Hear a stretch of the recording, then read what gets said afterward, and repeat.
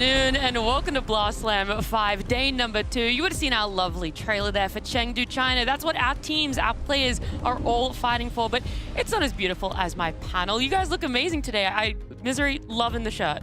Thank you. And I didn't even notice the Meepo pin. Yeah. You're so Dota pilled cute. today. I didn't even see that. He slam pilled, Dota pilled. All the pills. All the pills. Yeah, I didn't know that there you go. See, where's your pin? You normally have one as well. Nope, don't have a pin, but that's fine. I wanted Misery to look really good today, so I underdressed so he. You're a good really teammate. Yeah, I just wanted him to shine. You guys kind of matched the colors as well today, which is Again, we're just normally it's you and me, but yeah, it's okay. our board synergy is pretty shit today. Well, hopefully you have some synergy when it comes to, you know, other things, maybe more Dota related here. Did you guys enjoy day 1? I know we're looking at day number 2, but day 1, it was long. There was a lot of best of ones, everything sort of happening. I did. I had a good time. I liked watching the return. I think Colt winning that game 1 against Falcons was very exciting, and gives me hope for them in the future. Yeah, big. Let's go China. I'm rooting for the Chinese teams. I'm very excited. I hope they do well. I'm gonna go for an unconventional one. Oh, okay. I didn't enjoy yesterday. There wasn't enough upsets. Yeah, I'm not gonna stand here and lie to the people. I'm not gonna say, oh, I had a great time. No, there wasn't enough upsets. You hated it. Oh. I wanted two upsets. Okay, I remember more before bloodshed we went live. the entire time. One from your cult was not enough. I need more. Okay. Before we went live, by the way, we were doing predictions and T picked all the favorites. Yeah, and what happened other than Falcons? You were wrong twice. XG beating they beat someone. Well, look, that was even not... a broken clock is right twice a day. True. But either way, we've got to get the time moving. We've got to keep moving this along. And we're going to have a look at yesterday before we get to talk about our day number 2. Oh, and here he goes. Oh my god, it's ulti's down. They're all just sitting in the macro pyre. You can't get away. Say it ain't so. Radiant Sabadon, we've got to do something about another Tombstone. The fatal bombs. Oh, look at the damage. The damage is just tremendous. They drop the fatal bombs and the golem. Amar looking for the jump. There's the crush, finds it. The silence is out now in trouble. Needs a little bit of help, but no, he's not going to get it in time. Tidebound is all falling apart. Amar. Get rid of these with the TA as well. Broken, but the turnaround stand up. The Clism lands. Oh! Clips onto the little birdie boy. The kisses damage. Look at that. Save comes into play. Panos back. Healing Water's still up as Erica moves forward onto Pango now, but the damage is substantial. Has to spin to get away. The trample comes in, and this Primal Beast annihilates Mew and Shiro. That's him. Right at the start. That's a great hero to get, but FY in trouble. Snowball save is not there. He was too far away. Oh, that's not good. Get out of here. Oh, 2 Divide finds him. Sonic Wave out. Damage done. Ame, he's pretty big, but not big enough. Yeah, when there's 14 best of ones, there's a lot of highlights, a lot of moments, and they were the best ones that we got to show you guys of everything that happened. There's 2 streams that were going on, and in this A stream, we already talked about it very briefly. That first upset happening, your cult taking the game over Falcons. T rightfully didn't overreact. He wanted to see if that consistency would be there, and it wasn't for your cult. Unfortunately, OG took that, but when you see further down the line, that was 2 wins for OG. That's amazing. I mean, yeah, OG are clearly in some pretty good form since the last event, so they're going to have to carry that through to today.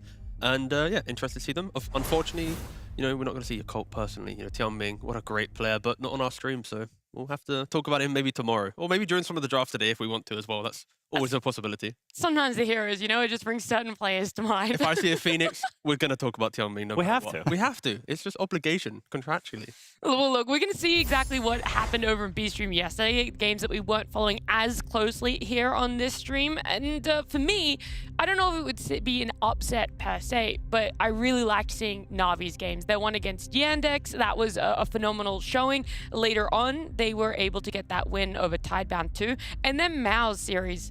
It was I'm not going to say a close one. That would be lying there. But it still was entertaining. And they pushed MOUZ a little bit harder than their previous win, which was in 23 minutes. Instead, they pushed them all the way to 28 minutes. I mean, MOUZ is in insane form right now. I think there are a lot of question marks about, like, okay, Celery's back. It's not KO anymore. Is the drafting going to be different? Are they going to be sus now? And they're not sus. They're absolutely smacking everyone around back and forth. I'm honestly super impressed with them. I think they're playing really well, and they're really fun to watch. Well, that's exactly where they are on the standings, because whilst they're having those great showings, maybe other teams are also having some consistent showings too. MOUZ, like we talked about it, 2-0 up there. OG, Tundra are joining them. The other teams that have played their 3 games and have gone 2-1, Falcons and Na'Vi. Your Colt brothers going 1-1. Execration, unfortunately, getting 2 losses for themselves. Xtreme, Tearlaments, HEROIC, Yandex, and Tidebound are the 3 teams now with no wins to their names here, Misery. Yeah, it's definitely a little bit of an upset, I think, for me, the Yandex and HEROIC. We talked about it yesterday as well, but I mean, they're probably going to do better today, I imagine. They are looking at yesterday's games and they're going to fix some issues. Yeah, there's also something to be said about looking at the opponents they come up against. For HEROIC specifically, they went up against Xtreme Gaming and Falcons. And whilst it's hard for us to know all the power levels right now, T, you could put those 2 teams on the upper half of this table. Yeah, exactly. I think you could put those in there. Also, HEROIC probably should be in the upper half, so them already losing to both of them, it's like, what's happening? So I think HEROIC are just in a very scary position. I think teams just understand them more. So yeah, a lot of growth is required, and best of ones, it's not really the format to grow in. It's kind of just, you have to get through it. You have to hope that your initial idea was good enough, because when you're playing 2-3 different teams every day, there's just no time to just develop. So yeah, a lot of pressure on HEROIC. Yeah, sure. And best of ones, they might not be that format for growth, but they're definitely the format that's going to show some specific players, some specific moments. In fact, our play of the day. Oh. But Schofield? Nah, he lives this.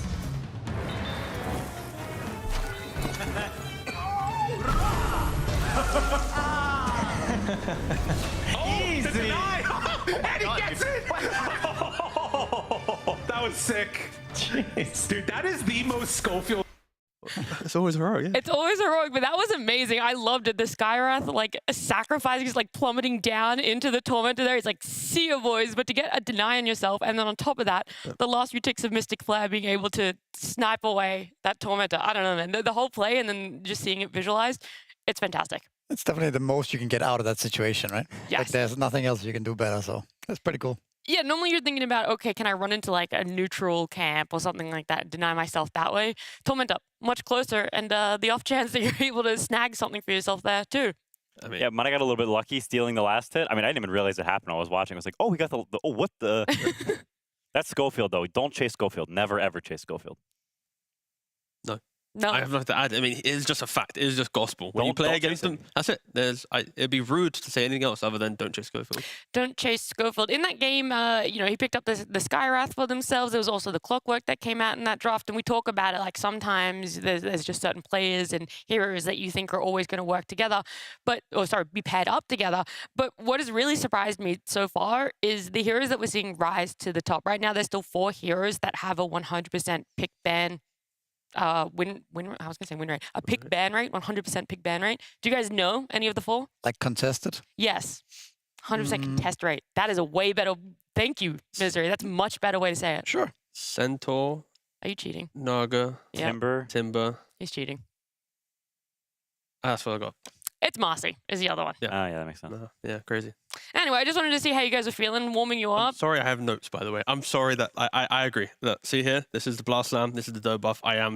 It's just me. I'm just ready. I'm prepared. Well, look, I was doing a mini pop quiz because we're going to be playing a game this morning. Oh. I was warming you guys up. Alright. I was testing to see how you're I love feeling. games. No cheating, all right? It's closed. Now, look, I don't know if there is a way that you can cheat on this one. We're going to be playing a little bit of Dota 2 map GeoGuessr.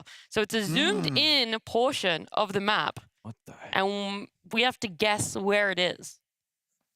Isn't that like... I think it's... Should I just say it? Or- Yeah. Yeah, just go ahead. It's, I think it's the what do you call it? The Lotus Shrine? Oh, Bottom, yeah, the the Radiant. Lotus Pool. Yeah, Lotus Pool Radiant is what I would say. The top left of the thing. No, it's not. Radiant Tormentor? No, Twin Gate, sorry. Twin Gate. Radiant Twin Gate? I think you were right the first time. You had it just stuck with Tormentor. I actually don't know the answers, by the way. Oh, Twin Gate Tormentors. I Same thought it was thing. the heckin' the outpost. Like, I thought it was Radiant Triangle outpost. Okay, well, you're both Oh. definitely wrong. T is definitely the closest. At least I think it is. Yo, I mean, if we're putting our pins in, we put 3 Yeah. pins in. I'm putting it on the Tormentor. Oh, That's okay, the sure. Torment That's there? fine. Oh, it's Yeah. closed. I was Yeah. thinking about it heckin' being closed. Why did I second guess myself? I But don't know. Yeah, I'm just really bad GeoGuessr. I've never played it in my life, and I just don't have mechanics to do it, but that's an excuse. Great. Oh. Okay, well, this is Well, the that's easy. That's Dire heckin' Wisdom Outpost. Shrine. Is it Wisdom Shrine? I think it's Dire Wisdom Shrine. Yeah. 'Cause I agree. That's the thing. You walk up the You hill, walk and up there's a the little hill, dude there, yeah. and then the thing right there, that's the Wisdom Shrine. That's the Wisdom Watcher. Shrine? Okay. Yeah. So I think that's, so. so that's the Watcher right there on the left, and then It's not. That was Oh. right. And I said Outpost, and then you made me doubt myself. I just believed you without. Bro, I don't know why It we did believe look him. like This that, man though. has like a 0% success rate on almost everything. That's true. Ah well. God, this is kind of That's fake news. This is awkward. okay, well that's Wait. clearly a hill. Isn't that the above the ancient camp? Can we get our Hillward Tor on the spot? line? Dire triangle Yeah, above Tor the should ancient know. camp. He Hill spot? knows. Oh, yeah. Wait, what's that? Yeah. Okay. Well done. Thank you. I'm finally. Dire Triangle Wood Spot. Yeah. Locked in. What's the? That is the That's in the radiant base. fountain. In That the is- base. yeah. Yeah. There's a in the statue base. in the base. Oh my gosh. Yeah. I thought you spent a lot of time there. I've spent a decent amount of time. As a support player, when you got 20 deaths, that guy he says hello to you every time. So I've been fountain camp there. Haven't we all? What is this? What? That's Dire. Oh, Wait, that's it's top, that's outside below the Dire wall. Tier 2. Below Dire Tier 2, the camp that then moves into the river. No?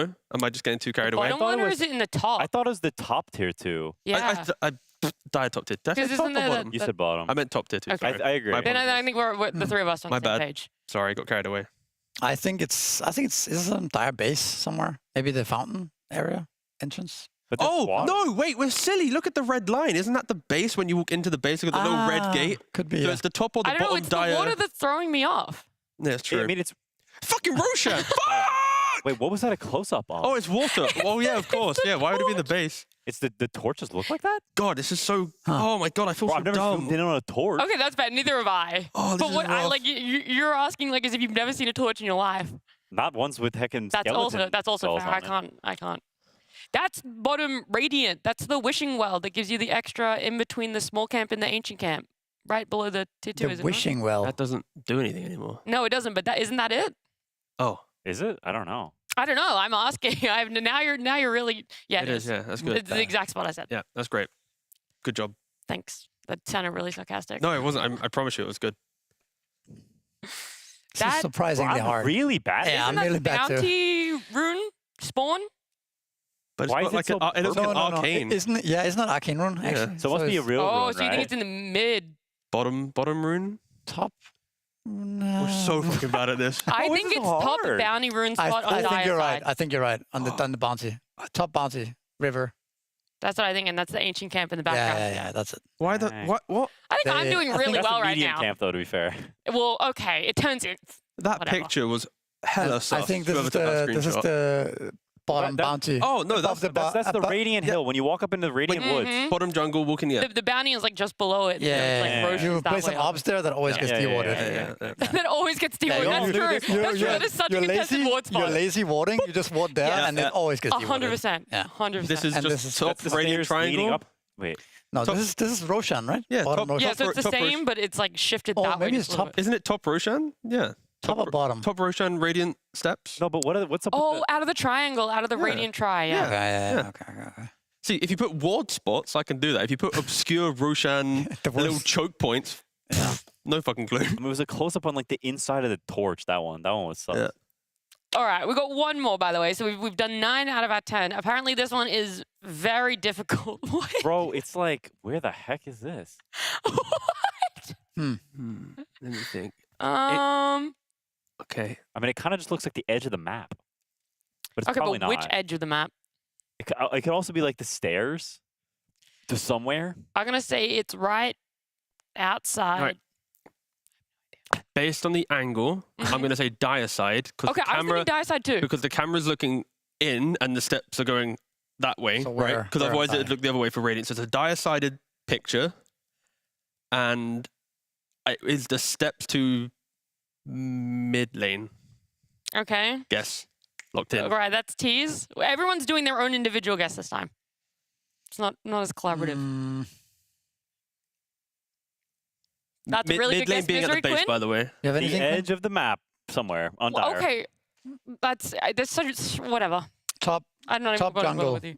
top Okay. jungle area, like all the way on the edge of the map there, A quarter Okay. of the in the map. top. All right, and you're Locked just in. gonna say the edge of the map, Quinn. Yeah.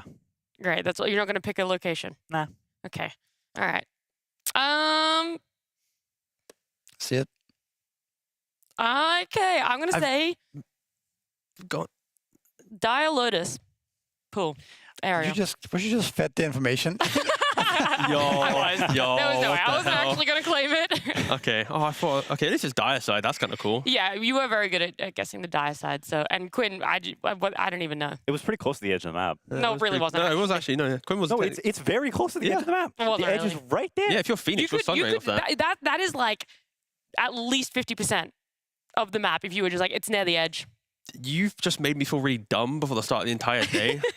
So now if anything wrong happens, it's playing that game and make me not remember the map. So The anxiety has settled in. It is You're not sure deep just within how me. well you know Dota anymore. No, look, Yeah. I'm sure it's going to come back to you. As soon as you start seeing the heroes picked, the teams being played, and all of that, the information will just come flooding back to you. And hopefully we have our schedule so we can see exactly when our teams are going to be playing, because that's what's more important here. Yes, we can have our fun and play a little bit of GeoGuessr of the Dota 2 map, instill a little bit of fear into our analysts there. But for today, there's a lot of fun matchups. Is there a specific one for you guys that you're just like, a lot is riding on it? first one, instantly, right? You got MOUZ, okay. tournament winner. You got OG, who have beat some teams, but they're not really destined to be playoff teams so far. So now it's like, this is the moment. Can OG beat MOUZ and actually maybe even secure another playoffs for themselves?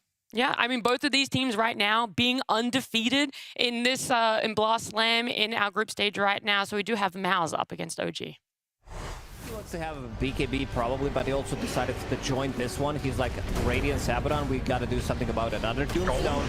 The fatal bombs. They Oh, look at the damage. Damage is just tremendous. They drop the fatal bombs and the golem do some tremendous work. Turns now onto Palos. Palos doing way too much damage, though, through all of that. Can they survive through this now? Force staff to back away, still hanging on to the Sunder. Palos, large and in charge. Now backing away from Nico, tries to hit onto Yopaj. Sunder's his ally. Now turns on to Natsumi, trying to kill this gyrocopter, but the fear is there. Tim's doing what he can, but he gets it. Manages to find the kill. Yeah, it might only be day number 2 right now. They've only played 2 best of ones, but the fact that they're able to win them both, for MOUZ, it was a bit more of a commanding fashion is how I would say it, Misery. It was a 23-minute win, about a 28-minute win for themselves in the second game, whereas for OG, their second win, it was really rocky against Execration. Yeah, that game was wild, for sure. I also think we talked about Heroic having had tough opponents the first day. I think OG maybe had some of the easier opponents in the tournament, so I'm still unsure how good are OG. I mean, I feel like they should have lost the games to Execration yesterday. But yeah, we'll see. I mean, MOUZ looks really dominant, so I think they're the favorites for sure going into this one. Yeah, I mean, most recent event winners as well. It feels like it's really hard to root against them. OG not really finding their feet right now. Something else that is interesting between these two teams is what they're drafting for themselves, how they like to play, not necessarily through the off-lane, Quinn, but how they like to play their off-lanes, what duos they're picking up. Yeah, I think stylistically they're very different. I think OG is picking your sort of classic offlane pairings. They're picking melee offlaner, range 4, and they're going to lane and trying to win the lane. And MOUZ goes into almost every lane and says, yeah, we're not really trying to win the lane. You try to beat us. And then they run around with the creeps and they don't really lane, and they're very good at it. I think it's a really powerful trait to have, whereas I look at OG and you see a lot of inconsistency from their lanes, I think, because they're committing to winning the lane, but they don't have like that sort of Falcons rock solid, because Falcons play similar types of lanes, right? And they almost always win their lane, or at least like have strong contest, whereas I look at OG, they're trying to commit for that laning win playstyle, but they're not winning the lanes, and that causes a lot of volatility, I think. I think part of the reason why MOUZ are looking so dominant is because they are so good at their early 5 minutes shenanigans in the laning phase. Like they're running double melee, but they always win their lanes, like you mentioned. And I think for teams to beat MOUZ, like going into this game, for example, today, I feel like it's very important to look at just the first creep wave meeting. Like, how do you actually plan out this first 2 minutes of the game? I think that's super key against MOUZ right now. I mean, it also helps that when you say about them lane pulling, they also don't always lane pull, because there's sometimes where they go, you know what, in the second wave, let's go for the kill. And you're not ready for the Tide to get a kill in the lane, but because he has Gush and there's a task with tag team, there's kill potential. So they're sacrificial, but also aggressive when it's needed. The off lane from MOUZ is kind of a big piece of their success. All right, well, let's see if that success continues, if we're going to see a similar sort of drafting here for our game 1.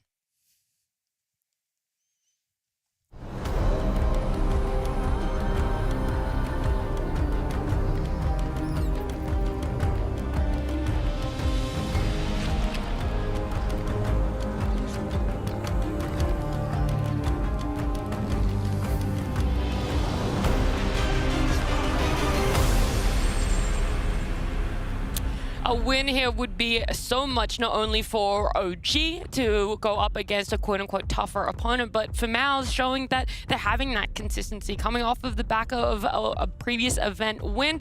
Having a great day one, well, they can continue it in a day number 2. But right now, the heroes that won't be available to either team are going to be Marcy, Timbersaw, Chen, and Primal. So we're looking towards, is that Centaur still going to get through? Is the Naga Siren going to get let through as well? One hero that's still in the pool as well is the Huskar. Oh, yeah. That's a hero that is always banned against MOUZ pretty much. And they are not afraid to pick this guy up, even first pick, I would say. Okay, they're leaving it. They're leaving it. Not a Okay, Warlock. I feel like more teams should do this because Betboom left it against them in the last tournament and they lost with it. And then MOUZ stopped picking, like Betboom kept leaving it and they kept not picking it. Okay. And so to me, more teams should be calling MOUZ's bluff on this because I don't think first pick Huskar is infallible. This hero is very strong, but it has counters and I think it's kind of capped to be first picking it overall. Yeah, if MOUZ was second pick, then I can see some logic behind then it. it's scary. You know, oh, what's going to happen? It's Crystallis or mid one. But from first pick, there's multiple points of pressure that you can apply to it. And, you know, MOUZ then would have to ban Ancient Apparition to then pick the Huskar, and there's other heroes available.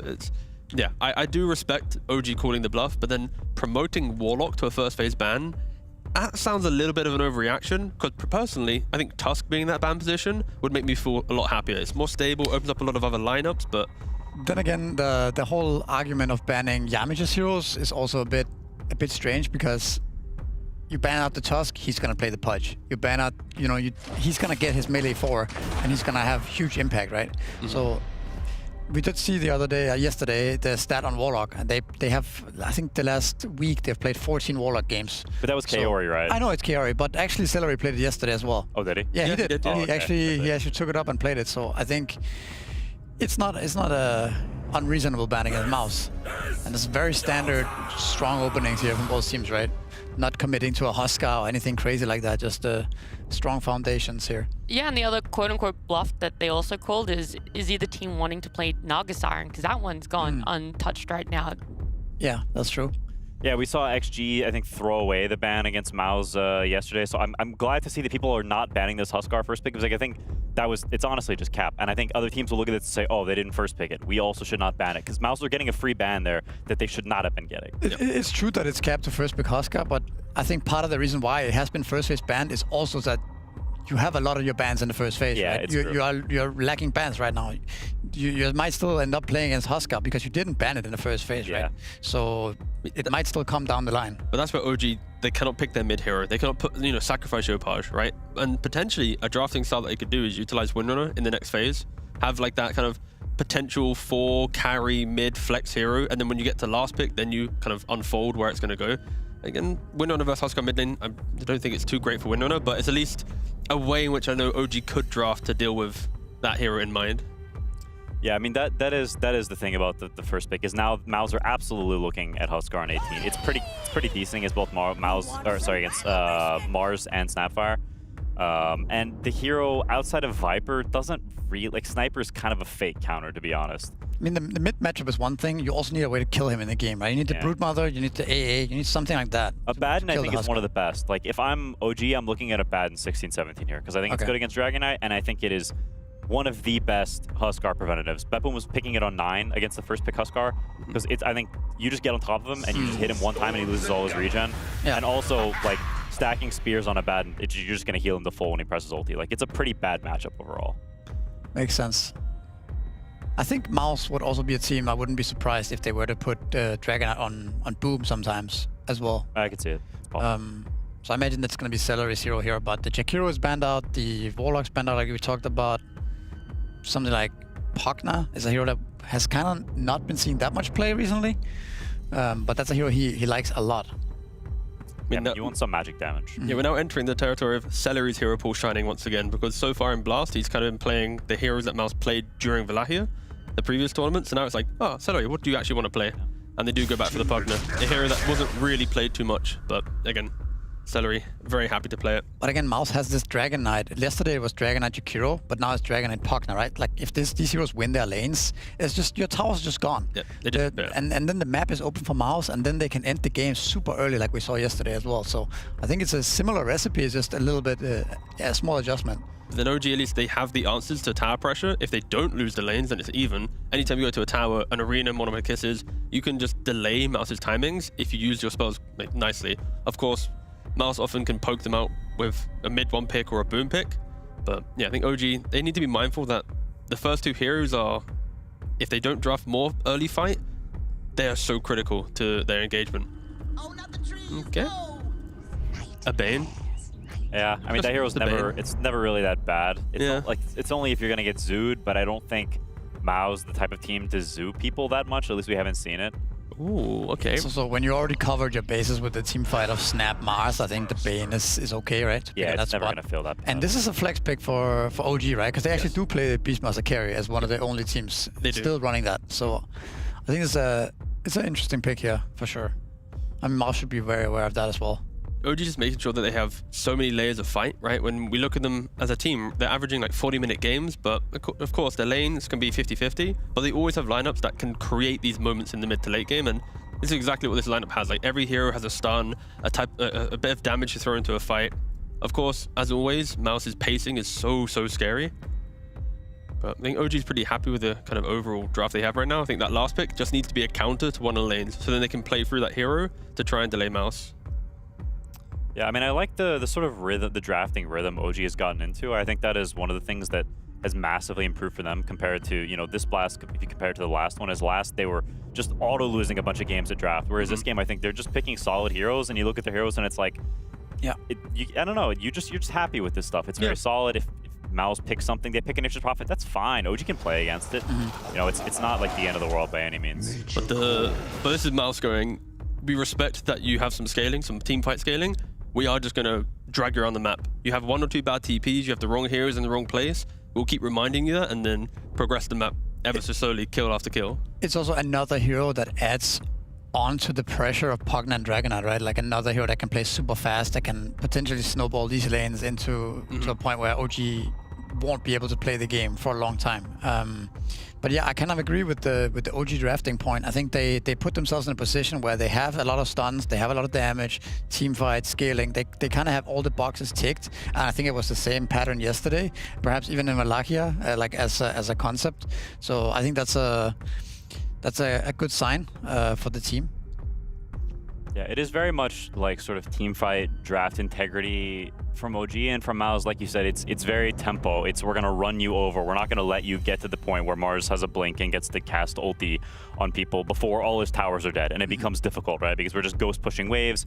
DK gets to a BKB, can frontline. We're saving people with snowball, stuff like this. Like MOUZ very much wants to just rip the map open, so OG doesn't actually get the team fight ever. What do you think about the Beastmaster now there? You see the Nature's Prophet, it's almost certainly gonna go mid on mid 1, right? Are you gonna put Beastmaster there, or are you gonna put a carry? I think Beast mid is totally fine against Nature's Prophet. It might even be good against him, possibly.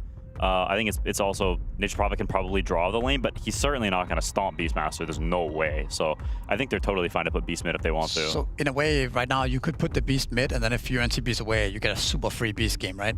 Yeah. And then if you are to pick a carry that's not susceptible to the Fury and TP early on, perhaps you could sort of nullify the impact of Prophet early on? Possibly. I mean, I think at that point, Nature's Prophet's gameplay is he's like just picking off supports and getting Vessel as fast as he can, because then your Mars and your Beast are very susceptible, I think, to the dangers. Like that becomes his gameplay. If you try to roadblock him with cores, then he's going to full focus supports to get to his Vessel as fast as possible. I mean, a hero that we don't see too often, but MOUZ have played it recently is, only one time though, is the Kunkka.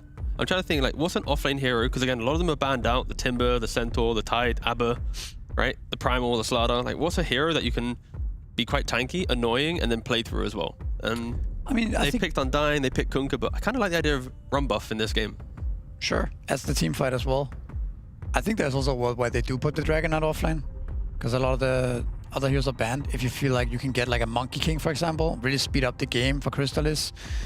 You know, it's there are some heroes potentially that can shut down the MOUZ and add more tempo to the MOUZ's draft. Maybe like TA, Monkey King, these type of heroes. The problem with putting, I mean, it's not necessarily a problem, but putting DK in the safe lane will give MOUZ a good lane. It doesn't necessarily bully the MOUZ at all. I mean, I think MOUZ wants, I think they want some counterbalance. Like, I think if they put DK offlane, their draft becomes very weird. I think they end up with the situation where they have too many carries. I mean, Bristleback in some ways is a carry hero, but he is going to buy Pipe and he'll buy Lotus. And I think, like, you look at these heroes on OG, it's a buttload of magic damage and it's a bunch of single target stuns. Like, you want Pipe and Lotus, and, you know, Piggy Boy is going to buy those items. Yeah, sometimes, you forget in a draft that, hero-to-hero matchups, but it's also what items the hero can buy, right? And that's kind of exactly like you mentioned. Bristle does that perfectly. Bane, Beast, one Lotus, they're done. A Pipe against the Snap Mars, like you mentioned already, it's like it is the 1-2 punch of playing on tempo, playing on that pacing. No, for sure, I totally agree. But I think I'd rather Beast go mid and then you find a carry to try and threaten the Bristleback. Yeah, putting Beast into Bristle in lane sounds silly. I don't think there's a reason to do that. I'm not sure. I mean, is it bad? No, Badden's banned. That matchup is horrendous. I'm trying to think of what the other classic. I mean, Terrorblade's one of the classics, but yeah, Terrorblade is pretty decent. I mean, I think what Misery said earlier makes a lot of sense. You want something that is surprising to me. Shadow Fiend. I mean, Shadow Fiend Bane is a pretty fearsome lane. Beast carrier, I think, right?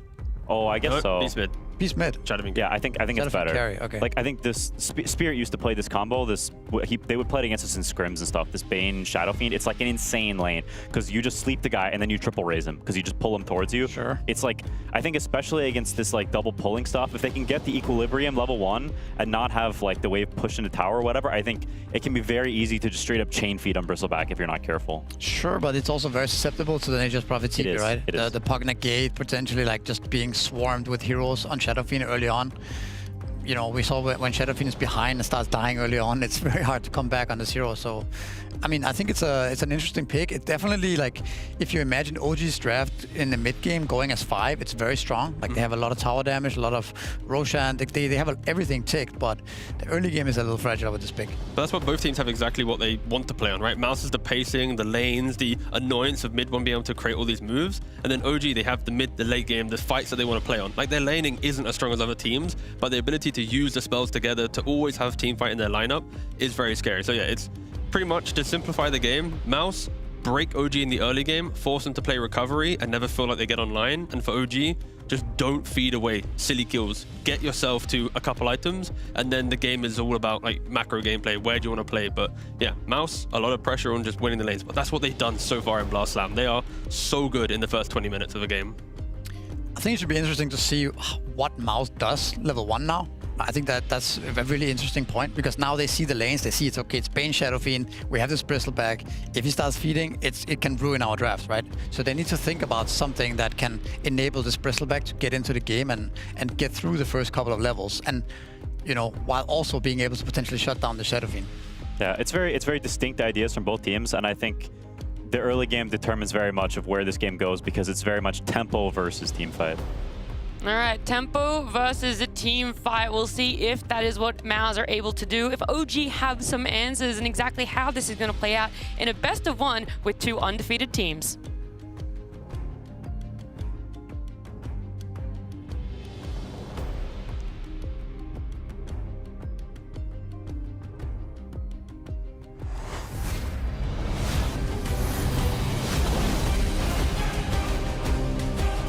Super excited to see how these teams pilot these drafts. Tempo versus team fight.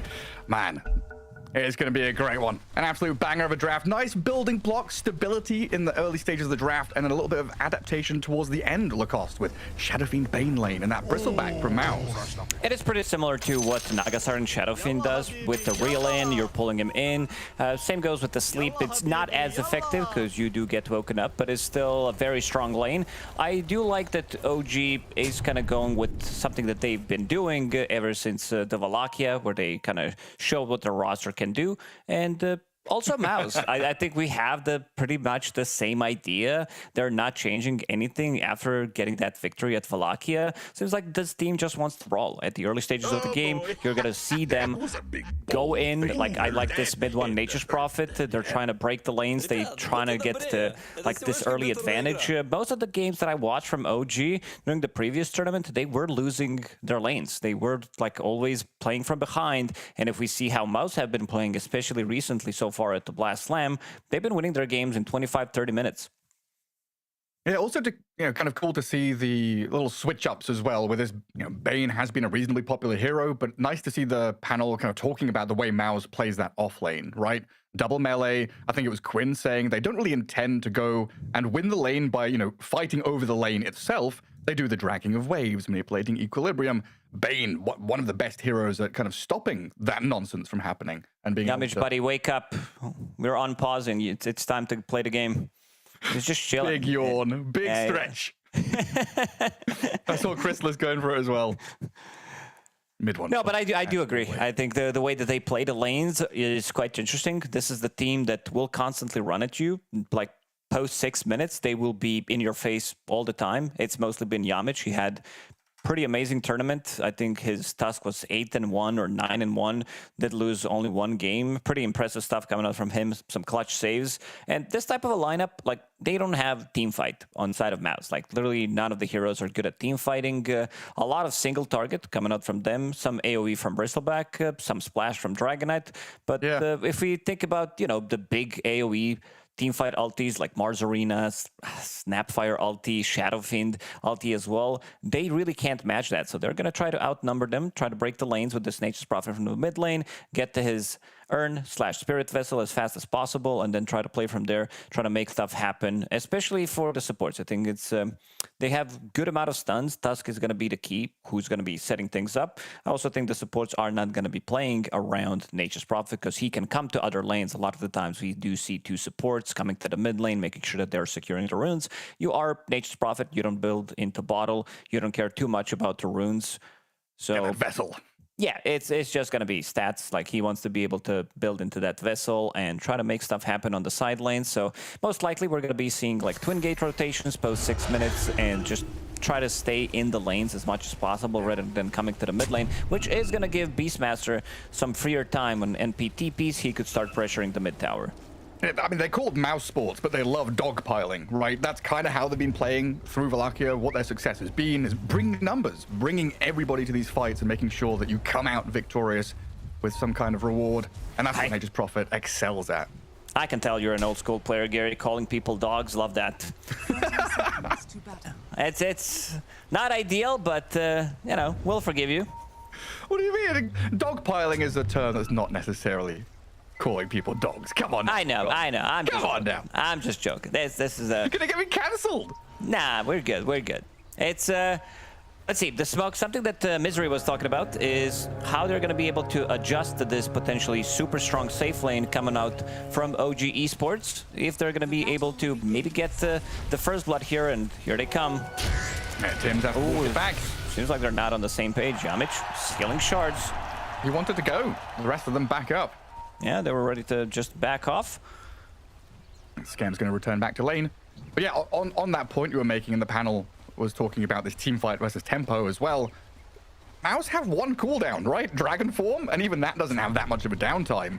Whereas OG somewhat more reliant on Roar, Requiem, the Arena, the Kisses, to actually be able to utilize their heroes. And of course, to get there, you need to be getting levels. Get to level 6. And have that kind of trio gang squad roaming around looking for kills. It's usually going to be the MO from these kind of heroes in this kind of draft. MOUZ was trying to make something happen in the bottom lane. You could see Celery going through the twin gates. It's going to be a lot of harassment coming up from Pugnut. This is one of the stronger position 5s. I've seen Pugnut literally zoning out 2 heroes. I think the only hero who can do the same thing is pretty much Jakiro. Maybe Bane is up there. Celery with the blast needs to be slightly more careful. This is the old school Dota lane, playing with Snapfire and Mars. A lot of burst damage, a lot of physical damage as well. No Lil Shredder yet on Timmy Boy. Let's see, Timothy, just a point in the Scatter Blast for now. He'll get there. Yeah, Celery does have to be quick on his toes. I'm thankful that Pugna is a very fast hero. Just stay out of reach, right, of the Scatter Blast and then the Spear play. Because there's always that potential, once they hit level 2, to have a cookie and a spear back, and that's when things get dangerous. While Skem just gonna melt his way through that igloo. Nice little nightmare to push them back. So he's stayed reasonably fine, and here we see this kind of standoff. You know, Yamich wants to go pull the wave, but he can't, so he has to now try and pull the large camp in. Will be successful in doing that, but Bane can go and do things on his own as well. And Celery, Blood Grenade from Tim's. A couple more hits here and he should have it. Has already spent the Shredder and the Blast, and Celery is very fast. He's so speedy. Them Bones just running away. 330 move speed. Can't really catch him. This leaves some solo XP to Crystallis in the top lane. I've seen Dragonites as well in some situations not even skilling Breathe Fire, because it does give you 30% damage reduction. Like, you can put 1 point in it, which is fine if you're playing into a lot of physical damage, but I also see carry Dragonites completely skipping it. They love carry players. They love their stats. They'll find a way. Never forget burning anti-mage, right? 1-1-1-1. 1-1-1 into stats, yeah. AM Jug. That was meta. Well, didn't we have a long period where you couldn't level stats until you've leveled all your skills, and people complained saying, hey, we want choice, we want democracy and options. Let us level stats if we want to. Yeah, before you could level stats level 1, now you can't do that anymore. Bottom lane, Skem. Blame Sing Sing for that, I think. Yamich still saving a point in case he needs a snowball for potentially a save. Tag team as well, still. Let's see. Running away for now. Boom is relative low. They do have the Lotus. They have spent their wand charges and the majority of the other regen, though, right? So they've got a salve on Yamich, hand over a Tango, and they TP in the Prophet. So even though they are low on resources, they're bringing an extra body into the fight to turn around on the Bane. Try and Nightmare himself, but Skem dead in the middle of the creep wave as they'll finish him off as Boom draws first blood. And that's earned for mid one, which he's gonna heal up. Bristleback and immediately TPing to the mid lane. Like, Yopaj can't really match these rotations. He can maybe try to force a TP when they are diving underneath the tower for now. Trying to zone him out with the bird and a boar. Mid one.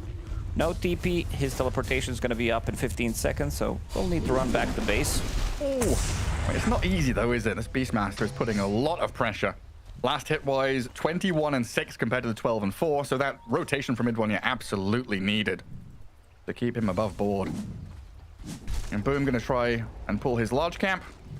Well, Yamich Tusk does have TP, does have boots. He's gonna make him walk back to lane. Aim's in the top lane again. Needed one extra hit to kill Celery. Very slippery. And Dragonite at this point, not really a target they can go on, right? No, not really. As long as Crystallis is farming, this is more than fine. Like, you see his items, he still has 13 wand charges, 3 branches, Belt of Giant Strength, extremely tanky. One of the reasons why this hero is so popular. Really difficult to bully him out of the lane. Yeah, just a few stat items are good. Mid one, really toying with death here in this middle lane. Always low HP, banking on the few stick charges he's got, but Yopaj thinking about the dive. Yamich has arrived though, and with a snowball after the sprout, a TP in from Celery's Pugna. They need Tim Scatterblast to slow the advance, maybe turn around and play back into mid one to get the kill with the boar. Yopaj takes him down and maybe could go deeper. Thinking about the dive again, Celery's low. Yamich is still sticking around, and it looks like it's going to be discipline here from OG to step back. There's a big difference in the mid CS. Mid one, he TP's bottom, playing into Beast matchup as well. Panel did talk about it, that, you know, it's hard to bully Beastmaster out of the lane with all his summons. He's always going to be able to get the CS. And now mid one is going to TP back to mid lane. Not too much kill threat from just this Pugna and Dragonite lane, so it's better if MOUZ is just trying to play like on a different side. They needed to help out mid one. It was a nice read from Yamich, knowing exactly that they want to be playing very aggressive. Yopaj, let's see if he can get the rune. Yes, he can. Yes, he can. A shield one's a great one to get as well. So if this is the case now, we pivot a bunch of heroes into mid. 6-minute rune spawns. How has this felt for, you know, Boom on this offlane of the Bristleback against the Shadow Fiend? Not too bad. 40 CS on him. And I'm looking at the stacks in the triangle. I see 2 stacks, which is more than fine. Shadow Fiend, when the Bane is behind him, it's not the easiest hero to kill by any means, even if Nature's Prophet does TP. Natsumi, level 5. Once he gets to level 6, can put a point in Requiem, just to make sure that if they initiate on him, there is one stun that can interrupt it, and that's Snowball, so he can get that as long as he's staying full HP. He's gonna be fine. 17-1 charges, Infused Raindrop. They are trying to play a little bit more aggressive in this bottom lane, but doesn't seem like they can find an opening. Yeah, Rapid Nature bouncing around as top lane. They make a play with Nico cookied onto the Pugna. A quick and easy spear back. Dragon Knight with a back stab, though, comes in to clear out Tim's. And a TP from Bane. Looks like that won't net them anything but the Wisdom Shrine being defended, which I guess is a win in its own right. And Mid1's fake pumping the TP there, considering coming in behind this top tier 1. Decides better of it. Just leave Chrysalis there to hit the tower a couple of times. And Wisdom Shrines go 1 for 1. That's the scary thing, right? There's always this constant threat of action and noise from Mid1 on this Nature's Prophet. You're never quite sure where he's going to turn up. Like bottom lane, Yamich is just like running at you. You're thinking, oh god, how many heroes does he have behind him? Well, it's He's coming in now. And the Prophet. Tim's is going to cookie forward, though. Back into the middle of them to die, but to protect Natsumi. I don't think they're done. I think they still want to dive. I've seen MOUZ play extremely aggressive when Requiem. This stunt that I was talking about, the only one that they have at the early stages. Nico with the TP, level 5. Yamich dies to neutral creep. Nico is going to turn back onto Boom's Bristleback. Mid1 going to earn himself and try and run away. Celery dipping as well. It looks like Nico does have a spear in 2 seconds. Might be able to snipe the Pugna out here, but it's a little bit too far to reach. 6 Quill Sprays, needs to run back. He was not level 6 yet, and while this was happening, Chrysalis in the top lane takes the tower. He does have Mask of Madness being delivered on the courier. That's going to be his first item of a choice, into Armlet to try to speed things up. There's a big difference between carry, mid, and off-lane Dragonite in terms of the items that they're buying. Maybe Falcons are going to be playing differently with carry Dragonite, where they still get the Blink Dagger on their carry. Yeah, he's just like, yeah, Blink Dagger, too valuable, and then he starts to make stuff happen on the map. Other carry Dragonites, Mask of Madness, Armlet, enter a BKB, Blink Dagger, and then start to build into the damage items like Crystallis. It does allow you to stay on top of the network with this itemization compared to like mid Dragonite, who's also building into Blink Dagger, maybe some Mage Slayer, maybe Dragon Lance / Force Staff, whatever is needed. Snowball in the bottom. Yeah, straight onto Scam's Bane. Another move here from Mid1 to try and get some more earn charges as well. He was empty, now up to 2. Whenever you see Yamich on the map, you've got to fear for your life, right? This Tusk is just looking for a brawl. He's like, I gotta say, I've been really surprised that Yamich wasn't really picked up by even like higher caliber team at the time, because when MOUZ came into the scene, he was kind of free agent. He was still with Team Secret. Even before joining Team Secret, this guy already showed in a couple of these teams that he can play really mean position for, so definitely was surprised that he wasn't picked up, but MOUZ really glad that it didn't happen. I was saying, you know, top tier team, because MOUZ basically formed 2 months ago and nobody expected them to perform as good as they are doing right now. It really goes to show how many kind of parameters there are going into a team, right? You can rely on skill or drafting or being a commanding voice and presence in a team. But if you don't fit in, you know, if you don't vibe with your squad, then what's the point? Yeah, it's like being a teenager. You gotta fit in. Gotta be cool. Gotta be one of those cool kids. Yeah, exactly. They are the rejects pretty much. This whole team. I think they talked about it in an interview as well. Some of them wanted to play together. It's the Breakfast Club, right? Yeah. Some of them were basically part of Team Secret as well, playing together. And now they managed to form their own team, and they are doing so well. A lot of rotation to the mid lane, a lot of heroes from MOUZ. Doesn't seem like they're going to be able to punish it because they brought in the numbers. Snapfire level 6, Arena with the TP ready, Nico and Timothy are going to smoke up. Nightmare transfer. Pugna's going to tank it. And it looks like no commitment from OG. And Boom using this time very well to go back and clear some stacks, but OG have read this themselves. It whiffs, the kisses come in, Boom is dropping low. Tims and Nico, they need this kill, but it doesn't look like they're gonna get it. Turned around on by Mid1, Celery and Boom can now swing into action as Crystallis making his presence known, but can't quite reach with the Dragon Tail. Considering everything, not too bad. They failed the Arena in terms of landing the spear. Teamy already used Scatter Blast, so they didn't get the damage. Maybe he stole a couple of CS. They killed the ward from Pugna, but that was about it. I also like that Boom is going for Blade Mail build. There is good amount of uncontrollable damage. You're playing against Shadow Fiend, the Kisses in the arena. You pop that Blade Mail and then straight into Pipe. Really good item build. Really Yeah, like. he arenas you, you just run into the wall, right? Stop hitting yourself. Yeah, I mean, I don't think he's going to be running into a wall on purpose, but he's just going to be sitting in the arena with the Blade Mail on. How dare you go on me? I can tell you were one of those god kids. Of course. Roar. May regret going for that rune, but he's going to get cookied back by Tims. The raises in. Natsumi steps forward with the Requiem as well. His grip has lasted long enough to be able to turn onto Boom and get the kill. Yeah. They also need to be... Ooh, Nico in the bottom lane. Needs to be careful. He's getting scouted. Crowd blocked. No escape. Gotta be careful. They can always bring this Nature's Prophet. You said that Yamich has been really difficult to deal with. He's been involved in most of the kills, 4 out of 6. Whenever you see him, you know something's cooking.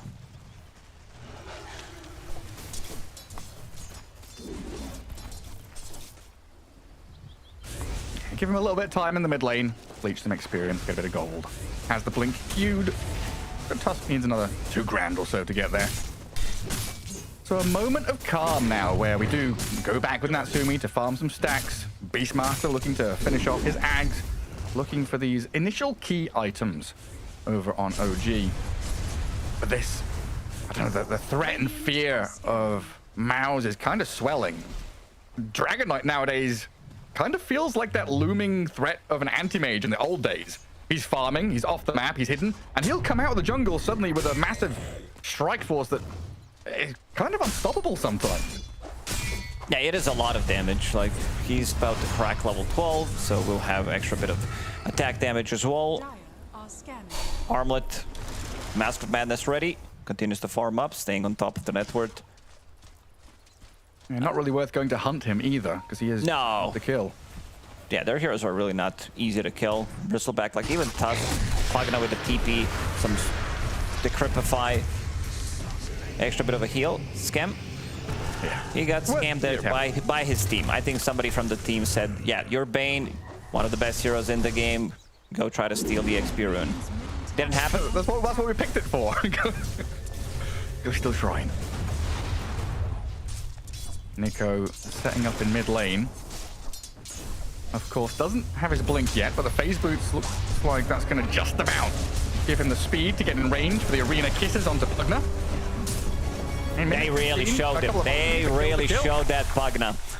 They were not happy with him getting the blast onto the tower. Sometimes when you're playing Pugna 5 in a game where you don't get to blast the towers, the game can feel a little bit awkward. If all the lanes are being pushed in by everybody else, you don't jungle as quickly. So you want to be out there on the map collecting some info, blasting the tower.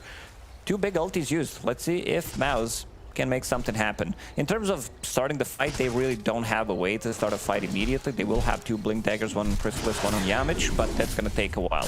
Chrysalis is going to have it in the next minute or so, but Yamich definitely far away from his Blink. Yeah.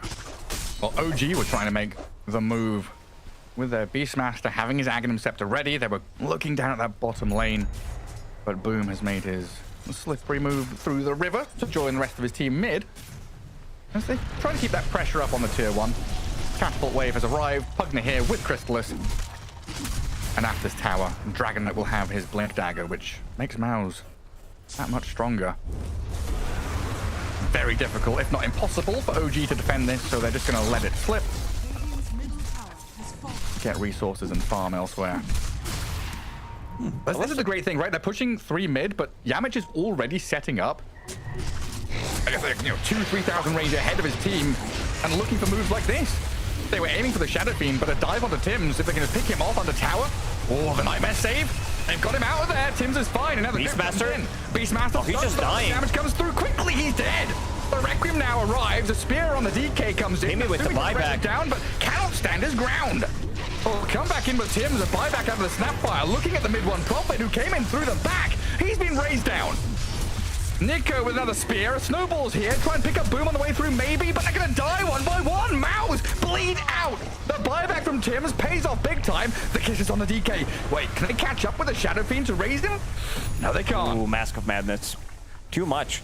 Teammate, it looked like this buyback might not be the best one, but they still managed to get a lot out of it. Natsumi, the big winner, level 14 now on Shadow Fiend. Same goes for Dragonite. Problem is for the next fight, once you die on this Snapfire, at least he didn't die back, so that's at least good. Got some levels out of it. Level 10 right now on Snapfire. Oh, amplified damage on Dragonite. Oof. Blink debut. Oh, Pugna. Gonna top him up, give him all that health back. Double Blade Mill. We did say that there is a lot of uncontrollable damage on OG. Uncontrollable a little bit. Because there is Nature's Prophet from the mid lane who can pretty much build into any item that you'd like to. Whether you need to get your Orchid after, whether you want to be scaling, getting into Maelstrom. Now with the Blade Mill. Gloves of Haste, just casual. Mid one's gonna get pinned. Are they respecting the backup from MOUZ potentially being there? There's only really a Pugna nearby, but looks like Tim's and Nico gonna give up. Tier 1 tower. He has Strength Treads. He has Tough Brigand's Blade. 10 damage, 4 armor. Oh, they were thinking about it. Not the easiest kill to get. I think they need Mars to be able to turn Bristleback with the spear. Otherwise, Bristleback's not going to be dying. He did buy Shard of his own, but once he gets to his pipe, this is going to be a huge timing for MOUZ. OG, they will need to be ready to punch back because right now in the next minute or so, I could see them smoking up, trying to get a pick off near the Roshan and then turn that into Aegis on the top lane, which is still going to be there for another minute and a half. Boom, being very annoying in this bottom lane. Rotations are coming. Nightmare set up into Raw. In comes Yamich, though, with a punch and a potential snowball to save him through the kisses and inside the arena. They'll get the kill on Yopaj, but now the grip and the rest of OG arrive. Yamich about to die. Mid one trying to stand his ground and fight. There's Bristleback's tanky. It still hasn't fallen. How has Boom survived? He just stays up there. 4 down on OG as it looked like that should be a quick little sweep through, but MOUZ come out of the woodwork with everybody. Yamich again with the clutch save. Well. Plus, he also managed to get the Blade Mill off. I want to see how much damage. Okay, 5,000 damage in the previous fight.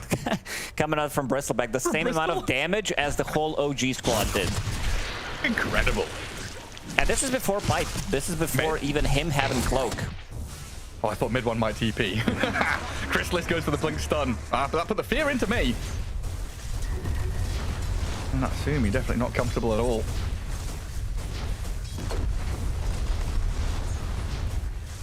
And then MOUZ quickly transferred that into a tier 2 take. And you were saying that Roshan on the menu pretty shortly for them as well. Another pick-off or two. They could quickly get into the pit.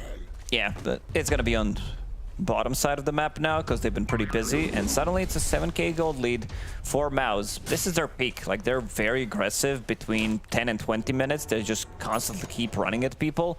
Bristleback, once he finishes off that pipe, you have Dragonite with the BKB. Not sure where the damage is going to be coming from. Right now, Natsumi's damage is relatively low. This is Manta style, Dragonlance. I don't think they have enough. And again, MOUZ, very quick, very easy responses on the map. Immediately going into Tormentor. Not the best shard on Pugna. The cast range is fine. Like, you can use Life Drain on Netherward, which is also okay-ish, but I'd still prefer it on Tusk, even though if he only has 1 point in Ice Shards, it would still allow him to get the farm. The extra slow is nice. And also the length of it, so harder to get out. Immediately through the Twin Gates, 2 supports. Trying to make stuff happen. Quick little snowball. Scam all alone down here. Kind of crazy how quickly they can react and just get on top of you. Because I imagine in an ideal world, OG would love to be out there blinking, catching with Arena, launching the kisses, or setting up with a Nightmare into Fiend's Grip. But the fact that Yamich and mid one exist in this game make it very, very hard for OG to get on the map as like a pairing or a trio to go and be a gank squad. They've got to sit with their cores and kind of defend them while they're farming, and almost just react to what MOUZ are doing. OG have a lot of team fight, but they can't. Yeah, they just can't find an opening. They can't find. Let's see if they are going to be smoking up and maybe trying to find something here. Roshan's down to half HP. It seems like it's being pinged out, but it might be too late. This is before Tusk even coming in. Navich not going to even come into the Roche pit. Use the tag team. They have enough damage. Coming for the next fight, you need to be careful about Dragonite Aegis. There is mid Lotus on Yamich, so extra 400 HP. Mid one. He's already in. Force the BKB out of Yopaj. He'll turn and roar. Essence Ring pop, but the damage from this DK. Just insurmountable. Dead for 50 seconds now. OG, time to dip back into your base. Yamich is not going to allow it to happen, though. Pincers around, catches the Bane. Nico and Natsumi trying to stand. He got the Lotus. Defense, the Shadow Beam with the arena down. Crystal's going to BKB up and get a double kill now. In comes mid one with a good sprout. Manta dodges to get Natsumi out. They've got Nico all locked up in a cage, though, as a Crystalist DK picks up a triple. Gary, I think this game's just done, so they don't have enough. They can't pull off the combo. You need Beastmaster. He's supposed to be tanky in the middle of a fight and be able to deal damage. He dealt 500 damage. Nobody else pretty much did anything. They were just running away. And you can see the power of this double blade mail. You can't focus them inside of the arena. Great against Snapfire as well, Pipe as well, having extra bit of the barriers coming out from the Solar Crest as well. The NP, he deep is in. He does have the barrier. Quite difficult to munch through all that tankiness. Yeah, we're now living in a world where OG maybe have 1 or 2 fights in them. Buybacks really important for OG. Their support in particular. And MOUZ just really in no rush. Yes, they've got Aegis. They've got a 14k lead. 20 to 8. This is where the map starts getting very, very small for OG. And huge for MOUZ. The fact that mid one can just farm, you know, the vast expanses of all of these jungle camps. Do what he, go get a wisdom strike, go kill some creeps over here. While the rest of this team are readying themselves for a 5v5. Yeah, mid one also going for the scaling build. Now has full Mjolnir. Can't TP to the fight. Crystallis thinking about maybe going for the high ground. His dragon form is about to expire. OG looking for something, but doesn't seem like they're going to be able to find anything on that part of the map. They've got to go and find the fake Spectre. That's the strat. The what?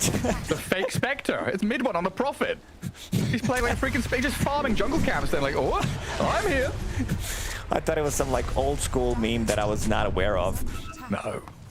I mean, Spectre is an old school meme now, right? When he really is a meme hero. And they're even going to come in and defend this tier 1 with numbers. There's a jump in onto the DK. Decent damage to start, but he's still half health. And now the turnaround is here from MOUZ. Arena's down, Natsumi up to the high ground, trying to TP home, but the snowball clips him. Gets cancelled out, and the damage thick and fast from Boom and Crystallis. A double for the Bristleback. Yopaj attempting the teleportation, but the damage is just too quick. I really wouldn't be surprised if they just called this game. Like, you see Shadow Fiend standing on top of the enemy carry. He pops ulti and deals no damage whatsoever. There's pipe from Bristleback. They use their blade mails. Some damage is reflected as well. And they just don't have enough. If you're not killing anyone inside of the arena and Requiem, you're not killing anyone. Mid one, he's getting a solo kill. Here comes DK! What a hero! I can't wait to see more of Dragonite. Really fun and interactive hero. Yeah, what did it farm for 15 minutes? I'm done. I'm ready to end the game.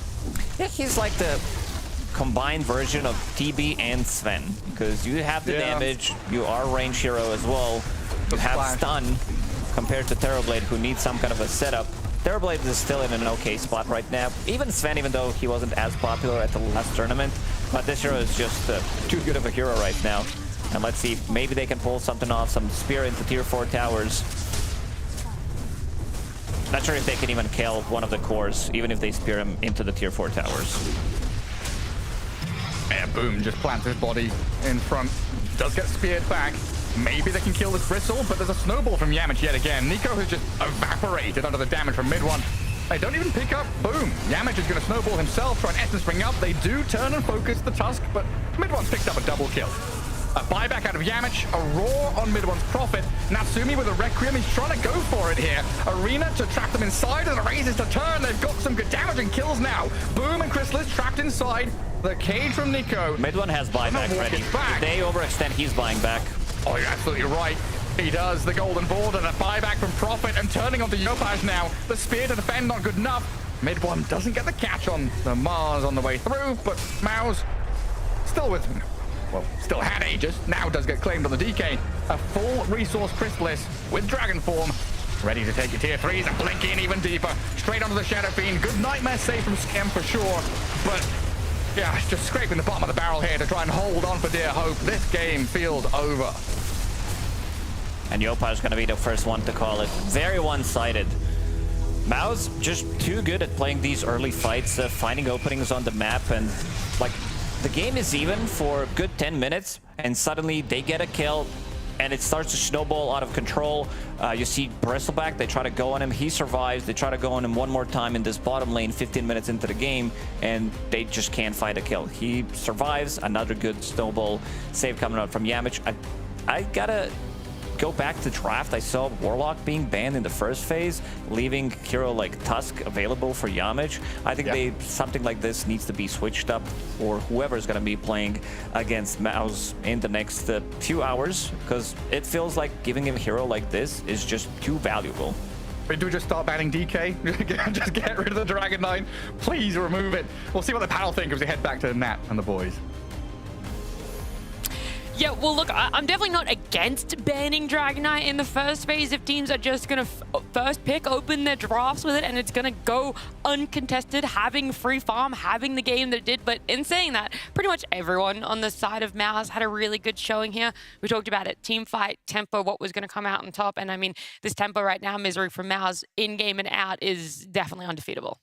I think MOUZ are the best team right now at just punishing these mistakes. Like we saw this game, we had OG do these over rotations to safe lane. They keep responding to MOUZ's moves, and they're just so good at punishing it. They're so good at getting out alive. They're so good at taking the towers early and just going as 5. And yeah, it's a very hard team to beat. I also think the OG, I mean, it's hard to talk about the draft perhaps, but I do think that the OG draft is a little too slow against MOUZ's lineup. It might be too hard to play this type of draft against all this tempo from Furion, Hogna, right? It's just too annoying heroes to deal with. A big thing that I think MOUZ has shown in the previous tournament to now as well is they don't have this reliance on mid one. So I think when we looked at previous iterations of MOUZ, it was always, does mid one have the correct pick? Does mid one have the ability to play into the side lane to fix some of the errors? This time around, OG, they're playing against MOUZ from like 2 months ago. Like they're running to mid, they're killing him off. Chrysalis is top net worth. Bristle has some light pressure on him, but I just think you can't just try to shut down mid one anymore. Like they have evolved since then, and yeah, OG kind of, they're countering an old playbook, which isn't the MOUZ that's winning tournaments right now. And at the end of the day, even if you do shut down a Nature's Prophet, he's still going to have teleport. He's still going to have that mobility throughout the map. And right now, the way that MOUZ was sort of playing clean is they're just bringing numbers, right? You're already bringing 4, and then it's very easy for that Nature's Prophet to join. And OG just wasn't preemptive with it. It purely felt reactive. Yeah, I mean, hindsight is 20/20, but I don't think the way you can beat this MOUZ team is by playing slow like this. I think there's only a couple teams in the world that are capable of playing this like keep away cat and mouse game and like doing it well. Teams like Spirit or whatever, who MOUZ just beat, are the ones that come to mind. I think you have to beat them at their own game because they're just playing too fast. They're playing aggressive. They're making moves. They're in the driver's seat the whole game. Like they're honestly playing amazing Dota. I love the way they're playing right now. Like they're super good. It's my favorite style of playing the game as well. Yep. You know, Celery maybe taking a page out of the book we were playing for a couple of years there, because it looks reminiscent of that, right? It's very fast gameplay. They're taking towers. They're killing heroes. And they're just running at you, and it's dope. I love it. Yeah, I mean, you guys found success on it. Right now, he's finding success with the team on that. But T, there's something specific you wanted to talk about. Yeah, I was going to give credit to OG because I do feel like they did try to play MOUZ's game, right? There was some early tier 1 fights where they tried to TP in, then, MOUZ is running away. There was another fight as well where they tried to go on a Bristleback. Like, I think the logic of OG is they know what they want to try and do against MOUZ, just the execution isn't there. Because, they're jumping onto a Bristleback, he's got the Blade Mail, then you've got the Roar, and then Yamich is coming in to save, and like, the spells are getting cast from OG, but after this stage, now everyone kind of goes on like a different hero, it gets a little bit messy and split, and like, I think this fight here from OG, the tier 1 fight where they only killed, I think it was Celery and everyone else ran away, like, these are 2 moments that if they killed them at the tier 1, if they won this fight here, their draft probably gets a bit more in line, but just the execution wasn't there to punish MOUZ's positioning. I think also the Bristleback pick got so much value in this game, just because OG kept fighting into this Bristleback. They kept bringing heroes to the safe lane. They kept trying to kill this Bristleback, and that's kind of what Bristleback wants to do in the game. He loves when people come to kill him, and he can turn his back around, right? He gets roared, he tanks every spell, runs away. I feel like that's also a little bit of a mistake by OG to put so much emphasis on this Bristleback instead of perhaps moving towards the middle lane, moving towards the Dragon Knight lane, right? And applying their own pressure. Instead, they keep running back and trying to defend their safe lane. I think, yeah. I mean, it's because they went to mid to shut down mid one. Then they went, okay, this is kind of done. Then we went to bottom. And then by the time they went to bottom, Boom's like, guys, I'm kind of ready for you. So please. So again, I think OG's map timings just felt a little bit off. And then once they actually tried doing things, MOUZ, as always, they get to minute 12, 15. They're already online and ready to do whatever they want in the game. Yeah, I mean, we heard Silent Spirits coach talk about it's very hard to ban them out, and I think you can see that. I think teams are trying different approaches. This game, they banned the Tide second phase. They took the Mars, the Timbersaw and Centaur both first phase banned. Like they're trying. I think this game their approach is to try to ban out Boom. We've seen people try the ban out Yamich approach. We've seen people try to ban out the Fives or ban out Crystallis but I think they're in a spot right now where you just can't do it. I think all of them, the hero pools are just slightly too deep to ban them out, and so you actually just have to straight up beat them at their own game, and it's proved to be insanely difficult for anyone so far. But that Warlock ban, that's illegal. Everything else, that's fine, right? Sure. The I kind of agree with that. I don't mind, but that Warlock ban is like kind of hella sus. That's a bit nonsense for sure. Yeah, not a fan of that one. Oh, well, look, you've already said it. The hindsight 2020, a lot of things that they can look back on. I think for OG, it is only going to be movements forward for them, big stepping stones after this one. MOUZ, though, continuing their undefeated streak. But right now, we get to look at two new teams. Tundra up against Na'Vi. Sure, Junior spots one, blink back. Oh, that was close. BZM jumps in, finds one, gets him dead. Now control on a Natus. No BKB, no answer for him at all. They don't have meta, and the grip catches the Invoker. Whitemon, always the man to get the bottom. This is now an opportunity for Sentinel to TP top, play into Niku, defend the Invoker. Getting bashed around, but the Stampede is there with the Wheel of Wonder. Bonded up, but now shielded. Niku's fine. PMA can turn onto the Tombstone to kill that off. Yamage is still looking for a way in here with the Slardar. They found PMA and Riddies, but the kiss is landing on top of MOUZ, going to blow up the Undying. Boom has fallen, Celery and PMA, and Niku potentially getting bashed up and boxed. The save is there yet again from the Ringmaster. Another move to turn around alive and got the juice, a triple kill. Tundra and Na'Vi, they had some great games for themselves yesterday. Na'Vi took some really good wins. The one against Yandex, I think, was the most notable one for me. And we haven't gotten to see them here just yet. So talking about them a little bit more and how you fare their chances against Tundra, like when we look at these two teams on paper. I mean, Tundra is a scary team. And I also think that Tundra, in some ways, is a pretty good matchup against Na'Vi. I worry for them a little bit.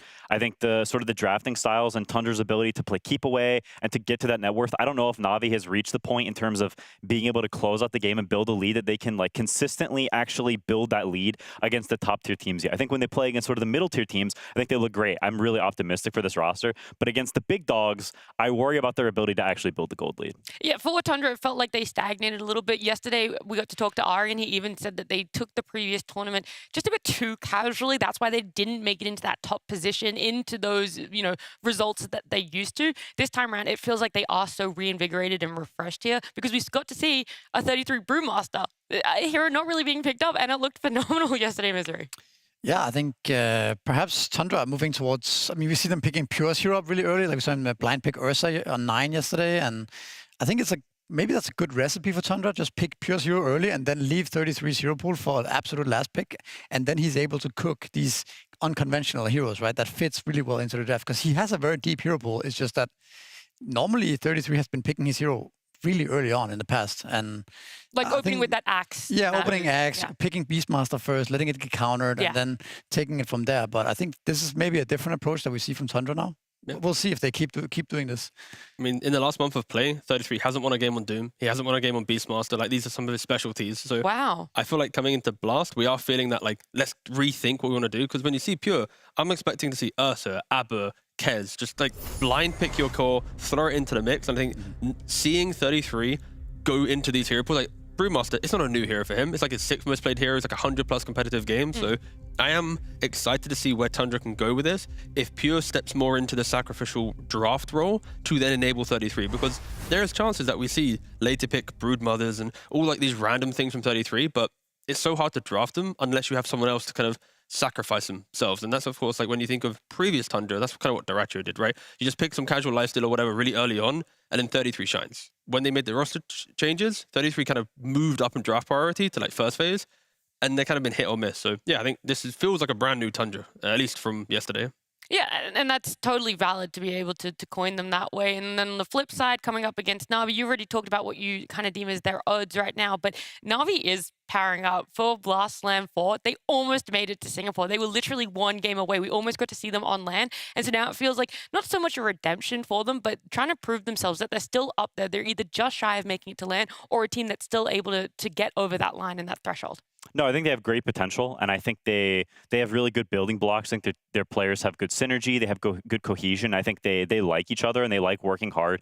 You know, I know CY, and so I know that they're on the grind and they are actively. This is all they do. You know, none of them are like frolicking in the meadows. Like they're nose to the grindstone. They're working hard. Like they want to be at that tier 1 level, and they're really hungry for that. And so I think I enjoy watching them some of the most of any of the teams here, just because you can see the fire and you can see them trying to figure out their style and what heroes do we want. You know, we talked about that before, them putting themselves in holes sometimes with drafts, and so I think them figuring that out and getting a little more consistency there could be huge for them. I just don't think they've found their true style yet, right? Because like when you look at every team at Slam, you could probably put them towards a team fight or a lane or something. With Na'Vi, I feel like every game it's just a little different, right? They're like hyper skirmishy, but no scaling, and it's like they're just a little lost right now. Once they find their identity, sure, they're gonna be very scary, but at the moment, I'm still not seeing a Na'Vi that's like, this is my Dota, try and beat us.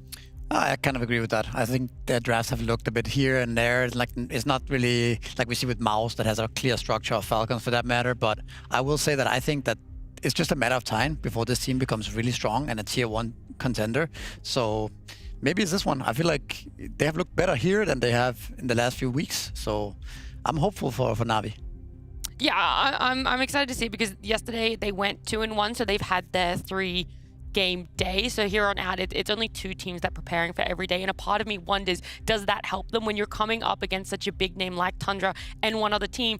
Now you have more time, you have more emphasis, and maybe this is where it's going to be the prep could be a little bit easier when you only have one other team to prepare for in a day with best of ones. Yeah, I think you absolutely need to do your research against a team like this that have, they have sort of drafting tendencies. We've seen them, like you said, they've been picking the carry a lot earlier. And when people, purists first picking this Ursa or really early picking Ursa, you should actually counter this here. We talked about Enigma yesterday, and people just passing it up, Venos, Vipers, all kinds of random stuff people could theoretically pick against Ursa. They're not taking it. So to me, if you're Na'Vi, you want to look at, okay, if they're going to first pick this carry hero, we need to put him in the ground and not give this guy a free game despite him being first picked. Well, then the question is, are the hero pools deep enough for all of these plays? Because they're very fresh, they're very new when it comes to competitive. And so that is my question is, yes, you might have a lot of pubs on it, but are you to the point where it's going to fit into a draft and you're still actually comfortable enough to bring it out on stage? I think it's a little bit of both, right? It's like, could you say, I think the Veno offlane, the Enigma offlane, the Viper, all these type of heroes offlane are just not that good right now. That's one thing. And then second is like people also being able to play them at a high enough level that they feel really confident to win the game. So I think it's a bit of both. And that's probably also why Tundra are able to pick the Ursa early on. It's just, they don't really care. Like, go ahead, play your Enigma. We're going to counter it later with some black hole counter, and then we're just going to outscale this Enigma. Or Venomancer for that matter, right? We're going to get BKBs, we're going to get Xtreme core on Ursa later on. He won't care. He's going to be in rage constantly. I think they just don't care about the counters, honestly. So I agree. I think you should look to shut down these early pick carries, but it's easier said than done. Yeah, it's also like Na'Vi, their hero pool is maybe even a bit too deep, where like when you scroll through, you've got just every draft has a different style. Where one guy's like, what, I want to try playing this hero, or I want to try this concept, or we see a certain hero, like let's try and counter it.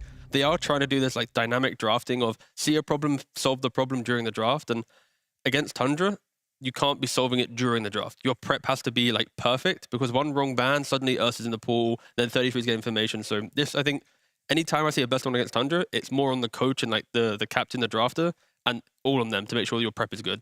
Good prep, you can beat Tundra. Does that like sit with the idea of CY that you have, Quinn? Like the CY that you know and that you've played with? Or is that like, oh, maybe he's changed a little bit since joining Na'Vi and now he's bending a bit more to the players to have this deep hero pool? Yeah, I think CY is someone who values like good prep a lot. I think he wants to go into a series with a clear idea about what the other team wants, about what they value.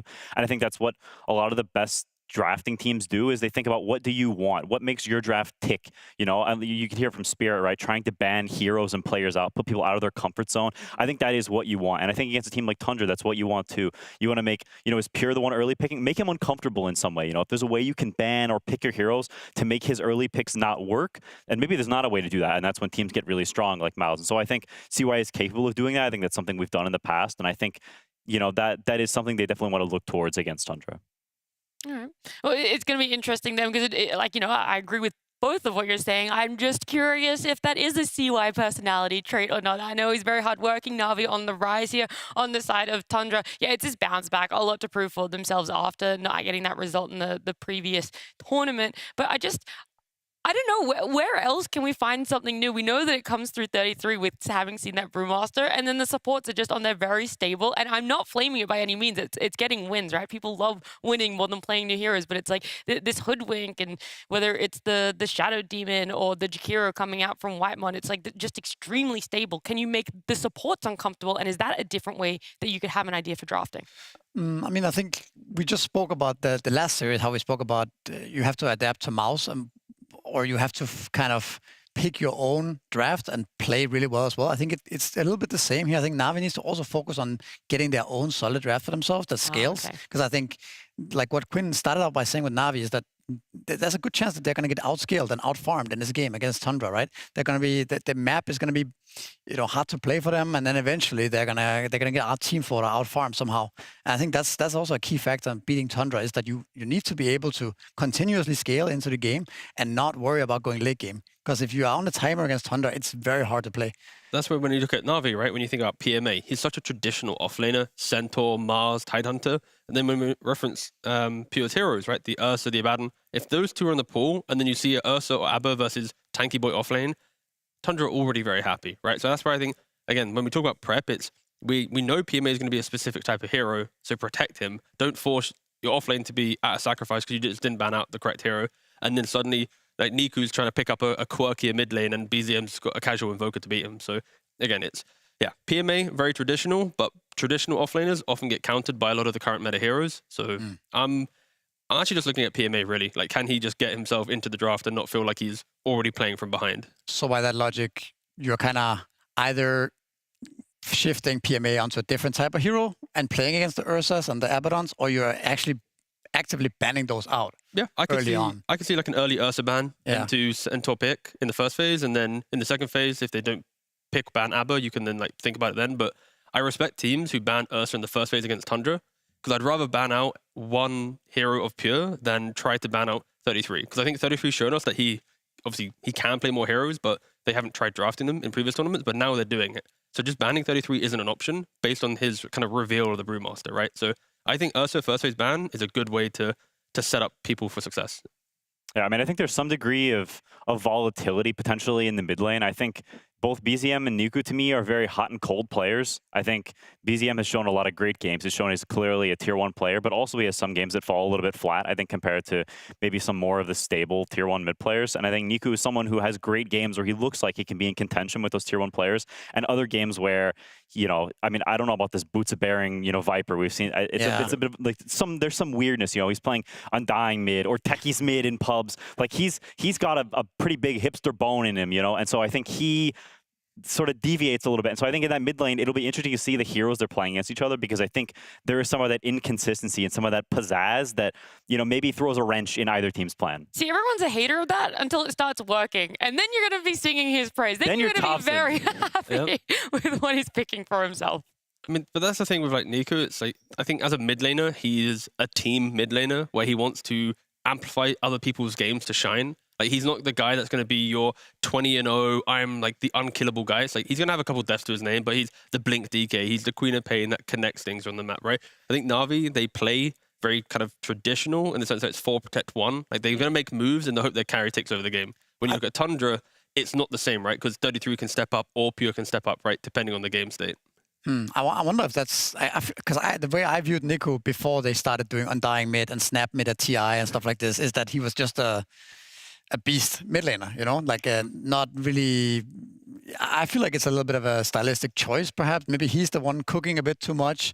Maybe he just needs to play some more stable mid laners like the Leshrags and the Queen of Pains and just offer what the mid lane is supposed to offer and let the supports be the hipsters. Let Syaz play some Nyx Assassin or something like that, you know, instead of... Yeah. I'm not down for that. I want Nika to stick to his guns, bring out something else, stick to that style of his own, especially as we're getting into our draft of Tundra and Na'Vi.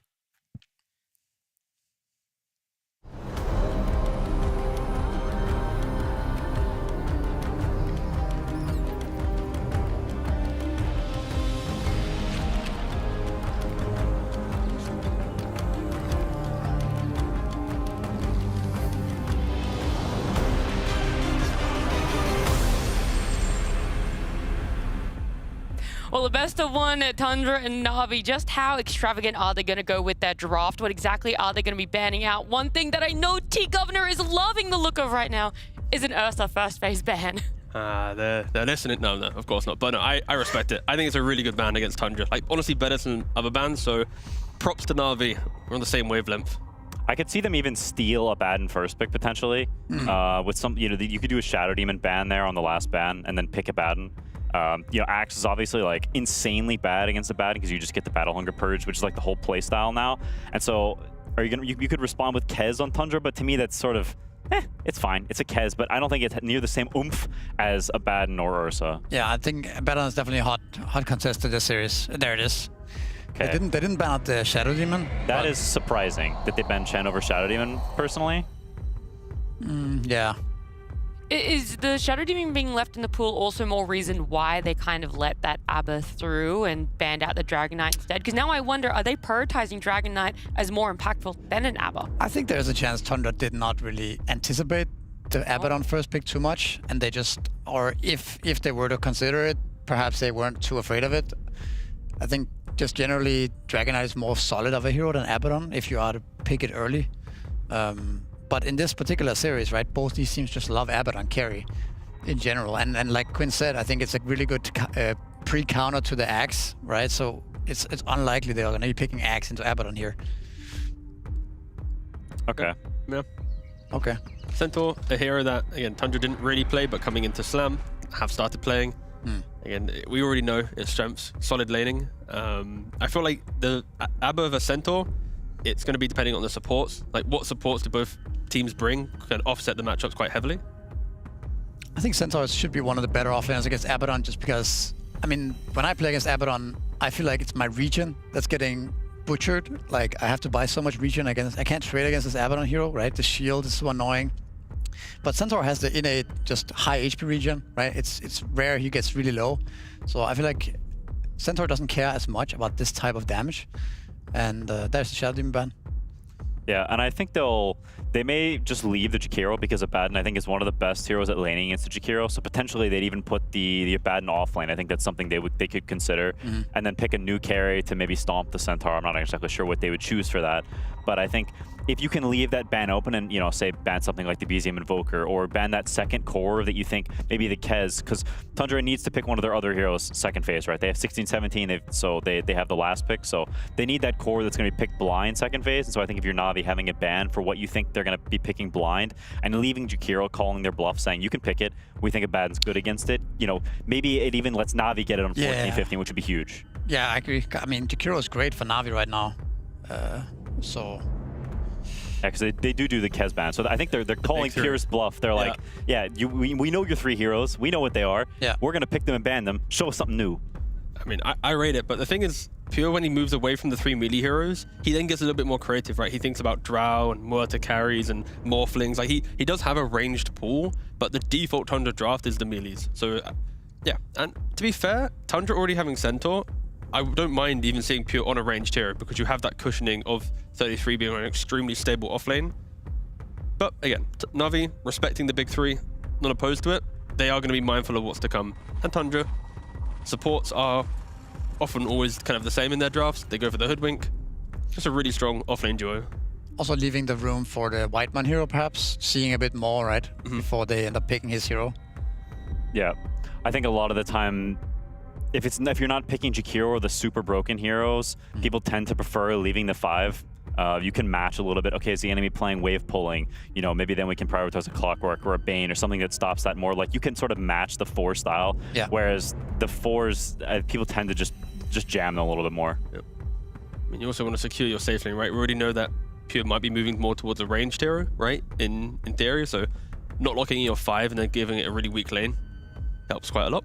But for Na'Vi, what are they going to double support pick here? Yeah, okay, so they do end up getting the Jakiro. Yeah. Which is, you know, I mean, a bad Jakiro is about as strong of a lane as it gets. It's I would like to see Syach pick up some kind of melee 4 here. I think they need a way to start the fight right now. I think it kind of fits their style. I think it fits the 2 heroes that they have right now, like a Tusk or something like that. I think would be great for them. Yeah, I mean, we see Tundra banning the TA. So clearly they're also considering, okay, this Abaddon could be offlane. Maybe that is why they skip over the Jakiro, because they're, you know, having that estimation that it can be swapped around. So Na'Vi actually holding their 4s still. Yeah. Okay. So clearly, like, both teams are, you know, there's some sort of micro meta happening that, like, this 5 pick is really important. We really care about the support matchup here going into the safe lane. That, you know, Na'Vi is flexing both of these heroes, so you can still get mega counterpicked in the safe lane if you're Tundra. I mean, if Na'Vi feel like they can't really play the offlane, then there's a chance that can just go for like the Bounty Hunter or something, right? You just pull the waves, then you play on the pacing of Centaur needing a bit more farm in the early game. You play 4 or 5 heroes elsewhere. So I think there is room for Na'Vi to really accelerate this game based on what Tundra pick here. I think it's quite clever done by Na'Vi here. It's not like a kind of an orthodox way of drafting. Normally you do pick the support there, but in this particular case, I think it's pretty good just because there's this flexibility between Pangolier and Abaddon, right? And like we talked about, the 5 is such an important position here for Tundra. Like, just the support matchup matters so much, and you don't have the last pick anyways, right? So you're not gonna get that ultimate last pick core regardless. So yeah, we might see a support being 23 pick most likely here. Isn't Disruptor pretty good for Tundra, right? Like, you would think about Bane because of gripping the Pangolier, but with Shield and Ice Path, there's already kind of some counters to Bane. But yeah, I think Bane or Disruptor is a pretty good option for them. Again, the problem is if you lock in your carry and 5 here, Na'Vi then flex the Pango to the correct lane, like you guys have been mentioning, and suddenly kind of Na'Vi have the kind of all the cards in their hand. Also, like Pogna looks pretty decent here. I mean, I like the synergy between Na'Vi's heroes a lot. I think these heroes are extremely powerful in early skirmishes. Pangolier is a hero that if you can't stop him from committing into the middle of your fight, then he just kills everyone. The hero is also really good against Centaur. I mean, it's great against all 3 of these heroes, to be honest. Like, it's an amazing Pangolier game, and if he's got shields behind him, if the safe lane goes well, like, I can see a world while Na'Vi reaches a very unfightable state. They become super strong and they just out-skirmish you. I mean, this is a cool approach, right, from Tundra, right? When you see flexibility, you can respect it, or you can just pick really strong lanes and go, we don't care where it goes because our lanes are so good. You got Centaur Hoodwink, really stable offlane. You got Drinking Buddies Tusk with the Gyrocopter. You're going to be able to play into pretty much any offlane duo. So it doesn't matter. If Pango's there, who cares? Gyrocopter Tusk will just win that lane. So yeah, now Na'Vi has to think, do we want to put the Pango mid? Are we going to find an offlane to deal with them? I think the Pangolier offlane looks decent against this, right? Gyrocopter can push in the lane, you don't care. You can't really kill the Pangolier that easily with a Tusk. Isn't it just a free MOUZ pick for Na'Vi if you want to try and play more for the fighting, right? Mars is also a fine option. You could also MOUZ. Yeah, you could also MOUZ. Put Pango mid, pick MOUZ off lane, and then you get a later pick for position. Yeah, I mean, they've looked at Invoker a couple of the times for Niku mid. I know PMA is very comfortable on the Pangolier. I think he is probably their preferred Pangolier player generally. Niku can play it, but I think PMA is more of a specialist on the hero. What about like just some Queen of Pain mid and 2 bans for it? Yeah, nothing wrong with that. That is a Niku specialist hero. I think that's probably his best hero, just full stop, I think. When we'd scrim against him like a year ago, whenever he was like newer to the scene, every single game, Puck, no matter what. I don't care if you have 5 DKs in your draft, he's picking Puck. Like, that was the kind of, you know, player he was, and he's very good at the hero. He's one of the first players to use Curveball before anyone else was really using it, before even the damage buff on the heroes it was hovering over. So he's like very accustomed to that spell, and I think can eke out advantages in lanes that, you know, maybe other people wouldn't be able to. And now just protect the puck, right? In regards to bans, you've got Huskar, there's Monkey King, and then just any of the melee kind of pacing heroes that can just out-CS the puck, right? That's like the archetype of bans left for Na'Vi. Yeah, it's BZM, so you're probably looking at a Void Spirit consideration. He's one of the few players that will play that hero. You know, Void Spirit, Monkey King, Ember, that's like the holy trinity that you're probably looking at against puck generally if it's melee bros.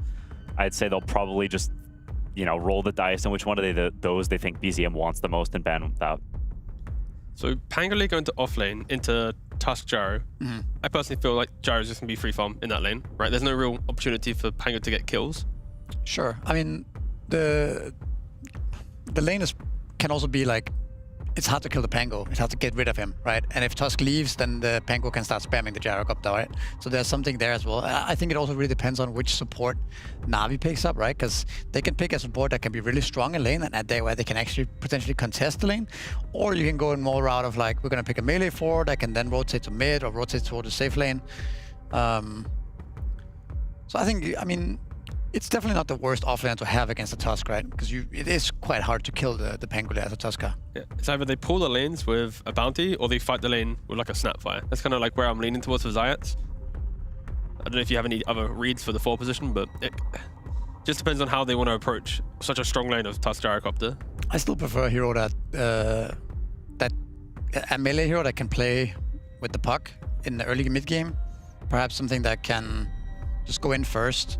Something like a scout, like you said, the bounty hunter, maybe nukes, just any of these classic Xayat heroes. Maybe Ricky. That's not the best Ricky game, perhaps, but something like that I would prefer for Na'Vi. Yeah, I think if you're Na'Vi, you just want something solid in general. I think you've done a great draft so far. I think your prep has been great. I think if the game goes longer, like we talked about, this is in the melee hero vein. Yeah. I think they have great options, and Spiritbreaker also hero one of the best heroes in the game at closing out the map.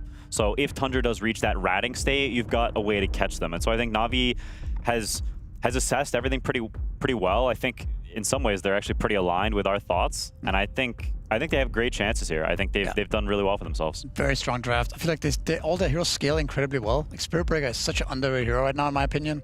And you have the puck scaling into late game, Abbott on Pango. I feel like they're definitely not on the timer here.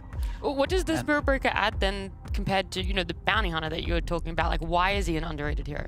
I mean, if Na'Vi gets a hit, it's like you can't show on the map. You're just gonna get charged across, and then people can start running to the guy. So it becomes really hard to show. It becomes really hard to push out waves against the Spiritbreaker.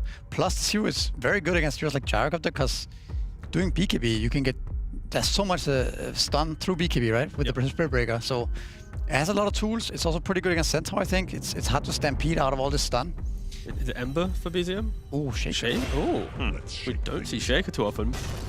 But for Tundra, their lineup had become Gyrocopter's everything. Spiritbreaker, like as we mentioned, is the best hero against it. You just always stop kind of the 4 protect 1, but a Shaker here we don't see too often. I feel like when you are against Spiritbreaker, you want mid laners that can stop the charge through the middle of the map, right? So Ember is often quite good, Void Spirit's quite good, you've got Remnants or Spirits, and for Shaker, again, you have Fissure. You have good vision, you see him coming in, you can always stop that charge from a distance. And also against Pangolier, right? You put the Fissure down, you stop his roll. It's an interesting Shaker pick. Again, it's quite rare, but against Pango and Spiritbreaker, Fissure alone is quite disruptive. My big question though, T, is some of the highlights. One thing you loved about Tundra and their wins yesterday was leaving 33's hero closer towards the end of the draft. This time, they've reversed it. It's all the way at the start. They open it with the Centaur. It doesn't have any flex. It doesn't change. Is this now a lineup of Na'Vi that's able to shut it down? Are you afraid they can't play through that Centaur? No, I think the Centaur's fine. It's so broken of a hero that it's perfectly fine to be first phase. That's not what I want to hear. No, if you were talking about maybe like a Doom or something, then yeah, we got some problems, right? Yeah. But Centaur, the win rate that it has, the way that you play with it, the fact that you have the Hoodwink, I'm expecting Tundra to be very happy with their laning phase. Okay. But they just need to be ready that Na'Vi will probably overlap their heroes quite early. And if Tundra aren't ready, then that's where the snowball can occur. But Tundra's lineup, it's just very clean. It can play any stage of the game as long as they're not, 10k down and having to, play comeback. I'm looking for the Niku show. I think this Puck versus Shaker matchup is not one-sided at all. I think Puck in the early game can be very good against Shaker. You can spam with Orcs constantly, and if you space him, Shaker can't really get much damage back on the other way. So I think if Niku is in zone and he's playing well and he is playing Puck like he did against me and all those heckin' scrims, then I think Na'Vi have great chances here, and I'm hopeful they can make a good showing against one of the big dogs. I think they also have the potential to really snowball the puck with the supports. The way I see it is Spiritbreaker charging mid with the Jakiro coming in. It's not that easy for the Shaker to deal with. If he doesn't have stacks or if he doesn't have a good landing phase, this hero is very slow. All right, well, I like you guys leading up into what is sure to be a fantastic match here. All eyes are going to be on this mid lane. Puck up against Earthshaker, BZM up against Niku, with that best of one, Tundra up against Na'Vi.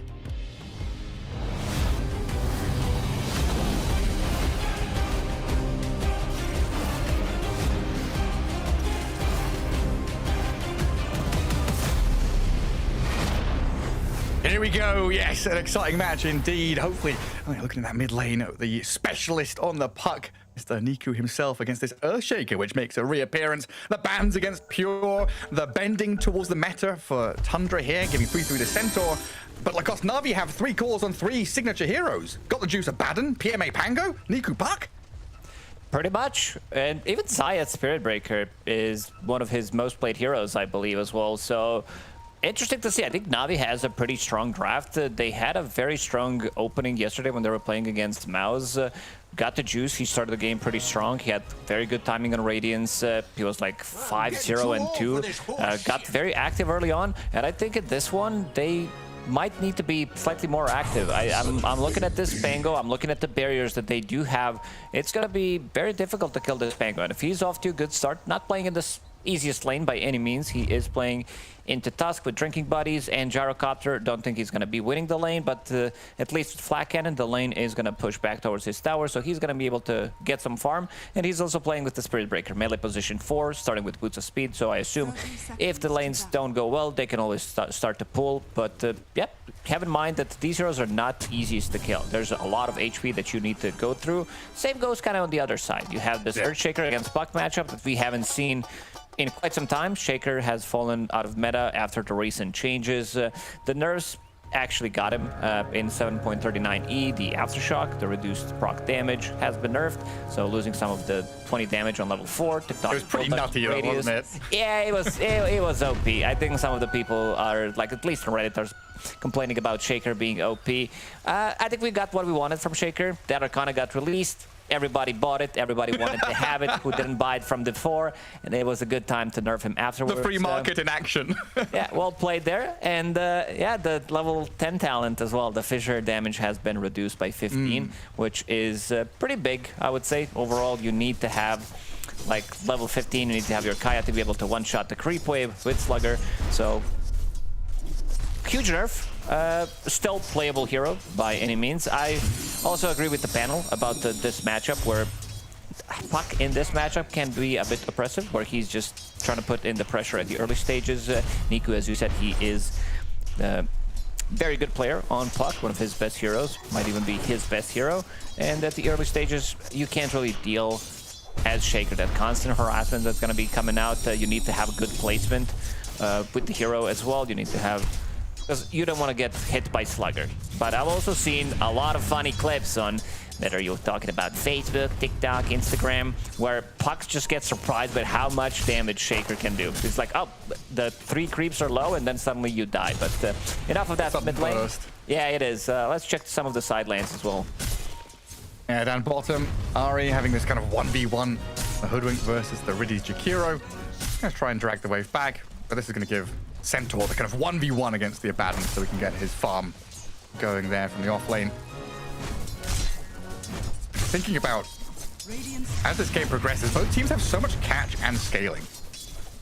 A lot of stuns, like it's both of these drafts are kind of easy to execute. Like you stomp, you blink on top of someone, Echo Slam. The heroes are going to be dying. Coil with Pango Roll as well. You have Radiance Burn, just like Charge. So there's always some kind of a play that you can do. I think the entry to the game is going to be a bit slower, but once you get the ball rolling, there's going to be a lot of skirmishy fight, especially because there is Spirit Breaker. There are a good amount of elusive heroes as well. Also, I want to see how much Ari is going to be stacking in the triangle, because Shaker definitely wants to use his first salami on the ancient creeps, and there's not much you can do about it. I don't see that the camps have been blocked, so that means that as long as he's going into triangle, he can be the one stacking it, getting the XP, getting the extra gold for himself as well. Gets a courier snipe and then takes a ton of damage on the way back from Riddy's and that dual breath. Always annoying to try and trade off against the Jakiro like that. But yeah, very much a slow and steady start to the game. Waiting for level 6s before we really see impact out some of these heroes. And of course, when we're thinking about Hang on a second, is 3-3 okay in his bottom lane? He's not. Riddies, we've got the juice. Hit level 2, a blood grenade, and the follow-through is enough to kill him off. And now Ari might have overstepped a little. Dual breath again with got the juice chasing forward. The attempt at TP coming out, but the damage. Oh, the miss! Quite enough. Oh, the last hit miss. Protected by the Mistwood's trees. Wayfarer. Nicely done, blessed by Gaben. He manages to get out. But yeah, if you talk about this Jakiro battle lane, I don't think you can think of a stronger. Yeah, like look at him. He's down to half He HP. just came back. At least he does have help before he died, so that's gonna be extra HP, extra region that he's gonna be getting. But yeah, also once you get hit by Abaddon, that region is not gonna be as strong. It's a lot of slow. Like you have level 2 Curse of Avernus, which is 15% slow. Then you have Jakiro with 2 points in Liquid Fire. And also in this lane, like you're not really using mana to zone them out. It's a couple of right clicks. The two abilities that I just said, they don't cost mana, so you don't necessarily need to have extra bit of region. You don't need to bring Clarities or Mangoes.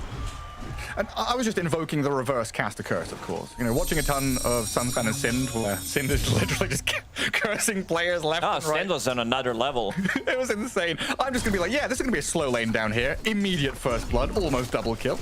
But yeah, usually with us, you know, Abaddon, Pango, even to an extent this Earthshaker and Puck, we're looking for, you know, level 6s and primary items, right? Abaddon Radiance, Pango Diffusal Blade, Puck and Earthshaker wanting their blinks. We do have that little ramp up time before they really feel potent on the map. But Na'Vi, of course, levying some of that early pressure to get some kills, giving Got the Juice a good start. We saw this, right? He was against MOUZ, he was against the Undying. He got an incredible start with a couple of tombstone kills. No different now, apparently. Involved in one of the kills. You need some kind of mana region on Abaddon. I think we had the same talk yesterday where most of the Abaddons that I've seen are going for Null Talisman. I saw Sage Mask. I saw double Sage Mask from the offlane Abba. Bit of a different build that you're going for anyway, so you can afford to go for double Sage Mask. And Raindrop is the third option that gives you some extra mana region. I think overall, like, Null Talisman is the one that I do prefer to see. It gives you the most mana. You don't want to be investing into too many items. Tries to charge into mid to put some pressure onto BZM, and they poke at him. There's also a TP cancelled there, I think Whitemon thought about moving into defend, but wasn't really needed. Just by charging mid, it allows you to be very annoying, because he's forced to use Fissure, unless you want to risk it and try to get the perfect stun with the Enchant Totem. PMA will TP out. And now, Niku is about to crack level 6.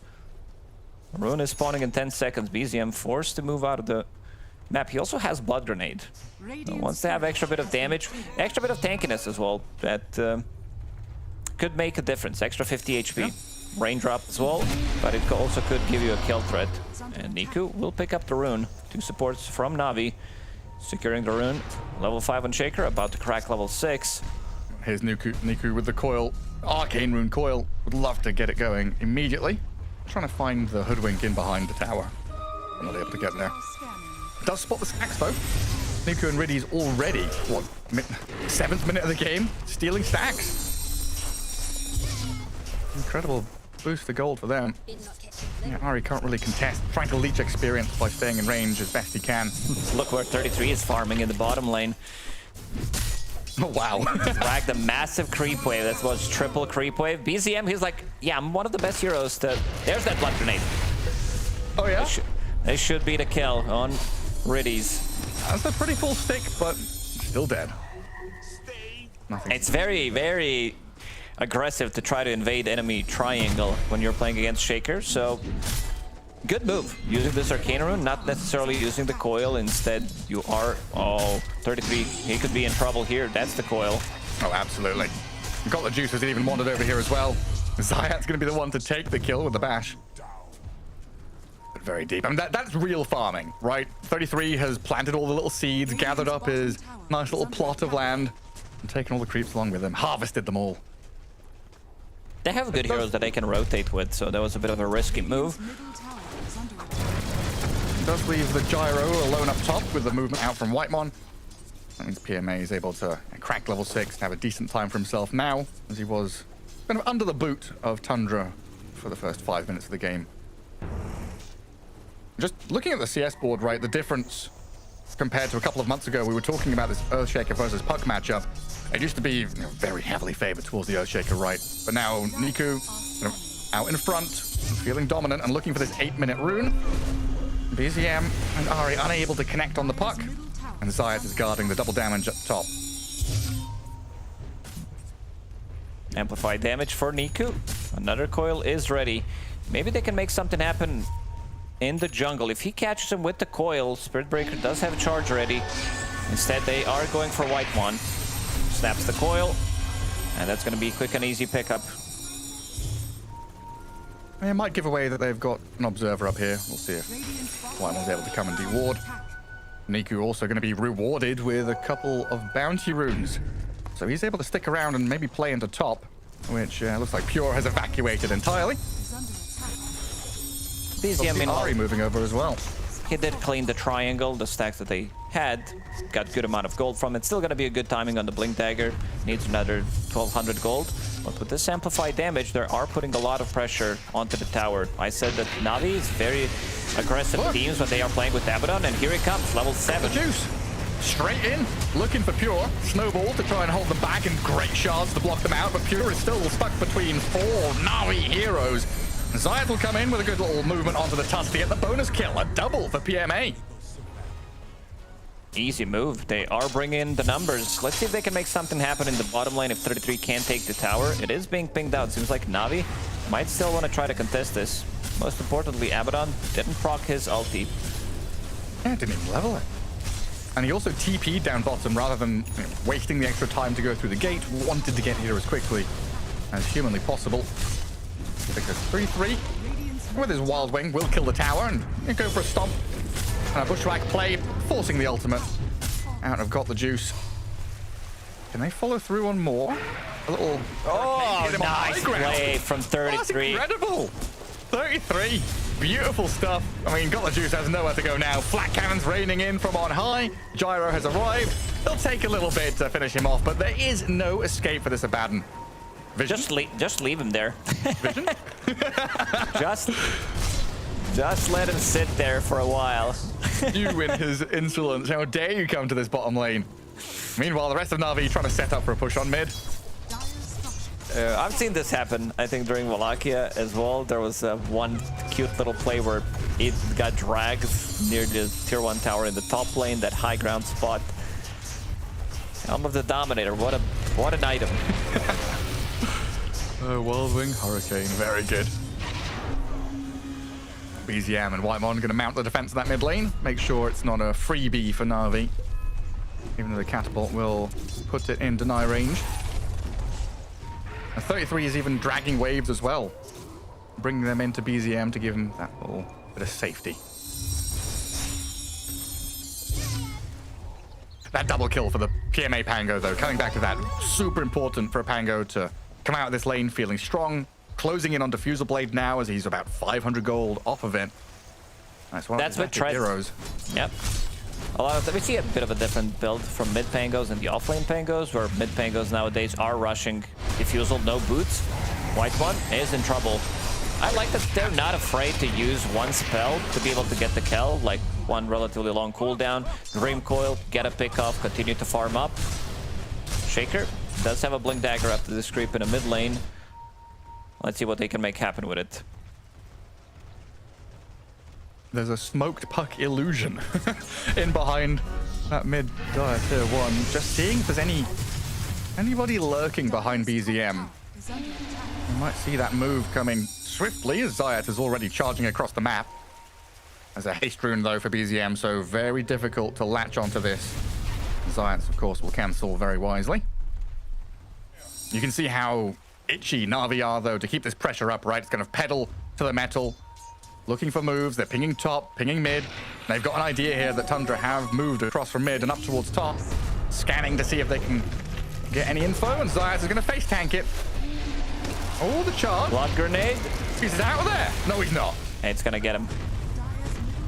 BZ was definitely thinking about using Salami there just to be able to get the kill. You don't want to use it in that situation.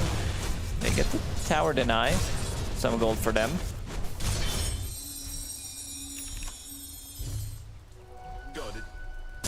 Helm of the Dominator again from 33, grabbing multiple waves to pull it away and have a safer lane. And that's got the juice with his courier coming out with a Sacred Relic. So well on his way to Radiance. Another coil is ready with Witchblade. It's a good amount of damage, but 33 does have a lot of regen. 30 regen per second with this build. Straight in the pipe. Yeah, I like the pipe. You are playing against Abba Radiance, which is going to come out soon. You're playing against Puck, Jakiro. Pango is only physical damage, so not very good against him, but against everything else, it is pretty nice. And even though Na'Vi have been in the driving seat for the first 13, 14 minutes, there's not that much of a lead here. Tundra have farmed very well, Centaur and Gyro up at the top of the net worth, and Tundra are going to try and convert some of this into a kill on top, but BZM inside the snowball, protected and saved for now. PMA with this Rolling Thunder, crashing into the Fissure, looking at Whitemon and looking to go a little deeper. BZM blinks away. Ari's going to try and scurry into the trees and does get into the fog just in time, while the turnaround, and the Fissure, sharpshooter, no more follow through. That was a nice play from Tusk. He uses Drinking Buddies, get him close to himself, and then immediately into Snowball. Snowball buys a little bit more time. BZM does survive. BZM really wants to find an opening, wants to find a kill with this Echo Slam, but doesn't seem like he can get it. We talked about the tankiness on Na'Vi. You can't really one-shot Abaddon by any means. Pango also can be very tanky if he gets the shield crash off. Spirit Breaker with his status resistance, even like 1 point in Bulldoze gives you so much. That's 40% status resistance. Great against Earthshaker. If you get it off, you are running away.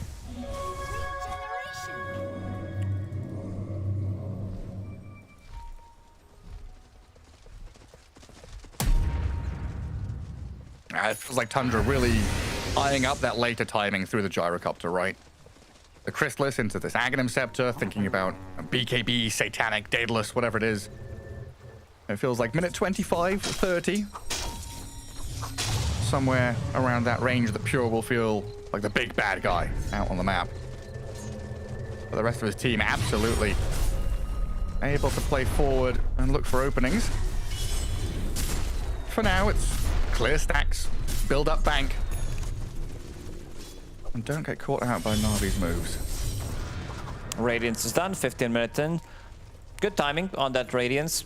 I saw like some crazy timings during the previous tournament where Satanic was playing it in the safe lane. One of the few times where I actually saw someone going power treads on Abaddon. It makes sense in some situations where you don't necessarily need armor. He had like 12-minute Radiance, where it gives you more attack speed.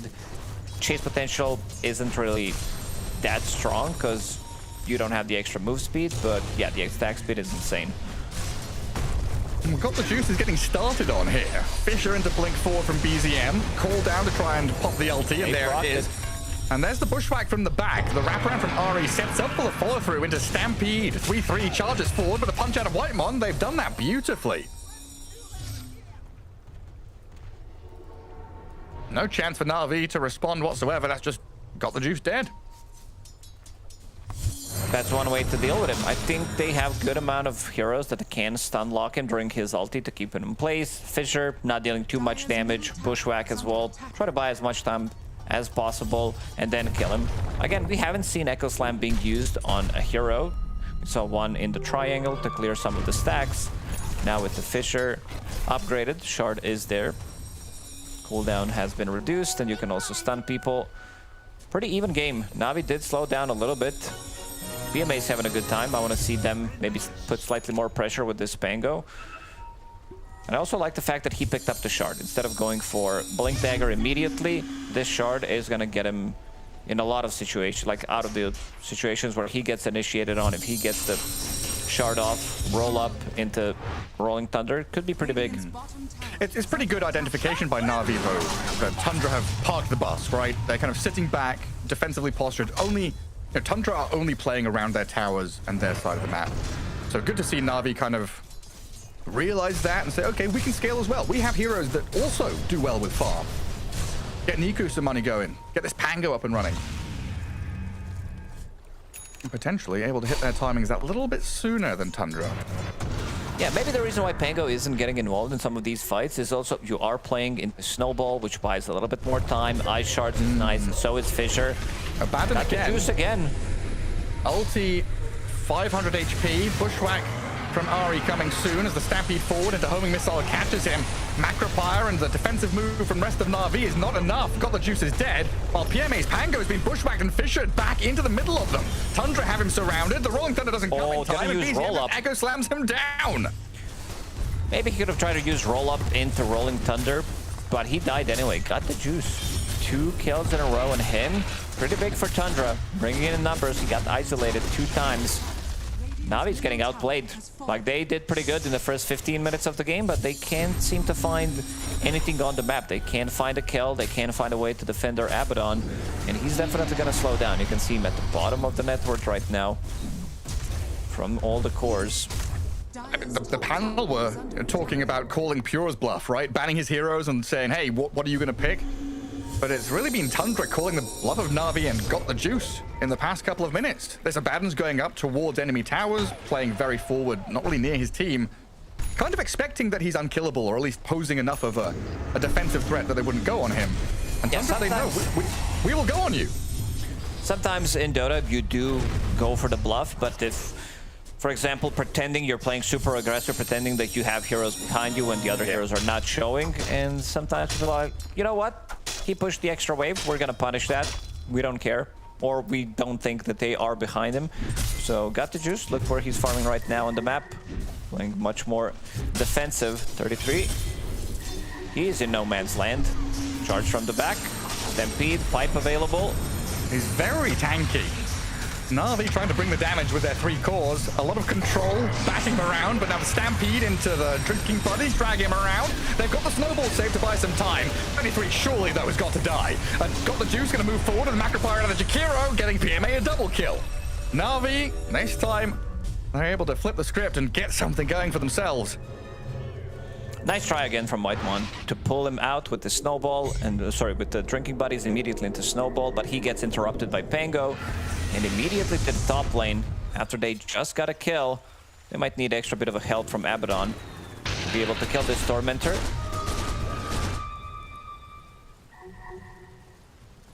Radiant are standing. Yeah, we'll bring him up there. Both teams scanning to try and get an idea of what's going on. Tundra knows the Tormentor is being taken. The Radiant scan didn't turn red, so they're not entirely sure where Tundra are. It looks like, though, they've got a read and they have evacuated to the other side of the map. A very tight-knit group here, though, from Tundra. They're playing as 4 around the gyro. Who's very close to BKB now. A pivotal item for Pure to be able to move forward, frontline somewhat, and then allow the Centaur to be that reactive hero.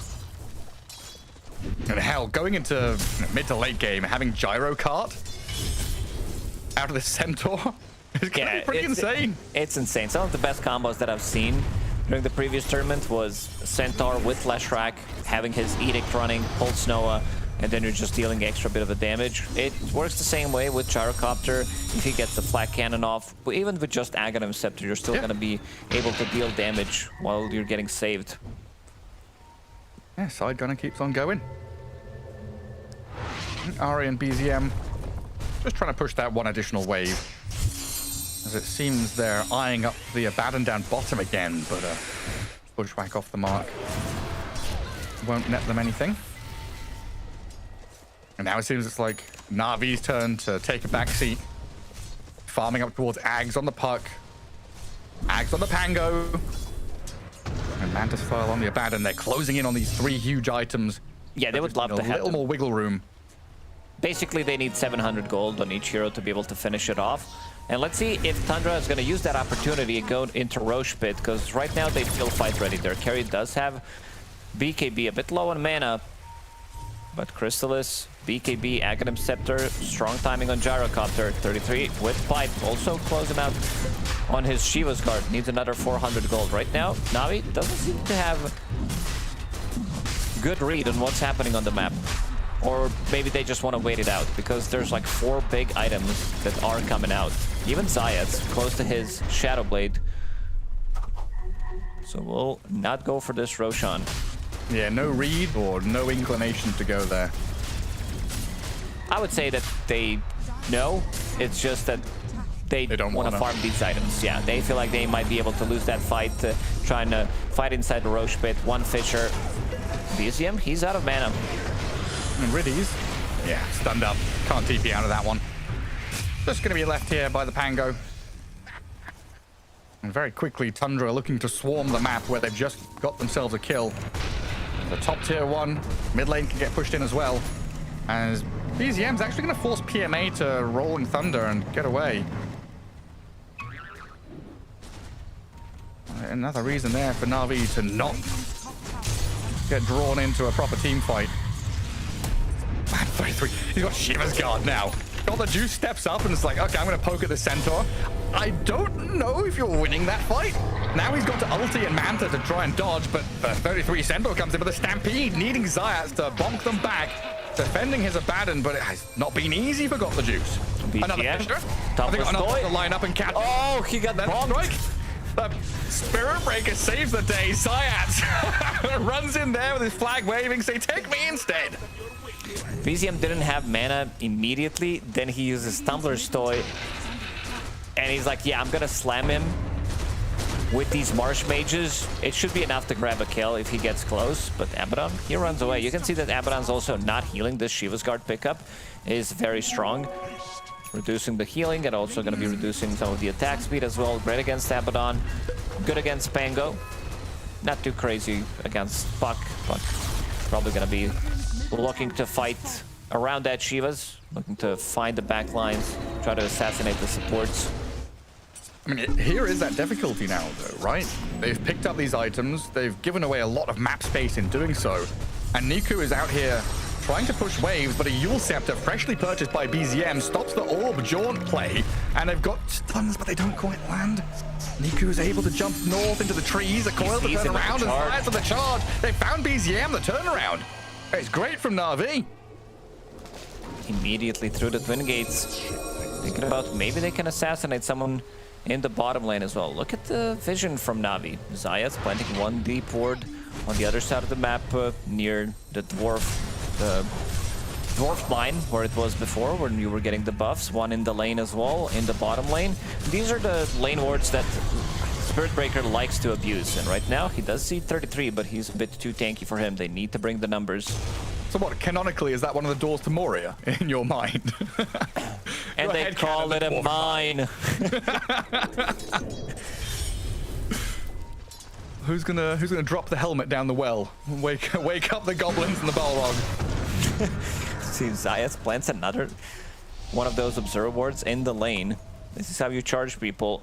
All you need is +1. As soon as one of the supports show up, you want to punish them. Spirit Breaker plus Puck is a nasty combo. You don't necessarily even have to use Coil to be able to get the kill. So both of the supports on Tundra are not getting too much of a farm. Right now they need to be hiding, and you can see in the net worth 4.5k compared to almost 7,000 on Spirit Breaker, who didn't even get the shard. Tundra are itemizing really well against that though, right? Yule Scepter on Earthshaker and the Hoodwink now. They've also got Blink on Centaur, so we can have this ability to, save themselves, blink in, Stampede, maybe we'll get the cart from 3-3. So it starts to get more and more difficult for Niku and Zayats to latch onto someone. And we've already seen how Got the Juice struggles to stay alive in these fights when he is isolated. The last 7 or 8 minutes have been kind of an uphill struggle for Na'Vi to find their footing.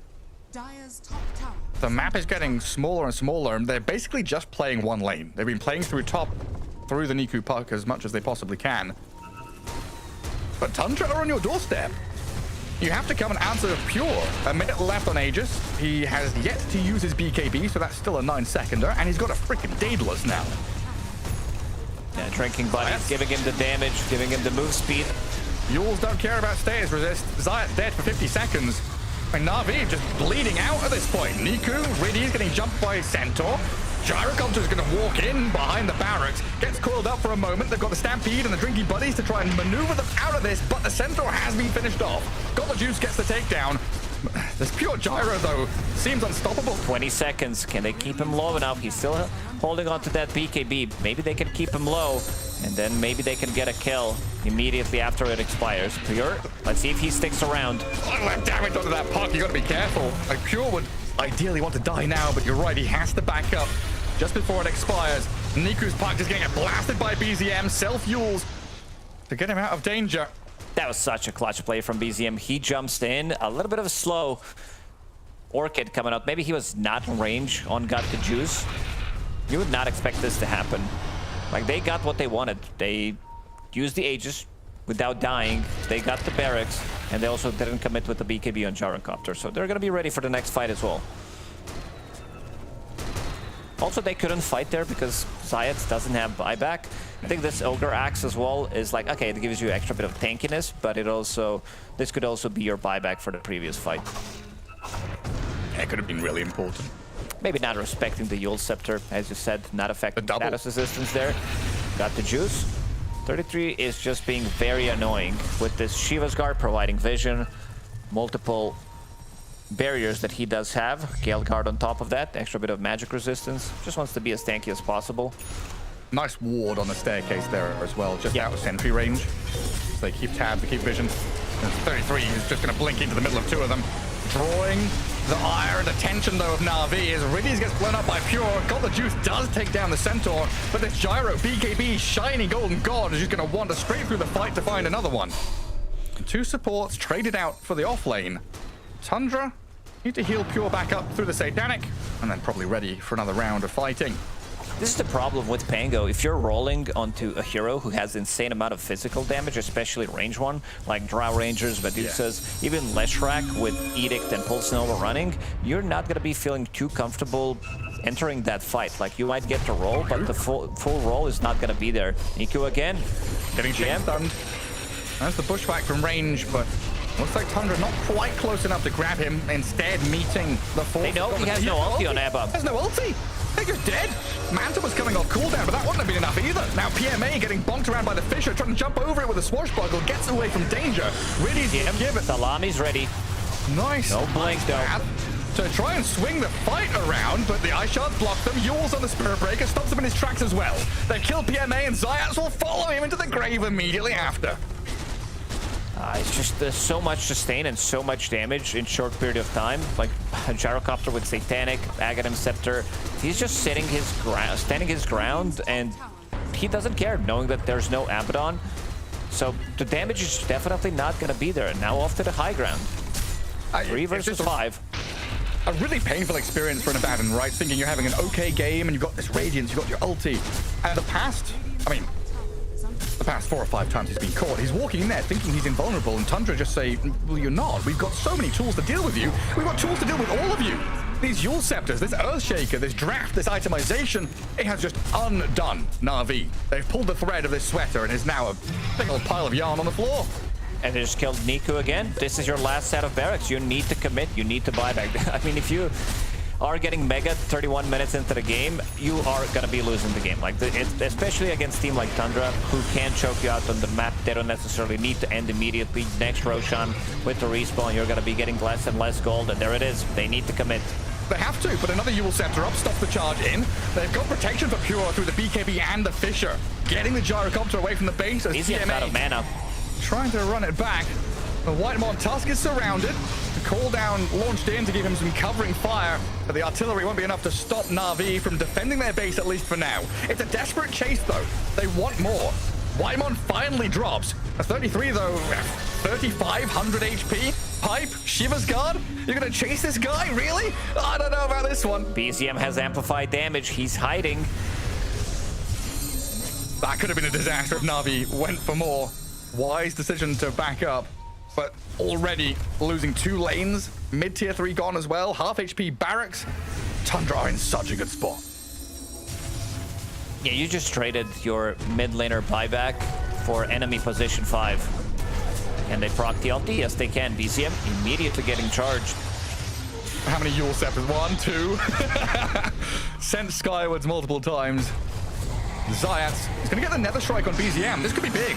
They found the Earthshaker. Puck's going to go for it. The Gyrocopter comes in and slays Riddies, though. And Got the Juice has been held back by 33 Centaur. they've been fighting for so long. Nobody on Tundra has mana. They are having mana problems. This Diffusal Blade, Aghanim Scepter, Pango is causing them a lot of issues. Like even BZM, you see him swapping the items, putting in back the bottle, trying to get some extra mana from the bottle charges. There is regeneration in the top lane. I assume Pure's going to be the one picking that one up. Yeah, I mean, Pure has, you know, since his BKB got to the point where he can just frontline, tank everything up, do all the damage. He is the big bad on the map that Na'Vi cannot handle. Like, what even is the move, the item? What is Na'Vi in an ideal world looking for? They need an extra couple of minutes to be able to farm up the big items. Bloodthorn on Abaddon, because Abaddon relies on right clicks to be able to deal the damage against Butterfly. It's really not really effective. It's not effective. 35% chance, which means you are missing one of the 3 attacks. Kind of feels bad. You're still dealing some damage with Radiance, but you would definitely love to have this one. And also Refresher on Pango. PMA sitting in 3,000 gold, but they can't get it. Like, they need another couple of minutes. They know that they have no buyback on Puck, who also committed with his items, going for Parasma. And I think it's time for Tundra to knock on their high ground and take the last set of barracks. Feels like it. Where do we have to go back to think about, like, the root of this problem? Because it felt like Na'Vi had a pretty good first, let's say, 15 minutes, right? Those 2 deaths on Abaddon were kind of what set the pace for the game, where he was unable to meet the farm that Gyrocopter was bringing. So much. Yeah, it was pretty massive. Well, Niku got the juice playing out of their base. 33 Centaur down to half health. Charges incoming. Quite a lot of damage this time to blow him up. Good pick off as Zayas and PMA go deeper onto Ahri. Hoodwink gonna self-fuels to buy a bit of time as Pure opens up with a physical damage. PMA does get the distance, shielded and saved, has got the juice, comes back in, and Riddies will finish off the Hoodwink, who buys back immediately. Now though with a Fissure, maybe the chase forward, but the juice does have ulti this time. Blink Dagger in a couple of seconds as well, so multiple tools here to protect himself and escape. The trouble is he's going to have to use them. And that means there's a window for Tundra to keep playing aggressively, look for that mid lane. Ahri did buy back. There's still Salami. He haven't seen that big team fight Salami. It's more about him keeping the distance, being behind Gyrocopter, and being used as a protection in case they go on him. And Pure, with the banner planted, this should be the mega creeps for Tundra. There it is. The threat of the Echo Slam. Pure gonna go for buildings, kill the effigies, look at the tier 4s. Really not a fear in the world with, what, 3-4 lives on this Gyrocopter. Aegis, Satanic, Snowball, and that protection out of the Stampede in a couple of seconds as well. Zayat has to BKB to protect himself here. But Mega Creeps are incoming. Yeah, coming 1200 HP on those mega creeps. You really don't deal well with them. Puck can't really kill them. Pango is okay-ish. Abaddon needs a couple of hits as well with the Radiance Manta style. They are going to be resetting, waiting for their abilities to come back online, and seems like everything is ready on side of Tundra. Oh, a rune check. Pure doesn't see a DD or anything funny. We'll leave the arcane for someone else to have. Blink Dagger queued for Pure as well as his next item. Look, that's just Blink, if the game even goes that long. Now with Tundra 5 alive, and you can see the frantic scribbling of the Na'Vi members saying, hey, we've got to do something. We cannot just hunker down in our base and get stuck in this awful Radiant base. We've got to move out, push waves, find an opening. It is just a relentless tide of mega creeps coming towards you, which is just worthless. You're not getting the farm. You're just going to be sitting inside the base. How close are they to this refresher on Pango? Pretty close. I think he actually has enough money to buy it. PMA has been doing a lot of work in most of these fights, burning their mana, doing the damage, and getting out of alive in most of these fights as well. Not overcommitting on top of Gyrocopter, trying to play on the sides. Not an easy Pango like rolls by any means. Got to juice career. That's what they were drawing. They were drawing the lines to send his courier to the other secret shop to finish his Bloodthorn. And Pure just walks past it and kills it. He can still buy it though. He has all the components, just need to get there. And this is the smoke. This is the courier smoke. The secret shop smoke. A classic. I mean, PMA's courier is on the map as well. Maybe some lane dragging if they can. He definitely called for approaching this the base. And Tundra are in your base. The gyro just swift links up to high ground, kills the Jakiro. No buyback on him. And your tier 4 is under pressure. So now backstab has to be played out here from Na'Vi. They're in behind with the Spirit Breaker. They're up in front with the move on the gyro, but Satanic, the lifesteal, the 8 very good roll. Lives. They do get the kill on him as they move on to the Tusk. Leashed up, so cannot snowball. No save for him. They're on the gyro again. A nice jump in from Syaz. Now the strike and batches. Pure at half HP. Got the juice still full. Going for it. Pure is dead. They've killed the gyro. Finally breaking past the front line of Tundra. 3 down and Na'Vi have held. They've defended their base. I don't know how. They've done it. I want to see the damage from PMA. Like, he used double rolling thunder. He was controlling them. Actually, perfect roll, bouncing back when he was coming out of Aegis as well. Yep, not too bad. 4,000 damage coming out from Pango and stunned them for like good 15-20 seconds. This was the smoke. This is actually this smoke that they used to go to the secret shop, which did allow them to buy components for Pangoliers Refresher and also Abaddon's Bloodthorn. Did make the difference. It was a do or die moment. Your base is about to implode. You know, the throne is, of course, now exposed. But Na'Vi, another life, a 1-up. Maybe they can hold on. With one more fight like this, I could see them trying to run in down the mid lane. Maybe breach into the like tier 4 territory. I don't think they can just straight up end the game. We are, what, level 20s, level 25 on Gyro. Relatively long respawn timer. They're still gonna get something done on the map. Tormentor, Niku's gonna get it.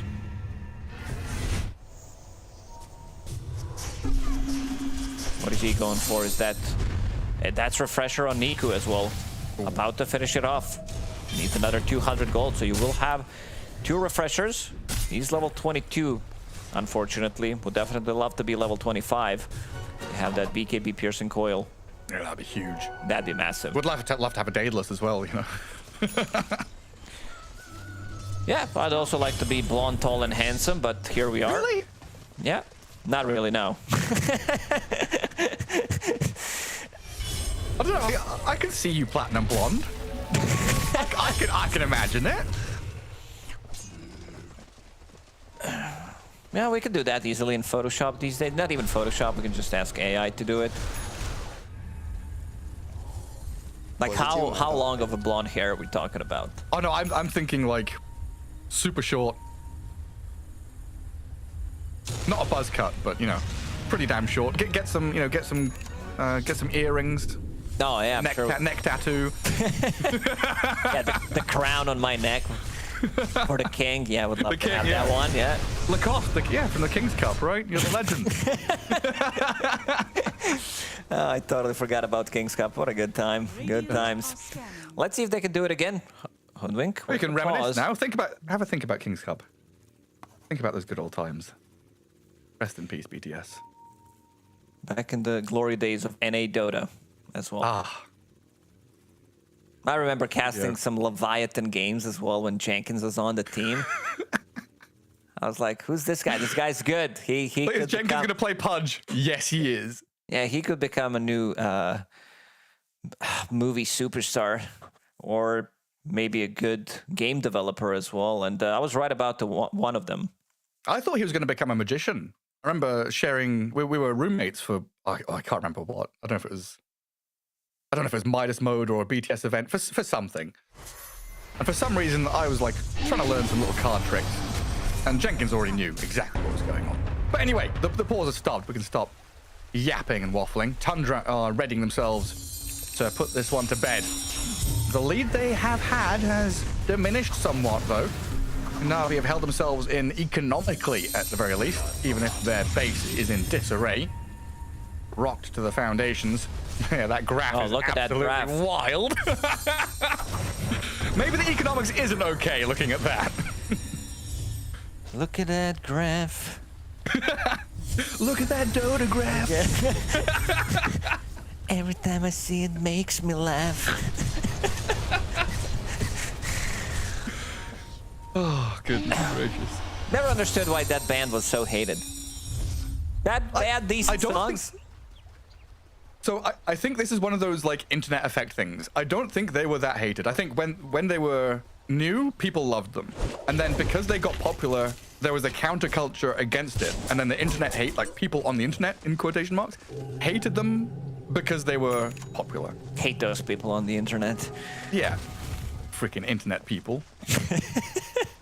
All right, let's see if Tundra can actually close this one out. Roshan is alive in bottom pit, so lanes are in a good spot. You are playing against Mega Creep, so you'll have all the info. If they decide to smoke, you kind of know, so you can always go back and then wait until they show up and then go for Rosh again. They can only have so many smokes on Na'Vi. Let's see how many smokes they actually have. I don't see a single smoke, unfortunately, available for them. Have you seen that? There was like an art piece a few years back of the robot that's like sweeping up oil or something from the floor, and then over time it gets harder and harder for it to do it. That's what it feels like to defend against Mega Creeps. It's just a never-ending battle of trying to prune these lanes and clean up mess. Like Na'Vi can't leave their base. Yeah, this is like trying to pick up the watermelon seeds off the ground for me. I have no idea what that means. That sounds like No, you never had like watermelon seeds on the ground where you try to pick them up with your fingers, it's like from like tiles. It's almost impossible. Okay. Now I understand you. I was like, what is going on here? Well, I have a knowledge of my own, you know. Like a very specific Croatian or Balkan thing, or what's going on? Oh, we love good watermelons here. I mean, that is fair. Watermelons in Western Europe or in like England and Germany are god awful. Watery, flavorless garbage. Southeast Asia is the way to go. Oh yeah, Southeast Asian fruit, 10 out of 10. Or just food in general, let's be real. Well, Na'Vi dreaming and thinking about food at the end of this game. Just trying to battle against Mega Creeps. At least they've got heroes who, you know, are okay at staying alive against them. Abaddon can tank a few waves. They're not under any immediate pressure right now. But it also means that Tundra have complete freedom across the map. And that potentially means, you know, amplified damage in the bottom. If that gets spotted and picked up, we could just run it into the throne. PMA just got another big item. He got Nullifier, which is great against like you want to lock onto the Hoodwink. So no Fourth Staff, no Yule Scepter. Soul Crest can be removed. Not too many other good things that can be nullified. It's mostly against potentially Yule Scepter, where they can kill the target. On Shaker as well. Shaker doesn't have any defensive tools other than that. There is no BKB available, so if they roll on top of him, use Nullifier, Shaker's gonna die. Unless there's gonna be some snowball save. But there's like good spread damage on the ground. You're playing against Puck Coil, Chakera with the Aghanim Scepter, random Spirit Breaker, Charge could disrupt it. Even like one Shield Crash Rolling Thunder from Pango could disrupt your Blink Dagger, and Shaker could die. I could see why Tundra is playing a bit of a longer game here, because they need to give respect to Na'Vi's base defense. These two Rolling Thunders that PMA did use in the previous fight were just perfect, 10 out of 10. Especially when you add in, you know, like buybacks, defender's advantage, stuff like that. And thinking about returning to the fight with multiple Abaddons, multiple Pucks, it gets pretty spooky. But Pure will be handled the bottle of double damage. And left the bottle down in the river for him. Backpack BKB, Refresher Shard. They will shove 2 lanes deep into the Radiant base. And the third is approaching. Oh, phase shift. The catch on Zaya. Yes, the BKB off. The BKB. They're on the gyro. Card. They're really on the gyro, but they can't. The gyro card is here. They've saved him as 33. Will keep Pure alive. Moving forward with the Shiver's God as well to dive. Chasing Zayas back in the fountain. The jump forward aggressively looking for the kill. They get one. Pure they got PMA. They're on the throne, and you're right, PMA's dead. The Glyph is up, the Refresher's out. Got the Juice trying to run them down, but the Fixture holds them back, and another Yule Scepter keeps Zayas at bay. Ari will come back in with the Bushwhack as BZM and Pure just sit back. Going Gecko Slam, he wants them in the fountain. That was also a very early Glyph from Na'Vi. Now they don't have it. And also, love the play from Tundra, where they understand that there is not going to be a buyback available on PMA. Seeing the Nullifier, he definitely doesn't have enough gold for it. And they're ready for round 2. They'll just go straight on in. Down goes Niku, buys himself back, but Pure is on the throne, opening it up. Got the Juice will try and turn and fight, but it looks like this one's light out now as GG is called. Tundra will take the game. Slow and steady wins the race. I got to that point where Pure 33 were almost unkillable, and Na'Vi, they did try their hardest. They found openings, small weaknesses in the armor of Tundra that allowed them to stay in the game. Yeah, love the emotions. Never quite enough. Love the energy, seeing Tundra players celebrate after this huge victory. White one sipping some coffee, but yeah, very well executed strategy coming up from them, managing to kill Abaddon 2 times in a row, and then the game kind of became very easy for Tundra. They were able to get like kills on the map, they became tanky enough, they were the ones controlling Roshan, every single Aegis on Gyrocopter, and then they could just play from there. BZM, he could have keep the distance, not necessarily go for any kind of big Echo Slam plays. It was more about the fissure and disrupting the team fights. Now that wraps things up. Great from Tundra. Nice showing from Na'Vi. Not quite enough as we'll head to a break.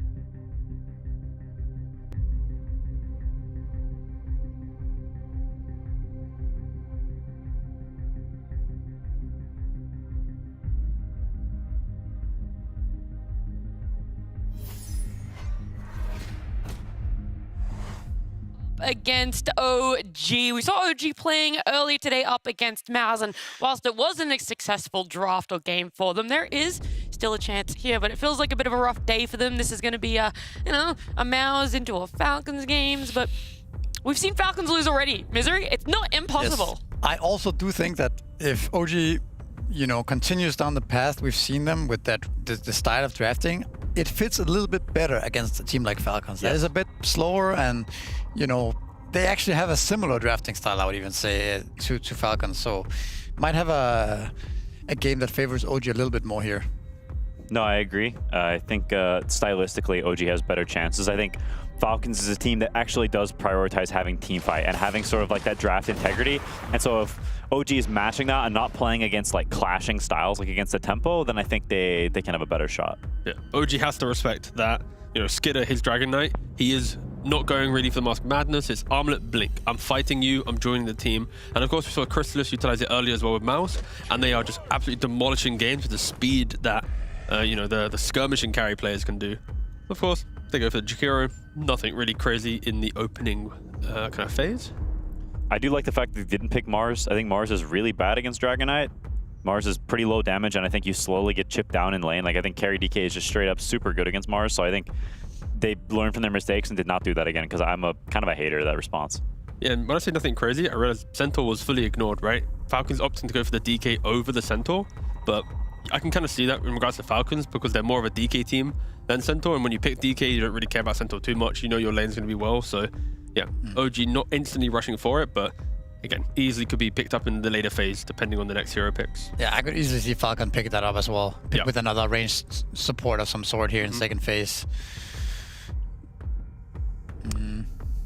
I mean, OG, and it's possible they actually do go back for the Mars. They could pick the Centaur into the DK. Yeah, the thing is, both of those heroes aren't good against DK. That's sort of the weird part about why DK is so good right now, I think, is a lot of the really popular offlaners are just bad against DK. So it's like, you want to pick them because they're the popular heroes, but they're bad against DK. So you're caught in this weird conundrum of, if you actually try to counterpick it, maybe you're just picking bad heroes. One hero that was pretty good, I thought, against the DK was Tidehunter. Because I think the Tidehunter just goes offlane against DK and sits there and free farms. So I think that's something that, not sure why teams aren't doing that more. It's hard to draft Tide, at least from second pick, because Falcons will finish the second phase by revealing if the DK is mid or carry. So if I pick, you know, Tide, then suddenly there's like an Ursa Abba type lane. Kind of weird. Kind of, yes. But I mean, kind of no. MOUZ proves that it's not a problem, right? Sure, but they also are like, they've really drilled in the concepts of like play the lanes, be ready for it. It was actually last blast that this was a thing. I'm not sure you guys felt like this, but I felt like the problem with the DK was that people first picked it, the Tide came out, now the Centaur, but then people didn't feel like putting the DK carry because they would give free lane to the offlaner, right? Sure. And then they flexed it to mid, and then this mid DK looked somewhat underwhelming. But anyways, like, they do go for the Centaur. Like, Centaur is definitely better than MAS, I think, against DK. Yeah, it's also just a better hero. Yeah, it's more solid. You can buy like auras. You can be tanky. Whereas Mars is like only gameplay really is, I'm gonna blink stun you, and that just is just DK is tanky beefy boy right in the front lines. It's like it doesn't mesh well. Centaur definitely has like more play options. Easy execution as well, right? Mars is, we have seen some missed spears already at this blast. So once you start missing these spears, the hero does look a lot worse. Whereas Centaur is, it's very easy to play in a way. Missing Stomp is pretty difficult. Yeah. Isn't this where Falcons normally pick up like Pangolier, Hoodwink, Pangolier Snap, like another flex core with a strong support to then just see what OG's going for? Actually going full support. Double support. Okay. Yeah. Yeah, I mean, I think they're probably just in their minds. DK, I think, is already committed to carry, even though it's probably still technically a flex. Yeah. Like, you see a Centaur, DK already counters them. I don't see a reason why they would want to pick another hero there. I mean, the Pangolier I think would have been totally reasonable. It's good against both of those heroes. I would see no problem with it there at all. But I'm also just a big fan of when teams can just pick Ringmaster. Not every team's trying to play this hero, but when you see Centaur and his like natural playstyle, Ringmaster, even when Crit went for like 8th lens the other day, always hit the escape act, and then you play through that, you just survive the initiation, get the magic resist. I think it's such an undervalued thing. I mean, Falcons is one of the teams that I still like seeing Ringmaster for. I think a lot of, it's not that many teams will still pick it up, but Falcons make it work every time. I think it fits their their style a lot with the triple melee cores, right? It's like it's nice to have that save. They always have a lot of damage with their cores, so he doesn't need to do that much. He just needs to exist and provide the save. Clock. Oh, I absolutely hate Clockwork. Like, is it playing against it or it being picked up? I just think the hero is kind of bad right now. Okay. Okay. All right. Like.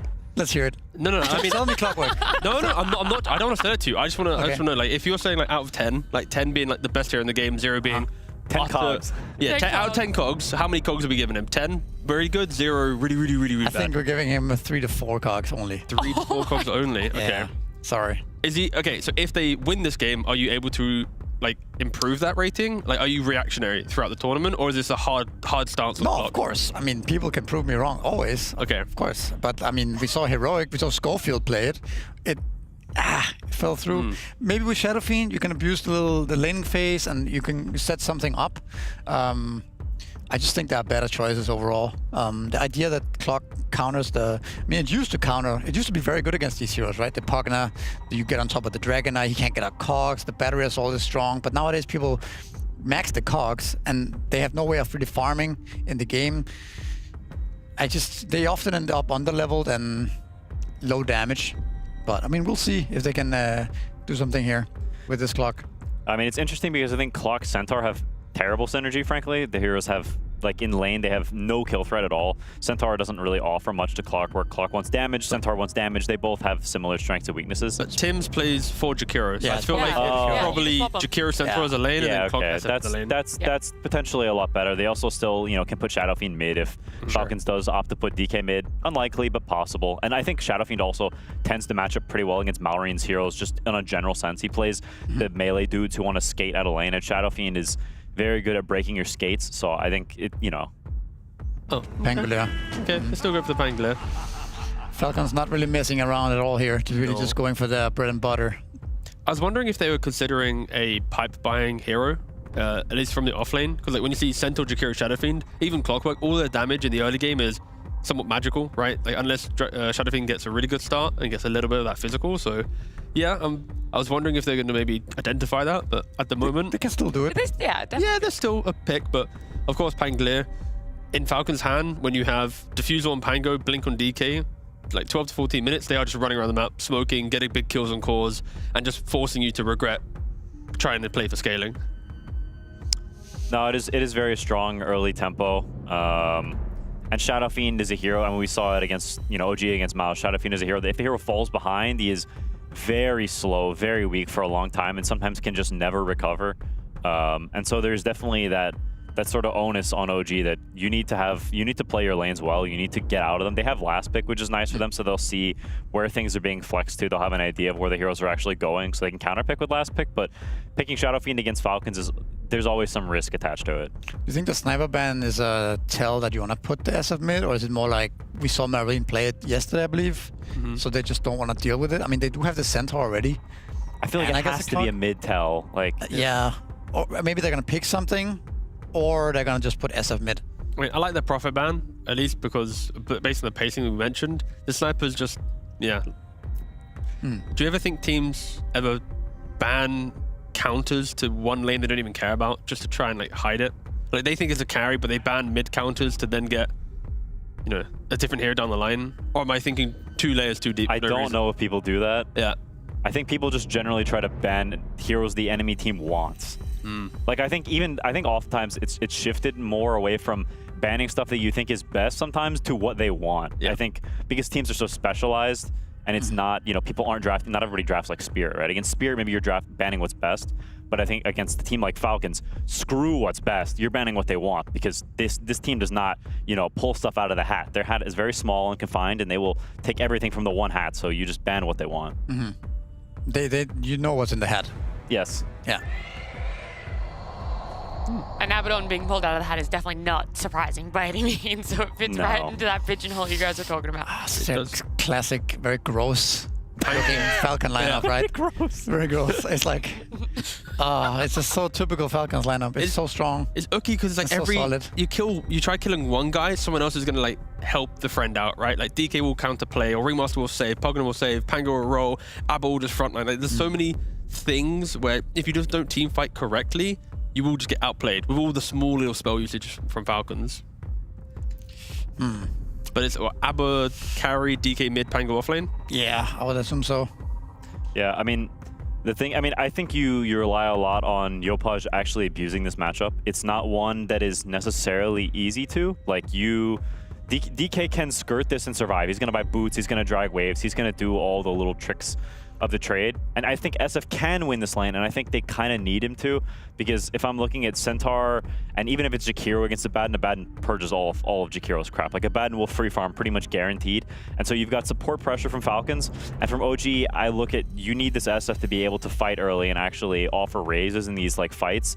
Otherwise, I don't think OG's killing heroes, and I think you're gonna start getting attacked. Yeah, I agree. I mean, but we have memed about this before. The whole, you're playing into Malrein's hands when you want to beat him in lane, you know? Because you cannot beat this man in lane. That troll comes out here. He's into Pugna, right? Yeah. There's also Ringmaster. Ringmaster as well. It's kind of annoying troll game.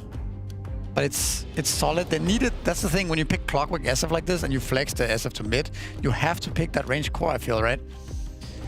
I don't mind it. I just want to see Natsumi have good lane, get his early Battle Fury, and then I think Blink be around 3rd to 4th item, ideally early as possible. Because I think there's a decent window that OG, once again, they do have the team fight. They have the ability to feel confident throughout the game.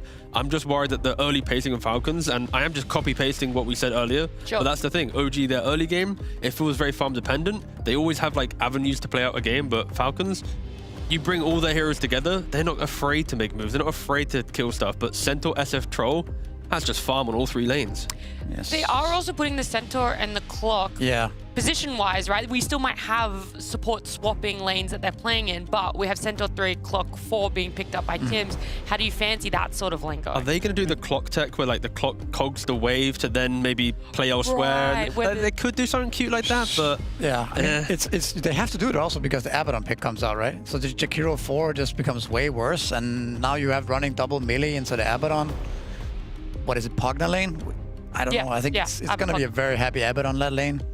Yeah, I mean, to me, I just feel a lot of it comes down to Yopaj, and can he break the trend of Malrein being completely impossible to beat in lane? Because if he actually can get the snowball rolling, and they're in zone, then like I think their heroes can work, and Falcons heroes have some overlap. But if it's a classic Malrein game and he does fine, and SF dies to a DK ult, then I think their map crumbles really quickly. All right, a lot of eyes on the mid lane. David versus Goliath here with Yopaj and Malrein there. And we're going to have Falcons up against OG in a best of 1. But if my dumbass logic follows, right, listen up. Yakult Bros beat Falcons. OG Here we go. Yakult Bros. So surely OG should have the upper hand. But honestly, this feels like already from draft, from the start of the game, and from what the panel is saying, there's a lot on this mid lane SF shoulders to kind of pick up the pace and do stuff in a draft that seems kind of hard here for OG to play into Falcons' hands. Yep, it's definitely not easy. Also, this is last pick throw warlord. If you look at OG's heroes, these heroes are very good at going in, casting their spells, getting stuff done, good amount of stuns. The question is, can you do that against a team like Falcons, who will slow the game down if necessary? They will get one good pick off. Panel to talk about the Dragonite LT, playing around it. Maybe you get a kill, then it opens up the tower. Abaddon, he's not going to be losing the lane. I also want to see, they talked about the lane shenanigans that they can do with Clockwork, with the cogs as well, whether they are going to be pulling the wave, who's going to be playing 5, who's going to be playing 4. Looking at the itemization, seems like Skim is going to be still playing 5, because he does have double sentry. And Timmy will be playing the offlane, starting with the Windlace. It's just funny still how everyone had the same reactions to some of these picks, right? The Abaddon comes out at the end, both you and the panel were like, oh, this is a classic Falcons toxic draft. Multiple saving supports, multiple tanky, unkillable heroes. Yeah, difficult stuff for OG to play into, but we've got the potential through the team fight, through the catch, and this nasty troll warlord, potentially, to bring things up to par. It's how they play. This is their bread and butter, pretty much. This is the heroes that they've been very successful with. Dragonite was their OG hero when this team formed. They played Dragonite from 3 different roles, and they did it successfully. Even when Dragonite wasn't this type of a hero with Mask of Madness Armlet. I want to see Malrine, what he's going to be able to achieve in this one. I'm more looking to Yopaj, because he is playing this lane dominator, Shadow Fiend, playing into melee matchup, so want to see how much he's going to be able to get out of it. This is the range creep. That's your fault. That's your fault, guys. Straight away. Malrine will get his. But yeah, also when the troll was picked, both you and Misery were like into a Pugna. There's always that risk factor of decrep protecting the hero you're going on and battle trancing. There's shields, there's a box out of Ringmaster, a lot of tools for Falcons. And it's going to come down to crisp execution from OG. Come out the lane strong and get things going. I can already see Troll's gonna have seizure effect when he starts to attack somebody, then he gets whipped by Ringmaster, then he gets pulled in by Wheel of Wonder, the Crepify. It's just one of those things. This is a super strong lane. I want to also see how much Amar is going to be able to get out of this lane. You're playing into Jakiro and Troll.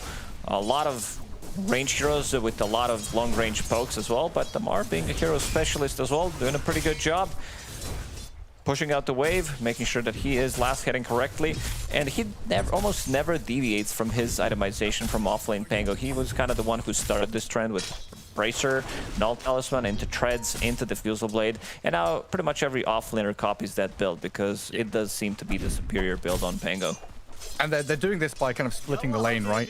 Making sure that they're not in a straight 2v2. Because if Jakiro and Troll both get to put their spells on you, one of you's dying. Yes, so it's just not as fun. Yeah, that's not. So Crit's drawing that attention of the Jakiro, taking his spells, while Pango gets the kind of 1v1 against Troll, which isn't nice, but is nicer going against both. And Crit does have to Fairy Fire here, though. And, Dual Breath is coming back up in a second. Scam can't quite find the reach. And as you said, Crit already knows what he's doing. He is fighting with Jakiro on the other side, relieving the pressure off of Pango, and already had that healing salve, so know exactly what's going to happen. Goes back to tower, heals up to full. You can see the amount of damage that Pango's receiving is just not as fun. Even with that extra barrier that he's getting from the shield crash, it's very, very difficult for you to sustain through this constant harassment from 2 range heroes. And top lane, it looks like we've got an additional lane here as they've dragged the wave into these camps, snaking, connecting it with the small, and Nico and Tim's connecting theirs with the large. I mean, Skitter is able to continue his free farm, though. Centaur 7 and 3, not having the easiest of times. And also noticing mid lane, same story, dragging waves, messing with the equilibrium. Yopaj no longer getting that straight 1v1 against Malrine. Yeah, this is something so the melee that matchup is solved. Did talk about the boost shenanigans on Dragonite. He is the best player that does this thing. Like, if he doesn't want to play the matchup, he knows all the ins and outs, how to be able to deal with it.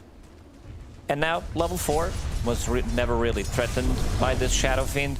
Shadow Fiend has even less CS than Dragonite, so Malrine, he got the upper hand in a matchup that I would say a lot of these mid players would still get out in 60-40 in the losing matchup, but yep. He gets on top of it, and let's see. Oh, even gets the ward in the mid lane, so that's extra bit of gold and XP for him. Level 6 is going to come in sooner than they expected. They're deserving of that high five. It's so nasty getting this Breathe Fire on you as the Shadow Fiend. That's going to get fixed. Breathe Fire being 30% damage reduction at all levels. It's definitely going down next patch on top of everything else. Crazy hero. Yeah, there's gonna be one guy in the chat like, yeah, this guy's gonna get my Dragonite nerfed. I have 60 win streak with the hero. I wouldn't really be surprised if someone has that in pubs. I'm reaching my 3000th game of Dragonite. Please don't ruin my life. So Nico and Tim's gonna try and drag another wave, doing what they can to rescue this lane. Like 9 last hits on Nico is a real painful situation to be in. And it feels like OG, they need these lanes to go very crisp to come into that mid-game strong. Already Falcons, slight net worth lead. That could build and build as they've really taken the game by the reins already. Like the way the Falcons set the lanes is really beautiful, right? We've talked about top and mid, the lane dragging, stuff like that. As, we'll watch Malrine just walk away from enemies. But even bottom lane, they're pulling into the large camp. Amar is dragging this full wave around bottom to not go under tower and then freeze his wave right in front of it. They try to sandwich Malrine in the mid lane. They're still trying to do so, but with one Dragon Tail stun, he managed to get out of trouble. No first blood yet. Orbs behind the tower. That's going to give them good vision. Let's see who's going to be able to rotate snaking. Coming around the mid, but with boots of speed / power treads, he is way too speedy for Clockwork. Timothy only having wind lace. Yeah, 15-1 strength treads, plus the supports coming in to help. And they've also got, Falcons have also got this good dire vision up at top, watching for where the Clockwork is rotating, watching Nico as he tries to drag these waves. So Skitter is going to fully understand what's coming his way in that top lane, if it's free or not. It really is just a lot of pressure mid. Malrine going to turn it around onto the Shadow Fiend. The panel were talking about this first Dragon form. Yopaj still level 5, and a hasted Malrine running you down might be able to finish this one off just by walking at the SF. There's no Requiem, there's no Raiders coming your way. They'll lose snaking in the back at the very least. OG get first blood to take him down. Level 6 hit by the Shadow Fiend, but Yopaj dies. The Dragon Knight just takes him out. Very interactive gameplay there by Dragon Knight. He did right-click him down, did click one Dragon Tail stun, and the Shadowfin did die with the Haste Rune, however. I love this set, though. Like, this set looks insane. It's massive. It's so realistic as well. I think that's why it kind of pops, right? It looks a little bit more realistic than some of the cosmetics. It's a real dragon. And Yopaj's going to return to that lane. Try and do what he can. Already losing a little bit of HP on that tier 1. Yeah, down the bottom, Amar, 36 and 6. Troll Warlord is level 6 with 21 charges. So even though he gets a bit of poking there from crit, yeah, he'll salve up. Raindrop 21, as you said, raindrops as well. No point in ulti yet. We'll skill it if he needs it. Same goes for Abaddon players. But they're not as big of a meme as Troll Warlord carry. One of the biggest memes that happened to Dota. Just something needs to be done about this battle trends. Oh, the uncontrollable nature of it. I think at one point Spirit Breaker charge was not cancelable. Like, you could not cancel the charge. Like, you actually had to commit. I have to double check that, because I did mention that a couple of times and nobody believed me. No, I'm pretty sure you're right. Because there was a time when they first added the anti-mage counterspell, right? Or maybe that's what I'm thinking of. Was the anti-mage couldn't cancel the charge when he rebounded it. Anyway, Yopaj is being dived again, hey? Bloodcast, Shadow Fiend, dead once more. Run down by the Dragon Knight and the Ringmaster behind him. Not a good time for OG's mid lane. It is tier 1 tower under severe beating from Falcons. They're even bringing snaking in with a Nether Blast. Dangerous territory already. OG, they need levels, they need items. And their lane's starting to bleed out a touch. Tier 1 down, the 9th minute of the game. Didn't even need the second catapult wave.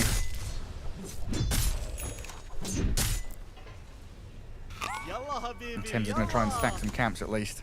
You've triggered some flashbacks in my memory, by the way. Juggernaut ulti used to be able to take you into enemy fountains. If you were TPing home and Jug Omni, oh yeah, that you could actually bounce into the enemy fountain and die there. There is some cool stuff how you can drag people into the fountain. Of course, how is that balanced? Call on Roshan, right? Yeah, there's a lot of stuff that you could do.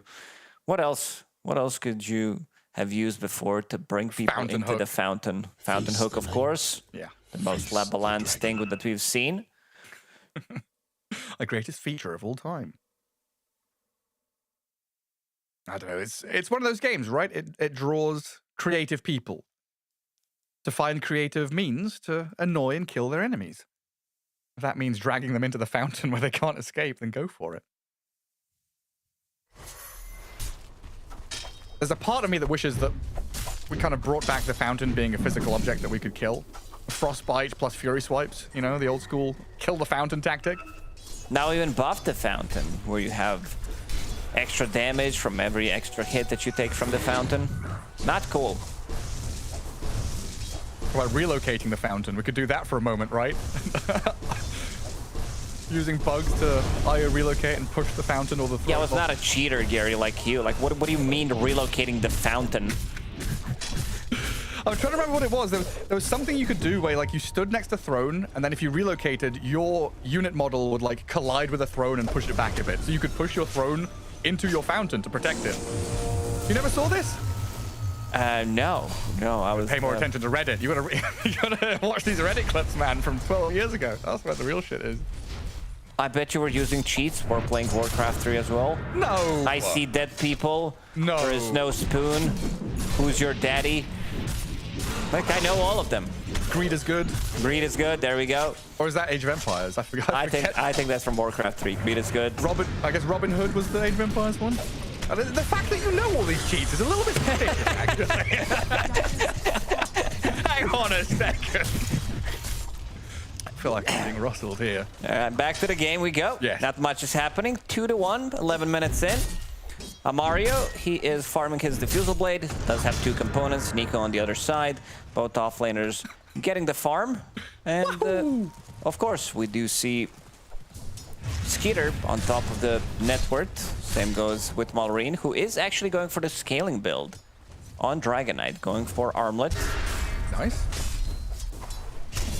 There's a lot of discussion around that, right? We've talked about Falcons, Skitter in the past liking that Mage Slayer, the Blink, and Blink, of course, a vital item on your Dragon Knights. But Malrine feeling like he's having a good game, right? He's going to go this way. What was that Stampede for? Is it for mid lane? They got Shadow Fiend out and they're able to turn and kill. A takedown on Snaking, who has died both times. A kill is a kill. Game did slow down. Dragon Knight continues to farm up. Yeah, I think at this one, if they feel like the game is going to be slowing down, I'm definitely fine with him picking up Armlet. Makes, like, they're not playing for the early timing anyway. They are waiting for this Diffusal Blade. They are waiting for Abba to build up his Radiance.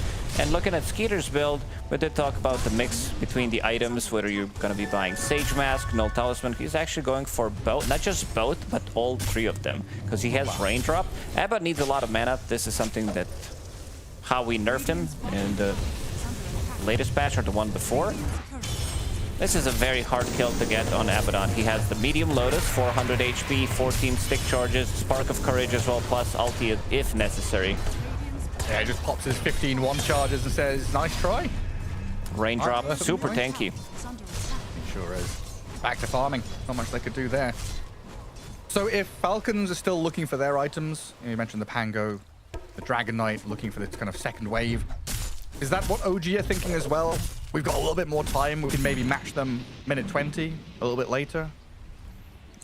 Natsumi continues to farm up. I think they're okay trading the farm, because Troll definitely doesn't want to be joining in too many of the fights. Shadow Fiend as well, he's fine with like using the ulti or getting a kill, then going back to farming. Feels like they want to be proccing Skeeter's ulti, force him to try to use it, but he's way too tanky to be able to do so. Tim's is trying really hard though. Props to this Clockwork. Timothy is the try-harder. He is. The 3 cogs out of 10 Misery's rating of the Clockwork. Tim's is brought down to like a 4 or a 5. He's doing a good job being annoying. I want to see Timmy play his signature Mirana. You know that Mirana is like, Liquid did win during Wallachia with position 5 Mirana. It didn't do much. Yeah, it didn't do much, but they did get a dub. It counts. I guess that was Tofu Mirana, right? It was Tofu Mirana. That's another hero player pairing. But Timmy Mirana was legendary. Paired up with Shadow Demon, paired up with the Ember Spirit from the mid lane. Yeah. Just being very active on the mid lane. Back in the days when Mirana did have 5-second stun on level 1. That was sick. You land that arrow, you know you're getting the kill. There were so many of those combos, right? I mean, we saw one of them earlier yesterday where it was Shadow Demon Centaur with Invoker. But we've seen a ton of that. It's like OD Astral into Arrow, Ember chains into Sunstrike. OD, what is that? Yeah, exactly. It's had times for the Obsidian Destroyer. smoke maneuver from OG. Gonna come in onto another support kill. Crit out in the open. Tries to dig into his box of tricks to get away from there, but it's a kill for Scam.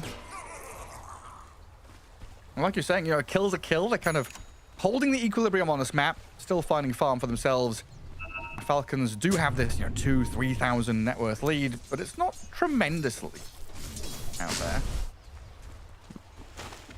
They're fine playing this type of a game. We'll see if it's going to be okay for them. Natsumi just finished off his Battle Fury, level 11 on Troll, going into BKB straight away. Didn't have any abilities that go through debuff immunity, so he's going to be fine once he gets that BKB. Falcons gonna smoke. 10 seconds for Dragon Form. Playing through top into Skitter. They might just be able to walk into Nico here. He's got 2,000 health and a Stampede. Let's see if they can actually just take him down with the high ground vision. They see him perfectly.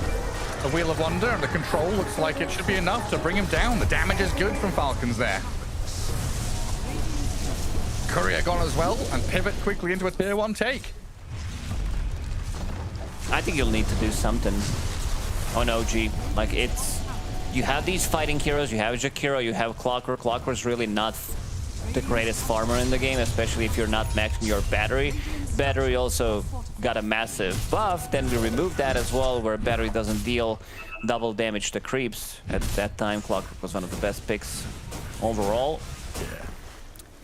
Not the biggest fan of giving something to a hero and then reversing it to what it was before. I would love it allowed him to rush Ags. We would just have like Schofield Clock, first item Ag, like Brown Boots Ag and Scepter. It was so good.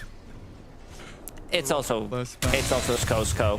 He just does think differently.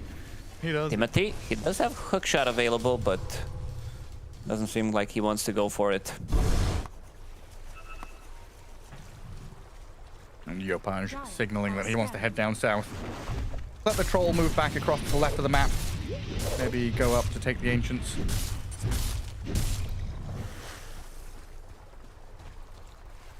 This has got to be one of the slowest games we've seen, though, right? Falcon. Tim, he's in. They're going for it. There's a box. And a TP from the Pugner signals the end of the fight. Stampede away, trying to get Yopaj out of the range of the Rolling Thunder. Good dodges. Left, right, left, but Malrina's here. Requiem from the tree is going to get cancelled by the Dragon Tail into the Wheel of Wonder. Amar with the damage on the top with the shield crash landing beautifully, taking out the Shadow Fiend. Now Troll, he wants a kill on Snake King, but he's going to turn back and try to defend his team as they lose Tims in the meantime. Crit comes out with a double kill and the secondary jump for the Dragon Knight. They just burst him. Just burst He's gone. Through. All that HP gone. Couldn't wand, couldn't trance, couldn't do anything. Even though Rolling Thunder wasn't really perfect, it did connect just enough to be able to get the kill, like to get the connection onto Shadow Fiend, and then with the sidestep, with the maneuvers that he needs to do to dodge some of them, he gets close, Dragonhead gets close as well, gets that Blink Dagger, and stuns him. Nico is not having a good time. He's 0-1-1 on Centaur. Does have Pipe available, but his impact in the game so far hasn't been the greatest. Wait, let's be real. I don't think you have to single out a player. It just feels like the whole draft, the whole team is difficult to pilot here for OG. Falcons just have everything they wanted. Abaddon in the mid lane is going to get walked at here by Tims and Skem. Skitter still hasn't leveled his ulti. 13 wand and that great healing Lotus to top him back up to full. But yeah, Skitter's been able to push out top, TP mid, keep on farming. You know, the match pressure is mounting as OG can't even play a single lane. They're just jungling. That's all they can do to try and recover. And Centaur is killing his family in the jungle. He's picked up a brother, killed his cousin. I thought there was going to be some follow-up like you did in the history yesterday with ancient Egypt, ancient Rome as well. Yeah. I don't know any mythological centaurs apart from the one in Hercules. That's captured Meg. No, you're not a fan of Disney cartoons? Oh, fine. Back in the days, yes. The newer ones, not as much. I like the old Disney animation. Yeah, I rewatched the Disney Renaissance movies over and over again. Beauty and the Beast. Hercules, Mulan, they're all top tier. Of course, you know, Lion King's pretty good as well. There's a jump in from Malrine. Dragon on dragon. The one with the cooler set does win, and this should be a free Roshan for Falcons. No aggression whatsoever from OG. Waiting to get new set of items. Yopaj close to his blink. Troll, he wants his BKB. Not sure what Centaur wants. It seems like he wants Crimson Guard. Tim, try to go for some openings, but that's about it. He's been involved in all 3 kills. It's so static. And if we start to think about how does OG come back into this, meeting Falcons in a head-on 5v5 seems kind of hard. Going for individual pickoffs seems kind of hard. They've got so many saves and tanky heroes, which we've, you know, talked to death. But I'm really struggling to see how OG mount a defense. They basically have 3 carries on Falcons. You have 2 really super late game carries coming out from this Dragonite with his build as well, which he's going for. Armlet, Mask of Madness from the mid lane. And then you have Abaddon, who still didn't skill his ulti. Borrowed time, not even skilled level 15. Yeah, no need to do so. Who did we have on day 1 not level it the entire game? I think it was him. Might have been him. Well, here we go. Important move. Nico shows though, smoke broken. Jump in from Malrine and Skitter towards him. Nico Centaur going to try a turn, but the Rolling Thunder's there to cause some chaos. The Centaur is just obliterated as the Requiem off to the left-hand side is good with the raises to clear out a support. Maybe 2? Nah, Crit is able to survive through the shield. And Skitter's running forward. They want the big one. Attempting to Manta to get away, but they found the big one. Yopaj dead, and a double for Malrine. Tim's being walked down by the Radiant's burn. And Abaddon will claim yet another life. And OG just right now, like that, they're living on borrowed time. Is looking very, very rough for OG. 11k lead for them. Malrine, he found another one. Natsumi does have ulti, does have BKB TP. Ooh, that web. Boy, Snake and pinging him. Let's see the damage. Just building. 11k now for Falcons. Yeah, most of the damage did come out from Shadowfiend. Good cogs onto 1, maybe even 2 supports. Yeah. Good Requiem, but that was about it. I don't think they're going to be able to kill any of the cores for the rest of the game on Falcons. It's a bold statement, Gary, but we'll have to see. You're playing into double saving supports. You have a carry who does have a save as well, and you have Dragonite. Like, this is a transformation hero. They even decided to give Aegis to Malrine. Is it a bold statement? I mean, they have 4 kills on Snaking and Crit. Yeah, that is right. They never actually killed the core yet. Yeah. I think the premise is right. I don't think they'll kill a core. We've talked about the saves, the tankiness, the itemization now as well coming into the mid game. Falcons are just ready at every stage. Oh, put their foot down and go getting for jumped. Malrine straight onto Tim's. Clockwork dismantled. Mechanical pieces all over the floor. And Cogs farmed up as well. While Skitter is able to show his face mid lane, protected by the Pugner behind him.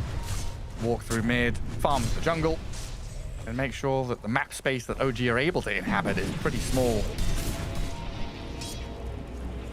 Like in an ideal world, we can maybe see OG with one of these smoke wraparounds stampede onto the supports, but you've got to get both of them. Speaking of stampede, they might need to use it here. You're right. Natsumi needs to slip away from that as Skitter and Snaking advancing with Malrine onto Skem, and this should surely be another kill for the dragon or the Abaddon.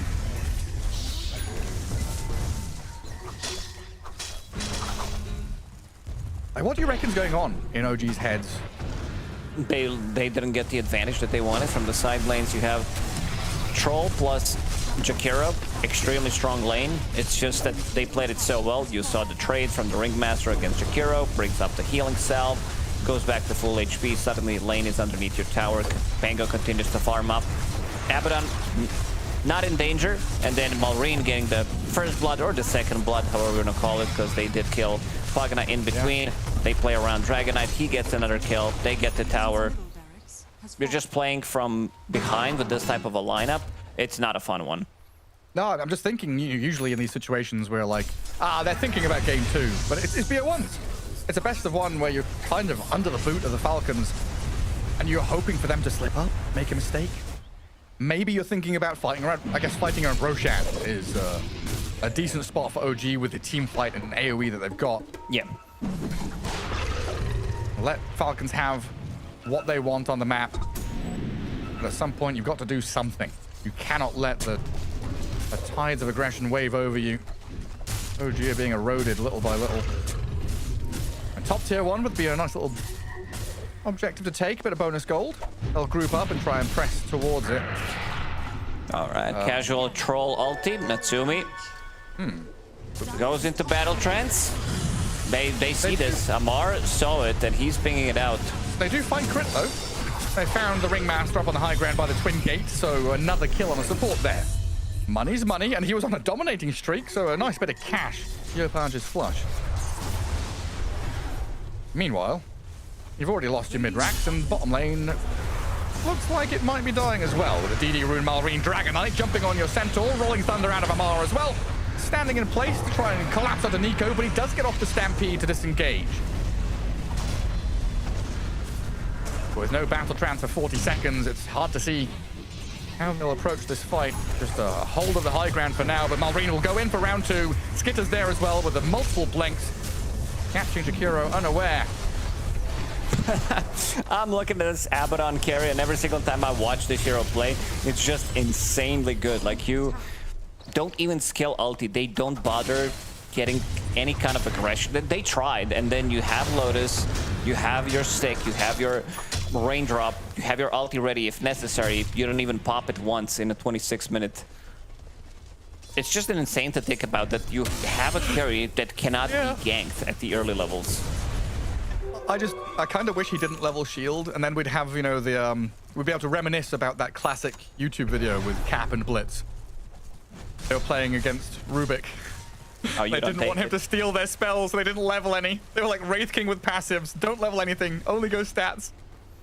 People did that when they were playing, like when Morphling was used as a counter against Shakers, so you were just like hitting for 1000+ damage, and then people were scaling only 1 point in totem. Oh, hookshot, Requiem. They've got another kill. Pugna down. You know what I said? I'm taking that back. A kill is a kill. I don't think in this one. That's not a kill? It's not a kill. They got something out of this. This is the big spell that they just used, and I want to see if they want to be waiting for next Roshan, or if they want to try to go in the bottom lane, try to take the set of barracks again. Probably gonna wait for Malrine to finish off his AC, needs another 200 gold.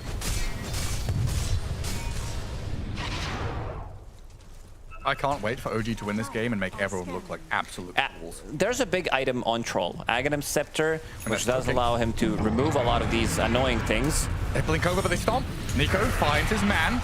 Malrine not able to stun up Natsumi as he gets off the BKB battle trance. They're aiming for the Dragon Knight. 805, a big kill to get if they can have it, but Malrine turns and fights alongside Skitter. Troll, wait, Yopaj, he's in with the elf. They've killed Malrine, and the Abaddon's also in trouble. Has to level his ulti. Level 3. Borrowed time out of nowhere. Gets it back up to full. Tims and Nico now stuck in no man's land. A good pick off by OG, but they're going to lose a lot for it. The Wheel of Wonder over on Natsumi. No BKB or Battle Trance, so with Skitter and Amar on his tail, they'll finish off the Troll and move to the back, where Nico and Yopaj kind of stuck in the tree line. They do lose Scam on the southern side, and Nico just left here to die. The Shadow Fiend has TP'd home, and they'll get a 4-for-1 trade. In this kind of situation, I want to say it's not awful, but it's also not good. They got Dragonite, that's what matters. First kill on a core in this game. They also managed to get ulti out of Abaddon. Good fight for OG. Given the circumstances. Yeah, given the circumstances and everything. Seems like they want to continue pushing Pugna with the blast. Abaddon, Solar Crest on him, insane amount of attack speed. 20 seconds without Troll. Like Troll against Dragonite, if he locks onto you, he can still kill you. This is the Troll with no real damage items. He did opt to go for Aghanim's Scepter, which is a good dispel. You're playing against Pugna, you're playing against the Abaddon Shield. Even escape tactics. Like a lot of things that you can dispel in this game, but again, looking at that graph, OG never ahead in this game.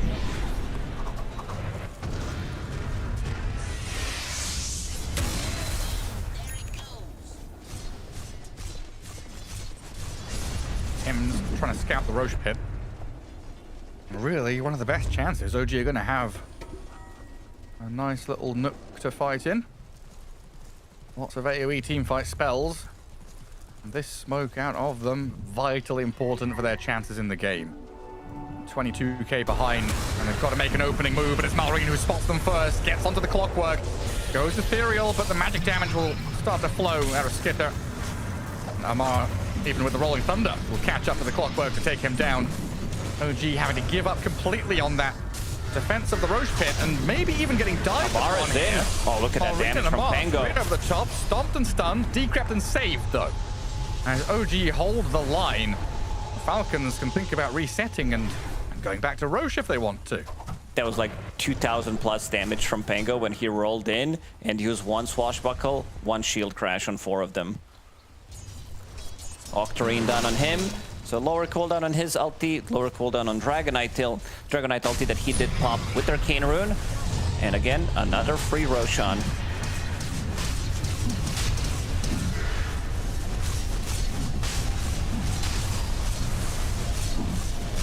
Who gets it? Malrine has died once, he is killable, therefore must take the Aegis. I thought they were going to give it to Abba. He had to skill his ulti in the previous fight. Yeah. Unacceptable. Troll Warlord out on the map trying to find somewhere to live. I don't know if the top left corner is safe. It has a Tormentor and you're going to be able to take it on your... Oh dear. Oh dear.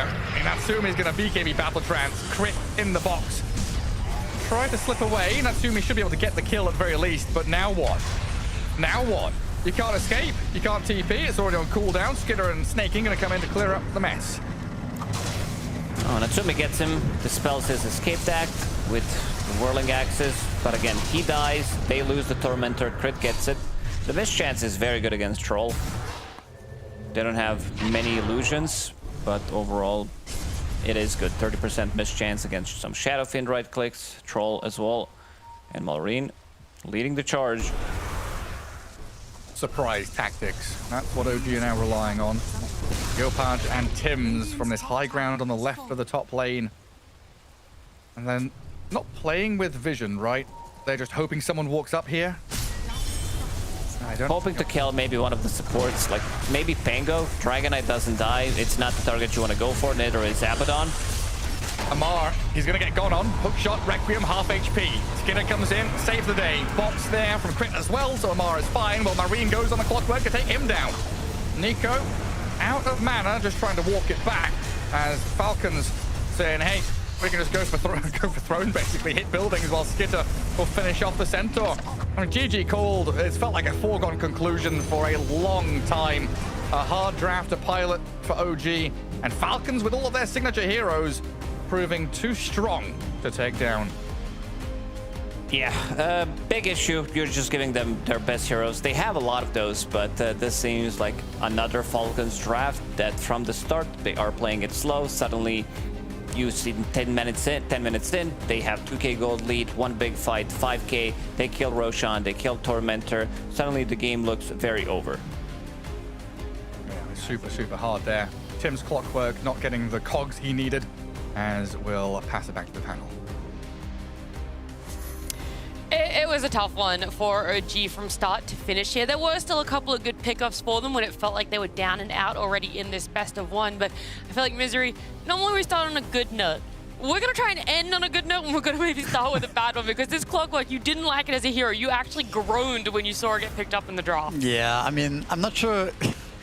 Like, they lost every lane, it felt like, and they lost all across the board, so it's of course not a Clockwork's fault alone, but I just don't really understand what makes you pick this hero right now. It seems so lackluster and so underwhelming. At minute 17, he's level 7. The hero can't really farm jungle. He just has no purpose in the game, I feel like. So Yeah, I'm just questioning the hero right now in general. I think you have the Yamich playing melee plus force only. He's not touching this clockwork. I think that should speak for itself. Yeah. That is a pretty clear sign for someone who I didn't think about that. No, I mean, I think, to be honest, I think this first phase, they need to figure it out better. They've given DK 2 games in a row, and both games, DK looked like an absolute Chad. They pick Shadowfiend in response to DK. Shadowfiend loses the lane to DK, gets solo killed by DK. I mean, it's the Mallory effect. We talk about it a million times. Don't try to beat him in lane. You can't do it. Don't try. It's impossible. Don't even try. And they tried, and they failed, and they got smacked. And so I think they need to reassess this DK hero and either come up with a real answer that actually works or stop giving it, because they keep giving it and keep picking answers that suck against it. I will say, when you're talking about this, you know, there is that level differential in that first blood, right? But it actually goes the way of OG, the fight that you're talking about. It's like SF is 5, Dragon Knight is 6. They bring 2 supports to mid to try and help Yopaj, and they get so distracted by the Pugna that they're just like, oopsie, yeah, now Yopaj just died to Dragon Knight. But we got Pugna. They did get Pugna, but SF had no game, and Malrune just farmed. He just bought normal carry items and just played carry DK for mid. I mean, both teams kind of got drafts that they've had success on, right? Like OG have used these heroes in a different style to win games at Valahia. Falcons have, of course, had this draft to win, you know, multiple tournaments. So I feel like both teams are pretty happy, but what do you really have to say? Falcons are just a better team, right? Like they play the map better, they play their lanes better, they make all these moves, and for OG, it's like, you know, like Natsumi never really entered the game, 1-3-1. Nico as well, farming on the center. Like everything was just lackluster. Like it is just a matter of Falcons. They get their farm, they overlap their heroes, they fight, they skirmish, and they just play better. Like OGs have to improve. Yeah, I mean, we talked about it, you know, during the draft. Like whenever you pick heroes like this, you have this clockwork, you have this Jakiro, you need your mid hero to be, you know, enabled. You need to be a part of the game, use these raises, you know, take skirmishes, win fights, so that you can actually have, you know, some semblance of control of the map and like some gameplay. And he just got outplayed. Like you can just see there's just a tier of difference between these two players. Like Malrune is just a better mid player. He's a better laner, and you need to have that consistency in laning if you're going to play against the tier 1 teams, because picking a lane that you should win and then losing it just has way too much impact on the game. Like you're set back in so many ways because you lost a lane you're supposed to win, and it's just hard to overstate how much impact it has on the game. So yeah, I mean, by that rationale, it's like Falcons are playing better, but they also have a better draft. Yeah. And that's why the game looked like it did. I feel like that there's just not much you can do as OG, I think, in this game. After 10 minutes, it looked like a lost cause already. Even after 5 minutes, honestly, you have, you know, Falcons top 3 net worth. Everyone's happy, free farming, supports are doing, everyone's on Falcons are happy, and everyone's struggling on OG just after a very short time in the game. And yeah, you just got, I think they need to adapt a little bit with that drafting, perhaps. It feels like a little bit too slow, a little bit too greedy with their heroes, perhaps. Yeah, not sure. I will say, I was going to end on a good note about OG. Yep, started off a little bit bad with the clockwork. They got Skeeter to skill his ult on Abaddon. That's pretty good. We're so bad. Let's go. I'm just saying, that man, I'm sure his ego was all about trying to not skill that ult, and they forced it out of him. Yeah, I mean, he wanted to do the back-to-back, you know? No ult ABBA, 2 games in a row, 2 days in a row. Woo! That would have been impressive. He was going to add Knoxville on Twitter. Has someone ever not done it 2 games in a row? I'm one of the best in the world. Yeah. He hasn't. No one has, and he definitely hasn't either. So he's going to have to start again if he wants to get that streak going for himself. But we're going to start again with 2 more teams in a best of 1. It's going to be Heroic and MOUZ. Bottom, buddy. It's not stopping. Yeah, they go at him. Yuma. What a cogs. But he's living. KJ making good use of it. Now the rotation over from Schofield and the hook back in. Oh, they find him. Whisper also TP'd for this. They keep Yuma alive. FY is spotted. Celery runs into 2. The stun onto both of them. Now everything dropped down the supernova. They need to turn it, hit it. Can they kill it in time? Yes, they will. Ravage out. Now XXS in trouble. No more Stampede to get out of harm's way. Oh, is he gonna die? The hook to get him out of there? Boom! Manages to come back in with one big swipe. And now Yemich chasing down Ame. Chrysalis on the hunt, finds the stun. MOUZ and Heroic, not so much of a great day yesterday for the side of Heroic. You know, it was pretty shaky. I'm just going to say 0-2. Yeah, 2 tougher opponents, Misery, but it's still not something that you want to be looking at when you ended that day. Look at them. Now they're 0-3, so they're still not even really off to a good start today. You have the team that's completely on fire in MOUZ that looks unbeatable, like sub 30 minutes wins in every series. And then you have Heroic, who looks like they are really struggling right now. It's really hard for them to find anything that works. Yeah. So yeah, maybe this is the turning point for Heroic, but it's looking rough. Well, it's our job. We got to try and find some silver linings for Heroic, maybe something that they can take away from. Yes, there are those losses, but there still is so much magic left in this team. Yeah, I mean, I think they are very skilled players, and I think they know that too. And I've had experiences, and every team goes through this, where sometimes you just end up in rough patches, and it's hard to even point exactly at what causes that. But sometimes you just look around and you're like, yo, we're losing every game, and we kind of suck right now. Why the heck is that the case? And I think it takes those periods. I think you learn a lot from, and oftentimes you can sort of re-find yourself. And so I think for them, it's a matter of actually looking at what's going on. What is the issue? What do we actually think are our core beliefs about the game? What do we stick to? What are the things that we circle around and we're all on the same page? Because I think in a lot of those cases, there's some individual whoopsies, and maybe you're not actually on that same page. And so I think if they can refocus and re-understand what's our identity, what do we prioritize, what's important to us, then they can, because they're great players. I think everybody thinks that. Other teams have said it, analysts, the whole world thinks that they're amazing players. And so I think they just need to focus up, realize we don't suck. We just have sucked in the past, and now we're going to own. So you see the Heroic picking new heroes pretty much every series, every game now, as like, there's something about the confidence in Dota that's overlooked quite a bit, I think. Like MOUZ, like there's so much confidence in that team. Yeah. Everybody just plays their best every game. Whereas Heroic, they're probably the opposite side of the spectrum, right? Where they're really struggling to find that confidence in themselves. Yeah, I think one thing that has come to mind for Heroic for me is Devi, right? As a player, he's very feast or famine. I think I had a look at his KDAs during Vlahia, like versus like winning and losing.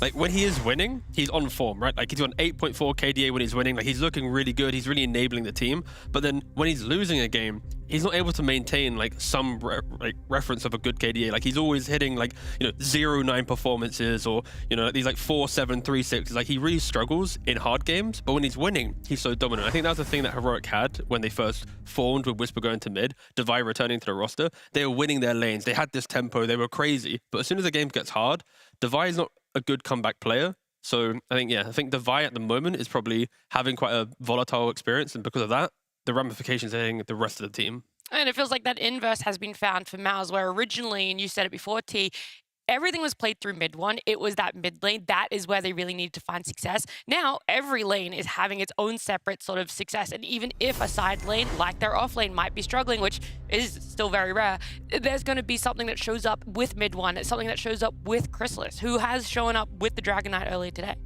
No, I think this team, I think what Vincere said earlier about the confidence is very true. Like you can feel it when you're on a team that's really in the zone and really owning. You can feel like this extra sort of trust in your teammates that you just know things are going to go well. It's not even belief, it's a fact. Like you can just tell before the game we are going to win. We're going to smack them around. And I think MOUZ feels that right now in these games. They can feel like this immense amount of belief in their teammates, and they can feel going in that we're going to do the right thing. People are going to make the right moves. They're all focused on their games. You don't see this like tension or stress on their faces. You don't see it, you don't feel it in the draft. People are just picking what they want and they're focusing on their games, and people are playing individually great Dota, and I think that really matters in modern Dota. Celery didn't even know that they were going up against Xtreme Gaming yesterday, and they still won that one. He's so locked in on playing his he's just dreaming about Enshin Chen. He hasn't even played it yet. He hasn't, yeah. Soon he'll play them, I guess.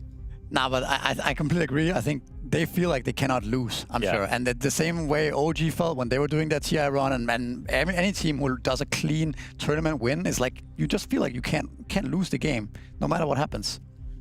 There is also something to be said about when you do it through the lower bracket as well, right? It's like, yeah, you can have a clean run, but to get to do it where you're literally backs against the wall, go on to win a tournament, you come straight in, you're having a clean game or clean group stage. 3-0, that's phenomenal. That's going to have so much hype for themselves on the side of MOUZ. Heroic, yes, a little bit down in the dumpsters at the moment with what's happening, but it can all turn around here in this series. Best of one between Heroic and MOUZ.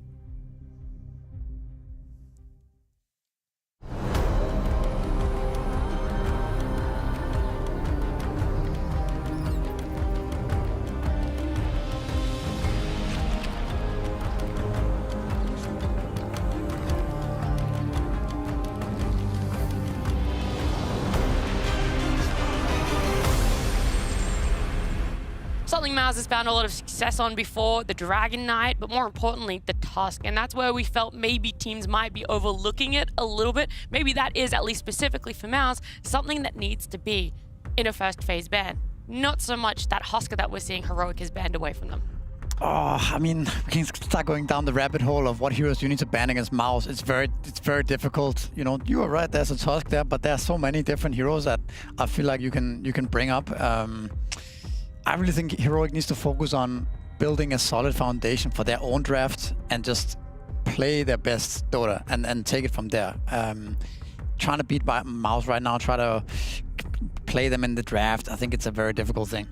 No, I agree. I think it's very much when you play the best teams, you just need to play your Dota really well. And if you do and you believe you're good enough, then you will win. Like, I think a lot of teams have this belief and they talk about it. You can hear it in interviews. I know it felt that way whenever we were really dominant, that it was like, we're playing the best teams.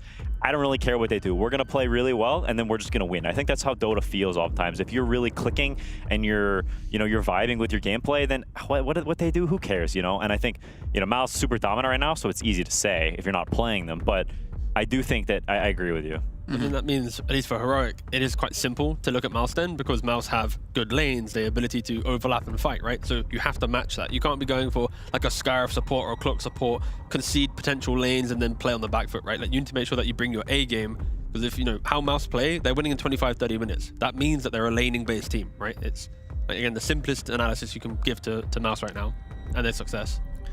Yeah, I mean, I think if you're Heroic, much like MOUZ has that sort of freedom, if it feels like everybody is playing individually well, I think Heroic needs to not get too, I think when you're losing a lot, it's very easy to start overthinking and trying to fix too many problems, trying to help your teammates too much. When I think the actual best thing you can do when you're in a rut like that is just take a breath and try to play individually well yourself and giving, one solid piece of the puzzle that's, okay, I'm playing well and my teammates are trying their best. They may be a little rusty right now, but they're figuring it out. We're all good and I'm going to do my job and other people are going to eventually start doing their jobs and we're going to, get this ship back on track. I mean, just for like their last games, I think they've won 2 games, lost 10. Yeah, so it's like, that feels bad. It's pretty despair. You can't even remember the wins at that point. Yeah. And it's also real rough. Like a 7 loss streak, I believe, in regards to the game. So it's like you've entered 7 drafts, come out of it, your Ancients exploded, and it's just despair every time. So at some point, someone has to have that conversation to try and pick up the morale. Yeah. To me, this is in a lot of ways more of a mental game, this particular best of one, and a lot of Heroic's games right now than it is even about the draft or about the gameplay. Like if they fix their headspace, then I fully believe in their ability to win. But like that is so much of the battle. When you are in these long lose streaks, like it does feel like you're in the middle of the heckin' ocean and you're just being engulfed in waves and there's no land in sight. You cannot find a win anywhere. Yeah. I mean, that's one of the things, at least I know Devi had issues with before when he, like pre-Heroic, when he was in teams that were succeeding, he was very vocal, he was very happy. In teams that were losing, he wouldn't be able to shot call as much and then his impact on the team would fade, right? He was very like emotional. He fixed it greatly when he returned to the second version of Heroic. But again, I feel like we're now moving back to old habits, but of course, again, any minute that can change. Heroic, they do take the ABBA versus the Centaur. They ban Clockwork. We're so bad. Respect to the Clockwork. No, I agree, but I mean, Devi is a very polarizing player in a lot of ways. So when Heroic starts doing poorly like they have been, Devi looks... His playstyle is like the first thing you notice when they lose. He's going to look worse when they're doing worse. He's also going to look better when they're doing well. It's kind of like that. Yeah.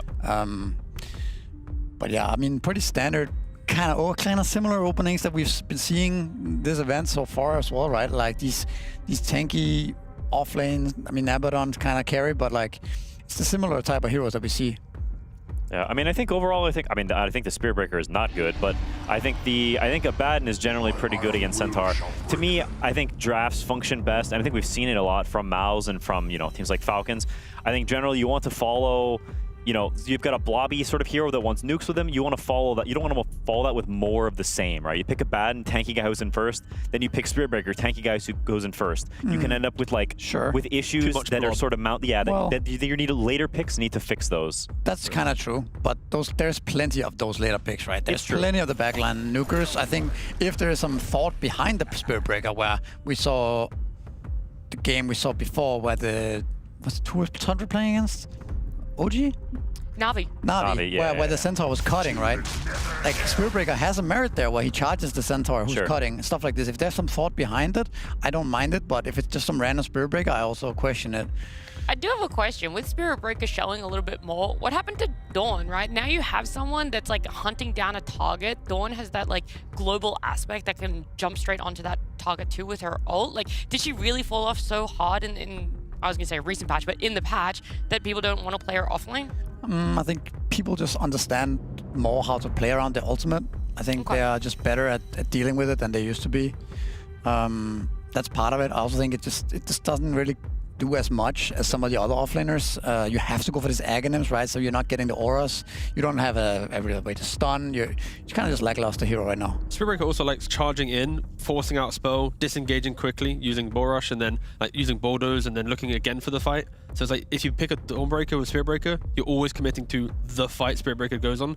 So I don't know. I know it's like a potential combo, but I prefer having, you know, cheap poking damage when you have Spirit Breaker. Okay. Now what about the Pudge and the Pugna coming out here for the side of MOUZ? Just good classics for MOUZ, right? Like, we already seen how Yamich can be really annoying on the Pudge. He's like walking towards mid lane with a smoke to try and get the mid kill. He's then, before, you know, the first wave meets, he's, you know, of course, Centaur is quite independent. You get like Helm of Dom or Double Bracer, whatever build he wants to go for. He can be left alone. They go for the Primal here. I think this is an okay hero for Heroic in the sense that it is one of those heroes that both can be played by Davai and by Whisper, right? It's another beefy boy, but this hero does deal a lot of damage. I really need to see a ranged some nuker to follow up with this. Okay, a little bit of Snapfire, a bit of damage. Also, like, we haven't really seen Pudge into Primal too often, but I mean, Pudge is kind of a cute, it's not even a response, they picked it before, but a cute answer to a Primal. You can always hook him when he goes to pulverize someone. Throughout the game, Yamich probably will think about Blink Dagger quite early on to ensure that the Primal can't really have a game, so yeah. Heroic lineup play, it's just, right now for me, it's just there, right? It's just, if it gets online, sure, it can be really tanky, it can be really obnoxious, but I still think they need some kind of, preferably a mid laner, spell damage. Like I was gonna say a Queen of Pain for Heroic, something like that, to round out their lineup, to balance it. I think this Queen pick is really good. I think Heroic have, like, while they may have stuns for it, right? They have some Primal Stun, they have some Cookie, some Charge. I don't think they have quite the damage to kill her, especially when you've got a hook to save her behind her. You have, you know, Pugna spells, you'll have Centaur Pipe eventually, you have Stampede. Like, there's all these tools that enable a hero that's slippery and a damage dealer. I think Queen fits that bill, like, perfectly and is... If I was Heroic and I see Queen on 18 here, I'm a bit spooked. It's also it's an insane agonyms co-op game, right? Yes. Against these heroes. Like it's just so good here. But also, like, again, Spirit Breaker, we said in the Tundra series, you want to have ways to stop Spirit Breaker's charge through the map. Ember, Void Spirit, these type of heroes, even the Shaker. Here, Queen of Pain is another answer, because when Spirit Breaker goes to charge you, you just blink into your tower, you force the fight into a really bad location. So Spirit Breaker can't really charge mid lane, and then Dagger Slow against Primal pre-BKB, stops his damage. Slow versus Spirit Breaker, also stopped his entry to the fight. So that alone, Queen of Pain in the right place can stop two of the big heroes in Heroic from feeling that confident. Yeah, I mean, if I'm Heroic this game, I'm looking at playing through the safe lane. I think Pudge is generally not that strong of a hero when he is attacked. He wants other people to be attacked, or he wants the fight sort of in this weird open areas where he can get hooks off. And so if you're actually attacking this, you know, Heroic off lane and you're stopping them before they get to these tanky items, before he gets a Stampede and becomes sort of impervious, I think if you can play through that lane and Spirit Breaker ganks there, I think you're looking in much better shape, because to be honest, I don't know if you're going to be pressuring an Ursa Pugna much, and you cannot kill this Queen of Pain. So I think you're looking to play through the safe lane, enable this Abaddon to get really fast, get super early Radiance. I agree. And you play off of net worth and getting tanky and sort of making MOUZ come, like, because MOUZ is going to come to you, right? We've seen the way they play. They're going to run at you. And so I feel like you need to fortify yourself and be ready to take those fights when MOUZ comes at you. I agree. I think if you play through the safe lane, the Spirit Breaker makes sense, right? Now you actually have Snap, Spirit Breaker, Abaddon playing together, killing this Pudge, killing the Centaur repeatedly. I think then you actually, it kind of makes sense what you're doing, and then you can throw this Primal offlane to cut waves and be annoying there. And yeah, now you have a puck. It's a pretty good puck game, right? Not much disable.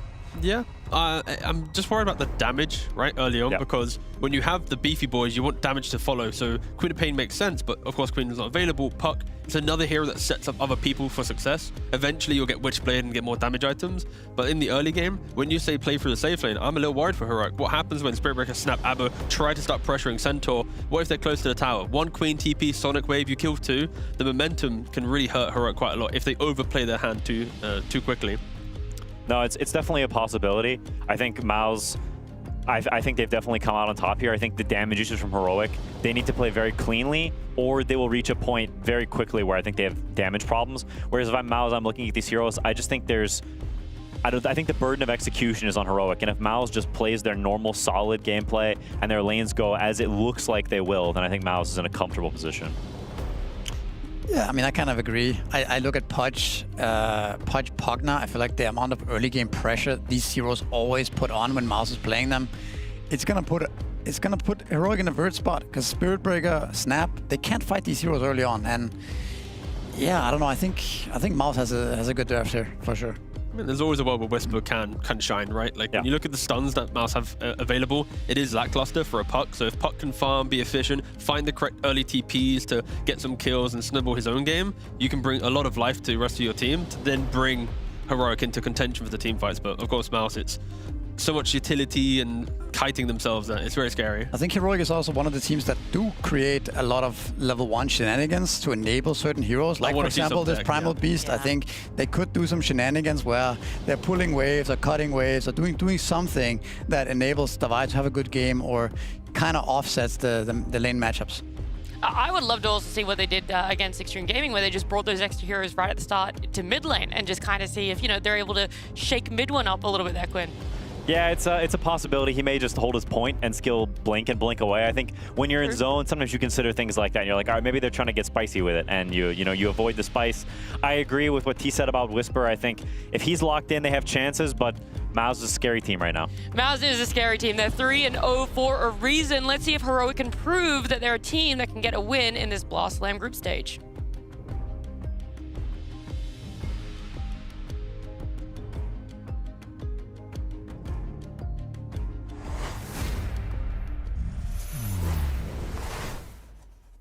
The burden of execution is on Heroic. Beautifully put by Quinn there. It feels like they've got to be all gas, no brakes in this kind of game to undo MOUZ and their draft. As Misery put it, a lot of pressure from Pugna and Pudge in the early portion, then scaling through Ursa and Queen of Pain. Lacoste. Not as much of a gap between the drafts as we saw in the previous game, but difficult for Heroic still. Yeah, this draft needs to be clean in terms of execution. I think you also start to doubt some of your ideas when you are on a 7-loss streak because they haven't been winning many games recently. And then you start to doubt whether your ideas are working out. You start thinking about who you could kick, but then you're just kidding. And yeah, I feel Heroic, even with the games that they lost, some of their drafts, it looked pretty okay, I would say. Like, they have some similar drafting style when it comes down to MOUZ in terms of the certain heroes and how they want to play them. But a lot of beefiness on their side. You have Primal, Spirit Breaker, you have Abaddon, heroes that are not that easily gankable. I want to see Whisper pop off in this one. Very limited amount of stuns. This is a hero that can't really be ganked by Pudge, especially at the early stages, unless you make a mistake. So I want to see how they're going to be able to achieve what they want to do, because Yamich is a very mean Pudge player. I want to see if he's going to be maybe playing in the safe lane slightly more, going through some like twin gate rotation. He could also start top and they could try to punish Primal Beast and Spirit Breaker. This is the double melee lane that they could potentially abuse.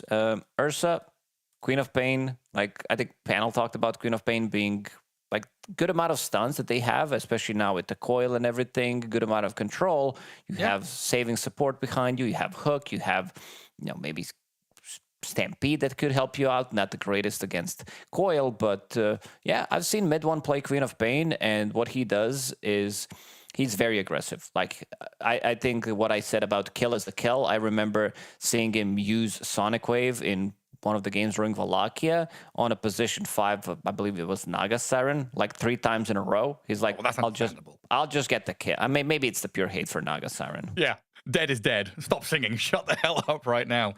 Yeah, pretty cool one, right? Classic matchup, Queen of Pain versus Puck.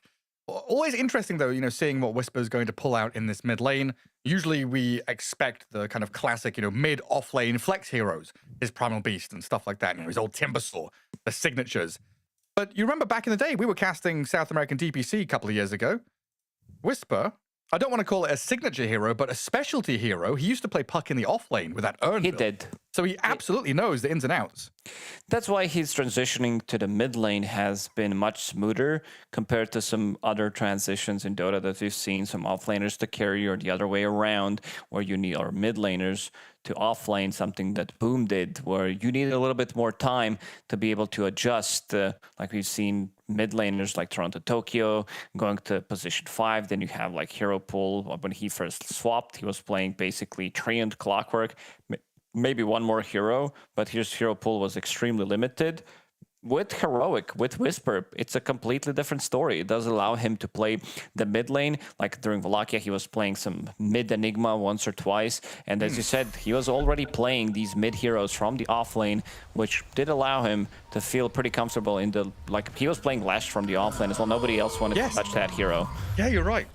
Now he can actually build real items from the mid lane. He doesn't have to go for like mech and pipe and stuff like that. He can actually build Blink, Kaya, Yasha on his Lash rack. He can actually feel how strong the hero is.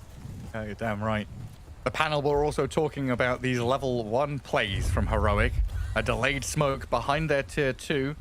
Looks like they're not going to go as 5, but they will spread wide across the map as pairs, while MOUZ do a similar thing from behind their tier 1 mid.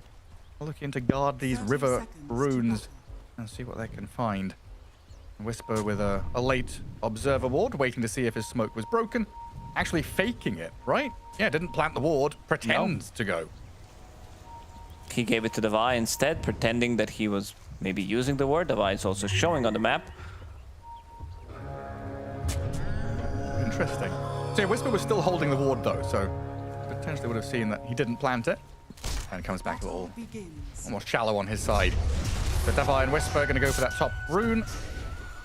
Celery, Chrysalis, and Boom. The ones to get it though. 3 for 1. Solid start already for MOUZ as Mr. Spirit Breaker, Schofield, they're going to have to run away from the big bad bear.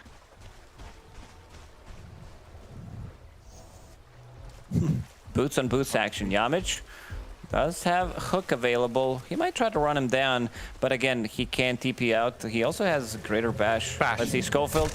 Oof.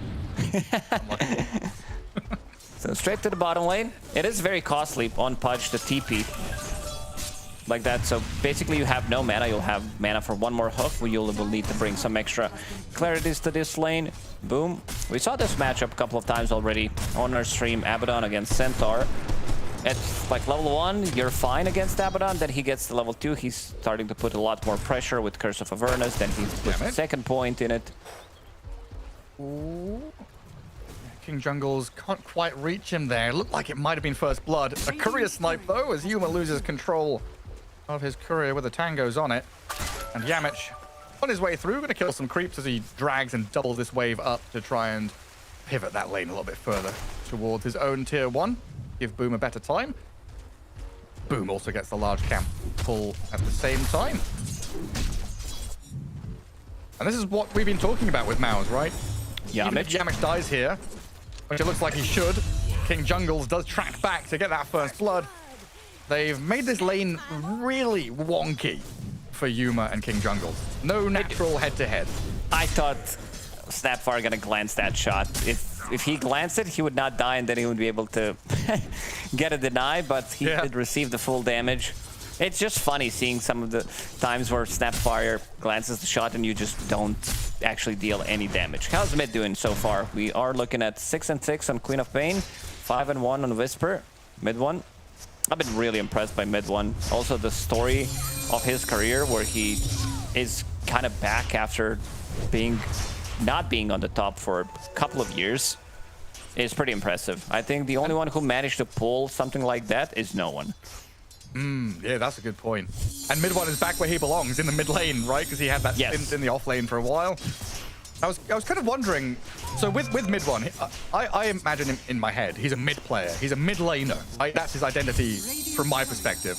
When he became an off laner, he was still a mid laner playing the off lane. At what point does Whisper become a mid laner? Or is he forever an off laner in the mid lane? That's a good question. I think if they keep doing well, he's definitely going to stay in the mid lane. But if he swaps the team and he needs to adjust, I could see him going back to the off lane. So performance-based. As long as you keep succeeding, you can stay Team mid. performance-based, because Whisper has been so stable from the offlane. Even the games when he was playing mid, starting recently, he is still doing really, really well. Like, you really don't feel there's a big difference between someone who's been playing mid for like 5 years compared to him or throughout the whole career. We're talking about some like longer careers, 10 years plus. Sure. Davai and Schofield just trying to poke back at Celery. And Crystallis up here, and it looks like the Pugner getting a little too far forward. Is going to get trampled down and onslaughted as they charge onto the Ursa. Give him a couple of hits and bashes. Even with quite low resources, Heroic still finding their moment to shine with another good pull into the large camp. This thing can start getting nasty up there if you're double melee against Ursa Pugner. You just keep laying the hits onto you. Good to find a kill to return fire. And down at bottom, Boom starting things off with a stomp. Knowing the shield is there, they don't commit to it. Looks like Yamich made the call just to try and move the waves around. Hook his Centaur back. Scatter Blast, not enough when Yamich puts his body in the line of fire. You can see it's not an easy lane. Snapfire and Abaddon, very strong to face up against double melee. It seems now like having to play any combination between ABBA +1 doesn't seem like a fun lane to play against. So maybe we could see some range offlaners, which is not much that we've seen recently. Maybe some Viper, but again, it's not good against Abaddon in any way. Necro, my man? We see so much like DK, Paco, whatever. I've been waiting for Necro for so long. I thought it was going to be picked, like one game. I thought maybe DM's going to bang it out, but never really happened during the last tournament, at least. So we've got to wait for, like, I don't know, 9 classes going to play it as a pos 4 Necro or something. Remind people it exists. Yeah, the jungle farming Necro back in the days, the triangle when we had 3 camps, and also when that Aura worked on Ancients. Leaf Eater, thank you very much.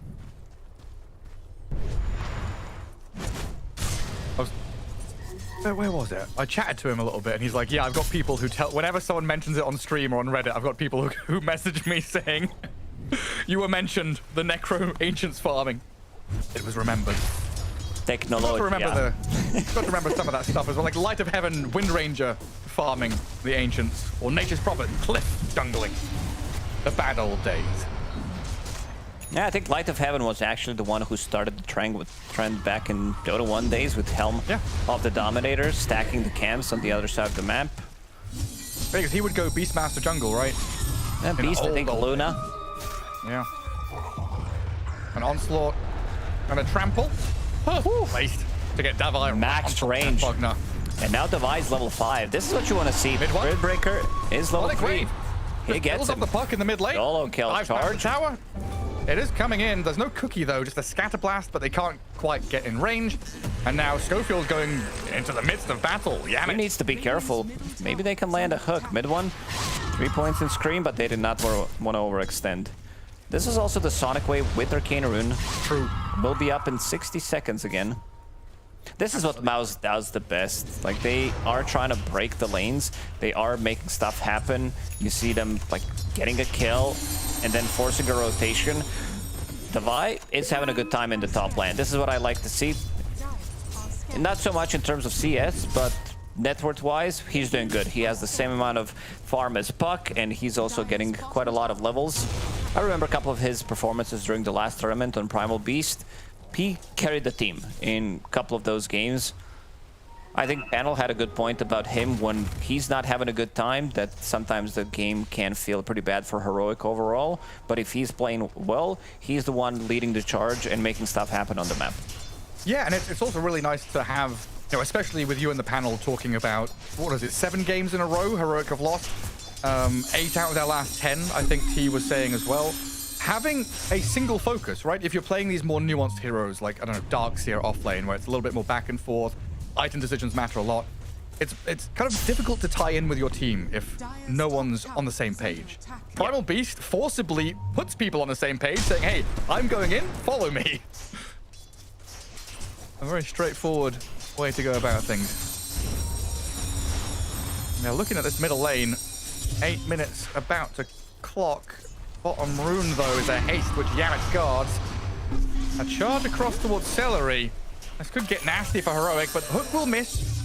Yamich somehow threads the needle between the two. And that means mid one has this bottled haste rune with Sonic Wave ready to go. And while there's a lot of noise and action in that mid lane, Boom is trying to cut waves down bottom, not wanting to face straight up against the Abaddon, but he has been spotted down here. King Jungles and Yuma. Oh, the charge is just too far away. Not going to be able to catch up. Yeah, they need to use Cookie to close the gap, and then you don't have the stun available. Game is slowing down. Heroic, 3 kills. MOUZ, only 1 kill to their name, which is not something that does happen often. Damage. We'll get this one. Flesh Heap. And mid one didn't need to commit with anything else. No need to use the Sonic Wave. Checking if they have any stacks available. In this part of the map they don't, but he will still continue to farm it up. While his Pugna is continuing to get some XP in the mid lane at least.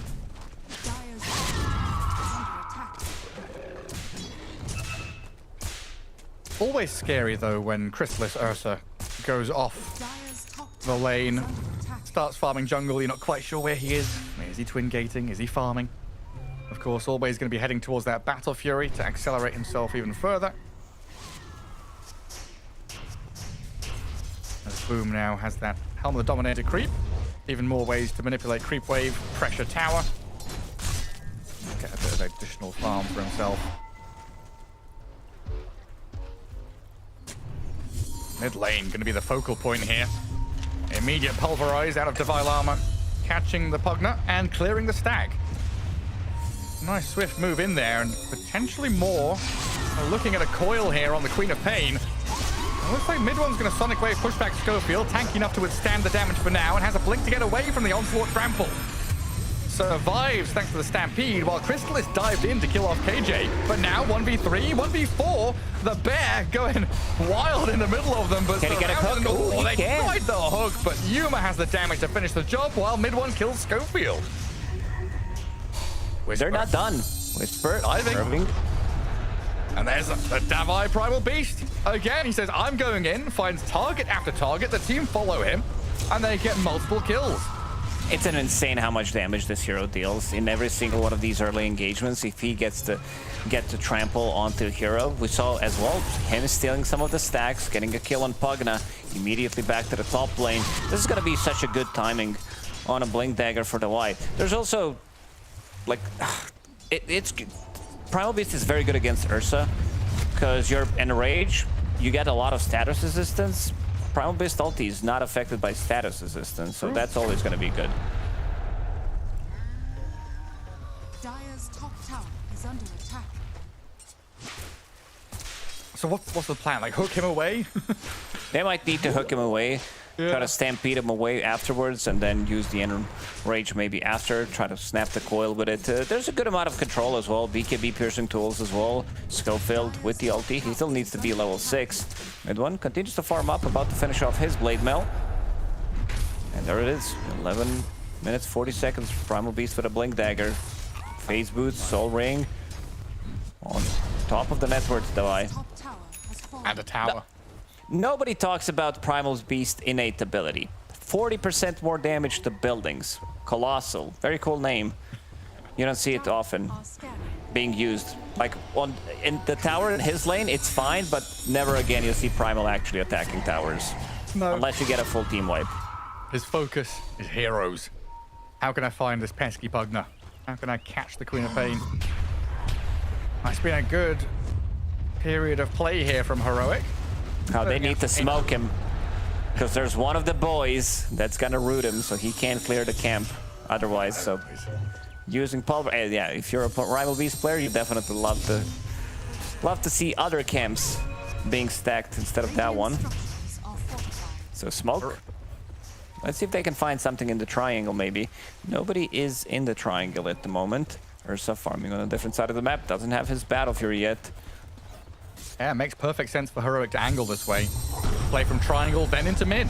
They see the Pudge. Yamich getting trampled, but he is by his tier 2 with a Stampede and the turn from the Queen of Pain. Kisses are coming in with the pulverize there, but Davai about to fall as mid one will unleash the damage. Finally finish him off through Yamich. Picks up the killing spree away from the Primal Beast, and MOUZ don't lose anybody. I thought they're gonna initiate with the Primal Beast pulverize into Kisses, but seems like they had a bit of a different plan. Damage misses. Cofield. Charge is ready. Bye. Through 2 towers. What is this hero? Does he die to the tower hits here?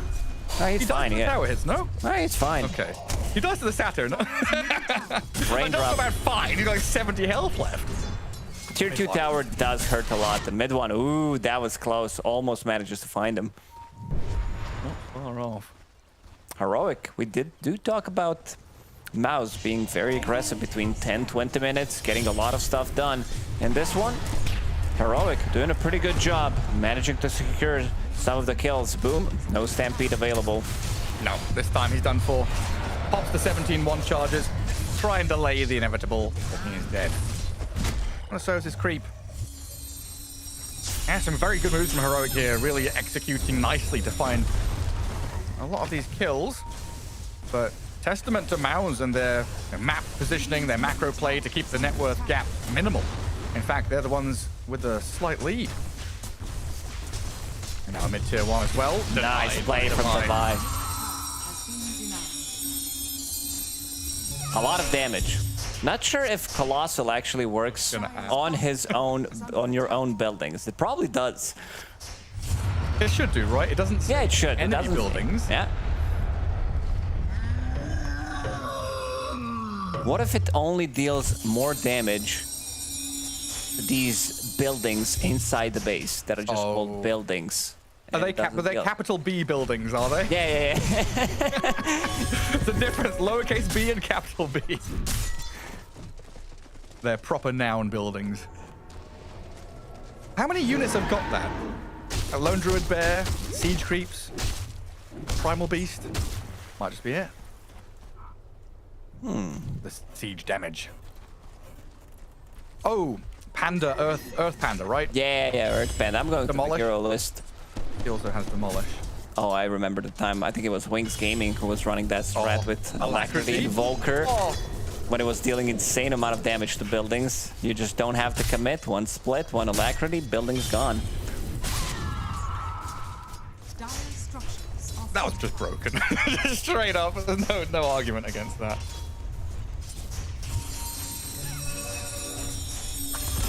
16th minute. Where's the rune spawning?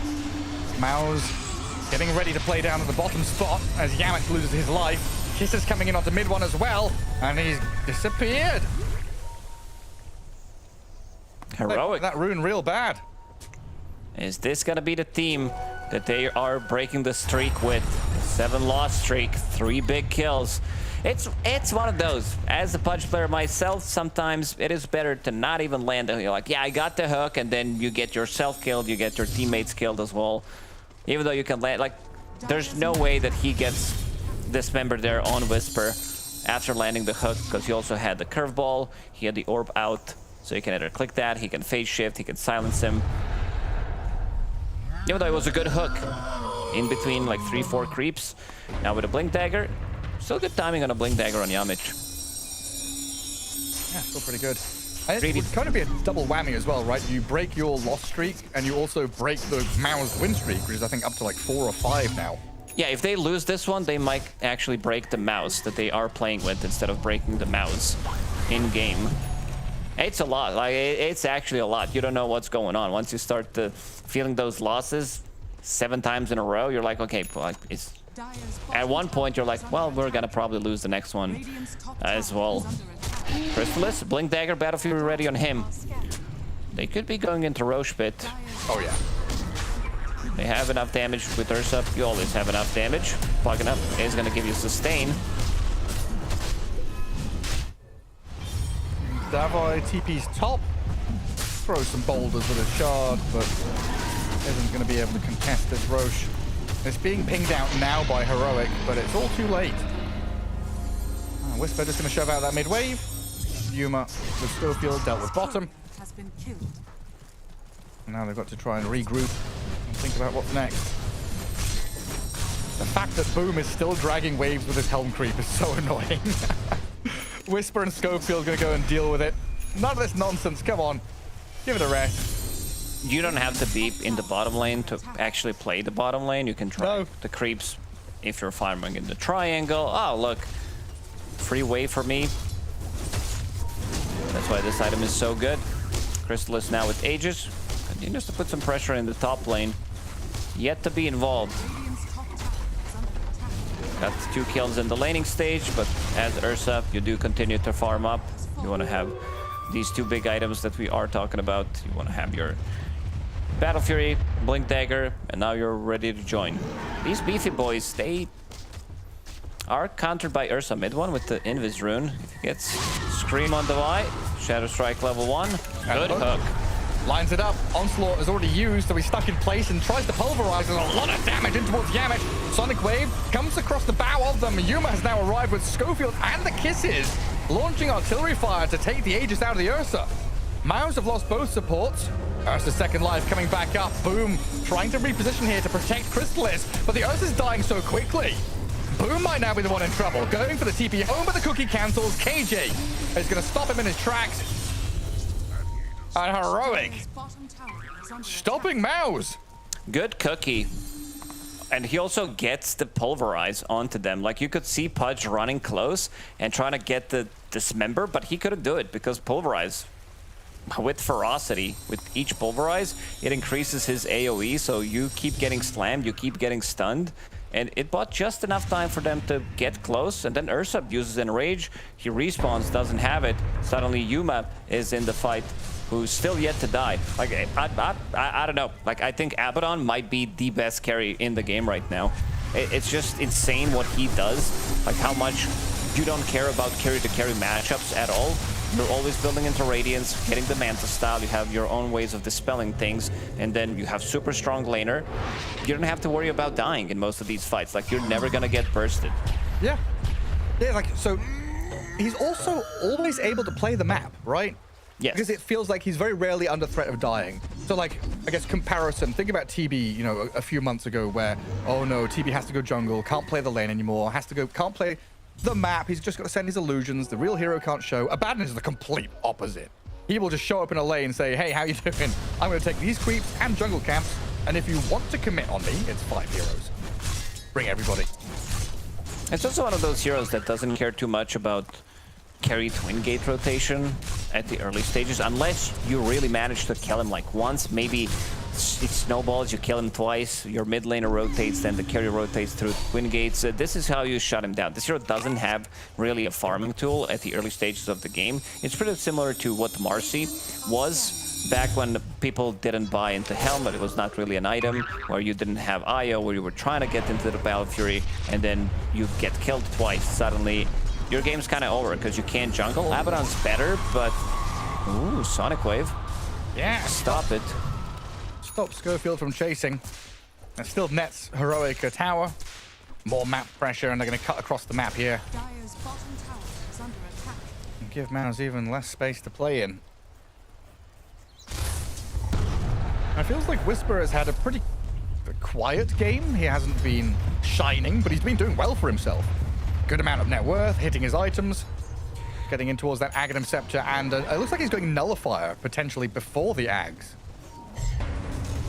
In comes Boom. His Blink Initiation's whiffed there because of the charge across.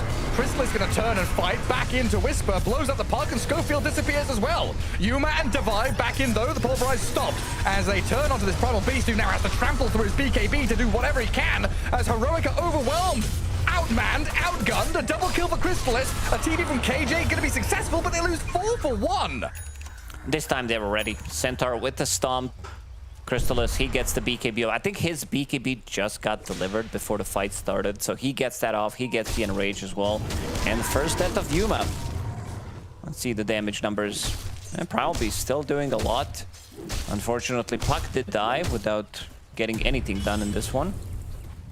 I think that's my fault. I was just talking. Yeah, just having an alright game, and then he just disappeared. In the middle of all these heroes getting munched on by an Ursa. Nullifier's good. It's probably one of the fastest nullifiers that we're going to be seeing on Puck. Sometimes you do buy it, even on these mid... Ooh, Schofield is just straight up dead. Yeah, nullifier is good. You're playing against Pugna, you're playing against Ursa, removing overpower from Ursa doesn't give him damage. He can't just like right-click you. Great against Pugna, of course. Removing the Cripify, Solar Crest. Not many other things that they can remove in this game. Yeah, Whisper did 0 damage in that last fight. He went in and died immediately off the back. And also Yamich was ready. He managed to get a dismember between the pulverized hits, which did stop the Divine Llama from getting multiple rounds. I think he caught him between first and second one. Radiant's top tower. So that's what stopped it through the BKB, right? Yes, yeah. Yeah, that's so good. Back to an even game by the metrics. No difference in net worth. But it's starting to feel like MOUZ are back on the tracks and really driving towards a strong position. Does feel like it. Boom, going for Aghanim-Scepter cart. Is very, very good. One of the best spells that we've seen at the previous tournament in terms of the saving capabilities. Whisper forced to use a coil. Mid one gonna chase. Still getting chased, yeah. Phase shift and orb jaunt. Where's he gone? Whisper stays in place, trying to bait them, but the jukes won't work against Boom and Chrysalis. They covered all the angles. With the Stampede, they swap on the two sides. Mid one goes to the one side. Also, mid one did pick up the Shard on Queen of Pain. This is the relatively early Shard on Quap, which does allow you to get the silence on Puck potentially. Maybe get the silence onto the back line, stop Snapfire from using her ulti. They don't have too much control on their side. Now with Basher, it's going to be easier, but overall, just like control, this silence is going to give them a lot of it. And also to go back to my point about Aghanim-Scepter on Centaur, yeah, you can't save people that are getting pulverized for whatever reason. You can't? No, you cannot put them in cart when they are getting pulverized. Oh. Can't cart. I was just about to say, potentially, you know, mid one here with this Shard and the Blink is going to go pretty deep. And then you've got the backup of the carts to save him. But yeah, if that's the case, Pulverize might just be the answer from Devi.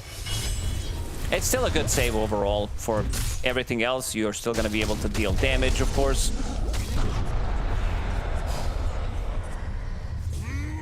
Primal Beast on the run. Blinking back. Still going to get caught by Yamich. While down at bottom, Whisper is looking for the opening. Moves forward with the Yuma, coils the Centaur and the Pugna to get the takedown on Celery. And with the kisses coming in, Whisper trying to open up on Boom, but midward with a Sonic Wave is going to take out Schofield. So much maneuverability and kiting from MOUZ. Boom far too tanky to go on. And the other heroes dancing around Heroic without a care in the world. They are getting tankier and tankier. Much more difficult for Heroic to just lock onto a target and kill it. We are seeing some of the flaws. Whisper, Nullifier done. Let's see if he's going to be able to jump the back lines, kill this Pugna immediately before he could potentially get the Nether Ward off. Another card. Stampede. They poke the ulti out of Yuma. He has to blink away, but Boom always looking for the Abaddon. Doesn't quite find the angle. Instead, a stun on KJ and then walk away. Meanwhile, Chrysalis Ursa has continued. Schofield is AFK. I'm looking at the base. He is not moving. For the 20 seconds, he did not move. He was looking for a charge. And now he's back. Doing the same. Double the timer, 40 seconds. Chrysalis is getting huge now, though. 17k net worth. Refresher Orb queued after this Blink Basher. Yuma and Schofield trying to play out on the map here, looking for any little space they can find. Abaddon thankful there, he TP's out and doesn't get bashed or stunned. But it means that Roshan is wide open here for MOUZ to wander into the pit. They cannot contest this one. Whisper playing on the other side of the map, trying to get as much farm as possible. He is going for the scaling build. A lot of damage, Aghanim-Scepter, Nullifier. Then he can upgrade the Witchblade, but they will get the free stuff from Roshansky. Aegis, Roshan's banner on Quap.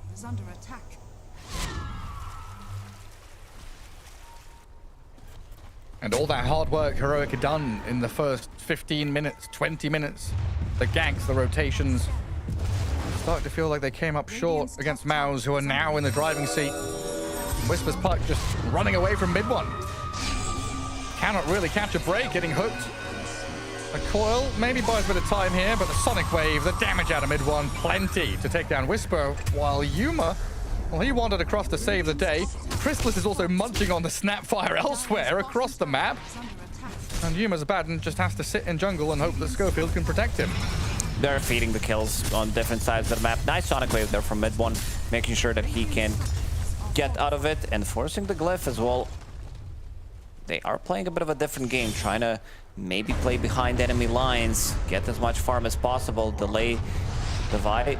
He's doing exactly that, and he's gonna blink out and TP out. I would love to see maybe a lane ward closer to their tier 2 tower in the bottom lane for MOUZ to be able to punish this type of a move.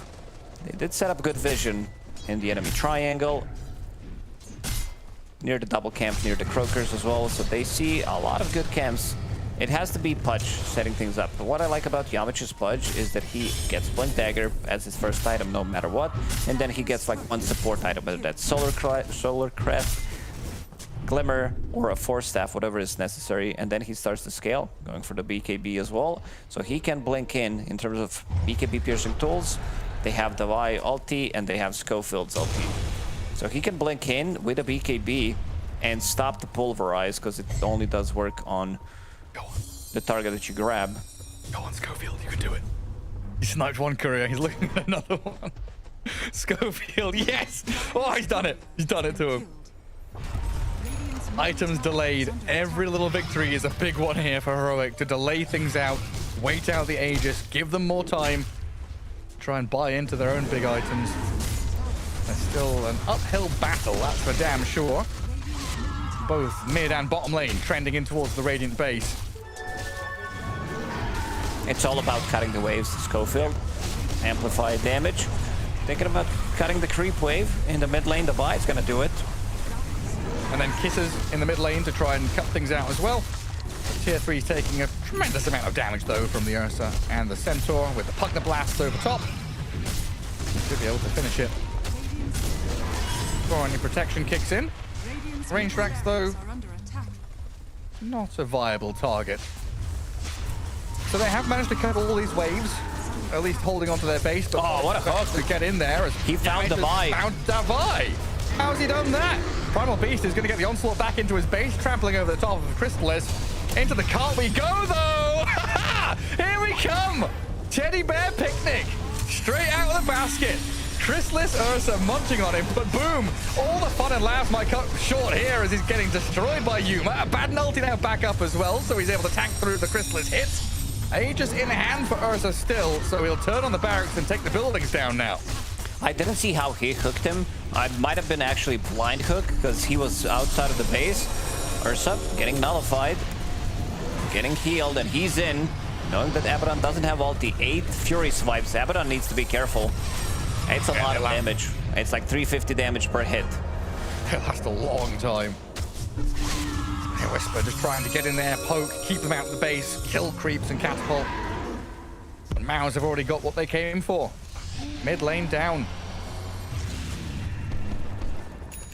And I didn't see the hook either.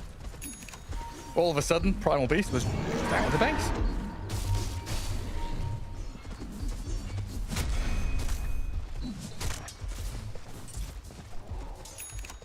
And MOUZ know they don't need to rush into anything. They can be patient.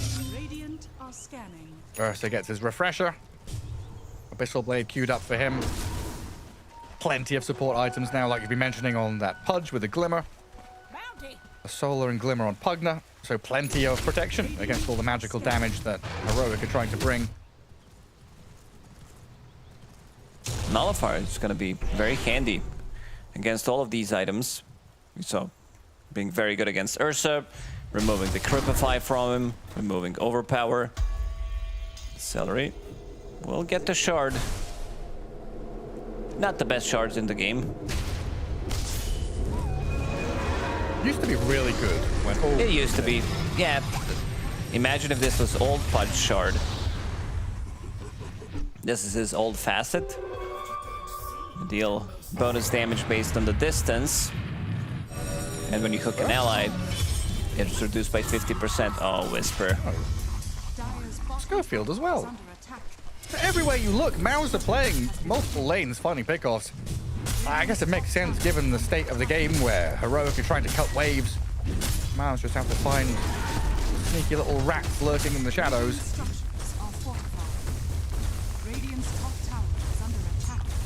But it was old Pudge Shard was the gobble, right?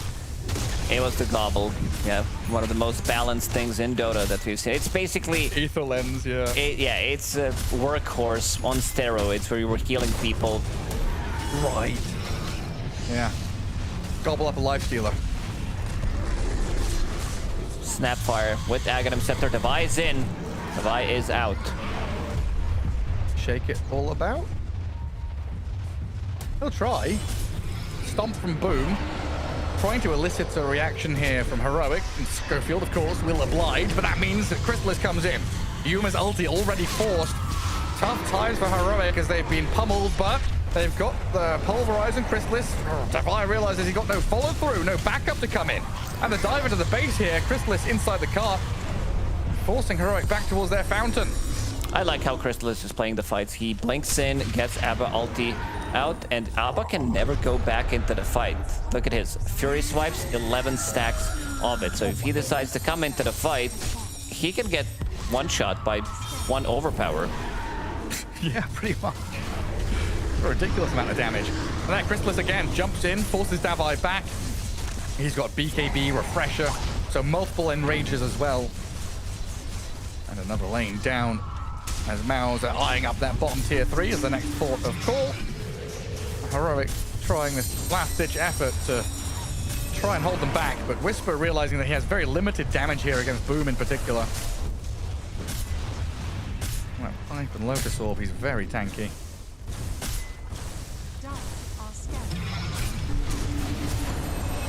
Schofield. And we'll start again. Goes for the Nether Strike. Into Pulverize. Hook not going to land there, and they've killed him. They have enough to take down Boom. Schofield will trade his life for it. Whisper comes in. Mid-1 silence. Can't do anything just yet, but still has Blink and a Sonic Wave to finish off the park on the southern side. Schofield back in with a charge. In towards Chrysalis, but there's no Refresher up. He's got BKB Enrage as Devi's going to feel the pain here from Yamich and Chrysalis. Another move in to kill Schofield off. And Heroic down 2 heroes for well over a minute. We're in a double buyback 5v3 on MOUZ.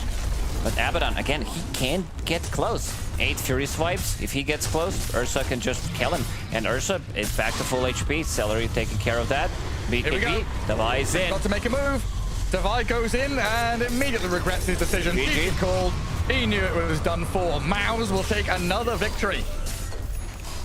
Oh man, how's this team doing it? Every single time. The game might have slowed down in this one a bit, but then just full pedal to the metal, and they grab a couple of kills. They grab kills on multiple sides of the map. Suddenly, 10k gold lead. They kill first Roshan, they kill the second one, and just take control of the whole map, constantly running at Heroic, which couldn't really punch back. And Whisper, he had a lot of those early deaths that kind of unnecessary, especially the one in the mid lane where he blinks in.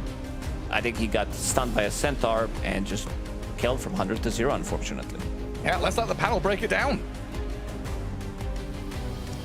We're definitely going to try and talk about what happened here because Heroic, we already said it before coming into this series, into this matchup, that right now there's probably more going on than just about the drafts and the execution. There's some mental barrier, and it kind of really showed in this one, Quinn, especially for Whisper. He played so uncharacteristic. That's just not the Whisper you come to expect. Like something's going on. Yeah, I mean, he got solo killed mid. He had at a really strange item build. He had like no wand at 20 minutes, which is kind of like the item on Puck.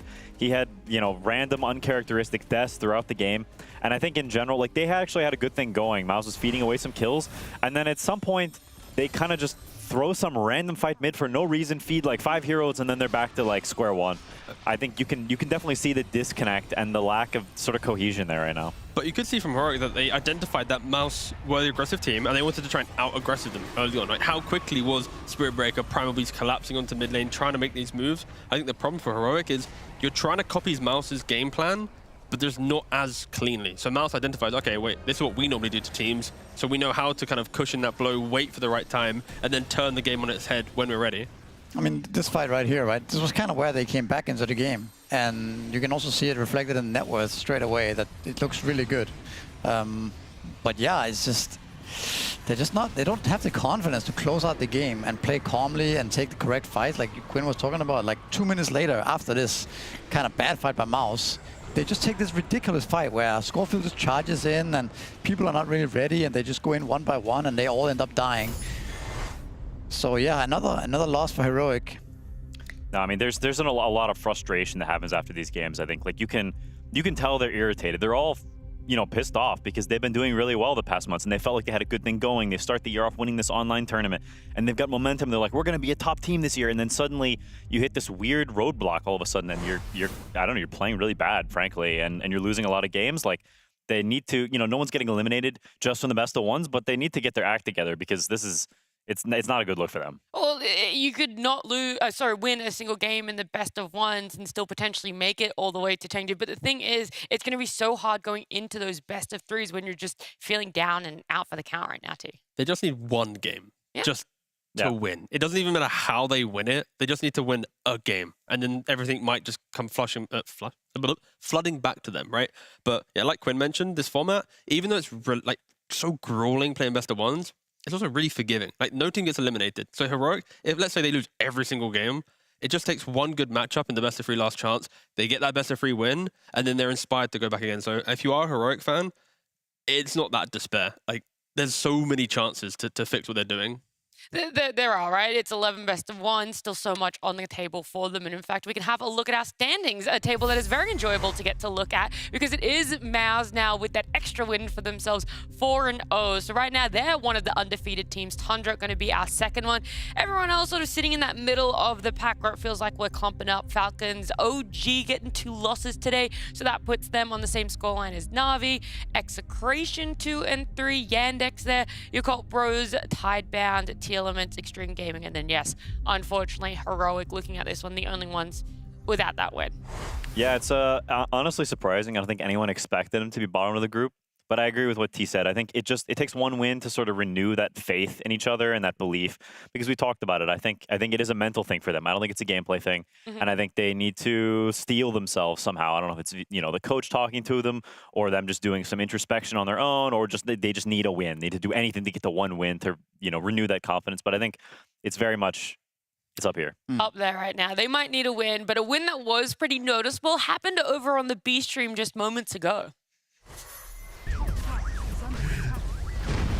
Wow, we can predict the future. We're very powerful. I'm so oh my god. Oh, wow. I'm back on schedule, baby. Yeah, we're ready to go. There we go. You were right. The bear vomited. Yeah. the apples were A 17-minute, 30-second GG happening over there. XG, I'm not really sure what was happening in their game, but it was not good enough that they wanted to continue playing it out by any means there. Yeah, that's lone druid things. That's lone druid things. I mean, let's be honest, I'm a little scared just for Chinese teams in general, right? Like, because even though Execration, great way to win a 17-minute game, when you think about how Execration has been doing, the prestige, what Xtreme has been able to achieve at TI, the roster changes that they had, they have completely fallen from their, you know, the prestige. Second place TI Look at to that now. players. It's like 5 legends, right? Yeah, but again, just the way that they're playing, they look lost. They haven't really integrated NTS or FY into the roster cleanly. It looks really, really bad for Chinese Dota at the moment. Someone has to step up, and I didn't think coming into this tournament I was going to say it, but I'm looking at your Cult now to kind of save the region in this group stage because nothing looks impressive across the board. I mean, for me, it looks like we talked about Heroic having this kind of like mental crisis, right? But I feel like Xtreme Gaming, there's something else. It's more like the Dota, the drafts are just weird. Like, Well, It's super weird. I will say What one is thing that? that's overlapping between both the game we just saw for Heroic and also on the side of XG is they both had their hands on Primal. Now, yesterday, if you guys remember, this hero is being banned in first phase so much. We're like, yep, its popularity, it's arisen a lot in pubs, probably in scrims as well. And now we're just seeing it lose at the same time on both A-Stream and B-Stream. Not everyone can play these top heroes, right? It's like the argument of Naga Siren, right? Like Naga, broken hero, but in some teams, they just don't have the Naga player to utilize the song in the correct team fight, to use it for heal, to set up the next engagement. Other teams use it to run away. Same thing for Primal. If your player isn't comfortable in Primal, one bad initiation, one bad move, you don't scale. So Primal, great hero. Some teams, though, maybe shouldn't be playing it. All right, well, maybe one of our next two teams might be playing it for themselves. It's OG up against Tidebound. They start to pressure. Oh my Somebody god, show with up. the ward, here he goes. Oh my god, There's it's Emo, no! Oh no! Now they jump in, stun. Is it gonna matter? They drop the big ultis down. They're all just sitting in the macro pyre. You can't get away. Say it ain't so. Fly hitting on a Natsumi. Wait a minute. Fly, is he big and bad enough? He is taking so much damage from Scout. The one, that's the small one. Slash. Erica moves with the Omni Slash now onto New, and Shiro, though, bouncing the damage in while the Hoodwink dodges away. The Dragon Knight's getting focused down, pulverized there with a macro fire, but he's BKB'd up. Echo, BKB expires, so now he's susceptible Dragon to Knight, control. he's dying. Down. The Dragon Knight's falling. Juggernaut's still up and running. First life gone, but the Aegis claimed up. 7E, the magic damage. It looked good for a moment, but he's turned on quickly. A Shiro triple kill comes into play as the Weaver opens up with an Ultra.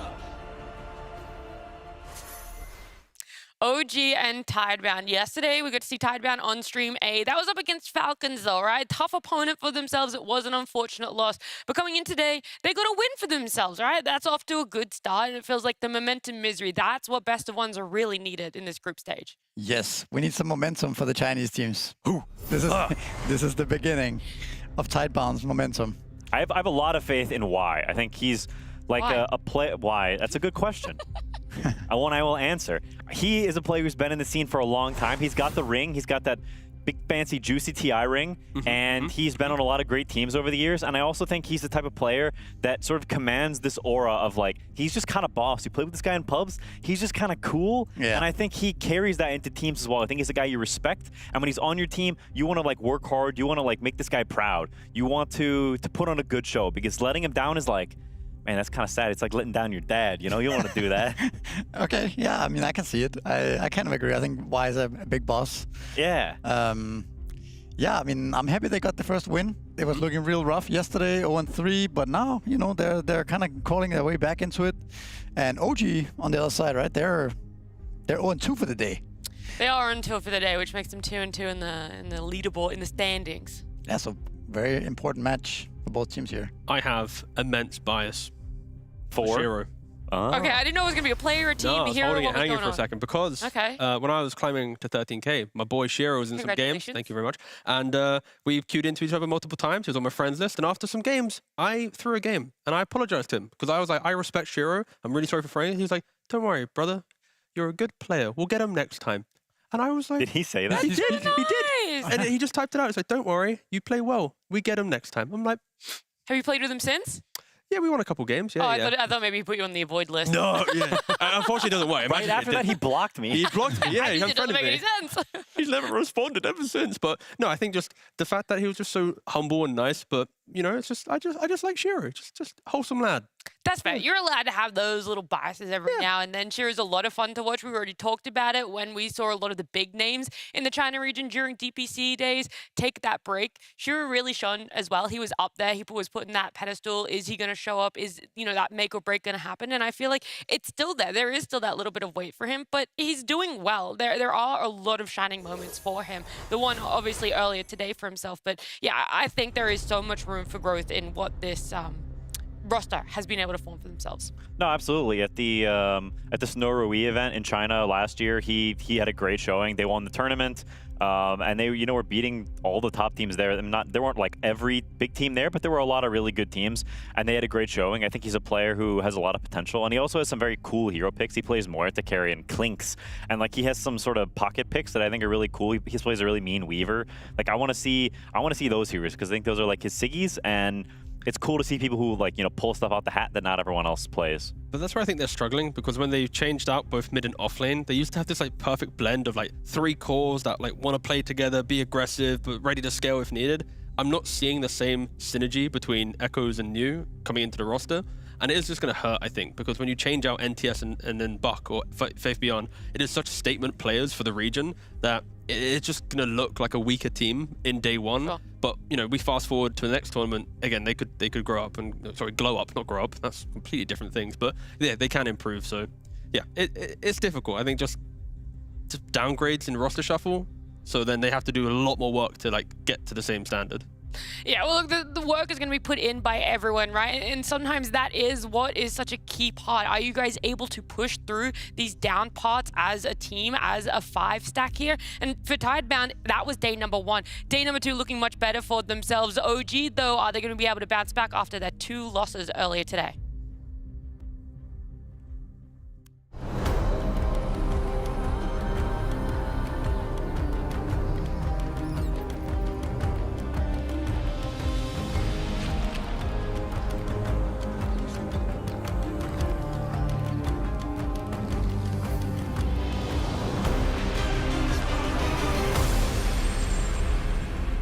My biggest question about the draft that we're gonna see is, will OG fall into the trap of giving away that Dragon Knight? Is it gonna be let into the pool? Are they also comfortable to pick it up for themselves if that opportunity is presented? Because that was 2 very integral parts to the losses earlier today against both MOUZ and Falcons.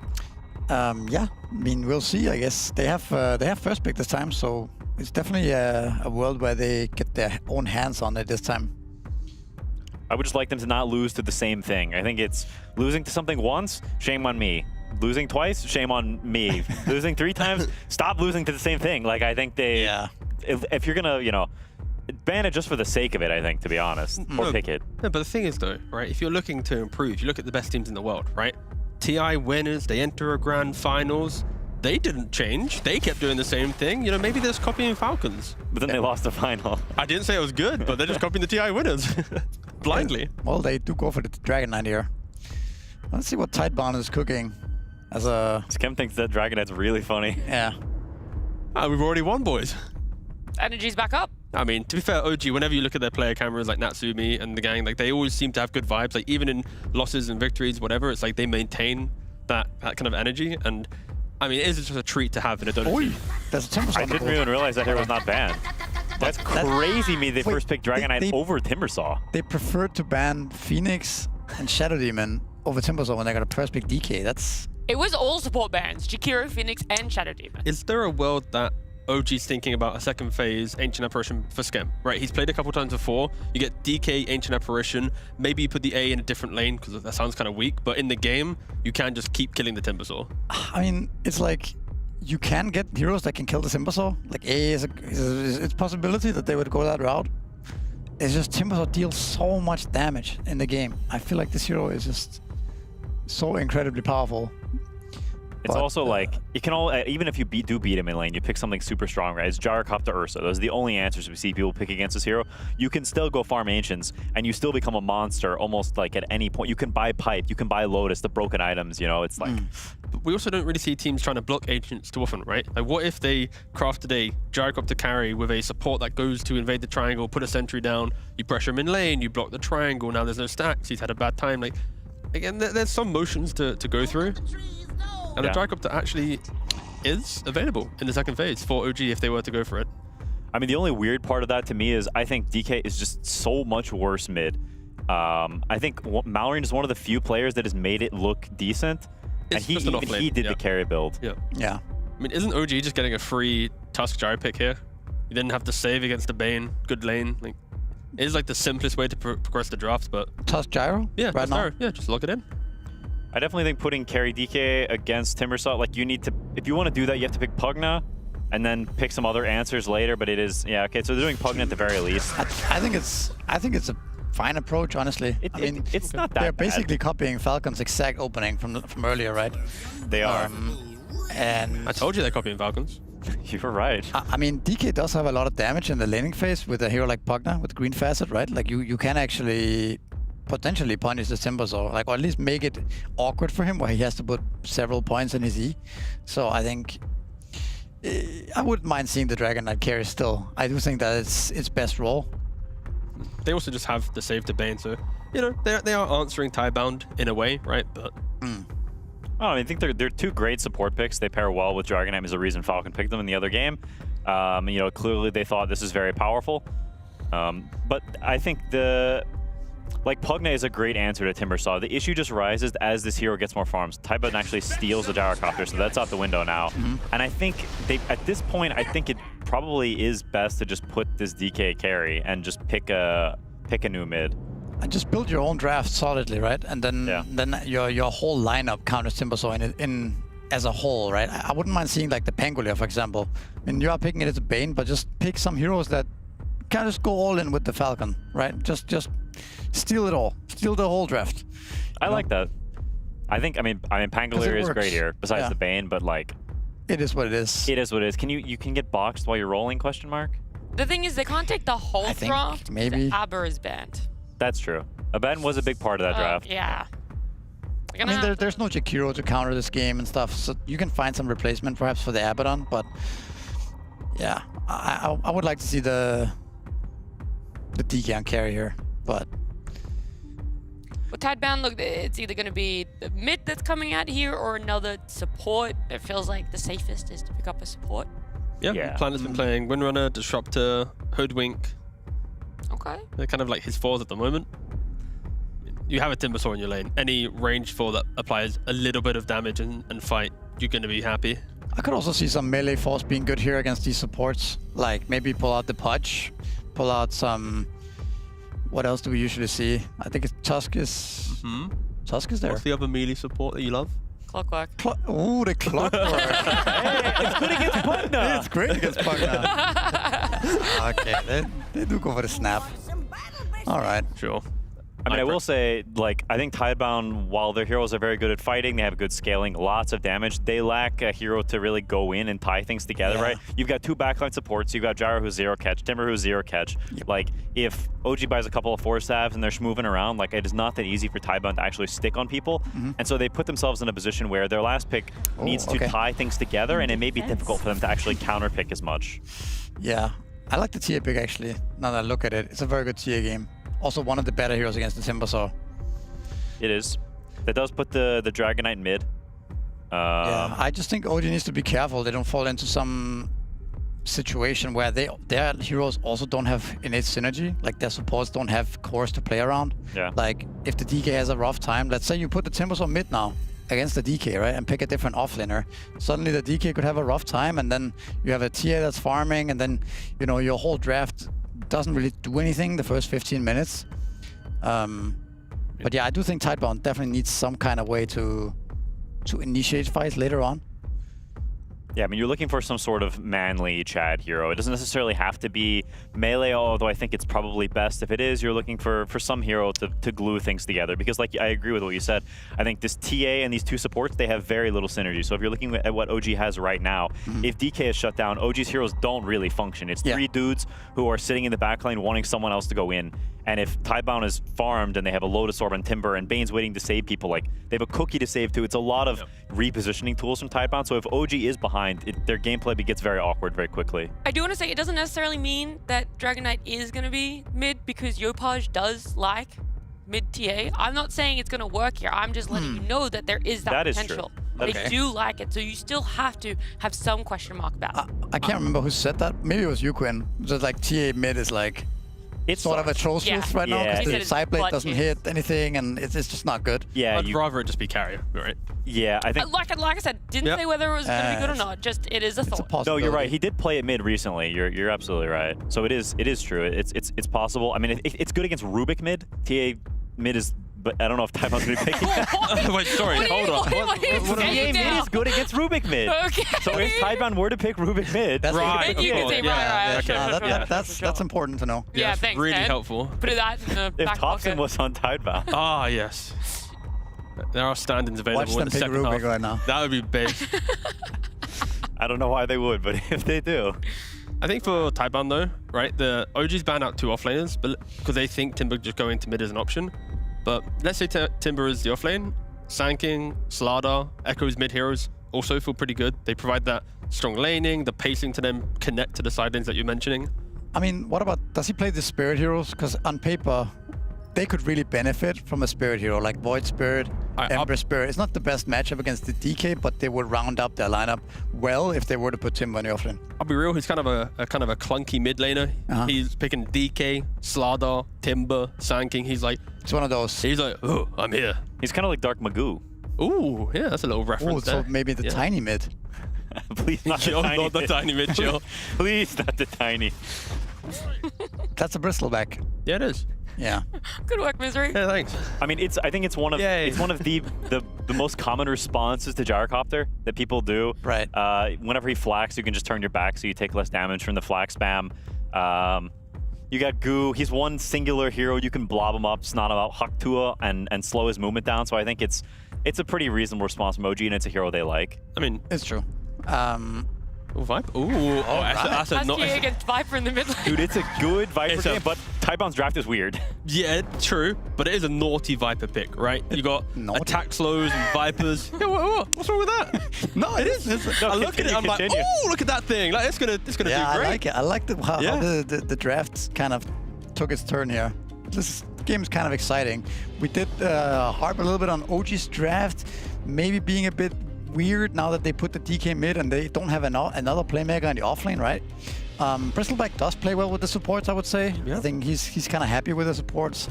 But OG's blended both a MOUZ lineup and a Falcons lineup together, right? Because you got the Bristle offlane for the early tempo, the laning efficiency of a TA, you get early objectives, Tormentors and Roshans, and you kind of play together through just skirmishing. So I don't mind it, but it's like the Blink DK, TA having good lane, Bristle itemizing correctly. Now, and then there's a Viper, so the Viper game is actually it's better than Naughty. It's better than Naughty. It's a very good Viper game, right? Like against all these 3 cores, it's a Giga Viper game. Okay, you still not said a word more than Naughty, you guys. Salacious. I just said salacious. Oh, sorry. It's a salacious Viper game. All right, fair enough. It is. I said it 5 times in broadcast, and I really regret that. No, keep going. Triple down. He said it was a mixture of MOUZ and Falcons, and I know what Falcons do to mice. They eat them, and that's not a good combo, which I think the Flying Snake also eats mice. Tidebound will win. Okay, this time around, there's no ambiguity to who we are favoring. We're loving this Viper pickup. Tidebound is seeming the favorites here on this panel. Let's see if they're able to transfer it into this best of 1.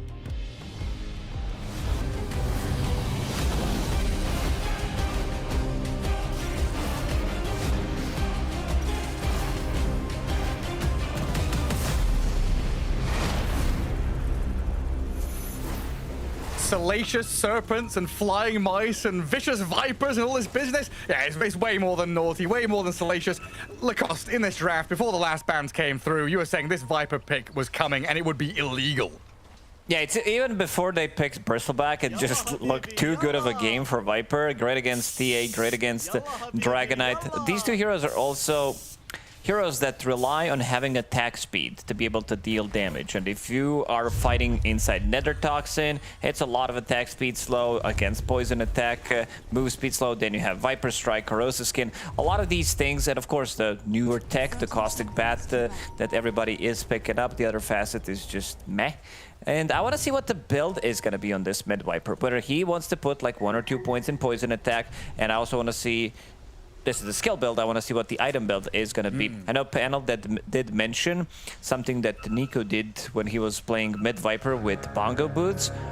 I wouldn't mind seeing that maybe in this game, because you are playing against Pugana, you are playing against TA traps, like slow from Impalement Arts, Bristleback with the Goo. I think this is the easy way to reset the fight. It's a bit of an odd item build, but maybe in this one I would like to see it.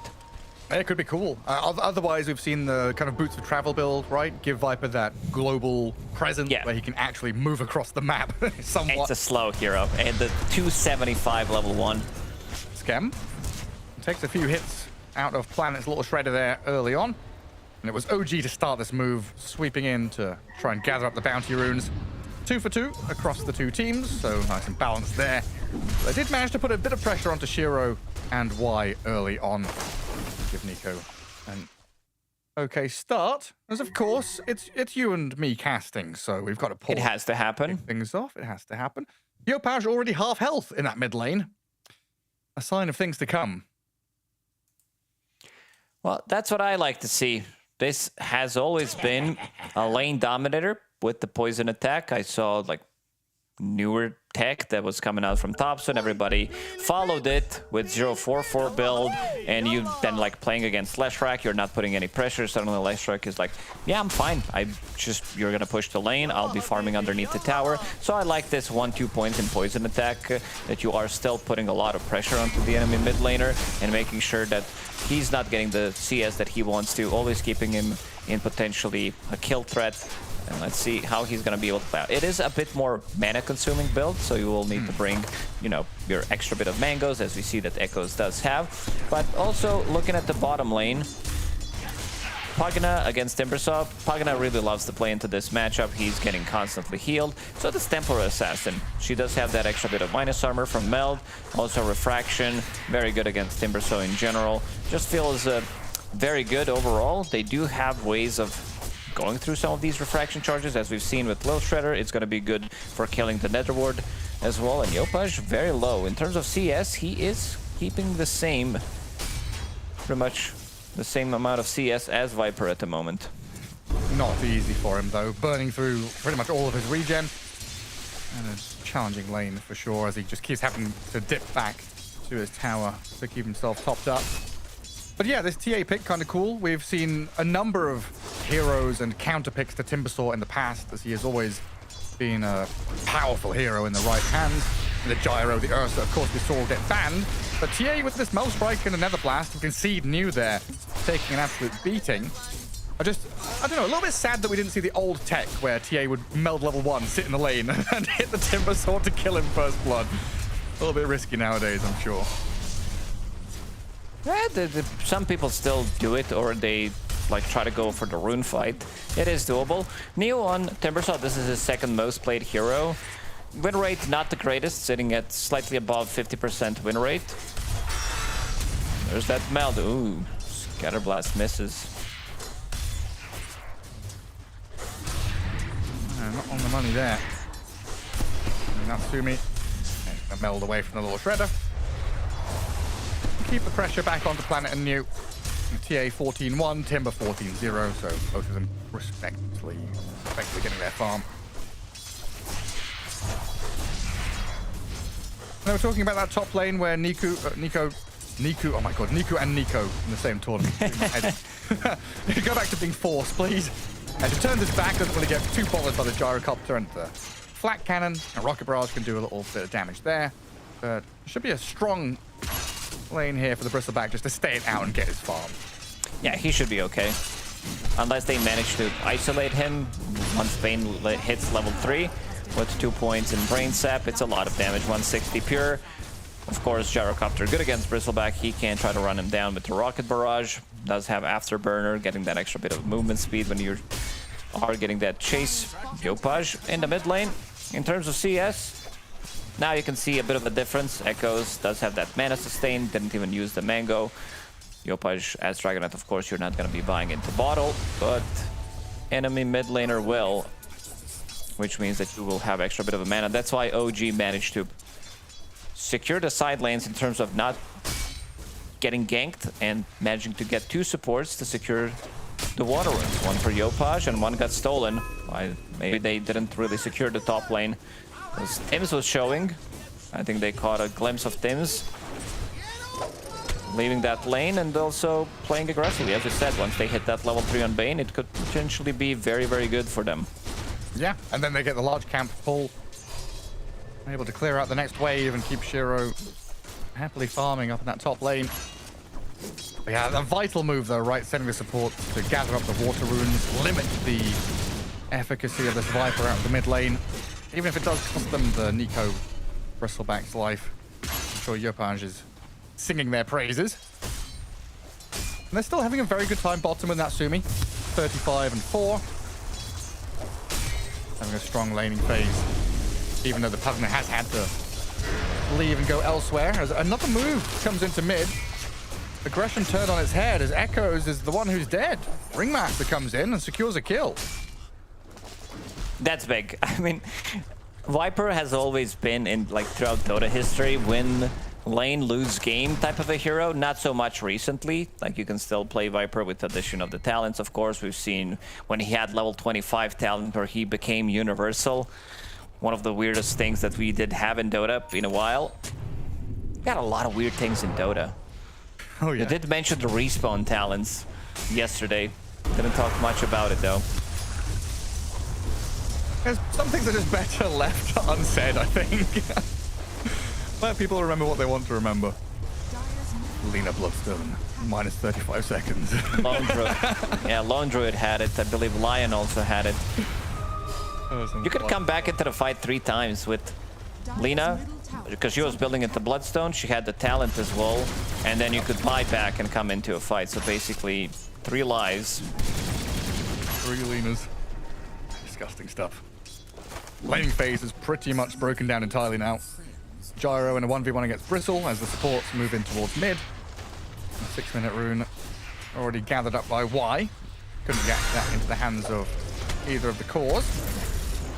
Now the Timbersaw being forced out of the bottom lane as the OG supports are really... Their heat map must be insane. Just legging it all across the map, looking for openings. And of course, minute 7 means Wisdom Shrine is popping up in 15 seconds. Someone would like to help them. TT team. We'll need +1. Too many teams. Team Tidebound team? That's not allowed. Skem gonna move forward with Natsumi onto the Wisdom Shrine. New standing his ground and fighting back with Planet alongside. OG realizing they don't have the firepower for this, and it's a disaster for them as the cooldown comes in. TA down and out. Wisdom Shrine, Tims tries to go back to steal it. Hops over the tree line to TP home with a little bit more damage over the top. It's Planet. Oh, Timothy dies as well. So Echoes gets the XP rune. He's level 6.5, goes back immediately to the mid lane. There's a big wave pushing in. And we were discussing which item build he's going to be going for. You did mention Boots of Travel, which is a bit more of a standard item build. Allows you to be anywhere on the map, which is kind of needed for Viper, but it also tells you the story how they want to be playing this game. Shiro in the top lane. He's more than fine, sitting at 50 CS at the moment. But so is Bristleback on top of the network, actually. Yeah, even after that death, having a grand old time. Cutting the wave, dragging in. The small camp, farming to his heart's desire. Shiro is a little bothered by the appearance of the Dragon Knight now. Dragon form towards the tower. Echoes coming with the haste rune. Speedy Viper. Slithering into action. So Y starts it with a Nightmare, delaying the tower take. Planet comes in with a move on the DK, the Rocket Barrage, and now the Viper's slow, and the damage should be plenty here to dispatch with Yopaj. The map is opened up somewhat, though, by that tier 1 take. And DK coming out of a losing lane, always going to feel good to get out there, Dragon form and objective down. Tower's a tower. So we went from a kill is a kill to tower is a tower. Yeah, why not? A dub is a dub, no matter what happens in the series. Getting that dub is all that matters. Now, nice move from Echoes. First, he goes to the bottom lane, he grabs a kill, he grabs the XP rune. Then he goes to the mid lane, pushes out the lane, gets a good amount of XP, goes to the top lane, gets the kill. And it seems like he wants to grab another one. I feel like he's just going to be camping in this lane. Very close to his bots, but if they get to sleep, it's going to be a good amount of time just so that Viper can get close. He is slow, though. Another call down.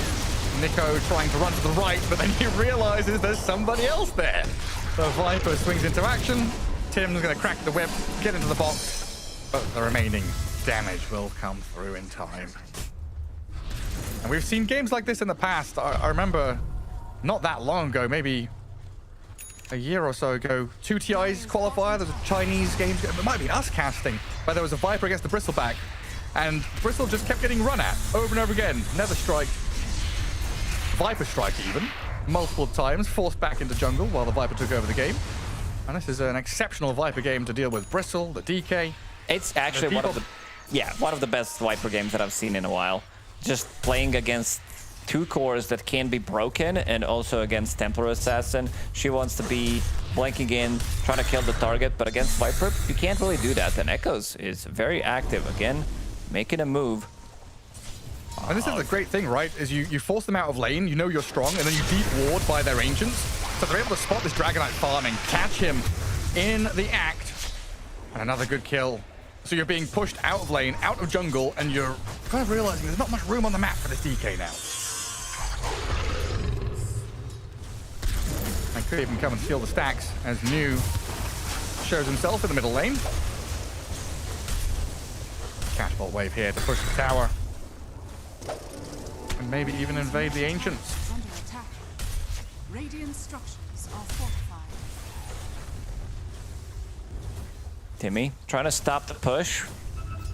Get some of the XP, but can't really do it. There is Catapult that is about to die, and you did talk about stealing the stacks. This is pretty massive. Echoes should be the one kind of tanking it as well, because he does have that shield rune. Pretty clean. Even Shiro's here. I want to try and contest this. The Viper Strike and the kisses, Nico disappeared.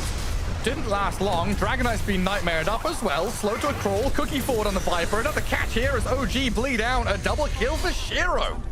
As the Gyrocopter just wanders into the death zone and gets multiple kills. They're getting too much out of it. The moves that they're making, they could also potentially be killing the tier 1 tower in the mid lane. Echoes immediately TPs to the side lane, continues to farm up. Level 9, almost level 10 on that Viper. Dragonite, level 8. He got killed twice in a row. His game's kind of over. Like, even if he gets that Blink Dagger from the mid lane, every time he blinks in, if there is Viper Strike, there's so many good tools in this game, because there's a bunch of magic damage. You're playing into Gyrocopter, you're playing into Viper, the break mechanic, you're playing into pure damage from Timber and Bane, and magic damage from Snapfire, reducing your armor as well just by a little.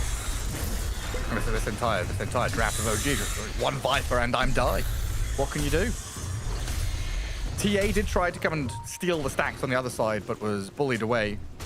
OG also sentry'd the ancient camp as well. Yeah. To try and block it up a little bit, but it's all cleared out now. And Shiro's gyro is getting massive. Maximizing the farm, farming 3 camps at the same time. Going straight for the Manta style. This is a bit of a newer build, something that Yatoro did do during Wallachia. I know that there's been a couple before that did do it. I know that Parker likes to skip Aghanim Scepter. It gives you an extra item slot, which you can always go back to, the Aghanim Scepter, but it also gives you Dispel, which is really nice. Impalement Arts, it also gives you vision in the team fights for your flak cannon. That's nice. If you're maneuvering around, and I'm sure that Shiro can definitely do it. Break again in the mid lane. His Blink Dagger is being delivered on the courier. Double damage, Dragonlance, Boots of Travel Viper is no joke. Yes, sir. Yopaj happy to have Tim sat behind him as defense. Bottom lane, Pugna getting blown up, but not dead. Decrept and gets away from New. Shiro, but Bane comes in to try and turn the tide. Scam has fallen, and a Wheel of Wonders there. New's getting blasted by Natsumi, though. Call down landing, but no follow-through left from Tidebound. Leaves OG in a victorious position. Yopaj, Blink Dagger reveal. He was keeping his courier right behind him. Did not want to show him when they initiated on him with the Viper Strike in the mid lane. This time around, OG bringing in numbers. And getting 2 kills. 2-for-1 trade. Because we've also seen this Dragonlance build on Gyro be a Dragonlance into disassemble into Ags, right? There's like so many things you can do with Gyro with the item swapping and the chop shop. Also seen a good amount of Hurricane Pike as well with Manta style. Like, if you look at his items, these are all very cheap items. They're great. We can call. This is big if they get the Viper here. He turns around, Viper strikes back. Lotus Orb is up for Nico, but in comes New with the chakrams and the damage. Put him in the box, get the bristle away, try and save him and get him out of here. Slowed a little bit by the Viper and that poison attack, but no death, no loss. Good disengage. Natsumi, Deso is finished. He's gonna be ready to join. Because he doesn't care too much about this Templar Assassin, at least not before she gets a Blink Dagger. She can try to maybe get a burst damage on him with the +1 for now. He's going to continue to farm up. But if you look at Gyrocopter's items, these are all super cheap items, cheap components. I can call his innate ability cheap shop because this... everything that he buys is just It's goodwill. Yeah, it's like it is maximum 1,000 gold from the items that he's buying. So all of these items are starting to add up. One of the reasons why this hero is one of the fastest farmers in the game. Great. Chop Shop still kind of reminds me of when CTY came back to the scene for like the 3rd time, his unre-retirement or whatever it was. His anti-mage where he was buying Mask of Madness Vanguard and disassembling and buying Battle Fury and Butterfly and stuff like that. Just the, I don't know, the funny... like the intelligence it takes to find the pathways to get these items is incredible sometimes. An attempt on Bane, gonna get countered by the cookie, and that'll be cut short. Thanks to Planet's sake. CTY, what do they call him? Like 6-minute god. 6-minute god or 60-minute god? 6 minutes. He was always winning the laning stage and then losing the game. He was like godly for the first 6 minutes. Unless I'm pretty sure I'm right. No, I think you're right. I think you're right. Now Manta's done. A lot of good things to dispel. The Crepify, you can dodge Blink stun from Dragonite, you can remove the Breathe Fire damage reduction, which could be pretty big. Imagine you hitting 4 or 5 targets with Flat Cannon with 30% reduced damage. It's a lot of damage that does add up. Good against removing the Trap Silence as well. Slow from Ringmaster. Pretty good pickup. Things in general have kind of slowed down here for Tidebound. A nice pick-off there thanks to this Blink Dagger of DK, but up at top, the Templar Assassin has been gripped up and slain. Echoes will take TA's name as Nico does arrive. Chasing the Bane down. Why? Gonna get taken out. Something at least going OG's way in that situation. Losing the TA definitely hurts though. It does. They still didn't take the tier 1 tower in the bottom lane. It was actually full. Now they can start maybe dealing some damage to it, unless OG decides to make twin gate rotation. TA's out in 20 seconds. Timothy is going to be the first one going through the gates.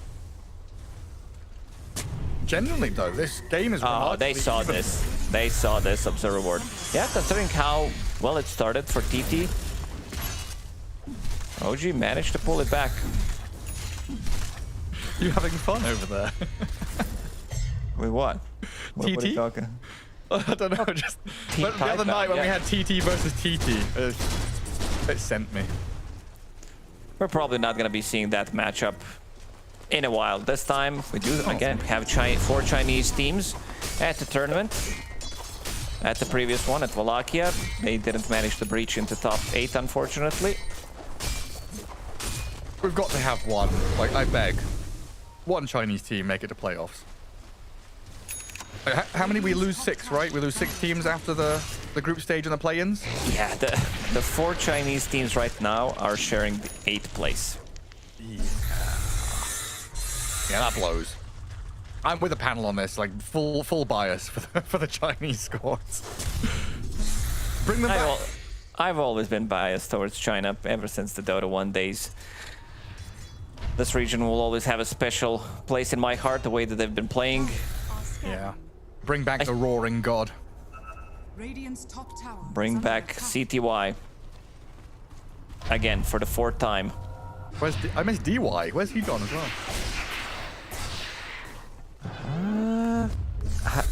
I don't know. Probably was in Avicii Gaming or something. He was or DDC.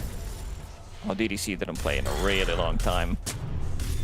The last time I remember him playing, he was, the Silencer story I always tell, where he was playing Silencer and sat Fountain for 15 minutes because all he had to do was press global and he kept dying.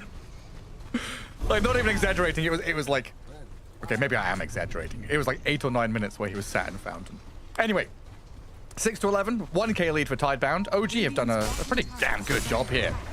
balancing the playing field, leveling things out, keeping this TA up near the top of the net worth. Very close, in fact, to the Gyrocopter, who has had a tremendous game. And Natsumi on this TA, great hero player pairing. Very good at getting on top of people and blowing them up before they can unload their damage.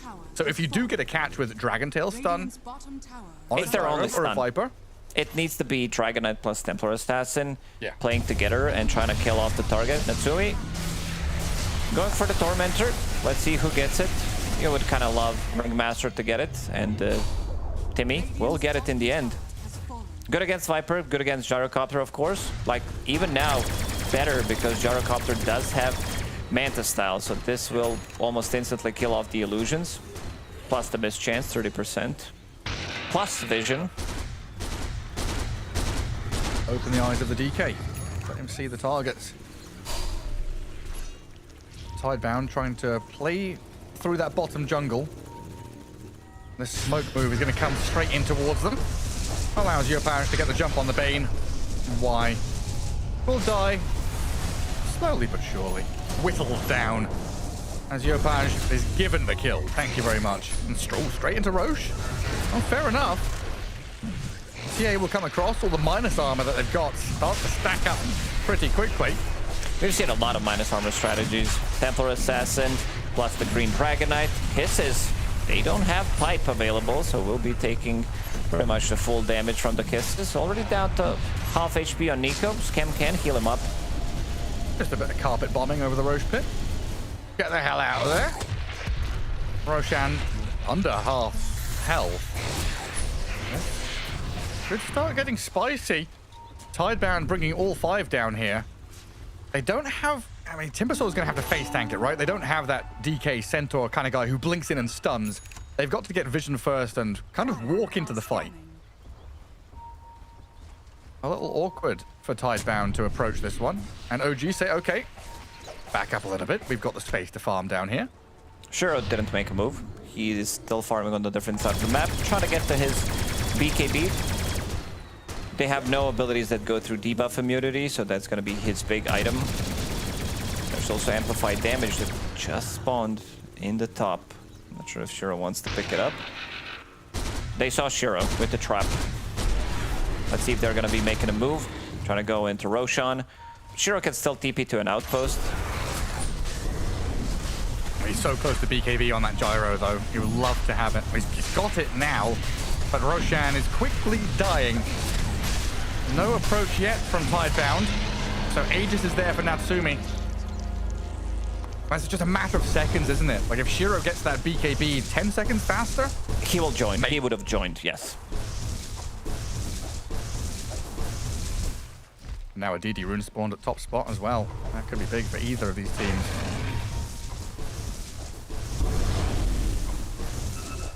Barely a scratch in it in terms of net worth lead. 3K has been the highest through this game, hovering around 0 to 1 for the majority of these 23 minutes. And Dragon Knight, fears and worries about that laning stage. Put behind him, he's got Blink recovery. He's there. Like, there's not too much of a difference between him, Bristleback, and Viper. Even Timbersaw, there's a big difference between, like, 2 carries. Especially Gyrocopter, who continues to farm up. Shiro, yet to die, 6-0 and 4. Radiant are scanning. But I do want to come back to that, though. How does Tidebound approach a team fight or approach an objective? Is it literally put Timbersaw up at the front and then hope to follow through? Yeah, you have to. Otherwise, you can't start a fight. You don't have mid laner. Viper is... I mean, you have him, but... You don't have any ways to initiate a fight. It's not your Storm, Puck, Ember, these type of heroes. Your offlaner also is not Blink Stun Initiator. Neither is your carry. So they have to do it like that. That's why he's building into Aghanim Scepter, so that he can just go in, and if he feels threatened, he's also going to be providing vision with Shiva's Guard for Shiro to be able to deal damage. First point of contact, as we expected. Yeah, just classic Tidebound, isn't it? They're always trying to walk it in. Just walk it in the net. Start wandering forward. Much easier to execute for OG, though, with their Blink Stun out of DK, if they can just find the right target. Running out. The vision is here for the Radiant. They see that's the way to start a fight. Kiss is launched in. That's going to force OG to scatter. homing missile will get returned by the Lotus Orb. New's going to charge forward while DK moves onto the Viper with the TA. This is a real disjointed, scattered fight, and Natsumi's going to get struck by the Viper. First life down. OG have to return fire here. They'll stun the Timbersaw, but Shiro with a BKB cannot latch onto the TA. She's refracted and blinked back. Turns onto New now with a Melt Strike, but realizing doesn't have the backup.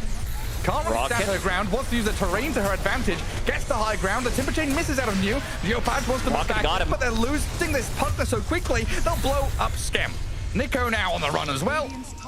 Fails away from that one, and Tidebound, they've got the grip onto Natsumi. The Templar Assassin got nightmared back into the middle of them. Very nice kiting. I like how they're playing the fights. Bane is sleeping Bristleback so that he can't use the Lotus Orb immediately. You can see what they want to do on side of OG. Blink in with Dragon Tail and Templar Assassin on the target. Immediately Cookie. They are playing these longer fights, which Timbersaw, Viper, and Gyrocopter are kind of enjoying. Shiro then rushing in after they killed him first time, removing that Aegis. So he uses a BKB. Immediately they need to run back. So very nice play from Tidebound. Very patient, not losing a single hero. Very well executed. Rewarded now with some nice stacks on the left side of the map. Aghanim Scepter done on Echoes. And Timbersaw, of course, has already shown off that nice Shivers Guard. Kaya Sanj. It looked decent for OG. I'm just thinking, like, the ward they had, the approach they had seemed okay. But you can't just blink the DK. You said it, right? You can't just blink the DK into the middle of 5 or else you will straight up die. So they have to pick their moments quite carefully. Two supports can take care of each other. You have Viper as well with Hurricane Pike, so potentially 2 saves whoever gets initiated on. And I love the itemization between the two supports. Why? Going for drums. It's basically one way to reset the fight. It gives you 13% movement speed when you activate it. Then you have Cookie, then you have Solar Crest as well. So covering all the bases against high physical damage, getting that extra bit of armor, and against the move speed slow.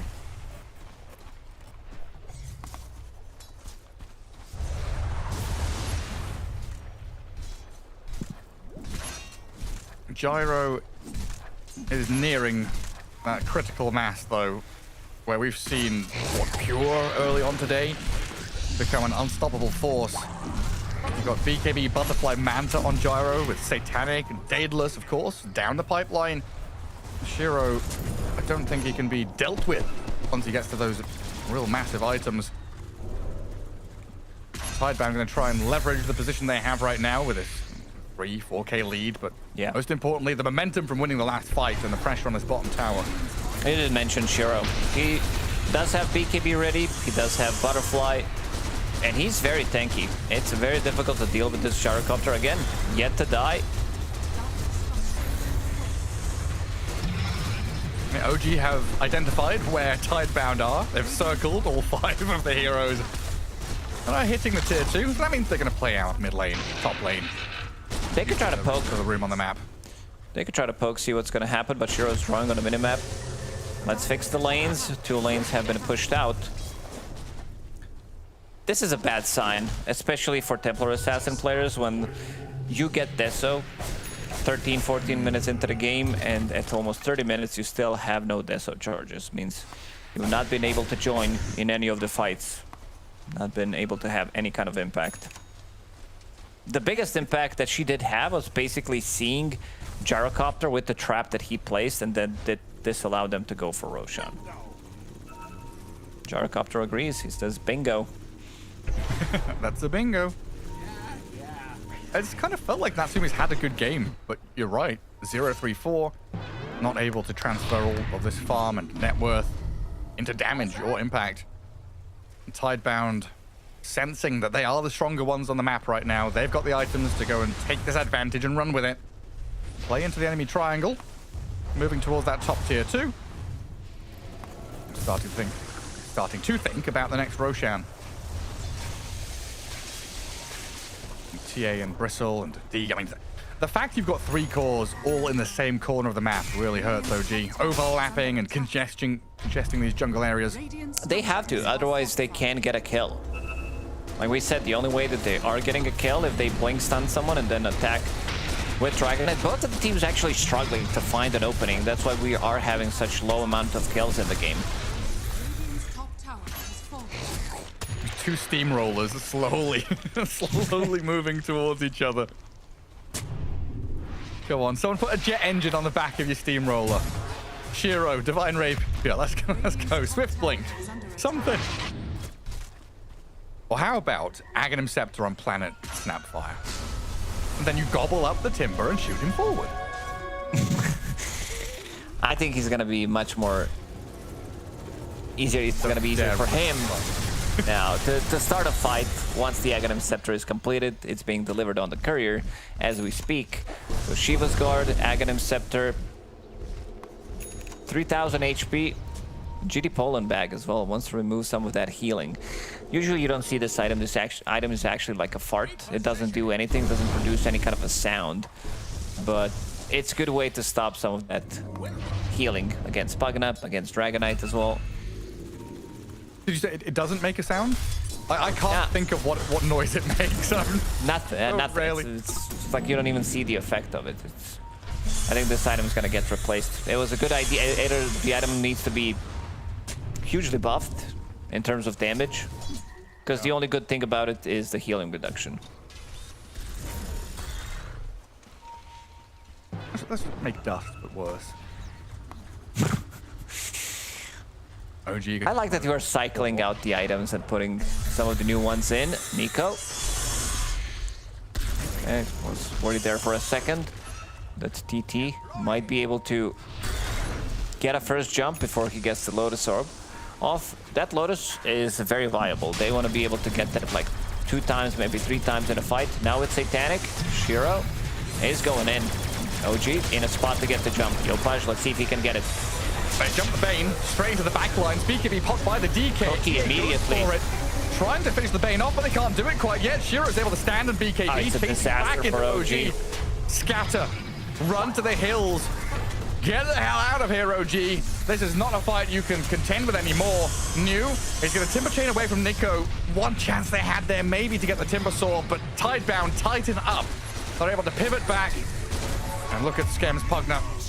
Finished off by the flat cannon and the homing missile. So now Roshan wide open for Tidebound to finish. It could have been much worse, but I saw like the combo that we said. It needs to be done. They need to jump to support immediately. Dragonite and Templar Assassin on one target. Planet uses a cookie. Bane is out of trouble. Then he uses a Ghost Scepter. Templar Assassin and Dragonite both already committed with the BKB. Suddenly you can't take the fight anymore.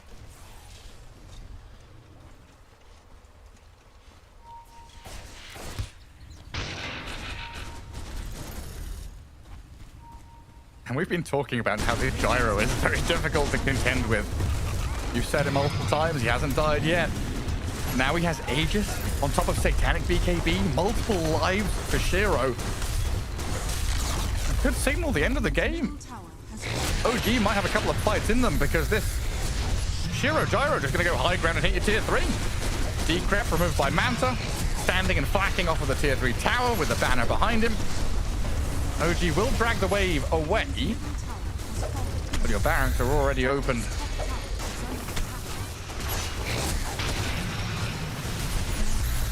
And not much Nico can do apart from turn his back and hope to do a bit of chip damage here to keep Tidebound honest.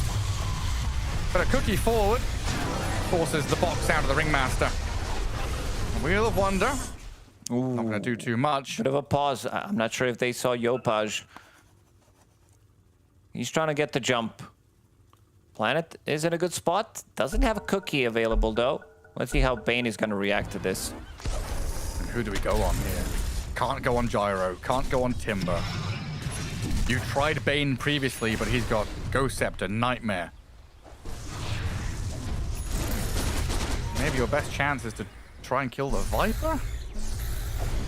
Oof, that's not an easy one by any means. He has almost 40 armor, Gelgard, again 2 supports. He has Hurricane Pike of his own. Like the itemization coming out from him. Very defensive, knowing that most of the damage is physical on their side. So immediately after picking up 2-3 items, going into AC. Yeah, a hybrid carry build. Yes.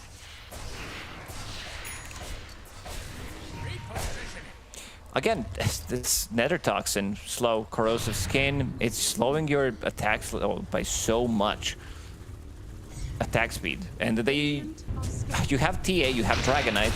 These heroes, they need to be able to attack. You can see Echoes every single time drops nether toxin on top of a gyrocopter. If you want to jump in, feel free. You're gonna see how much I'm slowing you for. Yeah, show us what you've got. Another lane here for Tidebound. And Shiro doesn't really fear anything. Stands there, kills tier 3, kills Barracks. Nico, he's going to turn his back and get some Bristol sprays out as OG start, but Nightmare saves a gyro for the first time. Kisses over the top and New in the middle, forcing a BKB from Nico as New turns on Natsumi. Or the box with the BKB, maybe the TA can... Ooh, no she can't. Absolutely not. Out of here with no buyback available. TA dead, Barracks falling, and Tidebound on the verge of victory. Pugner going to try and drain life and send Yopaj forward here to deal with the gyro, but he's got 2 minutes left on Aegis. Satanic's coming off cooldown, and a BKB in backpack just yet to be used up. Nico's been blown up by New, and Yopaj, Tim's tucked their tail between legs to run and hide behind their tier 4 towers. This Timbersaw, he's coming in hot. Big damage out of the chakrams. Yopaj about to drop. Dead with buyback, and he will return to the battlefield. But for what? Good question. I think so he can type in GG while he is alive, because this game is donezo. TA, not a single deso charge in this game. Not able to acquire and also not being able to kill any of the supports. Can't remember last time they grabbed a kill in this game. This overall Viper last pick was one of the best Viper picks that I've seen in a while. Is this where we say it? China's back, baby? Or is it too early? The comeback begins here. It's the first step of many. Of course, being super biased for the Chinese teams to head to a Chinese tournament. But there we go. OG, struggles continue. As it's been a difficult game here from against Tidebound as we head back to the panel. Yeah, a tough one there for OG, but sometimes you're just not ready for the Viper pick, especially because we've seen it picked up, played in different roles, the off lane, now the mid lane, and, well, the hero sometimes lackluster, but right now, T, beautiful showing. I am instantly going to start with the hype and the praise for Echoes. All right, mug guy in the mid lane. You know why he's able to do so well? Why? He doesn't tune in to twitch.tv/Topson and watch this guy play Dota. He doesn't know about this cringe random build that Topson's doing that people are copying. He's playing his own version of Dota, and my golly gosh, did he play a great game. You know why? He took the first spell in the game, and he spat on the DK, and he kept spitting on them, and he kept running through the map. And I'm going to show you multiple highlights of why this is how you should be playing Viper. None of this Toxin. Look at your page. Get out of here. And then the rest of the game, same thing again. My golly gosh, I am happy to finally see Viper players pick Viper for why we see Viper. No more Toxin. Thank you. Back to you guys. That was it. No more Toxin. That was very compelling. I actually disagree. I think it was better to skill a W, but he cooked regardless. All right, sorry, mate. I'm looking at the receipts right now. You're just trying to disagree for the sake of the show. Results-based thinking, cringe. I mean, okay. Look, he's kind of not wrong. Maybe not so much with the Viper, right? But we looked at results-based. Dragon Knight getting the 2 wins over OG. Then you flip the script. They have first pick. They pick it up for themselves. Of course, yes, a Viper pick does hinder it a lot. He's still going to beef it out. We're going to have another best of 1 right now. A 1v1 between T and Quinn. But I would destroy Quinn. If I was playing Viper and he's DK. Oh, I thought he was talking about if we were going to fight. You actually got in the ring? I think he would still beat you if you got in the ring. I got reach on him, though. Yeah, you do have reach. I got weight, though, so... No, we'll see. Look, we might have to postpone that one. Another blast slam content idea, right now. Right? Okay, we're just gonna move the desk. But yeah, let's focus up on this Dragon Knight because OG were defeated by it. First pick, they get it for themselves, Misery, and I feel like that's result-based thinking. It did so well against you. It's a good opener for us. We can play it and we can flex it to that mid. Yeah, I think we touched upon it during the draft a little bit. They kind of copied the 3 first heroes that Falcons usually pick. They have Ringmaster, Pugna, and DK together, but then they kind of do a pivot to this TA carry, and they end up picking Bristol back, and now suddenly it doesn't really work that well together, in my opinion, the lineup. I think that's the main issue when you try to copy somebody else and you don't quite understand why it's working for another team. So that's kind of my analysis of how this game ended up going for OG. They do get the first big DK, but I think the overall lineup they ended up with was not cohesive enough. And yeah, very dirty Viper pick in the end, for sure, making it very difficult for them. Good against all three cores. As much as I did go a bit animated at the start, right, I do like the fact that the Viper did go boots of travel and was thinking about the map, right? When you do think of the Viper Thompson build, it is really strong when you get to push mid-wave, get tanky, and you play around being a frontliner. But he played Viper with the mentality of, I want to walk to a lane and shove that core out of the lane. The build that we see a lot of other pros do in tournaments is push mid, farm jungle, gain economy. So I think that alone was enabling Tidebound to feel very, very confident in the pacing of this game. And I don't think OG was ready to deal with this type of Viper, because when they were at Valahia, when they were at other tournaments, they've yet to experience Viper be playing in this style. So maybe their read on the game was very different because they just haven't seen like the old school Viper, right? Yeah, I mean, I think it's also just a bit of a ridiculous oversight leaving Timbersaw and picking DK against Timbersaw. We see that hero banned every game for a reason, and it's one of the best heroes in the game against DK. Even if Timber wasn't a super broken hero right now, I think it's not something you can be giving up like that. And, like, Misery mentioned, they deviated from sort of the Falcons strategy. They picked TA with two supports that are really bad with TA, and they end up with one DK who is the only hero that can make moves against... And then he gets Vipered. He gets Vipered. He's playing against Viper, Timbersaw, and then like a Bane and a bunch of soups that are body blocking him everywhere. Like, he just can't do anything in this game. And so while I don't think Yopash played the hottest game, I think he's also set up for complete disaster. I think it's like unacceptable to give Timbersaw like this against DK. Yeah, the only playmaker is being put mid, right? And then he just has no game. I think he had, I don't even know what timing the Blink Dagger came out, but it was very late. And you see him going BKB second item, right? He's the only guy that can stun a hero in this game. Yeah, it's very rough. One thing for OG, though, is when they were last in Blast Slam under Aureus, I think they had the same style of group stage, kind of middling. They kind of lost some best of ones. As soon as they moved to best of 3 formats in other tournaments, they look pretty good. Their adjustments throughout a series are quite strong. So maybe there's not a very good best of 1 team. Like, they need to experience a team's pacing or style of draft to then react and adapt in the second game or third game. So I think, at least for OG, I have faith when they get to a potential last chance or a best of 3 down the line in this format that they are going to show us better Dota. But right now, 2 slams in a row, this roster, best of 1s aren't really their friend. Yeah, and when it comes to lack of Viper last pick, sometimes you do really just chalk it up to, okay, we overlooked it. There was still that Viper in the pool. It shut down so much. Yeah, maybe we overthought our first phase bans, left that Timber in the pool as well. So yeah, that's the beauty. Whilst the best of 1s are very exciting and exhilarating, no one's getting eliminated from them. There is at least a minimum 1 best of 3, and that is where we could potentially see OG shine. But I'm not going to say that that's exactly where they're going to end up. There are still so many more best of 1s that they have to play. And also here for us on this main stream, we have some more best of 1s. We do have XG up against Falcons. Coil from Malrine to keep everybody under control. Amar looking for the jump. There's the crush, finds it once. Echo's Drinky Buddy backs away. New still ready and hanging on to the pulverize.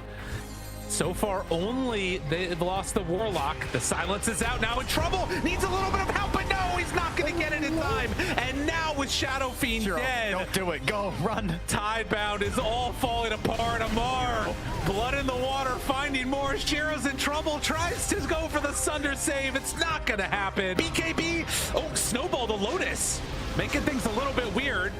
Does he have BKB to get out of there? Yes, he does for now, but now the root is out. Now he's in trouble. Requiem the hook back to save again. Feared, dead, no buyback. Oh, that is not the way that needed to go.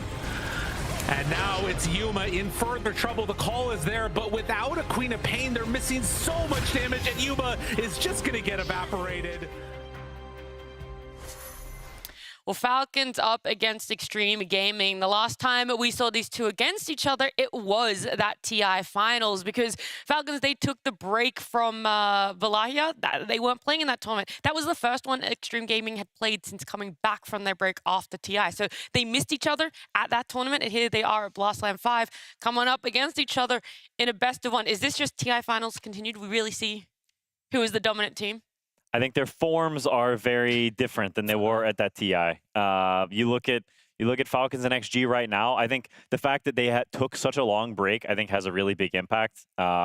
We see it even, hearing the Ari's interview talking about Tundra taking a small break of a few days in between tournaments and seeing how much impact that has. I think taking breaks right now in Dota, it really impacts teams because there's so many tournaments. People are always playing. They're always adapting and learning and staying sharp. When you're not doing that staying sharp, then you fall behind, and I think you can see that from XG a little bit. Yeah, and the most recent game that they played as well, it was against Execration, literally just a couple of hours ago, and that was that 17.5-minute GG misery. Yeah, that was a rough one. Like really rough draft, just rough all around. I do think that it is a team that has a lot of experience. You know, OG.CET as a coach and everything. I do think they are able to adapt from losing a game like this and start perhaps prioritizing other type of heroes in their drafts. Yeah, gonna be interesting to see how they choose to adapt for Falcons as well, and how this next game looks. I don't think we're gonna see another 17-minute GG. I'll be honest. Probably not a lone druid, just in general, Yeah. I think. I'm just scared for XG in general, right? Because coming to this tournament, they beat HEROIC in their first game, but a 54-minute game. That's a HEROIC who has struggled to then win any other series. So XG, sure, you beat the 0-4 team, and then 23-minute loss to MOUZ, 17-minute loss to Execration. It's like nothing's really worked for them because the only team they beat is the team that's not won a single game. So I am really scared for XG, and I kind of share Quinn's sentiment that they're the two teams on very different power levels right now. That there is no wow, oh my god, this is the TI finals. It's just a really underperforming XG, and I don't know if you can fix it in one best of one. Like, I don't know if one conversation can fix how weak their early game is, because to lose 2 games in less than like 25 minutes in a tournament, that's quite rare nowadays. Normally you get like 1, right? So yeah, we'll see if there has been that conversation. I also think that the way they lost the last 2 games are so quick that it's almost like It's one game. Yeah, it's like we can move on. Like something You can shrug it off. Yeah, something really bad happened in those games. They lost 2 games in 20 minutes, right, on average, and that's not really normal. So at that point, I think you can learn some stuff, but then move on, because you felt like you couldn't do anything, right? You lost 3 lanes, you lost your towers. It was just over really fast. So I hope for their sake they do find a way to survive the early game, because of the way that they are losing games. Like if they find that solution, then sure, we're going to have XG back again. But XG is the type of team where they want the slower farming heroes, where supports might make some defensive rotations, and then you eventually, get this big team fights in the mid game, right? And when there's fast-pacing teams against you, XG have always historically looked quite weak. At TI, they kind of was able to dodge some of the faster teams, and then they got this kind of slower-paced finals, and even the playoffs, right? A lot of the games went quite long. So I think the TI meta was very XG favored, but post-TI, teams are not playing slow. Teams are doing all these things that XG is yet to show us that they can do themselves. It's also not just self-reflection that needs to happen for this team between previous tournament, between best of ones. It's also taking the games that have been played by your opponents and trying to learn stuff about that. And for me, I'm wondering, where are the shifts for first phase bans going to be against Falcons? Because this Dragon Knight has proven, one, very successful for them, but something they love, because even in the game against your cult that they lost, they still had that Dragon Knight. It's very clear they favor it, and they want it / need it in their draft every time. Yeah, I mean, Falcons are just a difficult team to draft against, because they've got the Timbersaw, they have Huskar, Chen, Dragon Knight, and then what is it? And Naga Siren, right? You have to play against one of those 5 heroes. Those are all pretty scary heroes. Personally, I think leaving Huskar might be the best bet, and you play against the first pick Huskar, but it is a scary hero. I think they are the 2 best Huskar players in the world. They're on the same team. It's not something you want to play against, but also I look at the other heroes. You're not giving Timbersaw, that's a given. Sure. I don't think you want to give Snaking Chen. You could give Naga Siren, but we've seen what happens when teams give Naga Siren. Falcons did it earlier in the tournament, it didn't go so well. So you look at the first phase and it's like, well, hopefully we just get first pick guys, and then we don't have this problem. I think that's, if you're XG, that is your ideal. I'm not sure who has priority in this series, but I mean, to be honest, I echo what T said somewhat, in that I think some of XG's problems, like when you lose in 17 minutes, there's some draft issues, but there's also some just play issues, and I think they need to lock in and just play well individually. Well, they say, what's the best way to eat an elephant? It's 1 bite at a time, and that's exactly how Xtreme Gaming are going to have to take this draft against Falcons.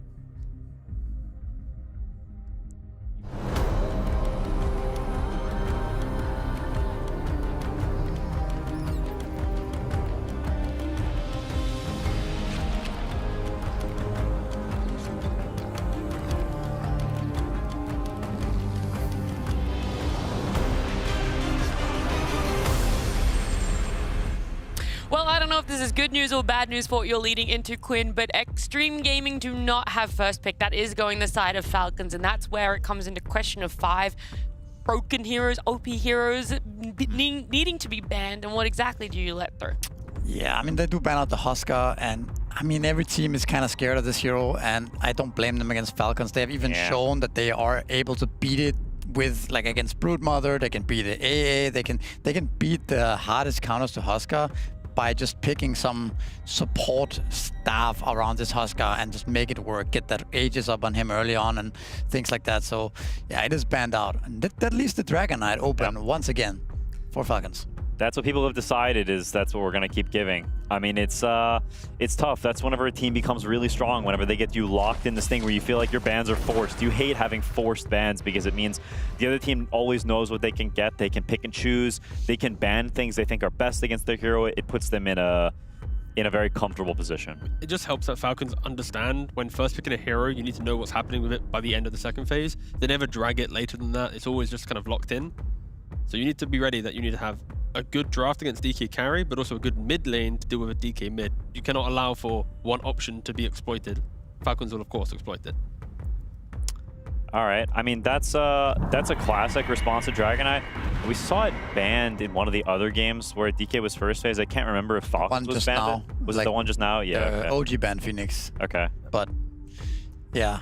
I mean, it doesn't deal with the DK in lane because DK is in the safe lane, and I don't think you're playing for Phoenix. I feel like the Phoenix counters to DK is something that was a thing 5 years ago, but not as much anymore. The DK is just a different. I mean, it can have impact, right? The Sunray does percentage-based damage, things like that, but it just does not really play out as much as it used to with the Phoenix against DK. Against teams that don't go blink on DK early, it sounds like a counter because he's kind of sluggish, walking around, you can slow him up, do annoying stuff. But because Skidder is a blink dragon buying hero, he's always gonna be able to armlet, blink in, boom, I can hit this egg and be quick punishing. It's an okay, it's an okay hero against DK, but it's not the hard counter it used to be, basically. I mean, Xtreme Gaming definitely do favor it against Dragon Knight because in their series against MOUZ, when MOUZ got their hands on the Dragon Knight, pretty much the earliest convenience that they could, Xtreme Gaming picked up that Phoenix. Xnova was playing it. So that is just something that they tried to make work then. They still have a lot of faith in it, and now it's an easier response for them in this opening. And I do think that is part of the, they lost that game in 23 minutes, right? And I do think that one of the issues Phoenix has is that the idea that Phoenix counters DK is when Phoenix is level 12, perhaps below 2 egg, maxed out Sunray, right? But the games doesn't get to that point because Phoenix is kind of slow right now. It doesn't really match some of the other supports that are being picked, like the Pugnas and things like that. So it's a little bit slower hero, but it's an okay start for a draft. Like, you can make up for this with other heroes, but I don't want to see multiple slow heroes from Xtreme. Then it could be problematic, I think. Ooh, they take the Tide. Okay, good. All right. The last time they played, they had the Phoenix Ursa into a Tide lane. They lost that, so they are really promoting Tide Hunter very quickly. But when we talk about XG, they want to scale, they want to team fight. Look at what they have, but Pangolin now looks also very good. By Diffusal, you can outpace them, be really annoying. I mean, I kind of asked for that Tide Hunter against the DK previously today, and I think it's a good response to DK. It does look very teamfighty and like long cooldowns, the Tide Phoenix, but in this particular case, I don't mind it too much because most of the time you are going to just be playing the DK and the carry, right, on Skidder. So I think it's okay. If you see stuff like Ursa, then you can still play around it with putting the Phoenix with the Tide, and you can actually win the lane regardless. So I think it's pretty good. Yeah, I mean, I think if you're XG, you need to continue to, I think not falling too much in this trap of the super long cooldowns. The ultra blobbiness is good. You want some skirmish now because Falcons definitely see it. There's something weird about this Phoenix plus this Tide together as the two first heroes. And so you need to balance that out somewhat with some skirmish, some maybe lower cooldowns, some heroes that can fight back, and so you don't end up in this really awkward position. I mean, if Falcons don't take it, actually getting like a ringmaster for themselves would be quite nice. Like having the dagger spam to annoy a DK, having some saves, a little bit of that fight, but game we shall see for now. Falcons go for the Jakiro. Again, really, really good hero. Of course, you can pressure the Tide Hunter in early levels, and then just walk away from the Tide, go take mid tower, go take the other tower through Twin Gate. It's really, really nice to accelerate the game. And again, actually just need to be mindful that as long as Falcons have pacing, XG will suffer. Yeah, I mean, they're totally free to pick the Ursa if they want to go for that, if they think it'll be good. They're just going to do the double subs for now and decide if they're going to do it to DK afterwards. So XG is now full blind on this pick. It's oftentimes a pretty tough pick. We see Tundra go for stuff like the Ursa blind or the Abaddon. Marcy is still in the pool. What on earth? Okay. Interesting. So, okay, over the breaker. Interesting. Interesting in a not convinced way, I suppose. Though. Both the supports are pretty good against Spirit Breaker. I mean, you got Dagger Slow, you got Whip, you got Ice Path, Attack Slows. Like, it's not as if this Spirit Breaker's like, wow, you're really breaking the backline. Like, both supports can just handle the Barret early on. I like the Marcy a lot. Yeah, that's nice. I think the Marcy is a beast laner, and I think going with the Phoenix, I think that's a very solid lane. If Spirit Breaker, okay, there comes the Ursa.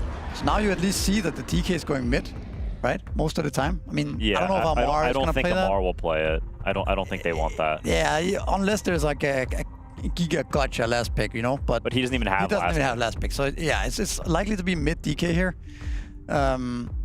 But the Ursa game looks very strong here, right? Because what are you going to play Marcy Breaker safe lane and put the Phoenix in your off lane with the Tide? Or are you just going to pull waves and give Ursa a completely free lane? I think you have to pull waves.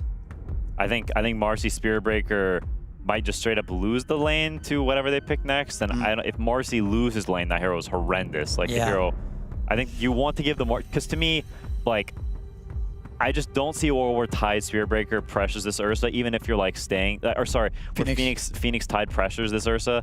Like he has a Jakiro with him. There's just like, I just don't see a world where you win the lane. Maybe you do a little bit better. Yeah, yeah. But to me, you want to enable this Marcy to have a great game, so maybe she can join fights early, get a super early dom, and start doing I feel like we're going back to the same kind of idea that we have every time we see the Spirit Breaker, that Spirit Breaker should play through the safe lane, right? Help the Tide a little bit, pull some waves, but then play with the Marcy and the Phoenix, kill this Amar offlaner that's coming up here, and play with the Marcy and maybe the mid laner, right? Because there's not much happening with the Tide Hunter against the Kiro Ursa right now. And that hero that is pretty good then is like an Underlord, right? You got the pit to stop the Spirit charging on top of you. Sure, there's always a world where Marcy can just jump and break you a couple, not break, but like kill you a couple times, sorry. But overall, I kind of like it. You buy a pipe, you don't care about Phoenix. You have roots, you kind of enable everyone else. It's not the flashiest hero that Amar plays, but I think it kind of fits the build that you need. Yeah, a lot of the other offlaners usually plays are banned out, so. Just having a way to stop Spirit Breaker. Could Amar play Brewmaster? He has played it some in the past, but definitely not very much. Like, he definitely does not want to play this hero. I think Brewmaster also historically is kind of bad against Phoenix. Because when you, like, if the egg and stuff, you can't hit it. And, like, also Phoenix is just sitting under tower defending the tower. You have a hard time actually killing him. Even if you split, like, he can just dive away and, like, go off the map and stuff. Like, it's... Oh, that's at the last second there. Oh, okay, the Bristleback, yeah. That was instant Tinker. Wow, instant. Okay, I mean, it's NTS Tinker. He is the best Tinker in the world. You know, I'm happy now. I'm happy. You know, I was kind of like, I was content. The draft was kind of going its way, but I feel like for Xtreme, and they're kind of in the same slump as Heroic, right? They're kind of down. They're not really doing too well. They need something to bring them back in. Nothing to say. Also had quite a quiet tournament so far. He's kind of just enabling the team, but not really shining. Why not throw him on a Tinker? The issue is Falcons is pacing, and they often break these type of lineups that need a bit of scaling. Tinker needs level 12. He needs to farm the triangle, get to the blink and the Ags and all this stuff. But I'm just happy that Nothing to Say can potentially shine. He can be the player for this team. I love this pick. I think it doesn't fall into the trap of trying to pressure the Mallory DK. They've taken the route of, we're going to outscale you. We pick a bunch of stuff that's good in the game. We pick a lineup that I think if Xtreme gets the items and it gets to 35, 40 minutes, then they are very favored. I've played against NTS Tinker. His Tinker is psychotic. He is the best Tinker in the world, and it's not even close. And he also understands how to get really, really farmed on this hero. So if Falcons doesn't have that pressure, and he is chilling in the early game and he gets the farm, he will get this Ag so fast, and then I can see a world where he takes over the game. I mean, Ags Tinker against Falcons conceptually breaks the team, right? Like being able to hit these beefy boys, hurt them down, then you also have a front line of Marcy, Spirit Breaker, and Tide. Like, again, for the sake of XG and like their trajectory in this tournament, I want them to do well in this game because this is like the type of Dota I want to see from them. Like the games we've seen so far is not XG. This is a bunch of lads who have come together to build a stack. That's not a team that's meant to win tournaments, but this draft, like, it inspires me, and I hope they can actually play with the heroes that they've got. Yeah, I agree. I mean, they definitely went back to the drawing board after that 17-minute loss earlier, and that draft looks much better, much more cohesive, a lot of stunts, a lot of team fights, scaling. They got everything. Now they just need to play well and execute. Don't give away any free kills to Falcons, you know. Play for your own farm, all these things, and then I think we're going to have a good game here. I mean, Falcons also have everything that they usually win with, right? So Falcons could just play a clean game of Falcons Dota and go, what have they done? They never got online, right? So you know, XG, I'm happy. Falcons, they also are going to be very happy with the type of game that they can play.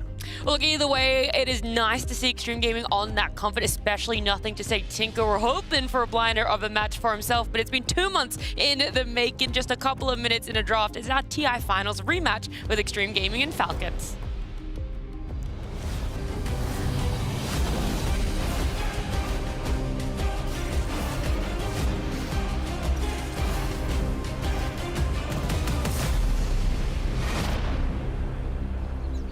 There are few things that strike so much fear into the heart of your opponent than a nothing-to-say last pick Tinker.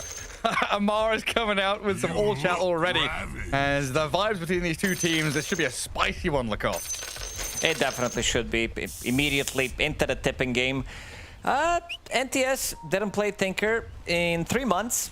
Last TI, he did play it, and he did win that match. I want to see if he can replicate that. Panel was praising his Tinker capabilities, and they, like, even immediately after they last picked Bristleback on Falcons, it seems like no matter what they picked, it would be Tinker, because they just instantly locked it. Yeah, straight up. You can see the sideshow secrets. Dark Carnival Barker. 30 seconds. One of the few times where you can actually see it. I think he took it because of the crystal ball, so that he can actually see where Tinker is. And maybe like the vision, the weighted pie is okay. Like Unicycle is just a meme. Like this is... We'll see if we're gonna be seeing some fancy stuff coming out from Crit in this one.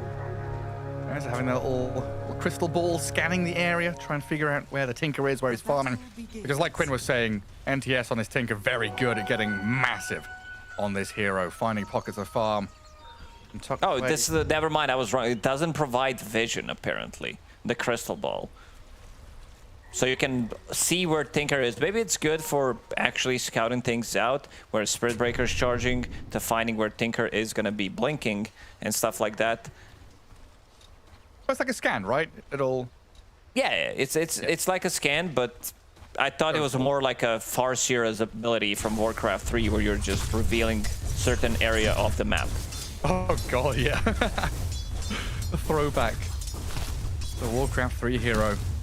The feral wolves in the far side. It wasn't a thrall, was it? It was like the disruptor model? Yeah, it was Thrall. Yeah, it was. Okay. Well, anyway, Malrine, Dragon Knight mid against the nothing to say Tinker. Super excited to see how this pans out. And Tinker builds have changed a lot over the years, right? You know, we used to have the old Tinker with the Dagons, the Hexes, and stuff like that. We had that period of Greaves Tinker going around and being a mobile medic. What do you oh, jeez. Amar, you're just dead. X-Noah gave him the treatment. I mean, Marcy is insanely strong laner. One dispose could grab you a kill, and now they're level 2.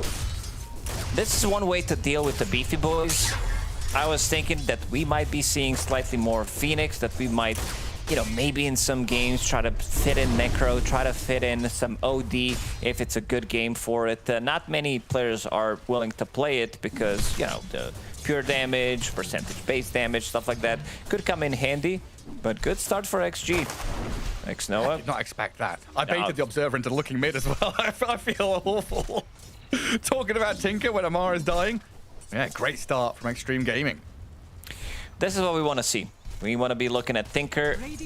Is it back in meta? It's a good Tinker game. If we think about the catch that they do have, not the best catch in the world on side of Falcons, and also the miss chance. Laser is going to be very handy. You're playing against Ursa, playing against Dragon Knight, even Bristleback. It's a lot of right clicks that they need to go through. And also Panel did mention potentially Aghanim Scepter. That's going to come in later. So one way to deal with all that tankiness, any kind of percentage-based damage is going to be good. Yeah, reducing their maximum health with that Shrink Ray. And nothing to say, you know, thinking about later on in the game, you do have to worry about DK stun into Ice Path, but as long as you're able to navigate the fight and not get blinked on by Malrine, you're right, there is very little to worry about. And laning stage so far, 9-3, 10-4, dead even between the two in terms of last hits. But it looks like Malrine has had to expend that additional bit of regen just to stay around in the lane, while MTS will have the bottle to top himself back up. So we've looked mid, we've looked bottom. Amar died. Top lane, Spirit Breaker. FY gonna step up, try and deal with this Ursa and Jakiro, while XXS has been zoned back to his tower. They need to pull the lanes. It's impossible to play this lane. It's Jakiro, Ursa against 2 melee heroes. They're gonna give you the treatment. Furious Vibes, they cannot be dispelled. Skitter already does have boots of speed. So does XXS with locked in Windlace. All they have to do is try to survive, maybe get some stacks going. Spirit Breaker not the best hero in the game to get the stacks going in the triangle. You can clear or stack one of the camps. And well done by Skitter there. Drags the wave, gathers the range creep, and denies it. So XXS doesn't get the full wave across. And we'll see where they're able to set that equilibrium. And it's down a bottom lane. X-Nova, every time we look down here, he's on low HP, having to try and trade with the Ringmaster. Ame also low to the Quill Spray spam, while Water Runes get guarded up. Crit maneuvers over, gets the bottom. Malrine gets the top, and NTS left with an empty bottle. Trying to help out Malrine as much as they can. I saw him at one point, he was just getting constantly harassed by Tinker. He was sitting on his high ground, unable to get close to CS, but he did manage to stabilize a little bit, getting that extra bit of regen. Tangos, Brazier in this matchup as well.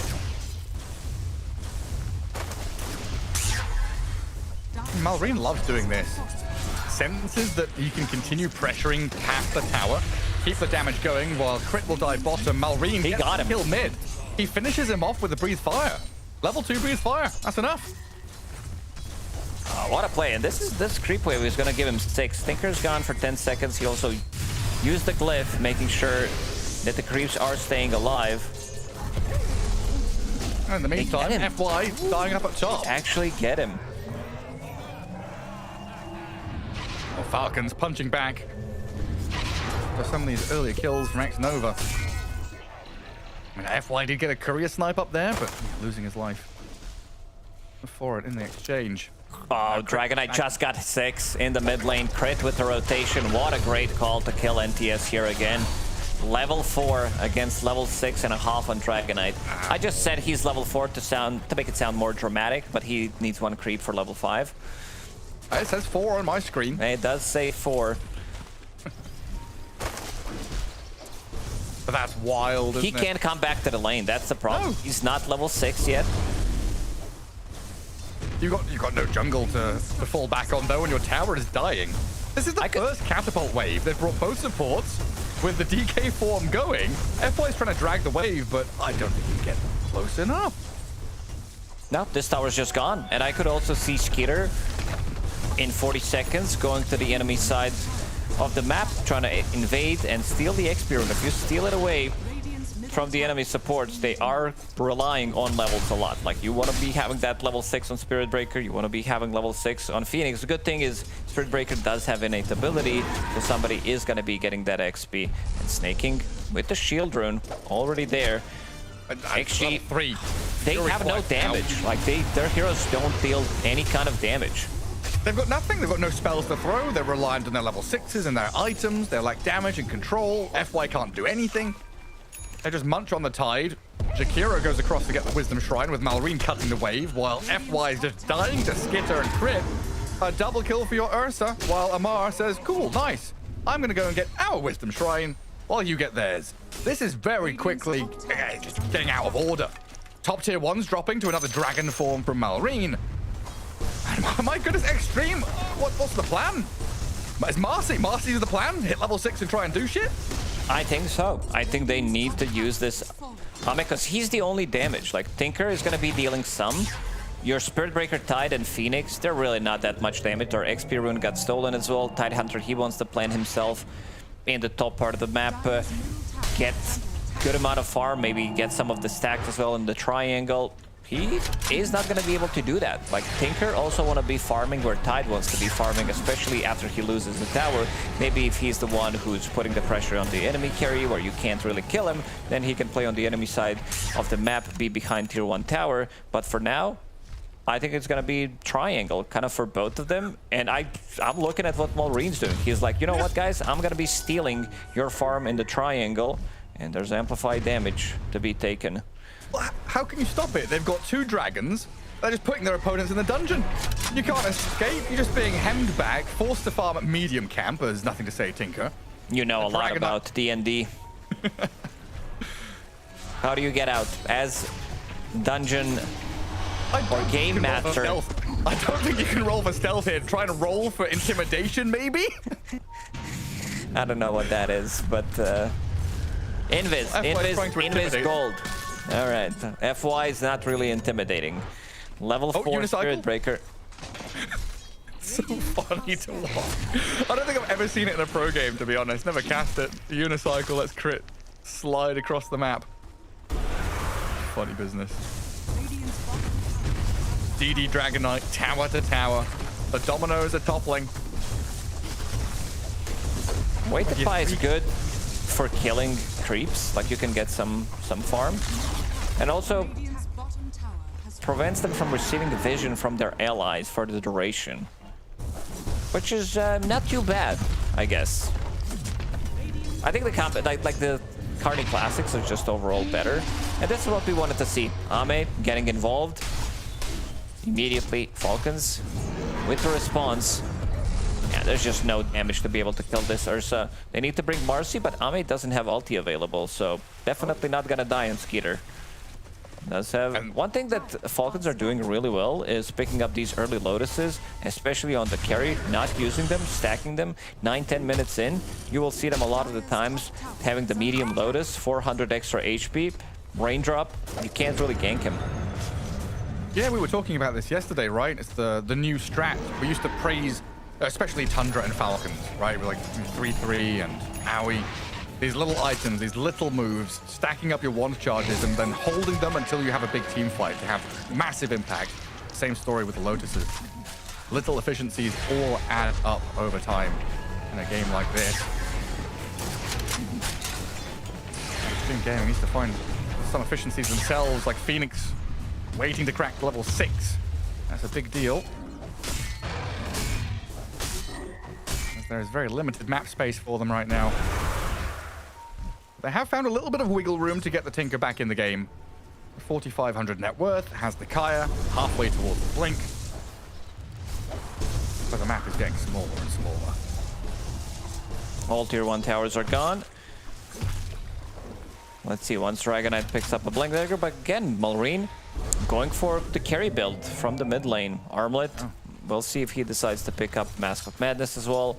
This is how Falcons have been playing. 3 scaling cores, out-farming enemies. You can see that, as you said, map is getting smaller. Spirit Breaker, not a farm hero. If you are going to be just sitting mid, trying to get some farm, that also means somebody else is not getting the farm, because the farm is very limited. You can't jungle. You need to be fighting with this hero, otherwise the hero doesn't work. Same goes for Phoenix. Sure, you can clear some of the camps as well, but it's not that efficient, and already Falcons are across the map. You're also playing into Jakiro, the double hit against the Egg, Ursa. It's not going to be easy to use that Supernova. That's a major challenge.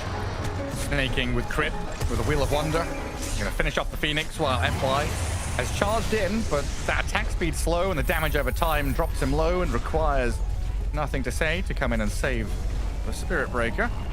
And while this is all happening, I've been kind of keeping tabs on XXS. He's doing a decent job top, but against an Ursa, it's always difficult. He's like hiding in the forest, waiting for Skitter to push the wave, then collecting it and going back to jungle to farm as best he can. Because usually with Tidehunters, we can kind of see this, you know, you tie the lane, and then you get to a point where they can't kill you. You sit in front. Tied the lane? Right? Did you just say tied the lane? Yeah, you tie the lane, or tie the lane, whichever you want. But you just blob, right? You're this big fat hero. You sit in front of a tower. You do what you want to. But he doesn't have towers to sit in front of. He's against an Ursa, so he's not been able to tie the lane. He's been pushed out of it quite often. So it's been a difficult one for him. Are you pleased with yourself? Yeah, I am. I like the animation that he's going for. Yule Scepter, very good. Once you jump in, great against Ursa, something that he's going to be afraid of. They're on the DK. Great. Well done by Ame there to dodge the whip of the Ringmaster, but Malrine has backup behind him. An Ice Path from the Jakiro, and Crit trying to keep them at bay, but another charge in and a laser from Nothing to Say. They get a big kill there as Xtreme Gaming bring 4 members down bottom. This Tinker's still going to be an X factor for XG in terms of how much he's going to be able to do. He is farming. He said that he is recovering now, having more farm than Ame. This hero can be anywhere on the map. Does continue to take the safe farm. Aghanim Scepter is the big timing for him. If he can get to that 13% max HP reduction, that does stack. AoE laser as well. By AoE, it just bounces once, but they're probably not going to be grouping up in a team fight anyway.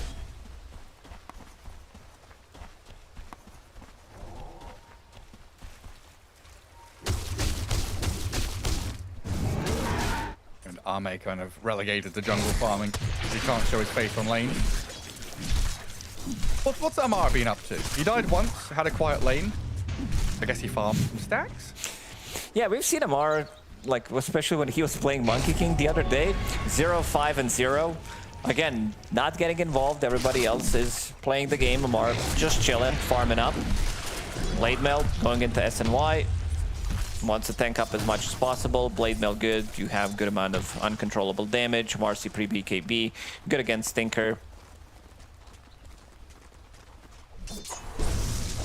Xnova trying to steal some creeps and track the movements of the Bristleback. Gonna stand in his own jungle on the high ground, see what comes. And through that process, protecting Ame somewhat. A walking ward. Doesn't see this push from the east though. Ursa, Bristle, Jakiro through the little river. Ame's up on the high ground. Should be able to evade this if he feels danger coming. They want to turn and fight it though, and Falcons are kind of ready. Skitter and sneaking. Oh, do they know he's used it? They've seen him perfectly under the vision. They spot Ame, but Skitter does get held back. He'll follow through though and munch on the Marcy while Xnova has to dive away. Oh, I love how quickly Falcons move. They get that kill bottom, and immediately the other two on the other side of the map. Trying to get something done. Blink. Ready's jumping. Oh, this is not an easy one. XXS is here. They planted vision so they can see them. They need more members. Snaking is close by. Nice blink. Courier snipe and then into dodge. High ground is pinged, so they will get the D ward. FY is there. But a neat little move that could, you know, if Tinker was there alone, that's maybe a kill on nothing to say. Doesn't pan out exactly as they wanted. The idea was good for sure. So now a waiting game. 1,700 gold until Ags is here for Tinker. I assume we're waiting for Marcy BKB, which is pretty much the same distance away. A couple of minutes is what Xtreme Gaming need. We'll see if Falcons turn the screw. Start playing aggressively, especially if they go take Roshan, right? Just go into the pit. They could. You know. Arena's level 2. Armlet. Dragon form. More than enough damage. Doesn't seem like they want to be taking the fight. XXS. He'll Scepter as his item. Ways to dispel things. Mostly it's good against Ursa because you have Kraken Shell for yourself. And they are also giving Aegis to Malrine. This is something that they did in a previous game where he played Dragonite. He was pretty much the carry from the mid lane. They gave him the Aegis 2 times, even though he is Transformation Hero. I guess they want to give it to someone who's going to be sieging the towers. There are still all tier 2 towers available for Xtreme Gaming. Slow game. Another one, yeah. We've had a few of these where it's been slow the first 20 minutes or so. And then the cores hit their second item and it's just full on go time and the game ends in the next 5 minutes. Quite a few quick ones today. Xnova's going to walk into crit by the Twin Gate. Battle over the sentries. Looks like Xnova's going to give up and teleport up top. Amar coming in from behind, seeing if there's any stragglers there. But Ame has long gone deeper into the jungle.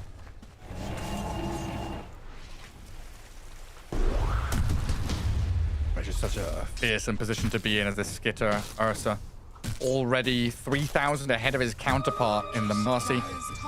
When that Basher arrives, well, it's going to be scary times. It's one of the few heroes who can actually stand up against Marcy and take a fight, unless you are stun locking him with the Basher, with your damage reduction.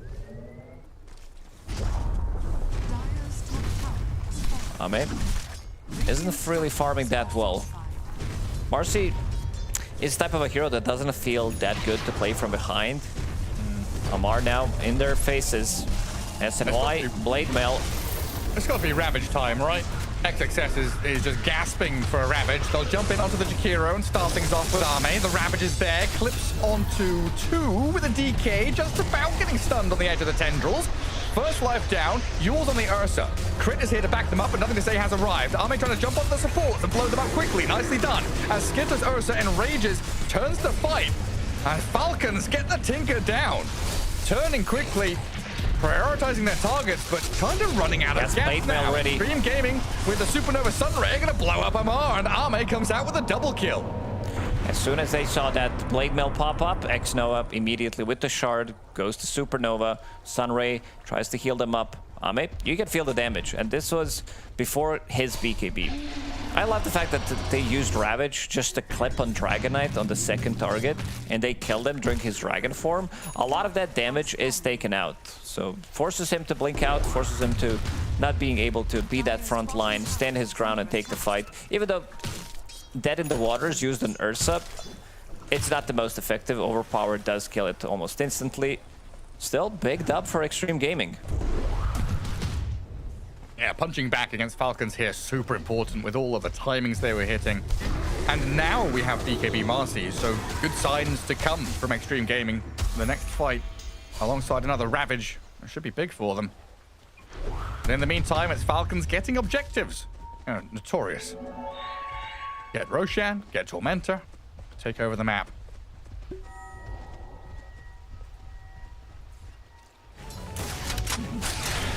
So we are hitting that timing, minute 20.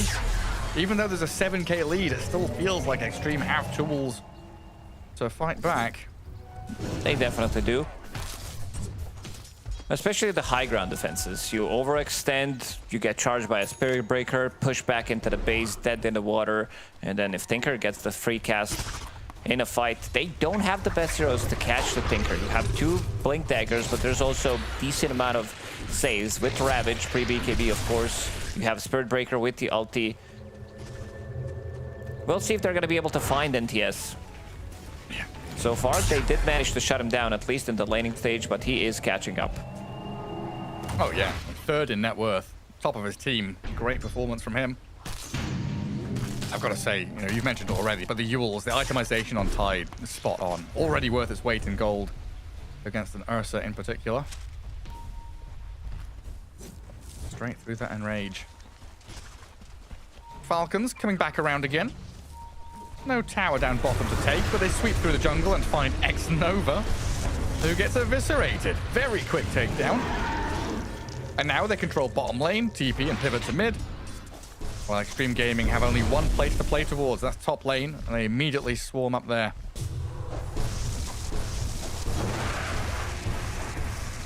Oh, there's nothing to say being seen. The Falcons are bringing numbers up top. And there's a scan. Feeling something's coming. Pulling the attention up top and then getting the hell out of there. Yeah, I haven't seen Ringmaster use his crystal ball. I saw that he had it, so I assumed he used it, but never really seen the effect of it being used on the map where he's maybe like dewarding and stuff like that.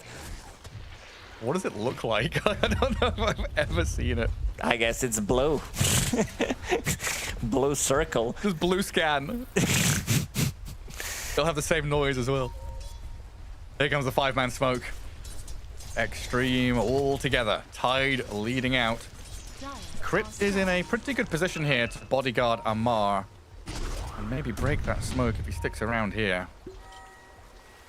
Well, there's no Tormentor. There's no one up here. Ame has to show himself to clear out the wave. So overall, pretty well dodged by Falcons. But now they've got that choice to make. Do we smoke ourselves and return across the map to try and find them? Or do we sit back, farm to our BKB on Ursa, BKB on Dragon Knight? Because that's a pretty big time in getting multi-BKB scores. Falcons will probably wait until they get those BKBs up. I see even Bristleback trying to go for a BKB. It's one way to deal against Ravage.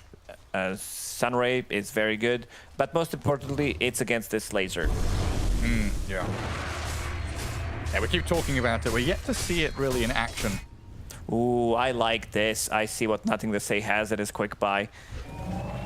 It's gonna be Kanda later on. There's so many things to break. We saw in the previous game where OG played against Viper, where you could break 2 targets, great against TA as well. And this one, like, if you break Ursa even, that's kind of big, because you are breaking Furious Vibes. That's his damage, and I see that Ame is going for Nullifier, so if you break him, remove the Furious Vibes, remove Overpower, which gets dispelled, Ursa, he can't deal damage. Hey, it's completely muted. Yules looks like it's going to catch crit here with Ame BKB unlocked. Where's the Unicycle? Straight in onto the Ringmaster, pops into the box but dies straight after. Dragon Knight does get a catch on it onto FY. But they've got Sunray and a Paris there to keep him topped up. Where was the Unicycle? He needed that to survive. Another kill buys another couple of minutes for Xtreme. I guess you could also look at on the flip side. You know, crit's death there buys time for the BKBs to be completed. Ursa needs a few hundred more gold. Neutral camps will oblige.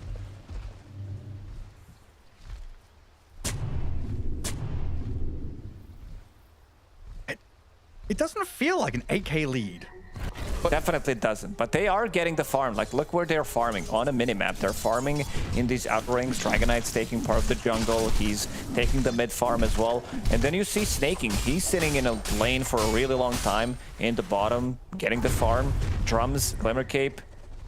Doesn't have GPM, does have Key Knight as his enchantment. So more cast range. He can't keep the distance. Maybe that's going to be very helpful for catching the Tinker, but he's continuing to farm up. If he can get to his Aghanim Scepter, and this game does feel like it's gonna go late, that's gonna be insane upgrade to his Macropire. Yeah, I guess the big gaps are Tide being pretty far behind the rest of the pack. Oh, Phoenix dives away. And Yules from XXS keeps Skitter at bay. And the laser, there's the first one. Ice Path to try and hold them back. Nether Strike in. Ursa glimmered and bogged as XXS looks for the move in with a Ravage, bashed up, straight up, and BKB from Skitter. They've got lasers bouncing out as FY is the focal point now from Falcons, trying to deal with the Spirit Breaker in their midst.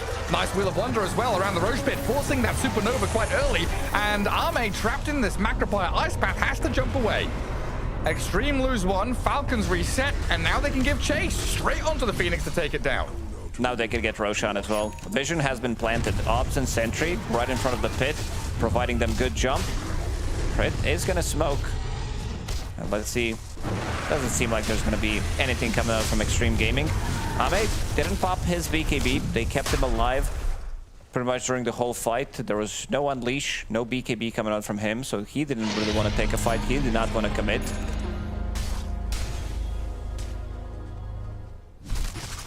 And straight away, Roche take into buy gem. Snaking picks that one up. Crit buys the Blink Dagger. So even more reach to save his teammates and get away from enemies. While Amar is trying to find Nothing to Say. A difficult guy to grab onto, though.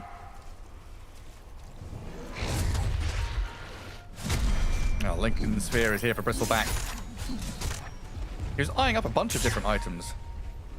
Lincoln's and then BKB looks like what he's aiming for. Good against charge, good against like the initial laser, dead in the water. Even Marcy, if you're getting disposed, could come in handy. There are 2 big items now. The one is of course going to be Marcy with the Nullifier. We'll see if that's going to change the outcome of the fight. There are a lot of things that can be nullified. But I want to see XG play some lane vision, so Spirit Breaker can get the charge, and then Tinker TPing on him, because he does have level 20. So extra half a second on it. And also with level 3 Keen, it does allow him to TP to allied heroes. So now it's the time to actually start to play a bit of a different game for XG. Yeah, MTS should bring the damage. Phoenix, though, gonna try and dive away from Malrine. Oh, even getting to high ground, but still dying. Projectiles follow. Well, no, yeah, there's vision over there around the pit. Ame killing crit.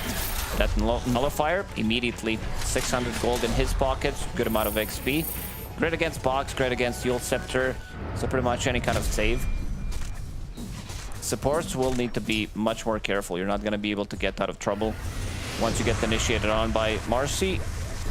You said Tidehunter, was always the lowest net worth core. He's not really getting too much of a farm, but he is getting there. The most important thing is XXS. He's not dying. 2-1 and 2 on Tidehunter. Like the itemization, going for the Seal Scepter to make sure that they have something against Ursa. He can buy a little bit more time for himself. Good dispel mechanic against some other things.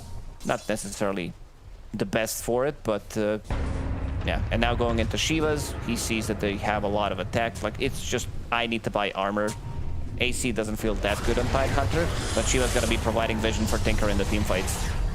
Another nullifier and another kill. Snaking down and out. And now There's that Yul. Ursa. As XXS moves forward, puts the anchor on Amar. A fear onto Ame and a bash immediately into the chain stun from the Dragon Knight.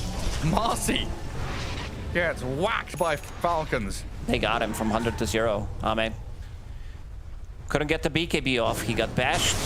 He was looking to fight against Ursa to potentially nullify him, remove his overpower charges, and then try to maybe get a jump with the BKB because they had Tide behind him, and immediately after he gets zoned out, rest of XG, they're like, we're gonna take this loss, we're gonna let Ame die, and we're gonna try to play it from there. Again, this Kanda that is about to be finished in the next minute or so, being able to break Dragon Knight, break Bristleback, and also being able to break Ursa's overpower, nullify his break Fury's fights and remove the overpower with nullifier. It's gonna be big. Yeah, a lot of cool use cases for it. There's a nullifier on Malrine now as well. There's nullifiers everywhere. Xtreme Gaming. They're gonna smoke up and move back into that top lane. There's one ward out there looking over near the Tormentor area, and they've of course seen Amar leave the top lane to go farm jungle, so they make a swift move onto the Bristleback. As Lincoln's offering some protection, but not really against Marcy as she arrives. Blows him up. Was that gem on the floor as well? Ursa's come in to try and make a meal of this one. Skitter down to half HP immediately though. Nullified. Nullified, broken, Charged upon. on. And disappears. Gem now picked up. Ursa does he have backup coming? The Ravage will land the rebound in, and that is Skitter dead. Wheel of Wonder comes far too late. Malrine tried to join in the fight as well, but he's going to get chased down. Tinker will TP forward. Malrine BKB's up as FY and XXS are looking at this Dragon Knight thinking, hey, a tasty morsel. Malrine trying to kill the egg or something, anything before he dies, but gets nothing in the end. What a perfect fight for XG. First of all, they get Bristleback, which is going to be the frontliner, the tankiness for them. Then they get Ursa and perfectly placed Ravage from XXS, allowing them to kill Ursa before he can get a BKB. Perfect timing. And then you see Dragon Knight kind of getting isolated. And now XG, they're definitely back. They managed to stabilize. They do have BKB nullifier on Marcy. They have this Kanda, which they're going to be getting a lot of value out of. And Shiva's Guard as well on Tidehunter. I mean, Tide's, you keep bringing it up. Tide itemization, it just feels so efficient from the gold he's had to the impact his items are giving. Not necessarily needing to deal any kind of damage or anything. He's just there, existing, providing vision for the team so the rest can actually deal the damage for him. Amar shows his face, defends the tower, but is he going to lose his life for it? Snaking is also TP'd up here. Amar BKBs and runs, leaving Hero. Leave me alone. Small Ravage from one of the creeps, actually griefing Snaking Tidehunter with his aura, one of his brethrens. Not sure if they're lore connected by any means, but spell looks the same. Sad for Snaking to be left so high and dry. Oh, yes, we're gonna go defend this tower. Omar leaves him.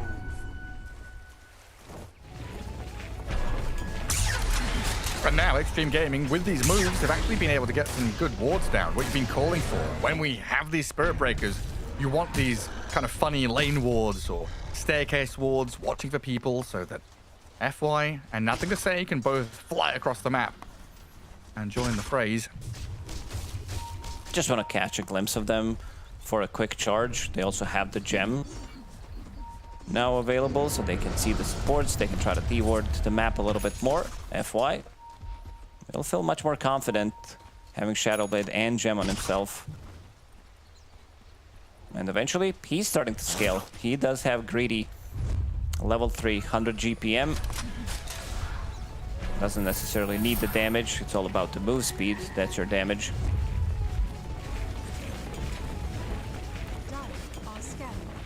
Little robots. I'm going to clear out that mid-wave. And a scan from Falcons giving the indication that XG are around this mid lane still. Arme getting eyed up here by Skitter and Amar. Forced to BKB early on with the Unleash He'll turn onto Mallory's DK. The Nullifier is out. The charge is forward from FY. Falcons resetting. Trying to fly back and reset as XXS is looking for a big rabbit. The fight is split two different ways. Nothing to Say, he's been chased by Amar. Malrine runs to the south, Amar to the left, while Arme is left stranded off to the northeast. Arme with the buyback. Skitter. Ravage will come. XXS catches a bunch, but that turn onto Amar, he's healed himself up. The Bristleback's fine while Arme comes in. Yes, getting the double kill. Good Yule-Scepter. Taking down the support, but Skitter has been left alone now. The Ursa gets turned on, lasered up, gushed down, and Arme with this buyback should be able to claim yet another takedown. Double buyback. You see the power of Kanda breaking Ursa, nullifying him, removing the overpower, and then he gets dead in the water, can't really move. A lot of expended in that fight. 2 buybacks, one on Ame, one on FY.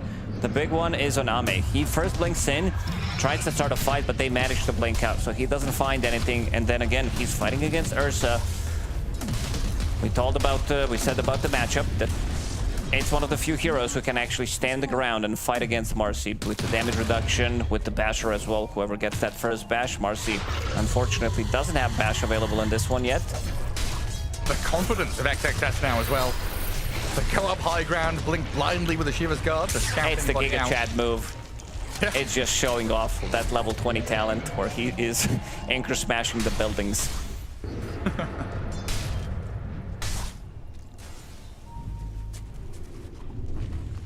XXS needs to play the fights longer. He can't just blink in and initiate. We saw one of those on Ursa, where he got the really good timing after Ursa was respawning.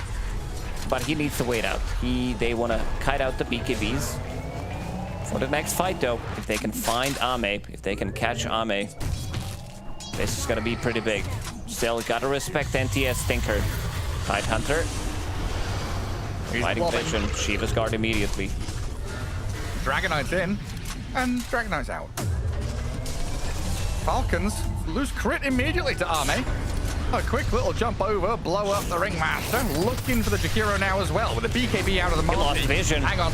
Has Arme gone too far? Has he gone too deep? He's going to back up here with the help of FY. Malrine gets the stun down on the Spirit Breaker, and Falcons, they turn. They bring back crit. Numbers advantage now in the hands of the Falcons, as Roshan is not far from respawning. A massive moment. Dead for a really long time. Nullifier from Dragon Knight is doing a lot of work. You are playing against Spirit Breaker, removing his bulldoze, pretty handy. Playing against extra status resistance, defense matrix. So this is 4v5. Let's see if Falcons can find more. They're sitting on this high ground, hoping that Xtreme come to contest the Roshan or something. And there's the big man. Returns to his pit. It is immediately met by an Ursa and a DK. Yeah, no chance to contest this. Xtreme just back up. Yeah. Arme's not going to be confident enough to go in with no buyback available. I expected more from Amar. I was looking at him. Is he swapping the treads in Roshan pit? He didn't. 3 times. Usually he just does it constantly. Doesn't matter what stage of the game we're at. He always swaps the int and then uses Coil Spray. At mana efficiency. These are professional esports athletes. That's why they're here. I bet he was focused on something much more important. Probably, yes. Can I drop my wand on my Ursa so that he can't pick up Aegis and then fight it? Let me just plant some branches in your inventory. Oh, look at how cool Dragonite looks in Shadowblade. Oh, it's beautiful. Arme probably doesn't think so, though, as Malreen's going to launch the stun in. He wants to buy time, but this Wheel of Wonder. Arme forced to BKB. Can't afford to die. Xtreme are reinforcing this with nothing to say, but Arme's been caught by the pivot from Malreen. Gets up to the high ground. I didn't see him coming, but he's going to get there with a stun. The BKB's up, and Arme is dead for 110 seconds. All right, it's time to run down one lane, knowing that he doesn't have buyback. This Shadowblade pickup, real valuable. He can also upgrade that to Silver Edge, being able to break Tidehunter, and then they can actually kill him. Because he has Nullifier, so he can jump him. Yule Scepter's not going to do much. Malreen, with the help of one, he could definitely kill. Like, he just needs a follow-up stun, like an Ice Path or something, to be able to kill him. What's the defense like here? Are we looking at a lane of barracks just dying? We'll see. No Marcy. Tinker is level 25, 26. So 200 AoE laser talent is online. They planted the banner. Can he get close enough to laser them? That's the question. I'll pop the Lincolns on our Mar. I'm assuming with the charge. FY will have to TP back down here. And yeah, banner placed. Big creep wave arriving. Tier 3 gone. They have another banner. Malreen has one extra. Plus he does have Refresher because they've been not really pushing. I think 3 banners should give you something. 3 banners like the cheese, you know, stacking the cheese. We need to theory craft this one. Roshan's banner plus amplified damage rune. Roshan's bathrobe. You put the banner together and it turns into a jacket or something. Oh, nothing to say. He's in trouble here, hey? Ice Path is here with a macro bar. As Tinker's done for. Skitter and Amar are going to find the kill. Phoenix in trouble as well to Malreen as he blinks over and stuns. Success on the run. And you've got buybacks here as Xtreme Gaming, and you're probably going to have to use them pretty shortly. There's Tidehunter. He's not escaping from that one. Ursa munches on him. Amar finishes the kill. 3 dead. All 3 with buyback, though. Let's see if they decide to use them. It was a nice try. Immediately finding one guy, Ringmaster. Tinker TP's in. Ame, his buyback is still on cooldown for 1 minute and 30 seconds. Bristleback hit level 25 in that fight. Look at the damage that he does have. Double buy. Let's see if they commit with the triple. They've got to. Arme is in deep. He's looking for Malreen. They've gone straight to the back, but Malreen is invis. Can he turn, stun, and run? No, he cannot. Nothing to stay able to clean him up. Falcons lose their Dragonite, and this Tinker is giving chase with another charge forward. They keep the vision going onto Skitter. Do they have the maneuverability with Tinker, Spirit Breaker, Arme? He can't. Marcy doesn't have the reach to get there. Ooh, triple buyback just to kill Dragonite. He doesn't have buy available. There's no objectives to be taken. No Roshan. Tormentor is up there, but not the most valuable at the moment. So let's see how Xtreme approaches this one. I also think that Ame is going to invest all of his gold. He's not going to be saving for the buyback. He wants to have Daedalus. Just as much explosive damage as possible. Try to burst the heroes whenever he jumps in. And there it is. No buyback. After they see that Daedalus, they should have a good read that there is no buyback available on him. 50 seconds with no Dragonite. He does get the shard from the grave, but very much all in from XG. Man, I was so busy theory crafting what we could do with 3 Roshan banners. Wasn't expecting a stream to take a fight. I was like, oh, suddenly Tinker's dying on my screen. Cast the game, Gary. Okay, fine. Yeah, I had to nudge you with my elbow there. Phoenix also hit level 20 in the previous fight. So there's going to be 7.75 max damage. Max HP as damage with that Sunray. Could be pretty big if they can keep the distance. If they can have some of these longer fights. This could potentially melt them. Then so much rests on Arme and XXS to kind of get in there and be the chaotic forces. Find these openings. Well, Falcons take this moment just to chill for a bit. No buyback on DK. It's like 1,000 gold off it.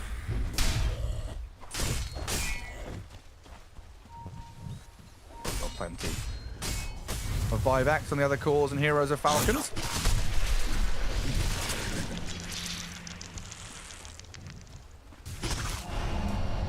Amara now has that same tank as well. We're really looking at multiple lives, hypothetically. As tanky as possible. Brawny enchantment on top of it as well. 4,000 HP with Satanic, with Lincolns. Even Jakiro has Lincolns of his own. Falcons smoking. They see FY show top, but the smoke is actually happening down bot. Maybe if they sneak into the base, they could find a Tinker or something.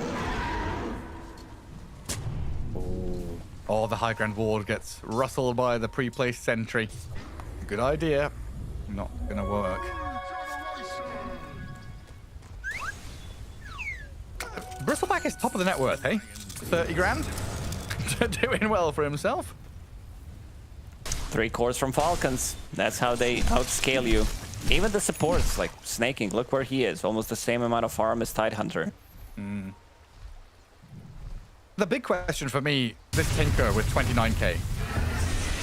Does it feel like he's converting that net worth into impact here? Now, he's doing a lot. I want to see his damage numbers at the end of the game, because I feel like, you know, it's Tinker. Also, looking at his items, he has cast range, the Zune, Yashikaya. So it's going to be almost at instant speed, bigger AoE, bigger cast range for him. Nothing to say found what he wanted from neutral items.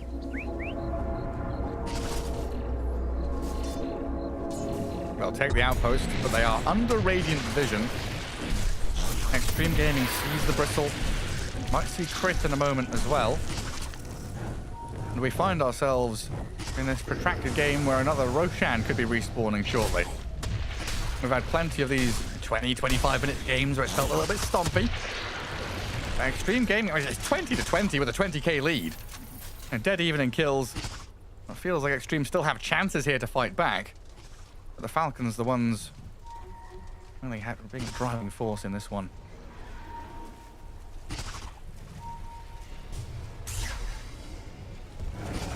Three seconds to go. So Roshan shows himself again in that top pit. Almost instant spawn. Yeah, very quick one. Now the age-old question. Do we sit in our base, hold back waves, and defend high ground as Xtreme? It dies so quickly. Let's see if they're going to smoke out. Teams are also getting better at just baiting with Roshan, with the roar, and then smoking out, going for the backstab. They wanted to check out, see who's going to be showing in the lanes. They see Tinker showing bottom. That doesn't mean too much, but they also showed another core in the mid lane.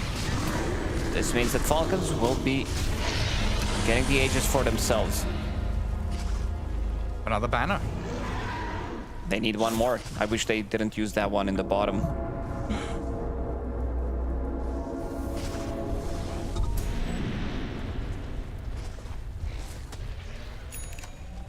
It's always irritating playing against the Tinker with the March. You have to continually deal with lanes that are getting shoved in from behind the trees and in the fog. Nothing to say. Put out a laser there, show Skitter that it isn't just a free walk towards that tier 2. And the XG still have that high ground vision around their triangle.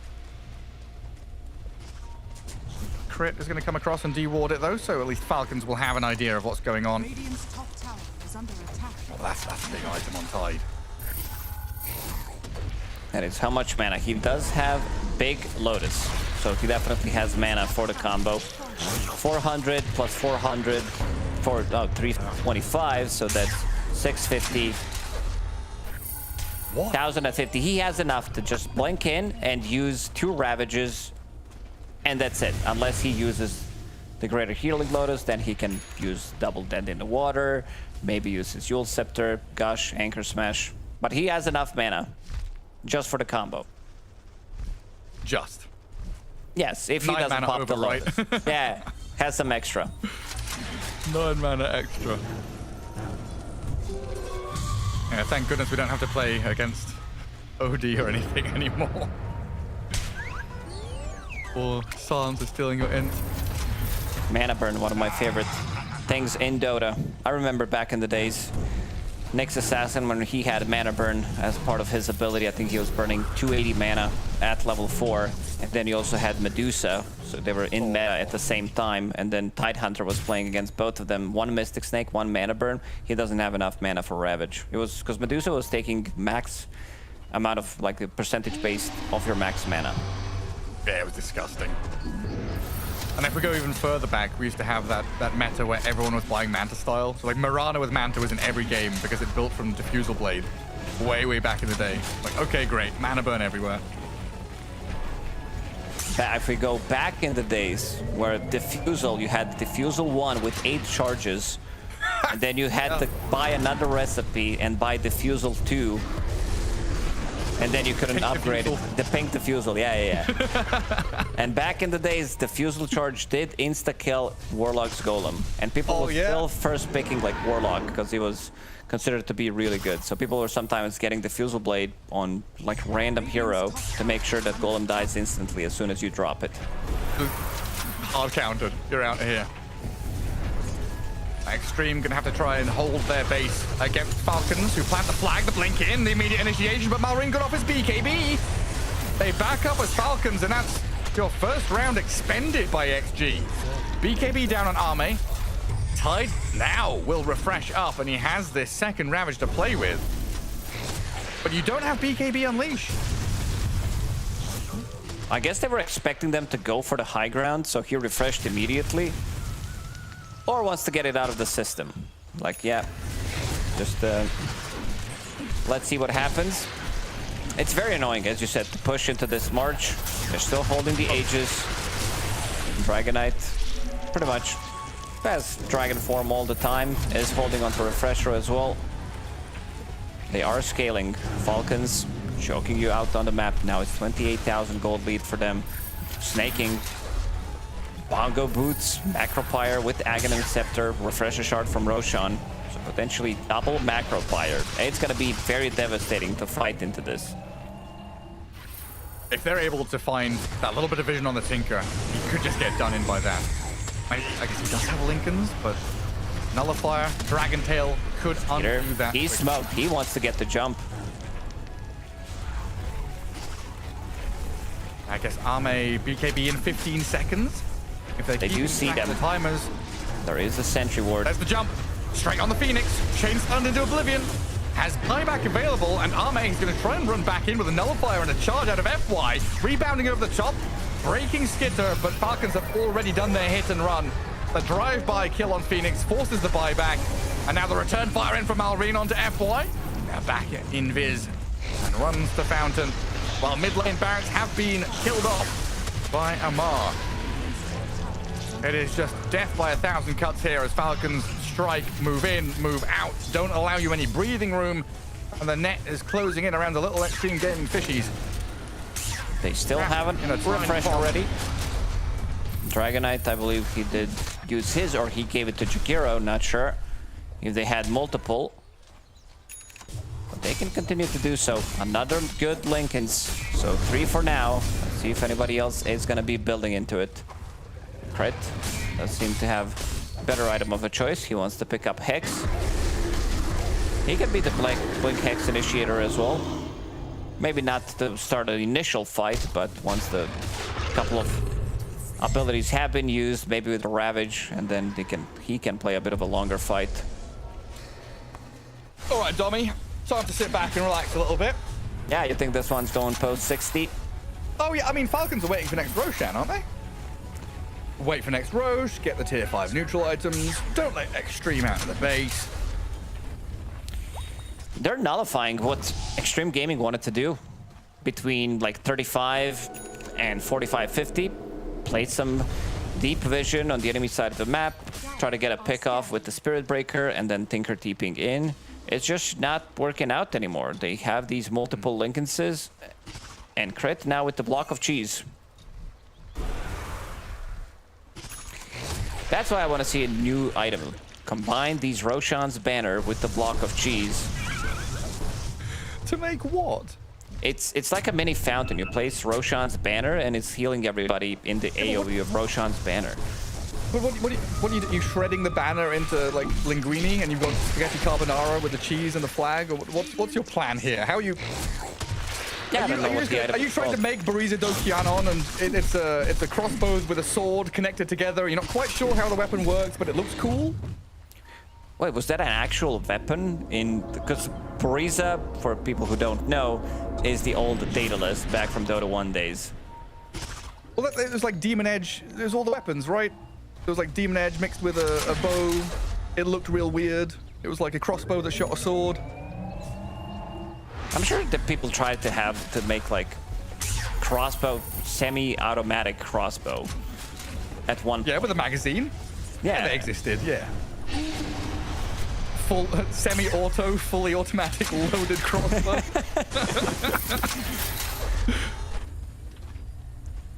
The Daedalus. Like, what even is a Daedalus? Is that a crossbow? It's two swords put together to make a thing. It's a crossbow, isn't it? They've combined two swords into a freaking crossbow. That's what Bariza was. I'm not going crazy, I'm sure. I never noticed that. I was focusing on numbers, Gary, throughout my whole career. I wasn't really focused on... Yeah, it's like, oh, what is satanic? Like, what is that? It's just like... I don't know. It looks like some demon bird or whatever. I don't know what that is. It's like a claw. Bring back Messerschmitt Reaver. Ah, yeah. Way cooler name than just Reaver. We still have some items named after stuff and people, right? Yule's Scepter of Divinity. Ginso's Light of Vice, that was the name, yeah. No more. Yeah. No more of that. Yeah, I mean, until Roshan. Tonka. Yeah, Tonka was the guy who made loading screens. Some real, like, if you want to have a good background from back in the day. Oh, hello. Ravage. Like Ravage. Straight in onto Bristleback. He's nullified, but BKB up, has Satanic to pop, and he nearly just kills Ame. 3v1, and Amar says, fuck you. He has 900 damage with a crit from Giant Small. And the Blade Mail, of course, so Ame, he needs to commit with a BKB. All right, time for next Roche. Well, can they go now? BKB unleashed down on Ame. One Ravage down. Signal. They might try to go now. But again, Roshan is respawning. There's also amplified damage that just spawned.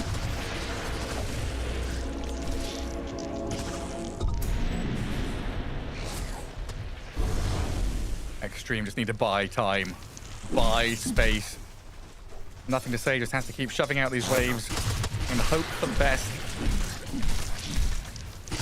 45 seconds till BKB on Ame.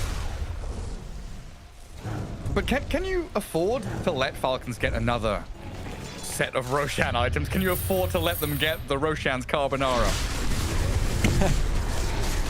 Aegis, Cheese, Refresher, Banner, all 4 goodies inside the pit. Falcons say thank you very much. Honestly, though, it is testament to Xtreme, right? Holding on for this long, 40k down, shows how good their draft is and how strong their idea has been this game to be able to stay in it against Falcons with all of these signature heroes. Yeah, they're waiting. They want to have triple banner. They want to have a couple of cheeses. I think it might be time to try to go in and make something happen. No buyback available, still an X-Nova. Snaking doesn't have his buy. She's investing everything in items. Poke the angry ogre. Crit is blown up very quickly. Great snipe there by Xtreme, but it might have left the Tinker out in the open. Gets turned on by Skitter and Amar. Nothing to say to the high ground, being healed by the Sun Ray. Is that enough with the Ethereal? No, it's not. He's dead, but with buyback. Skitter will turn on the Phoenix to try and take down They got him. God. Dead with no buyback. Meanwhile, Ame fighting against Malrine and losing the fight. Crit did return to defend his Dragon Knight. And Xtreme Gaming now, having bled out so much, A buyback from Army will leave them 4 versus 6 or 7 with Aegis and Cheeses and all this business. Falcons have a massive numbers advantage. They do. They want to get Megas in this one, and they might want to be able to close it out. Amar, just being in the front line, being super annoying. Ursa, he found Ame. Dash, Abyssal. Oh, God! Gone. Beard. Gone for 2 minutes. That's got to be it now, surely. Nothing to say will get Cyclone Dub. With a Wheel of Wonder and Amar's damage, they'll Ravage and Refresh. Go for the second set of Tendrils to defend the Tinker. No follow-up damage. Feels no pain. The suffering only goes one way, and Amar will make you suffer inside of your fountain. He's the fountain farming Amar as Bristleback sends them packing. Falcons will now turn onto the tier 4s. They've got the Mega Creeps coming. And Xtreme Gaming 3 versus 5.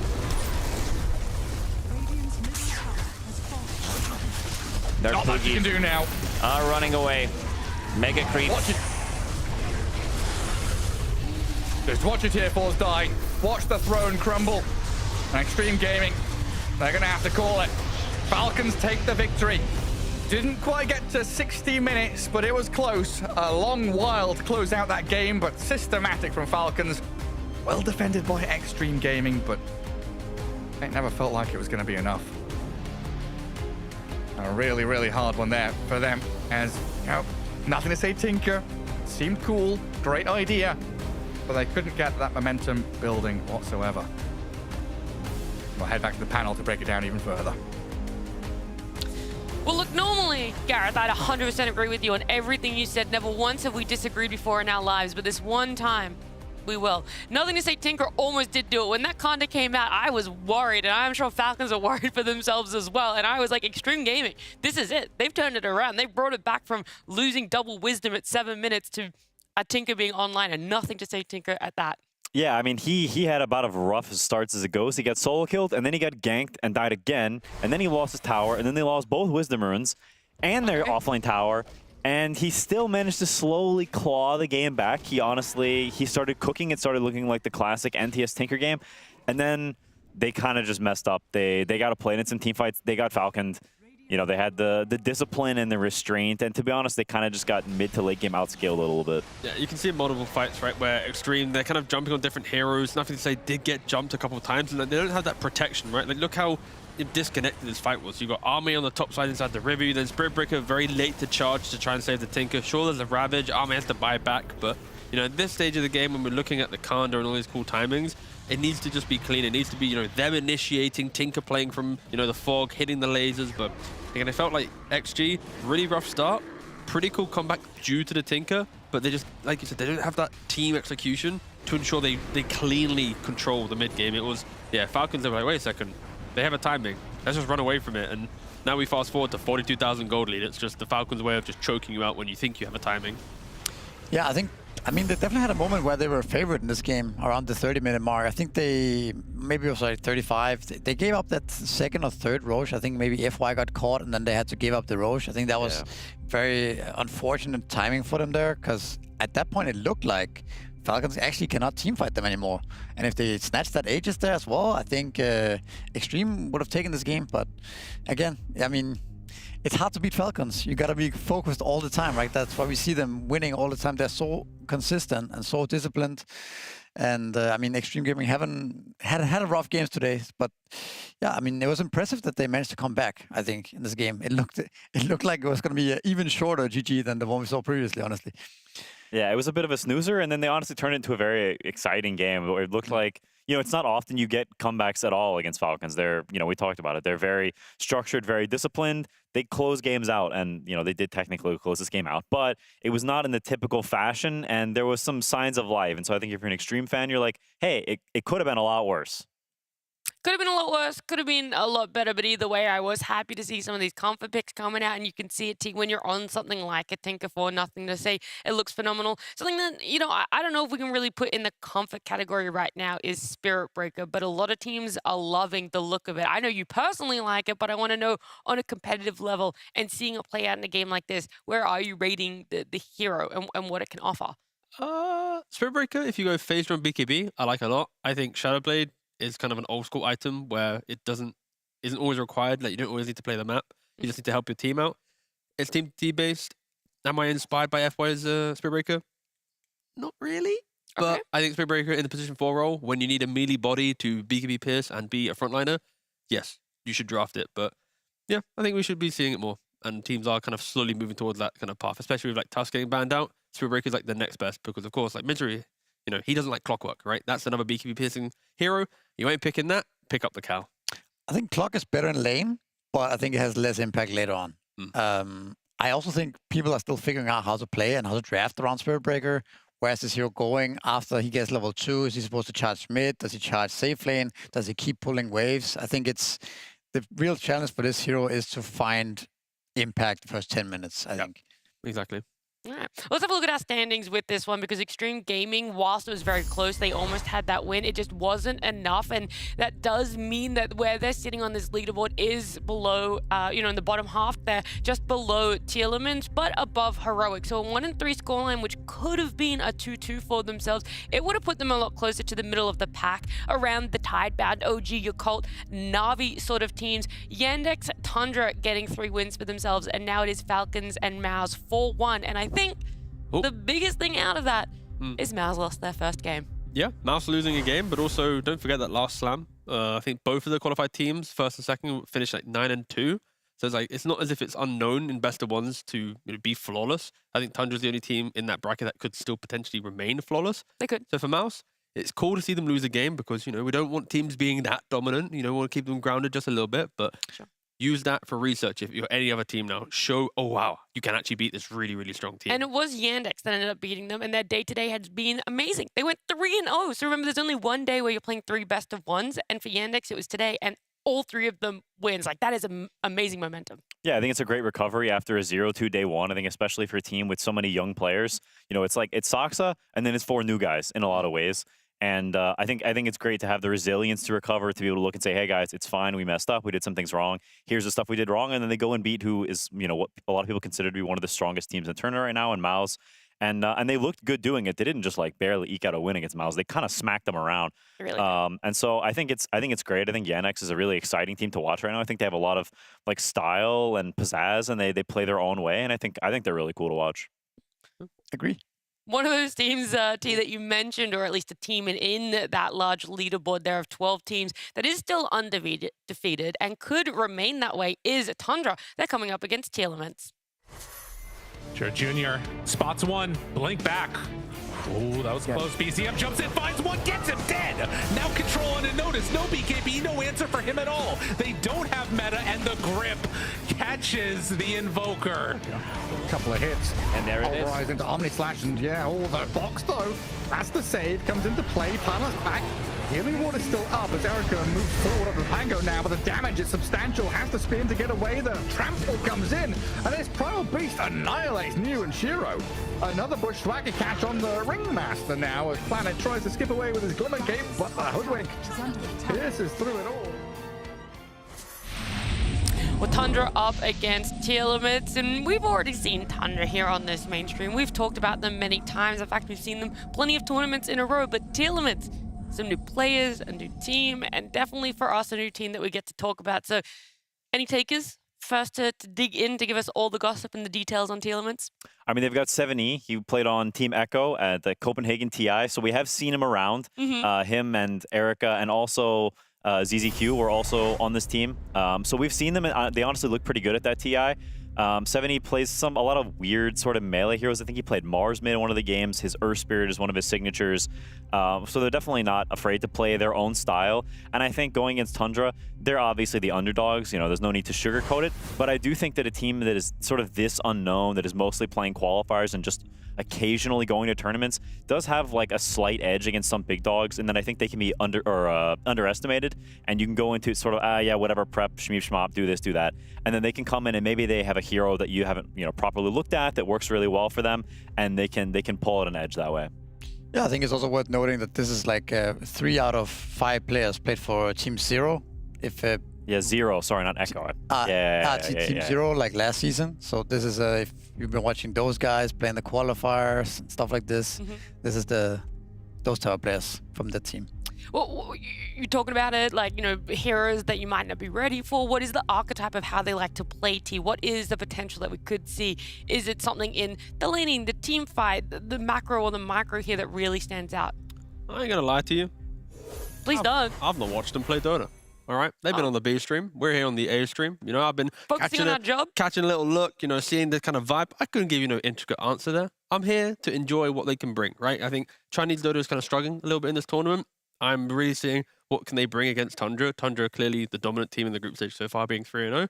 So I'm ready to sit back and see what type of Dota they bring, because when you look at the names of the players, they're all like Div 2-esque players. If DPC was still around, they would have been in the teams that are kind of bouncing between Div 1, Div 2. They wouldn't make it to tournaments, but this time they have. So they clearly are on the up, but I'm not going to get carried away and say that they have a good odds to do it, because they are the underdog, like the 4th, 5th seeded team in China right now. So yeah, I'm just intrigued to know what they can actually do.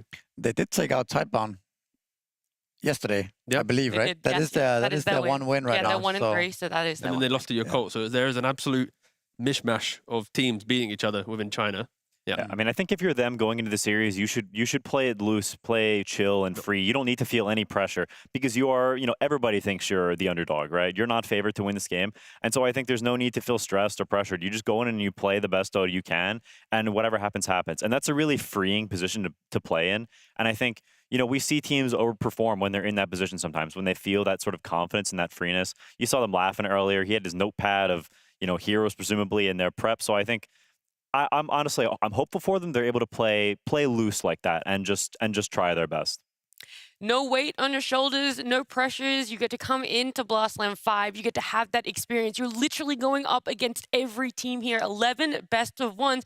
Maybe you can eke out a win against Tundra, really put their backs against the wall, and it all begins with a draft.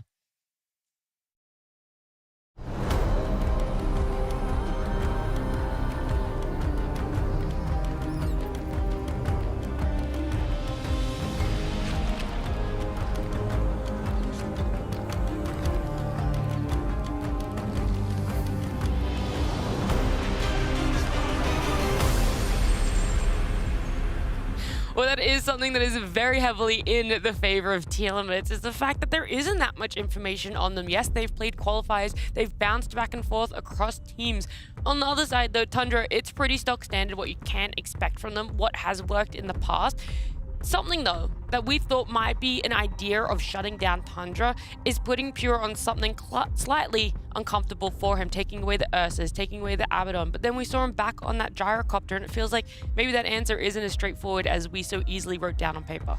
To be fair, we did kind of forget about talking about gyrocopter, because when we mentioned those 3 heroes, it's kind of like draft enabling.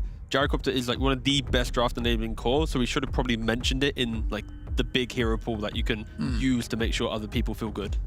But yeah, I mean, on this topic, Tearlaments are not taking that approach at all. They pretty much left all the carries out there.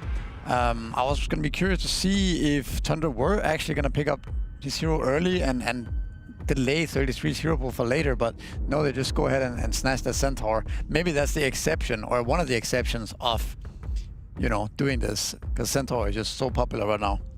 Yeah, we've seen them kind of give up on the Axe. There's been multiple opportunities to pick it. They passed up on it, even whenever Centaur was banned. So it seems like they've decided, all right, Axe is too many counters. We're done with that. Centaur is his new, flavor of the week jam. I mean, everyone's picking this hero. It's not just 33 playing it. We could see Tearlaments respond with a DK, something we've seen a million times today against Centaur and over these past couple of days. They go Slaughter, also a great option. That's actually a hero we've seen first phase banned a lot, and I think is one of the best heroes against Centaur. Is a low armor hero for quite some time, and Amp just shreds this hero. Also a million stuns against Stampede, so there's a lot of good things going there, and it's a flex, so you really couldn't ask for much more on a 9 pick. I also like this approach a little bit more than just going with the generic DK here for Tearlaments. I think it's a little bit more unpredictable with the Slaughter. A little bit more explosive, perhaps. Not something that maybe Tundra has as much experience playing as compared to like the DK that everybody's playing right now. Yeah, I have really useless information to provide here. 7E is actually tagged up with his Steam name as Tundra.9. Okay. Use it as you wish. Okay. You won't see it in game, of course, his professional name, but 7E is trying to just harness some of that 9 tech as he does play up against Tundra. again, completely irrelevant, but I back liked to the it. draft. Thank you. You got any more? Or maybe we'll see a Do you want me to winner get wyvern fired? mid from 7E this game. I thought you were gonna say you know, their offlaner on Wikipedia. It's SRF in game. It's AFA. I don't know. There's too many 3-letter acronyms to rough. change around for this team. They need to make a name for themselves, and this is the place to do it. Ooh, wow, that was cool. That's cool. Yeah. Thank you. I thought so. There's no sarcasm there at all. It was pure, genuine. Ooh, a disruptor. No, that was Has that hero? genuine. has that? Ooh, that's the most energy I've ever heard from you, Misery. What the fuck? Disruptor. Has this hero been picked yet? I don't know. I haven't seen it. Nah, might be the first game of Disruptor. This blast. At least it's not many games we see of this guy. He was really popular for a while, and then suddenly not. You know what? Yeah. He has been played before. Has he? Guess by who?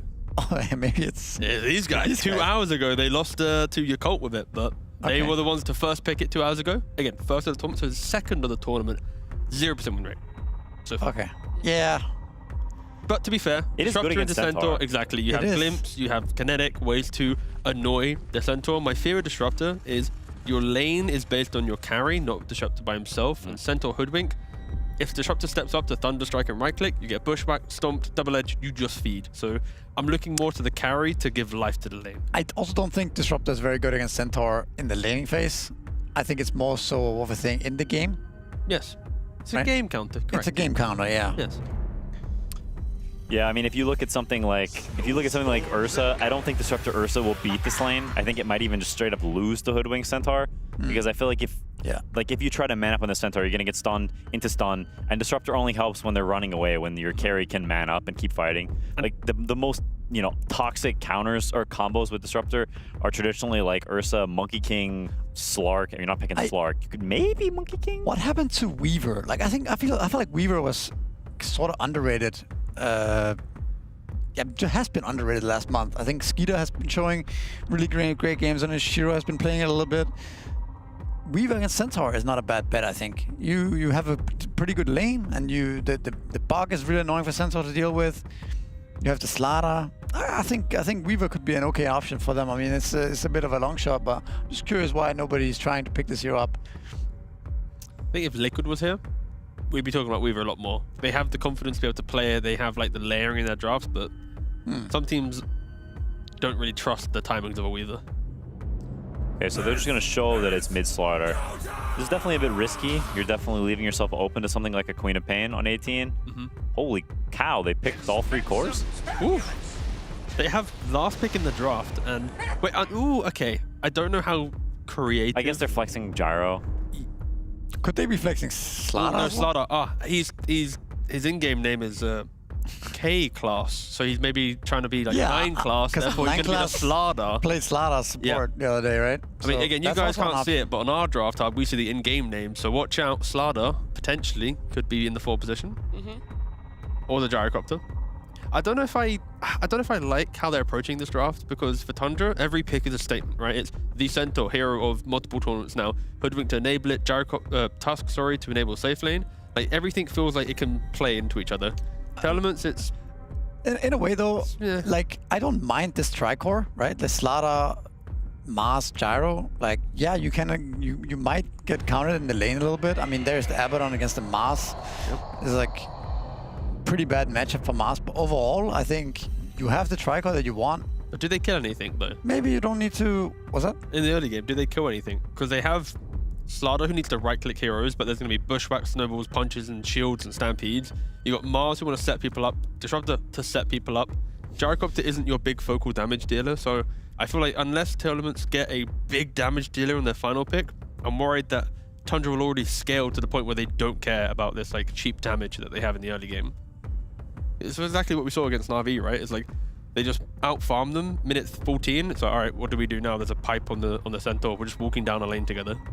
Yeah, I mean, you have Rocket Barrage against Centaur. I think you really don't want to let it do this wave cutting.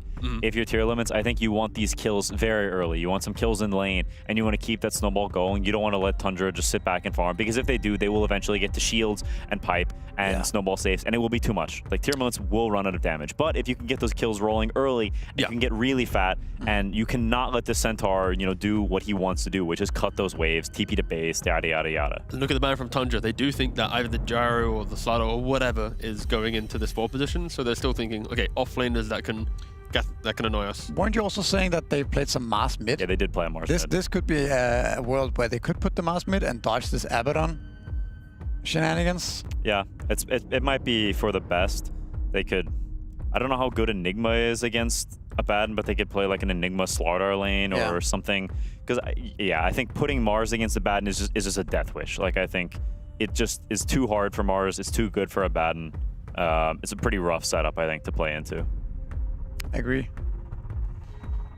For Tundra, I could see them looking at Queen, looking at any hero that sort of goes in and has, you know, damage. You have a lot of buffs. We talked about the survivability from Tundra. You have Snowball Save, and you have a lot of lockdown on your supports. So I think you just want some standard sort of fighting spells mid. They could go for a Bad Rider is something that BCM has played a bit as well. Yeah, I think there's a lot of stuff that's fine. Queen's fine, Bat's fine, a lot of stereotypical BZM heroes are fine. I think even the Invoker is totally fine here. You've got multiple setup stuns for it.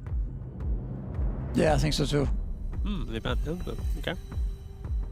I'm very curious to see how Tearlaments decide to round out this draft and what kind of heroes they're flexing, if that's the case. I do want them to do something a bit clever here and not just play straight forward into what they see. I think if you're just honest here and throw Mars into Abaddon and Gyro disrupt the safe lane and, you know, do all the stuff that you've shown, I feel like it's just not really good enough to beat Tundra right now. I think you got to do something a little bit creative or a little bit, you know, be a bit sneaky here with the last pick. But my fear as well is, like, when Tundra pick up the Queen of Pain, the hero that you've been mentioning, then they have to already now find a hero to deal with the Queen of Pain in the mid, which then means they can't then fix the problem. Like, everything you're talking about is based on having bans to protect that. And they haven't really protected that. I think a hero like Mars can go mid against Quap and do okay.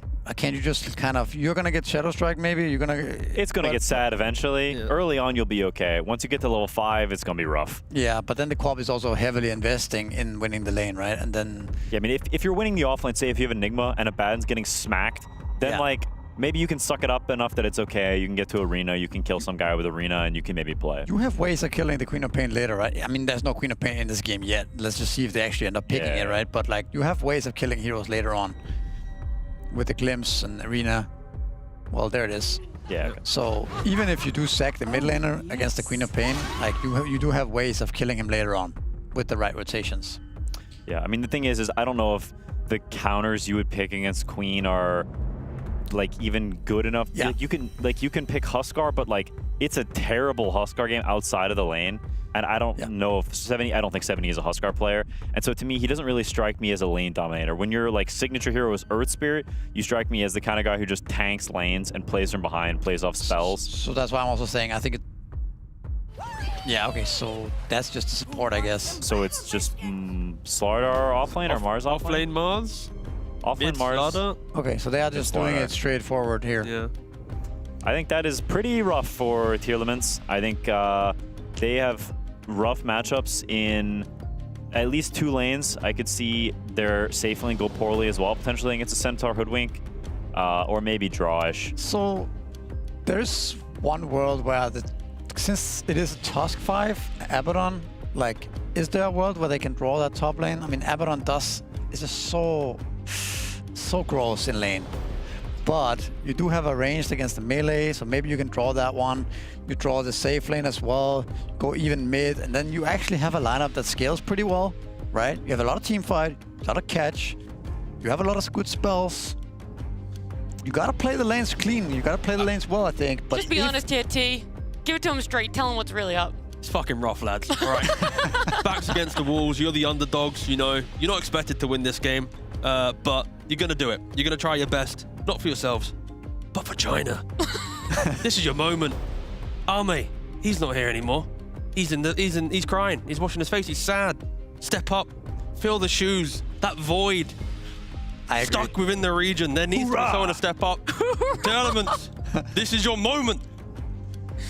I think that, okay, the gyro, if they kill, if Centaur like wave cuts and he kills him like a bunch of times and gets giga omega fat.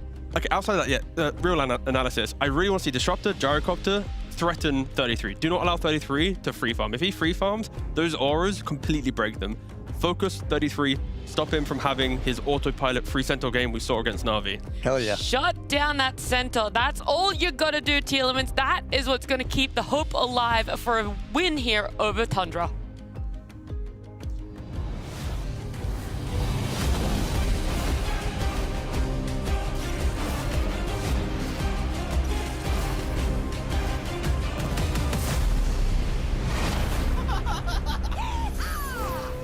Yes. Build it up. Nice motivational speeches there. Hoorah! Let's get the Chinese team to China and play on some home turf. Yeah, maybe we'll see it happen the cost, although the panel make it sound like this is a doom and gloom game and lanes for Tearlaments. Yeah, I have to agree with this one. I've seen like some of these lanes. It's a bit of a cookie cutter strat coming out from Tearlaments where they like not really been impressed by overall last pick. If you're last picking Snapfire, this is not like holy moly what like this hero is gonna tear them apart. It's definitely not happening. To support duo, they have good amount of damage. Also, I am a big fan of Slaughter in the mid lane. Problem is he's playing into Queen of Pain, not the matchup for the most of the matches that I've seen during Wallachia. Whenever you want to be playing that, Slaughter from the mid lane, Queen of Pain has been banned. Just difficult. You can't get close. You're playing into range hero. You're playing into slow. ZCQ. Cards. Nice dodge. Nice sidestep. Very well done. I mean, that could have already spilled or started the disaster, right? The tidal wave begins with the first blood, a kill in the safe lane, and things build for Tundra. But it's a good dodge there to make sure it doesn't happen. I honestly, I respect you guys. I understand Pure's actually dead bottom, I think. Are you serious? There's the blood grenade. Even homing missile level 1. He can either get a glimpse or thunder strike, whatever is needed. I think he's gonna go with the glimpsey. Another wand and shield. He can stay alive a little bit longer, but Pure has been pummeled. First blood for the gyro. Double blood grenade used, and Gyro's starting with homing missile. His lane is also getting pushed in, but he got that first blood money. We'll see if the lack of blood grenade in the side lanes is gonna do something. Pure immediately TPs to the top lane, uses shield on his Hoodwink. Panel did talk about MOUZ playing into this Abaddon, playing into Hoodwink. Not really an easy matchup for him by any means. MOUZ is strong laner in certain matchups, but this is not like, I pick MOUZ, I auto-win my lane. Yeah. And we can see some of the struggles as well in the mid lane already. 70, very low on HP. EZM spending a lot of his mana, making sure that he's getting the CS. And that's gonna be his bottle. 1 minute, 10 seconds in. Missed 1 CS. Slaughter sitting at only 2. It's a lot of mana commitment. He will get it back eventually with the bottle. Incredibly oppressive. 70, not gonna have a good time. And that rush of dopamine when you get the first blood, you kill the enemy carry, and all of a sudden the color leaves their faces as it is a nasty time in all these lanes as they return to reality. Ari and Pure up top, so they got the Hoodwink with the Abaddon, putting Whitemon's Tusk down with a Centaur instead. But yeah, honestly, you know, I get what you guys are saying. Feels a bit negative for Tearlaments, and I see this draft and I think, you know, Neanderthal thoughts, easy to pilot, execution, starting to kill. Thoughts, he says. It is very much a one-dimensional draft, but sometimes that one dimension is really good. They've got teamfight, they've got stuns, they've got magic damage, and I think that sometimes can, you know, carry you through a game if you go well. One-dimensional in three-dimensional world barely works, especially in a 6D world that Dota is. 6D chess that we are playing here. Tundra creating wormholes around the poor little 2D the 2D creatures on Tearlaments' side. The Dagger spam continues. Level 2 in the Shadow Strike now for the BZM Queen of Pain. 14-5 against 8 and 1. While up at top, Pure is going to bully back K-Class. And as the panel was saying, it's a nice little combination between KJ and 9-Class potentially. But we don't see the Slark or the Slardar pos for just a little Snapfire here for him. They're doing okay in this top lane. Pure had to TP back from the lane. I don't think he got the XP from one of the creeps, maybe 2. Still sitting at level 2, and there's gonna be a good amount of physical damage with the little Shredder, with God's Rebuke. It seems like they are gonna be picking up the Lotus. Yeah, this is a spot to be in. Pure is just getting scatter blasted over and over again, while BZM has now taken full control over this mid lane, forcing Slardar to make the walk back to Fountain. So that's going to be a couple of waves here for BZM to gather. But it's looking solid up at top. Snap and MOUZ, a consistent lane duo, always good together. Ari's doing a damn nice job here, stepping up with a shield on him, though. The bushwhack into damage, not enough to... Oh, it is! With the Acorn shot. He's got it. Nicely done. They are very low. Pure is constantly sitting at 50% HP, but Ari, none of those shots, I believe, missed from Mistwood's Wayfarer. And they grabbed the kill, and now MARS is the one who's going to be on very low HP, no resources whatsoever. He is bringing the Courier, just the second Bracer, and is bringing a healing salve.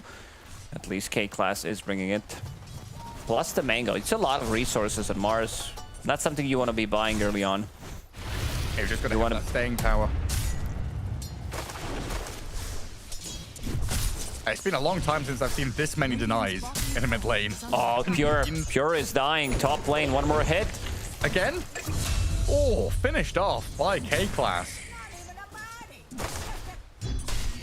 I have not seen this many denies out of mid lane. Also, not seen a Baden die twice like this in the early laning stage. It's one of watching the Baden just survive. One of the few ones. They are playing the first couple of levels, like the level 1, level 2. Very good, keeping him low, so he didn't feel too comfortable coming immediately to the lane and getting the CS. Usually he is the one who's putting in a lot of pressure with Curse of Avernus. Difficult to trade it with the Aphotic Shield. Pure did bring Infused Raindrops now, so gonna be a bit more tanky. Even White One's coming in for a help. Yeah, trying to turn on the 9 class. It's left the Centaur isolated bottom, but a kill up top on his Snapfly would be nice for Whitemon and Ari. They grab it up while 33 did slip away. He got glimpsed back, but was able to salve a return under his tower. And now heal back up, at least to stay in the lane. Gyro's free farming in this lane. As expected, you are playing double melee lane. Gyrocopter, Disruptor, very strong, especially with the first blood that he got. A lot of resources being used all across the map. We saw Centaur using the healing cell, MARS, even 7E in the mid lane just finished off using his. I mean, there were so many options there. The panel talking about the possibility of, you know, swapping Slardar around, getting a new mid, knowing the susceptibility against a hero like the Queen of Pain. I mean, Centaur glimpse back in towards this Gyro. A little bit more damage should finish him off. Dive under the tower to clear it out, while Ari kills off K-Class across the map. It's very important that they are shutting down Centaur. He is sitting at 23 CS, same amount of CS almost as MARS. Not gaining too much level either. Delaying some of his item timings, some of the Dominator. It's going to be a good aura build as well. You are playing into a lot of physical damage, so I assume it's going to be a Crimson Guard in this one. You are playing against Gyrocopter.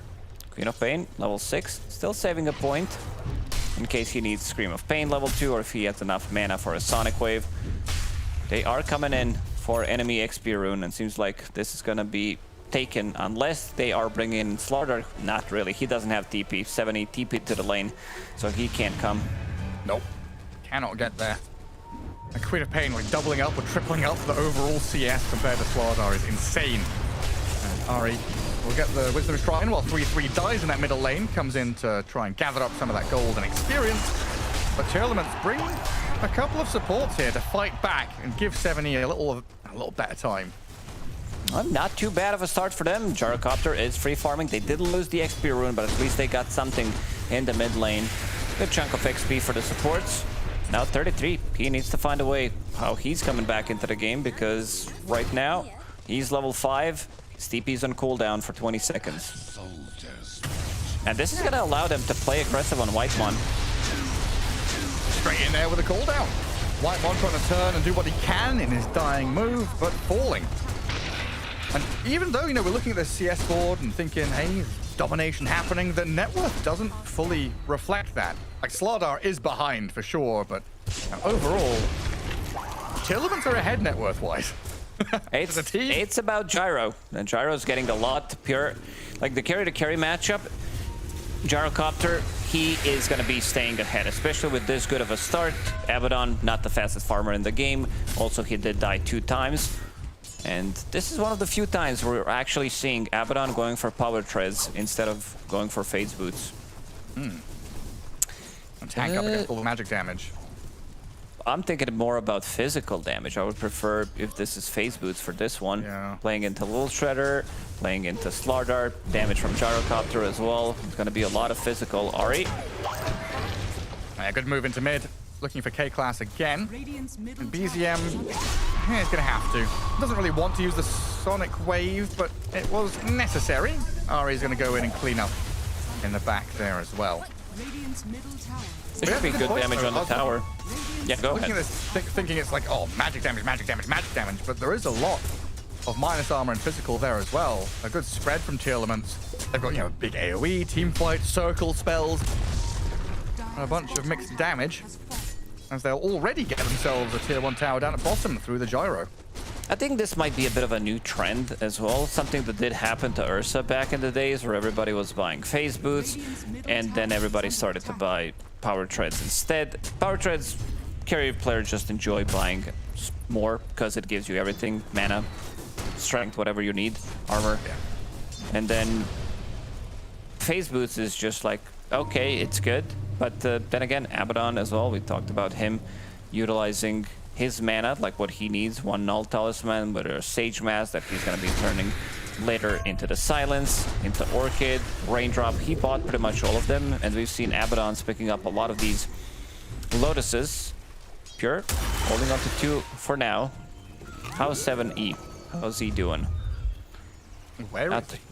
Yeah, he's smoked. That's why we don't see him. Not the easiest gank to get. BZM has Arcane Rune. They're bringing in numbers. Erika is here. Static Storm and the cooldown. Everything for Ari. A bit too much. Just for Ari. Oh. I think they wanted to get a big kill, and they might still get it.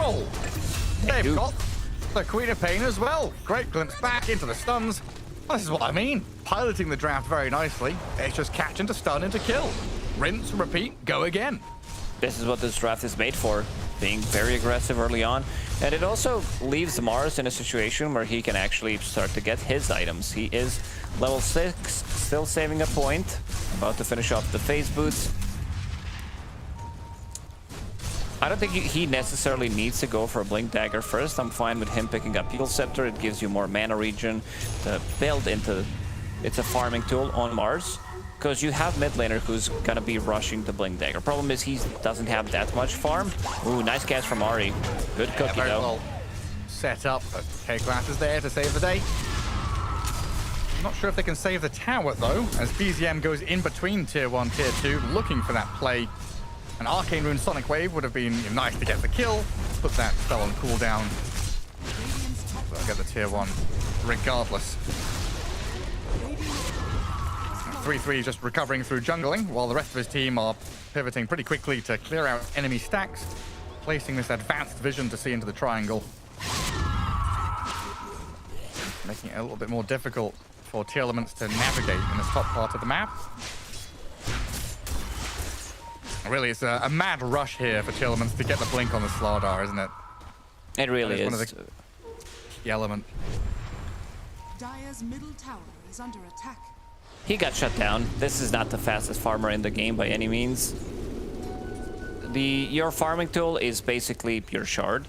So you want to have a good laning stage, transition that into 10, 11, 12-minute Blink Dagger, depending how good of a game you're having. Whitemon, just gonna drop, and then pick up the shard on Slardar. Because of the changes that did happen a while ago, where Bash doesn't really deal extra damage to the creeps anymore. So people were trying to figure out how to get back into the game with Slardar, so picking up Shard immediately after, and then of course you need to buy a Blink Dagger, sorry, you need to buy a BKB. Slardar is a man of many needs. He is. so far the recovery is working out. Radiant's middle tower is under attack. I've just been watching this Centaur do classic Centaur helm things. Grabbing creep wave, dragging it back into jungle, farming effectively, while Gyro mirrors that and takes the other waves into the jungle camps to accelerate his own farm. But he is out in the open here. Good static storm to try and hold them back. Erica pops the wand, has raindrop to try and survive. Can he turn and fight? He can indeed. TPing home. He should survive. He's all fine. They kill the Tusk and the Hoodwink, both supports down, and Tearlaments. Man, that static storm right in the nick of time from ZZQ. If he got the punch off, he's definitely dead, but ZZQ with the static storm, and also all these small items that he did buy. He did have Magic Wand, couple of charges on it, Raindrop, Dragon Lance, uses Polywog Charm, and then he survives just because of all these small items. And now they're hunting, they're searching for something on the other side of the map. Unfortunately, not gonna find anything. Nobody's in that area. No Abba. He is mid lane. Pure has picked up the relic, recovering after a pretty rough start. First blood in the bottom right corner, killed in his own lane.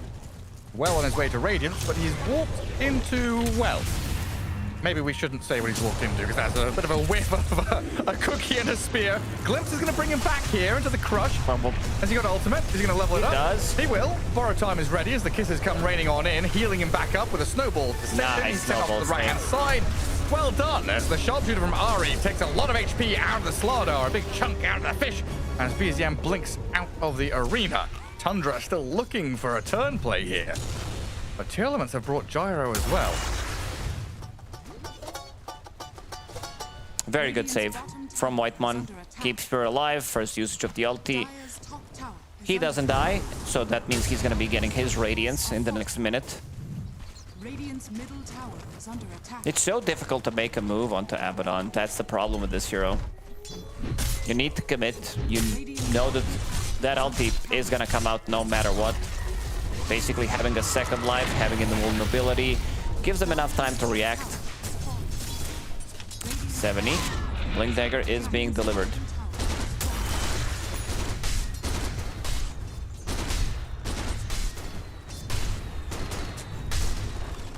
Pure potentially under vision up top in a moment. I'm just looking at this Disruptor and Slardar lurking around, with Blink being delivered shortly. Yeah. Because they want anyone but him. The rest of Tundra are in that southern jungle.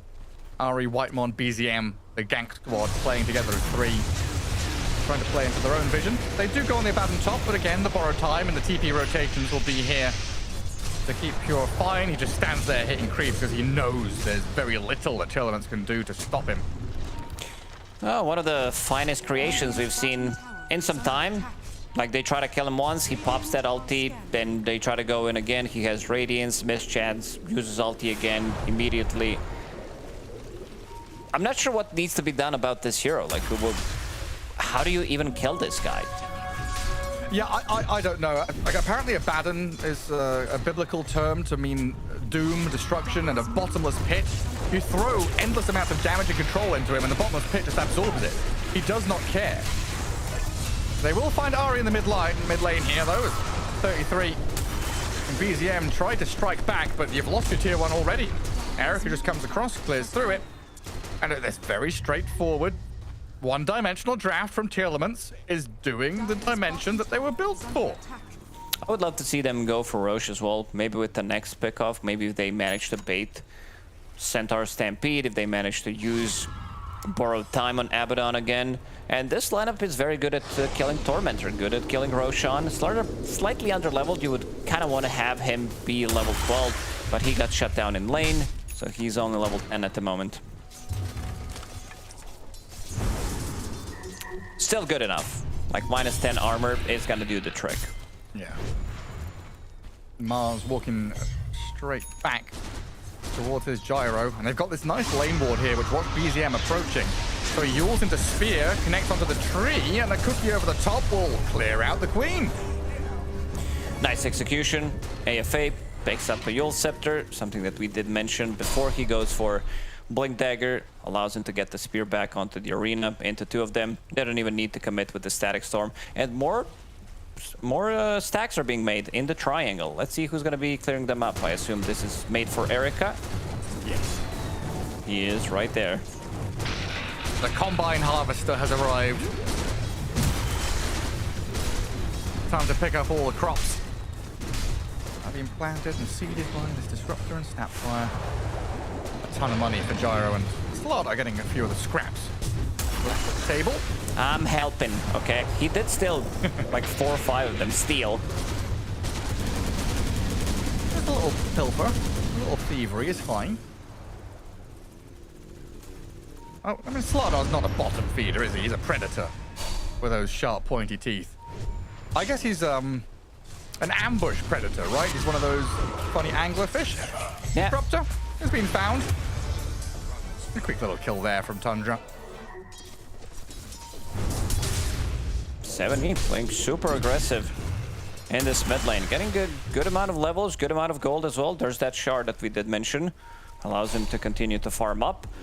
And I'd like to see a smoke and maybe turn that into Roche. I don't think they're going to be able to do that on Dire's side, but I could also see them maybe try to take a fight to the top part of the map and go for Tormentor, because that's minus 50 in armor. MOUZ might be in some serious trouble here. Completely out in the open, and the backstab through the Twin Gate has arrived. Ari and Pure. The self-fuels, just to delay things. Okay. BZM. Angry boy. Not sure if this was needed. He doesn't even get the kill. Could cost him. I think they showed that there's no Sonic Wave now, and immediately into Roche. Pretty good move from Tearlaments. And they can also run to the top lane and potentially contest the Tormentor. Let's see if they're gonna do so. Immediately smoked. Aegis on Gyrocopter, Dragonlance, Casual Crystallis. Tundra, are they fast enough? Well, it looks like they should be able to kill it before killing him get there. The kisses. And Tearlaments getting here on time. Static Storm and Connect Field not going to really work out. But 70s jump onto the Centaur should be good. Stampede and a Snowball with the borrowed time turning on the Gyro though. And Erica's first life is already forfeit. White Mon is shredded by K-Class, but Slardar has fallen to Pure. The Abaddon goes into the back along with BZM, and now this Gyro is alone. Very difficult to escape. Maybe SRF with the MOUZ can make a play alongside the Snapfire. He's done it. Great Arena Spear. The heal back up on Erica keeps him topped up. Still has an Essence Ring to play with. Turns with the damage on the BZM and 33. Another round of spells from the MOUZ as well. Cyclone's up the Queen of Pain, but the Gyrocopter has been slain by this Centaur. The MOUZ rebukes back on Quap. Gets the takedown on her. But 33 and Ari are still going strong. SRF left to his own devices, bushwhacked and bundled up against the tree. A double kill for 33. Seems like that's going to be a full team wipe. Disruptor, is he coming back or not? Nah, Maybe. He's bailing. Nah, he's bailing. He TP'd to the mid lane. K-Class is done so as well. They have another stun available. And a Snowball for good measure. Oh, that Static Storm not connecting. 70. This fight's going on for so long. What, he's he needs help. Again, has he? Disruptor. Now he's running to the top lane. Well, he's got to get here sharpish. 70, he's 1v3ing, or at least attempting to. The kinetic field comes out. He's going for the big one. Back. Snowball to turn. 33 still tanking through it all. Another double edge ready as 70 is about to drop. Just another touch out from White Mon, and Ari should do the trick. The shards block's good. This fight was going on for so long that Disruptor ulti came back online. They'll glimpse the Queen of Pain, but she's Sonic Waves down. ZZQ, Static Storms, White Mon stuck inside the field. Ari trying to right-click the Disruptor down, but he will escape, and a Snowball across to the right gets White Mon out of there. While the Yules catches the Queen of Pain, BCM wants to go further, forward, aggressive. Come on, you're going to give up on this now, surely. Disruptor will be the last one to fall, a casualty of war. That's a massive team fight. Bruise in that top lane. They should have gotten more out of it. Like Static Storm again connects onto them. I see that AFA. He does have Tumbler Stoy. He could have used it, could have used the spear onto Tusk to at least get something done out of it. But now this game completely flips. And now you have Centaur with Crimson, and you had it in the previous fight as well, with Crimson, with Pipe. And you're still focusing him down. Not sure what they used Static Storm, the first one, which happened like 2 minutes ago, because it didn't connect onto anything. Yeah, it was on the staircase near the Tormentor, right? I lost track of like who was there or what was happening, because it seemed like that was off the mark, but I'm lacking critical information as usual. Gyrocopter, is he trying to clear out the bottom wave? Gonna get a catch on Disruptor here. A Rod of Atos out of Ari, good way to start catching people. Allow BZM to follow through. Oh, we've gone from a slight lead from Tearlaments to now 4K for Tundra. And once you take your foot off the gas as the Radiant, yeah, it's bleed out time. The suffering begins. Pure just comes in, clears out another kill, and the pressure is mounting. We're already seeing Slardar, MOUZ trying to push and cut waves and do what they can just to hold on to this game. This is how I expected this game to go. It seems like Tundra needed a little bit of a warm-up, 20 minutes in. 2 supports with Queen of Pain, hunting down anyone on the map. BZM doesn't need to use Sonic Wave in this one. You can see them falling apart. Bottom tier 2 tower taken. Pure and 33 playing together. 33 also picking up a very interesting item. Like he's like, you know what, guys? These fights are going on for so long. I'll just get shard for myself. This has to be one of the fastest ones that I've seen. It would have been so sick in that. It's gotta be a lot of HP on him, because he's not dying. Yeah, you cannot kill this guy. He has good amount of armor. He's sitting at 18 at the moment. Does have Crimson, does have Pipe. Just, you know, casting like 20 double edges per fight. So casual. But now we get to this difficult point for Tearlaments where their draft is built to rely on team fight, on initiation, on vision. So once the map gets dark like this, they've got to make some kind of risky moves to move out, play as 5, give away some of the map to Tundra, and try and find the angle to approach.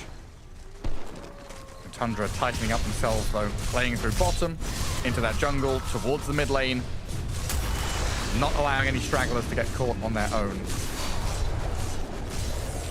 Smoke and smoke. The only one out there showing is the Centaur. They're back. First point of contact, not what you want to have. Glimpse blinks out onto Ari. They get the Static Storm on him. The Squirrel's been pinned. The damage not coming fast, but it does finish him off while Pure borrowed time heals up through this. Kisses out of Mortimer. 33 still has the Stampede here to maybe turn around this play. Gyro sent forward with a cookie, now punched into the air. Centaur's still alive. The Hurricane Pike pushes back Erica to survive, though, as the Centaur's being pummeled by the Slardar now. A snowball sends him forward aggressively, but 33 can still walk it back. Shielded, glimpse, 70's in, but the Centaur dies to the glimpse. Now you've finished off Whitemon as well. Oh, they had the high ground vision, I believe, throughout this whole fight. But still, Whitemon got a kill on it, but only in the end. So it did allow Gyrocopter to just do whatever he wants. He's just standing his ground, using Flak Cannon onto multiple targets, and also killing off Ari as the first hero. Getting Glimpse, getting the Static Storm on him. Pretty big. Like we saw Ari, like he wants to play a bit of a longer fight. He's been involved in every single kill on Tundra. No way. He's going for more. He wants more. BZM and Ari pair up to get the Slardar. What is it, 7, 4, and 10? You're absolutely right. Bang on. Tearlaments understanding that they need to take out this little rat out of the equation immediately, because he's just doing so much. Bushwhack on short cooldown, like in a fight like this. We saw a minute-and-a-half long fight near the Tormentor. The previous fight was also relatively long. And again. Okay, class down. Tundra looking at that bottom right-hand corner of the map. Still trying to play through there into bottom jungle. Kind of feels natural for them, playing from the Dire to get onto that little plateau high ground where they can get some vision, play through the Watcher, and try and get onto the tier 2 mid. 33 was also kited heavily in the previous fight. Inside of the arena, getting stomped by Slardar, Rocket, getting glimpsed. again. So now he did pick up a Blink Dagger of his own. It will be much easier for him to play the fight. Will be that initiator for the team. And we've gone from some games where it's like 4 kills in the first 20 minutes to now 18 for 18. Centaur might be the bonus one here as he's taking out a half HP inside the arena, but the turn on the MOUZ, the damage from RNBZM blowing up SRF. Great Sonic Wave across the 3. Whitemon comes in with Pure as well. They've lost the Centaur, sure, but the chase of the Gyro is perfect. Finished off with a double kill, and a snowball forward allows a bonus one. CZQ, maybe a bit of distance with a glimpse back on Pure. Kisses is covering fire, but Whitemon's on his tail. And now K-Class. Are we good? Well, 7E's not. He's died by the bridge back miles away from the depth of the fight while Pure is in the base. The Radiant base. He's on the Dire team, by the way. It's not his base. Didn't even proc his ulti in this fight. Again, focused heavily on 33. It takes a lot of time to actually kill him. He is returning some of that damage, having multiple barriers, Crimson, having Pipe, having Gale Guard as well. It did soak up a lot of that damage. Didn't deal as much, some coming on from return. But the rest of the team, they were ready to back him up this time. BZM, really nice Sonic Wave connected onto 3. And after that, as soon as they take out Erica, most of the damage is gone. Erica in this one, not going for a BKB. He's like, there are a lot of these BKB piercing tools. Instead, I want to stand my ground, have as much damage as possible. Daedalus, not going with the Satanic. He definitely needs that Satanic for the second life. Good opening, but good escape. K-Class trying to dip from Pure as this Abaddon goes deep again. Shielding up, we're getting speared back in. Borrowed Time is 4th now as well, and Pure Arena's ready. Very far away. Arena to block them out. Pure could be in trouble here as 7E comes back. A cookie forward on the Gyro. The damage looks good and the Abaddon has fallen. Kill streak out and 33 getting speared around. Another round of damage from Erica.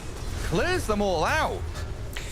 I think this is one of those rare Pure moments where he just feel like he loses focus and he's like, it's time to end. Blinks in, not respecting the damage from Slardar, the spear back from Mars. They have a lot of abilities that they can ping pong you with, like Force Staff, you have Disruptor Glimpse, you have the spear as well. Needs to be more careful, even though it is one of the strongest, if not the strongest hero carry off the patch. His ulti was available. Ari with a catch down bottom, easy setup for the rest of his team to arrive and kill MOUZ. That's now a minute without him.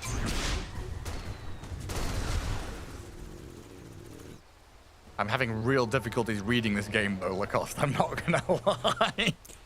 Yeah, I mean, I think Tundra, the rest of Tundra squad is also having a hard time reading what their carry is gonna do. Because this is some psychotic behavior, just blinking in aggressively into tier 4 towers. First one was okay. When he was chasing Snapfire, I'm fine with that. I'm all about being aggressive. But the second one... Let's see who gets the Aegis. Are they gonna give it to Pure? Or if BZM is gonna take it. I assume Pure takes it if they want to continue with this playstyle. Well, maybe it's just, you know, they've kind of identified the Neanderthal style of this Radiant draft. You know, go in, catch, stun, kill, bang overhead with club, and Pure is, you know, getting down to their level. He wants to join them in the caves. He got clubbed too many times in the laning stage. He did, yeah. Yeah, he did. Yeah, you said we usually don't see Abaddon having to pop his ulti in the first like 6-7 minutes, but he died twice. He was also the first blood in the game. Or it's been a long day, but this is the big item. This is the Satanic on Gyrocopter, which is gonna make things quite more dangerous for Tundra, especially if they're gonna be jumping the high ground. Gyrocopter, if he stands his ground, there is Solar Crest. Snapfire has basically 4 saving abilities. Glimmer, Force, Solar, and a cookie. K-Class almost walking into dire vision. Well, actually, it's still under dire vision. Tundra have multiple wards around this bottom lane. What if they smoke here? Tundra see it coming. Let's see how they approach it. 33 immediately TPing out. They need to group up. Something to point out as well is Disruptor has 2 components of Aghanim's Scepter, and he is holding the Greedy Enchantment, 100 GPM. So we are going to be seeing Aghanim's Scepter on Disruptor. I'd say, in my opinion, this is the best Aghs, the most impactful Aghs upgrade in the game. It's so good. Do we have any break on Radiant? No, I was thinking the same just now. There's no break. I don't think anybody's gonna be building into the break. No. Don't have that Kanda carrier. No, not really. Tundra completely dodged the move, of course, having seen it, and swiftly smoked themselves down into the southern part of the map, where they'll get high ground vision. I don't think Radiant don't have a sentry nearby, right? They don't see this happening. And Ari going to start things off.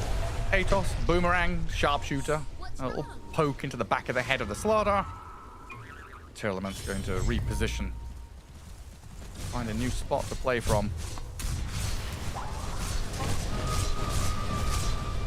The line is drawn. The wall around the Radiant base is about to be built. I'm looking at the levels. Again. Ari's level 19. Gyrocopter's level 21. He's still involved in every single kill on Tundra.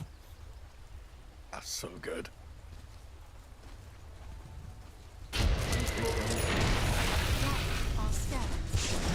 DD top. Not really a great way for Tearlaments to get out and get it.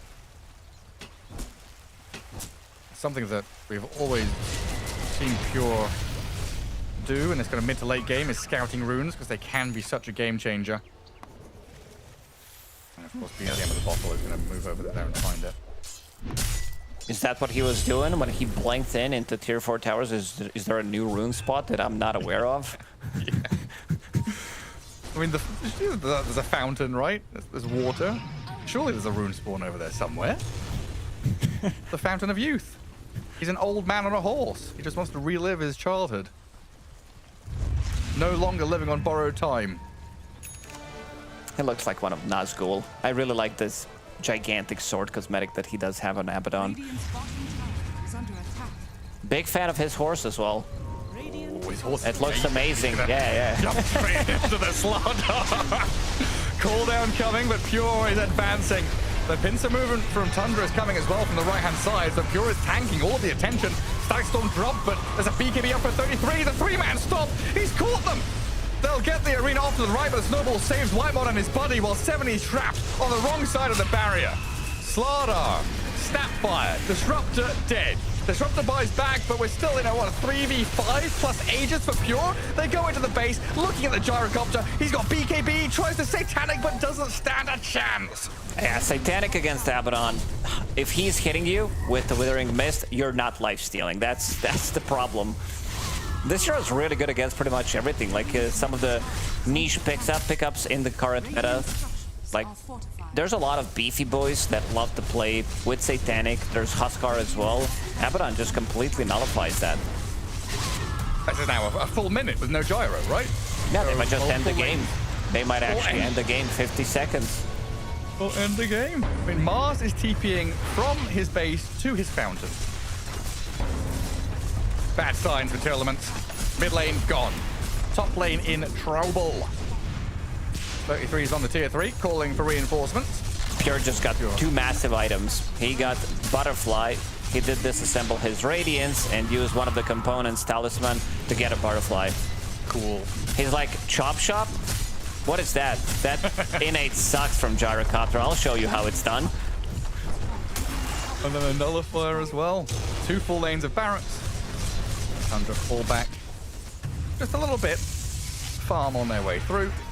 Knowing there are very few options here for Tearlaments to really accomplish anything.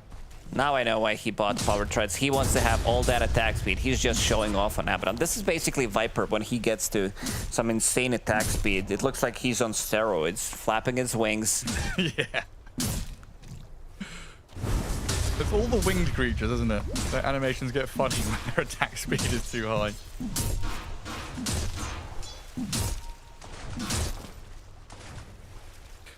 least this simplifies things for Tearlaments. One lane remains. One lane Tundra will want to play through. Yeah, that's one way to look at it. Pretty dramatic downfall, though, with that graph dipping very quickly. Gyrocopter, he needs Satanic. By Satanic, I mean Divine Rapier. He sure does. Disassembled Daedalus, but still far away from it. He needs another 2,000 gold unless he wants to sell the recipe for 900. We'll probably just keep the Crystallis. Just sell your Hurricane Pike. Radiant are scanning. Just get rid of it. Yeah, just sell everything. Get to 2 naked Divine Rapiers. Yeah, why not? Become Divine too. Couldn't possibly go wrong. Yeah.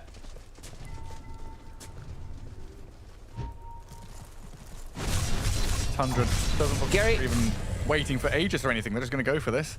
I know it's getting late with the ideas that you're throwing in. Just sell everything. And we saw, yeah, Abaddon, level 25, even more attack speed bonus. A stomp on Mars. Down to half health. Sharp shot shooted. And SRF has to run. A glimpse on the Centaur, though. 33 brought back in, but he's going to BKB Stampede. 7E can't jump because these Aghanim's daggers out of the Queen of Pain keep cancelling it. He's done. No buyback. Dead for 80 seconds with no buyback whatsoever, and a Sonic Wave from BZM to clear them out in the back as well. They'll dive in with an Atos and a Blink into the middle of them all, clearing out Tearlaments one by one. The Stag Storm is here with the Aghanim Scepter. Disruptor got the memo. He sold everything for it. The trouble is, it's too little too late. His Ags upgraded Stag Storm does nothing against Tundra as they dive the fountain and finish off the game.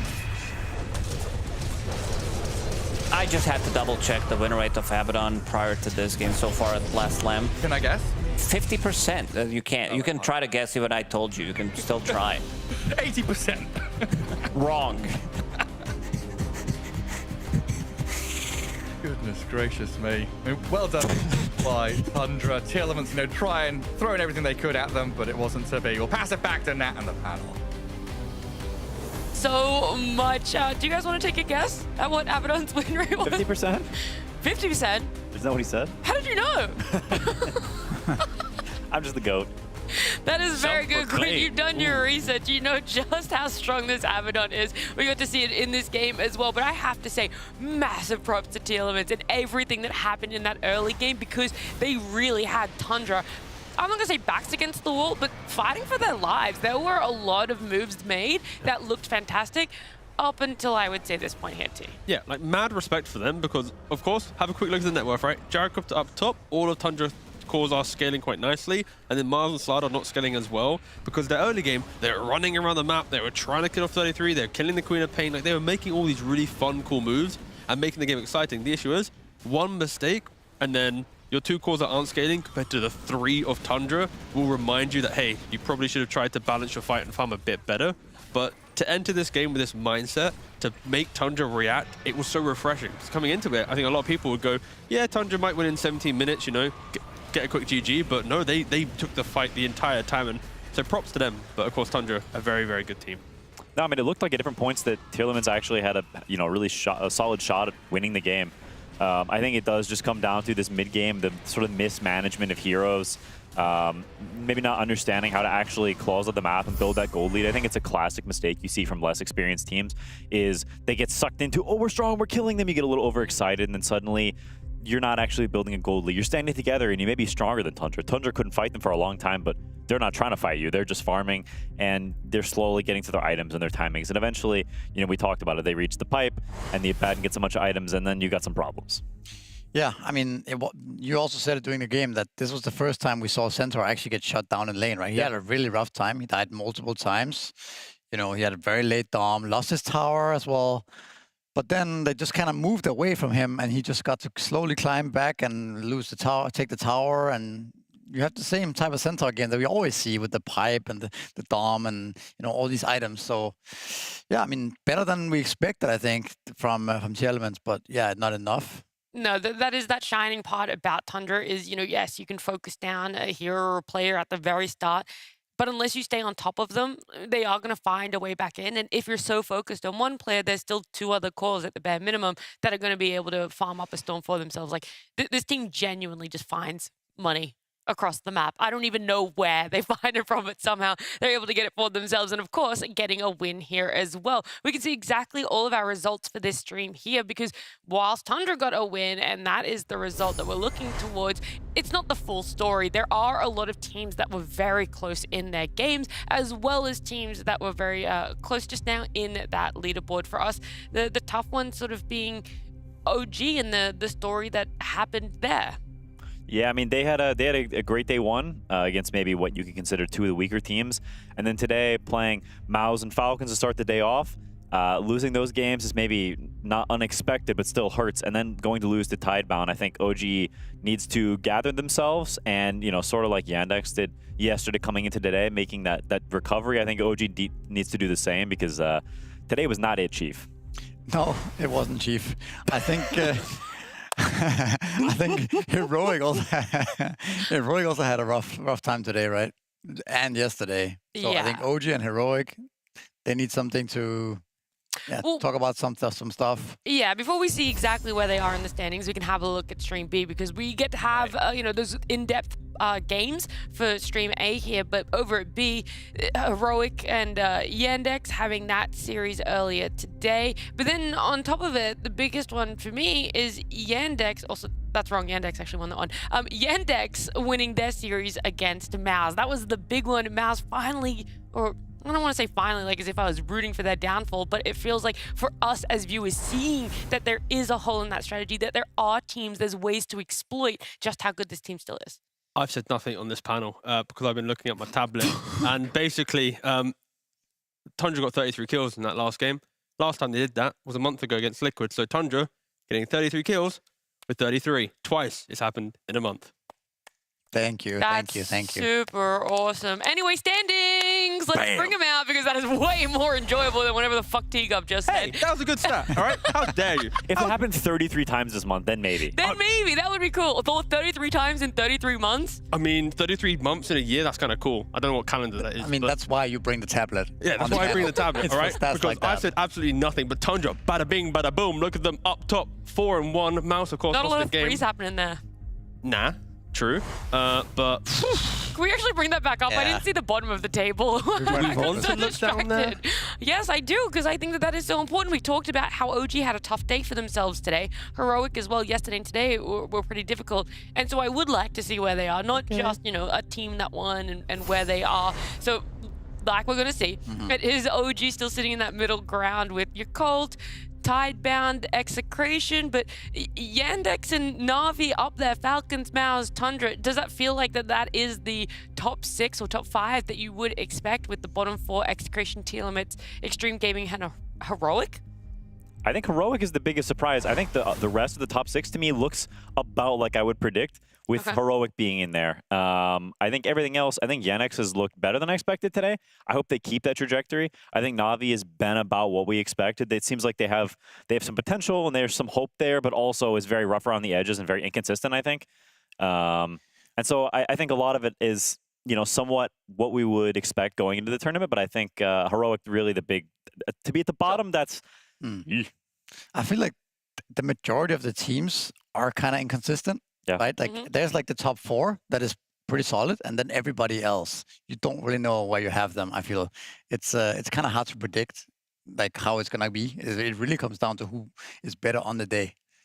Yeah, I just want to see those top teams play against each other to really kind of get a hierarchy, because right now it's like a blend of like there's maybe 3, maybe 4 teams that can get top 2, because in group stage that's all we really care about, like who are the top 2 teams, get themselves to semi-finals and playoffs, and everyone else then has to enter the, you know, the last chance and all the qualifiers. So yeah, I'm waiting to see MOUZ, Falcons, Tundra, kind of them just battle it out to really cement like who is the best in the group. Well, luckily for you, we're going to have our schedule of tomorrow and see exactly if or when they're going to be facing up against each other. So you're looking for the Tundras, the MOUZ, maybe a Falcons Tundra specifically matchup right in the middle of our day. That's actually holy schmoly. Falcons, Tundra, and Tundra MOUZ. So Tundra have a tough day. It opens with Heroic, who are searching for a win, and you don't know what they're going to bring to the table. Then they have to go up against Falcons, who are sitting at the top of the table, along with MOUZ, who only just had their first loss. That's a lot of top of the table on one table. I think all three of those teams I've looked, I think they've clearly been the three best teams. And so them, you know, sort of intermingling and getting to play each other tomorrow is super exciting. I look forward to all those games because it's just, when you watch the big dogs in the same pound, it's just fun. It is. I think Tundra has a, basically if they win tomorrow, they would almost 100% solidify themselves as top 2, I think. That's true, unless there's like a small slip up. I mean, unless they lose the rest of the game, but right. the opponents tomorrow are really tough. It's like their main competitors for those slots. So big Dota, day for Tundra. Dota is built on spite, and you play to make your opponent upset. So I'm looking for Heroic to drag Tundra into the we've all lost a game. We're all not very good to have flawless results. So I want Heroic, your A game tomorrow. Make Tundra look like they're a normal team again, not this like ethereal, we're going to win anything we touch type of team. So yeah, Heroic, all on you. Well, look, I feel like that is a great note to end on. A good message out there for Heroic, for all their fans. Also, some great games that we're going to get to see tomorrow. But for now, we're going to say goodbye, and we'll see you for day number 3, same time as always.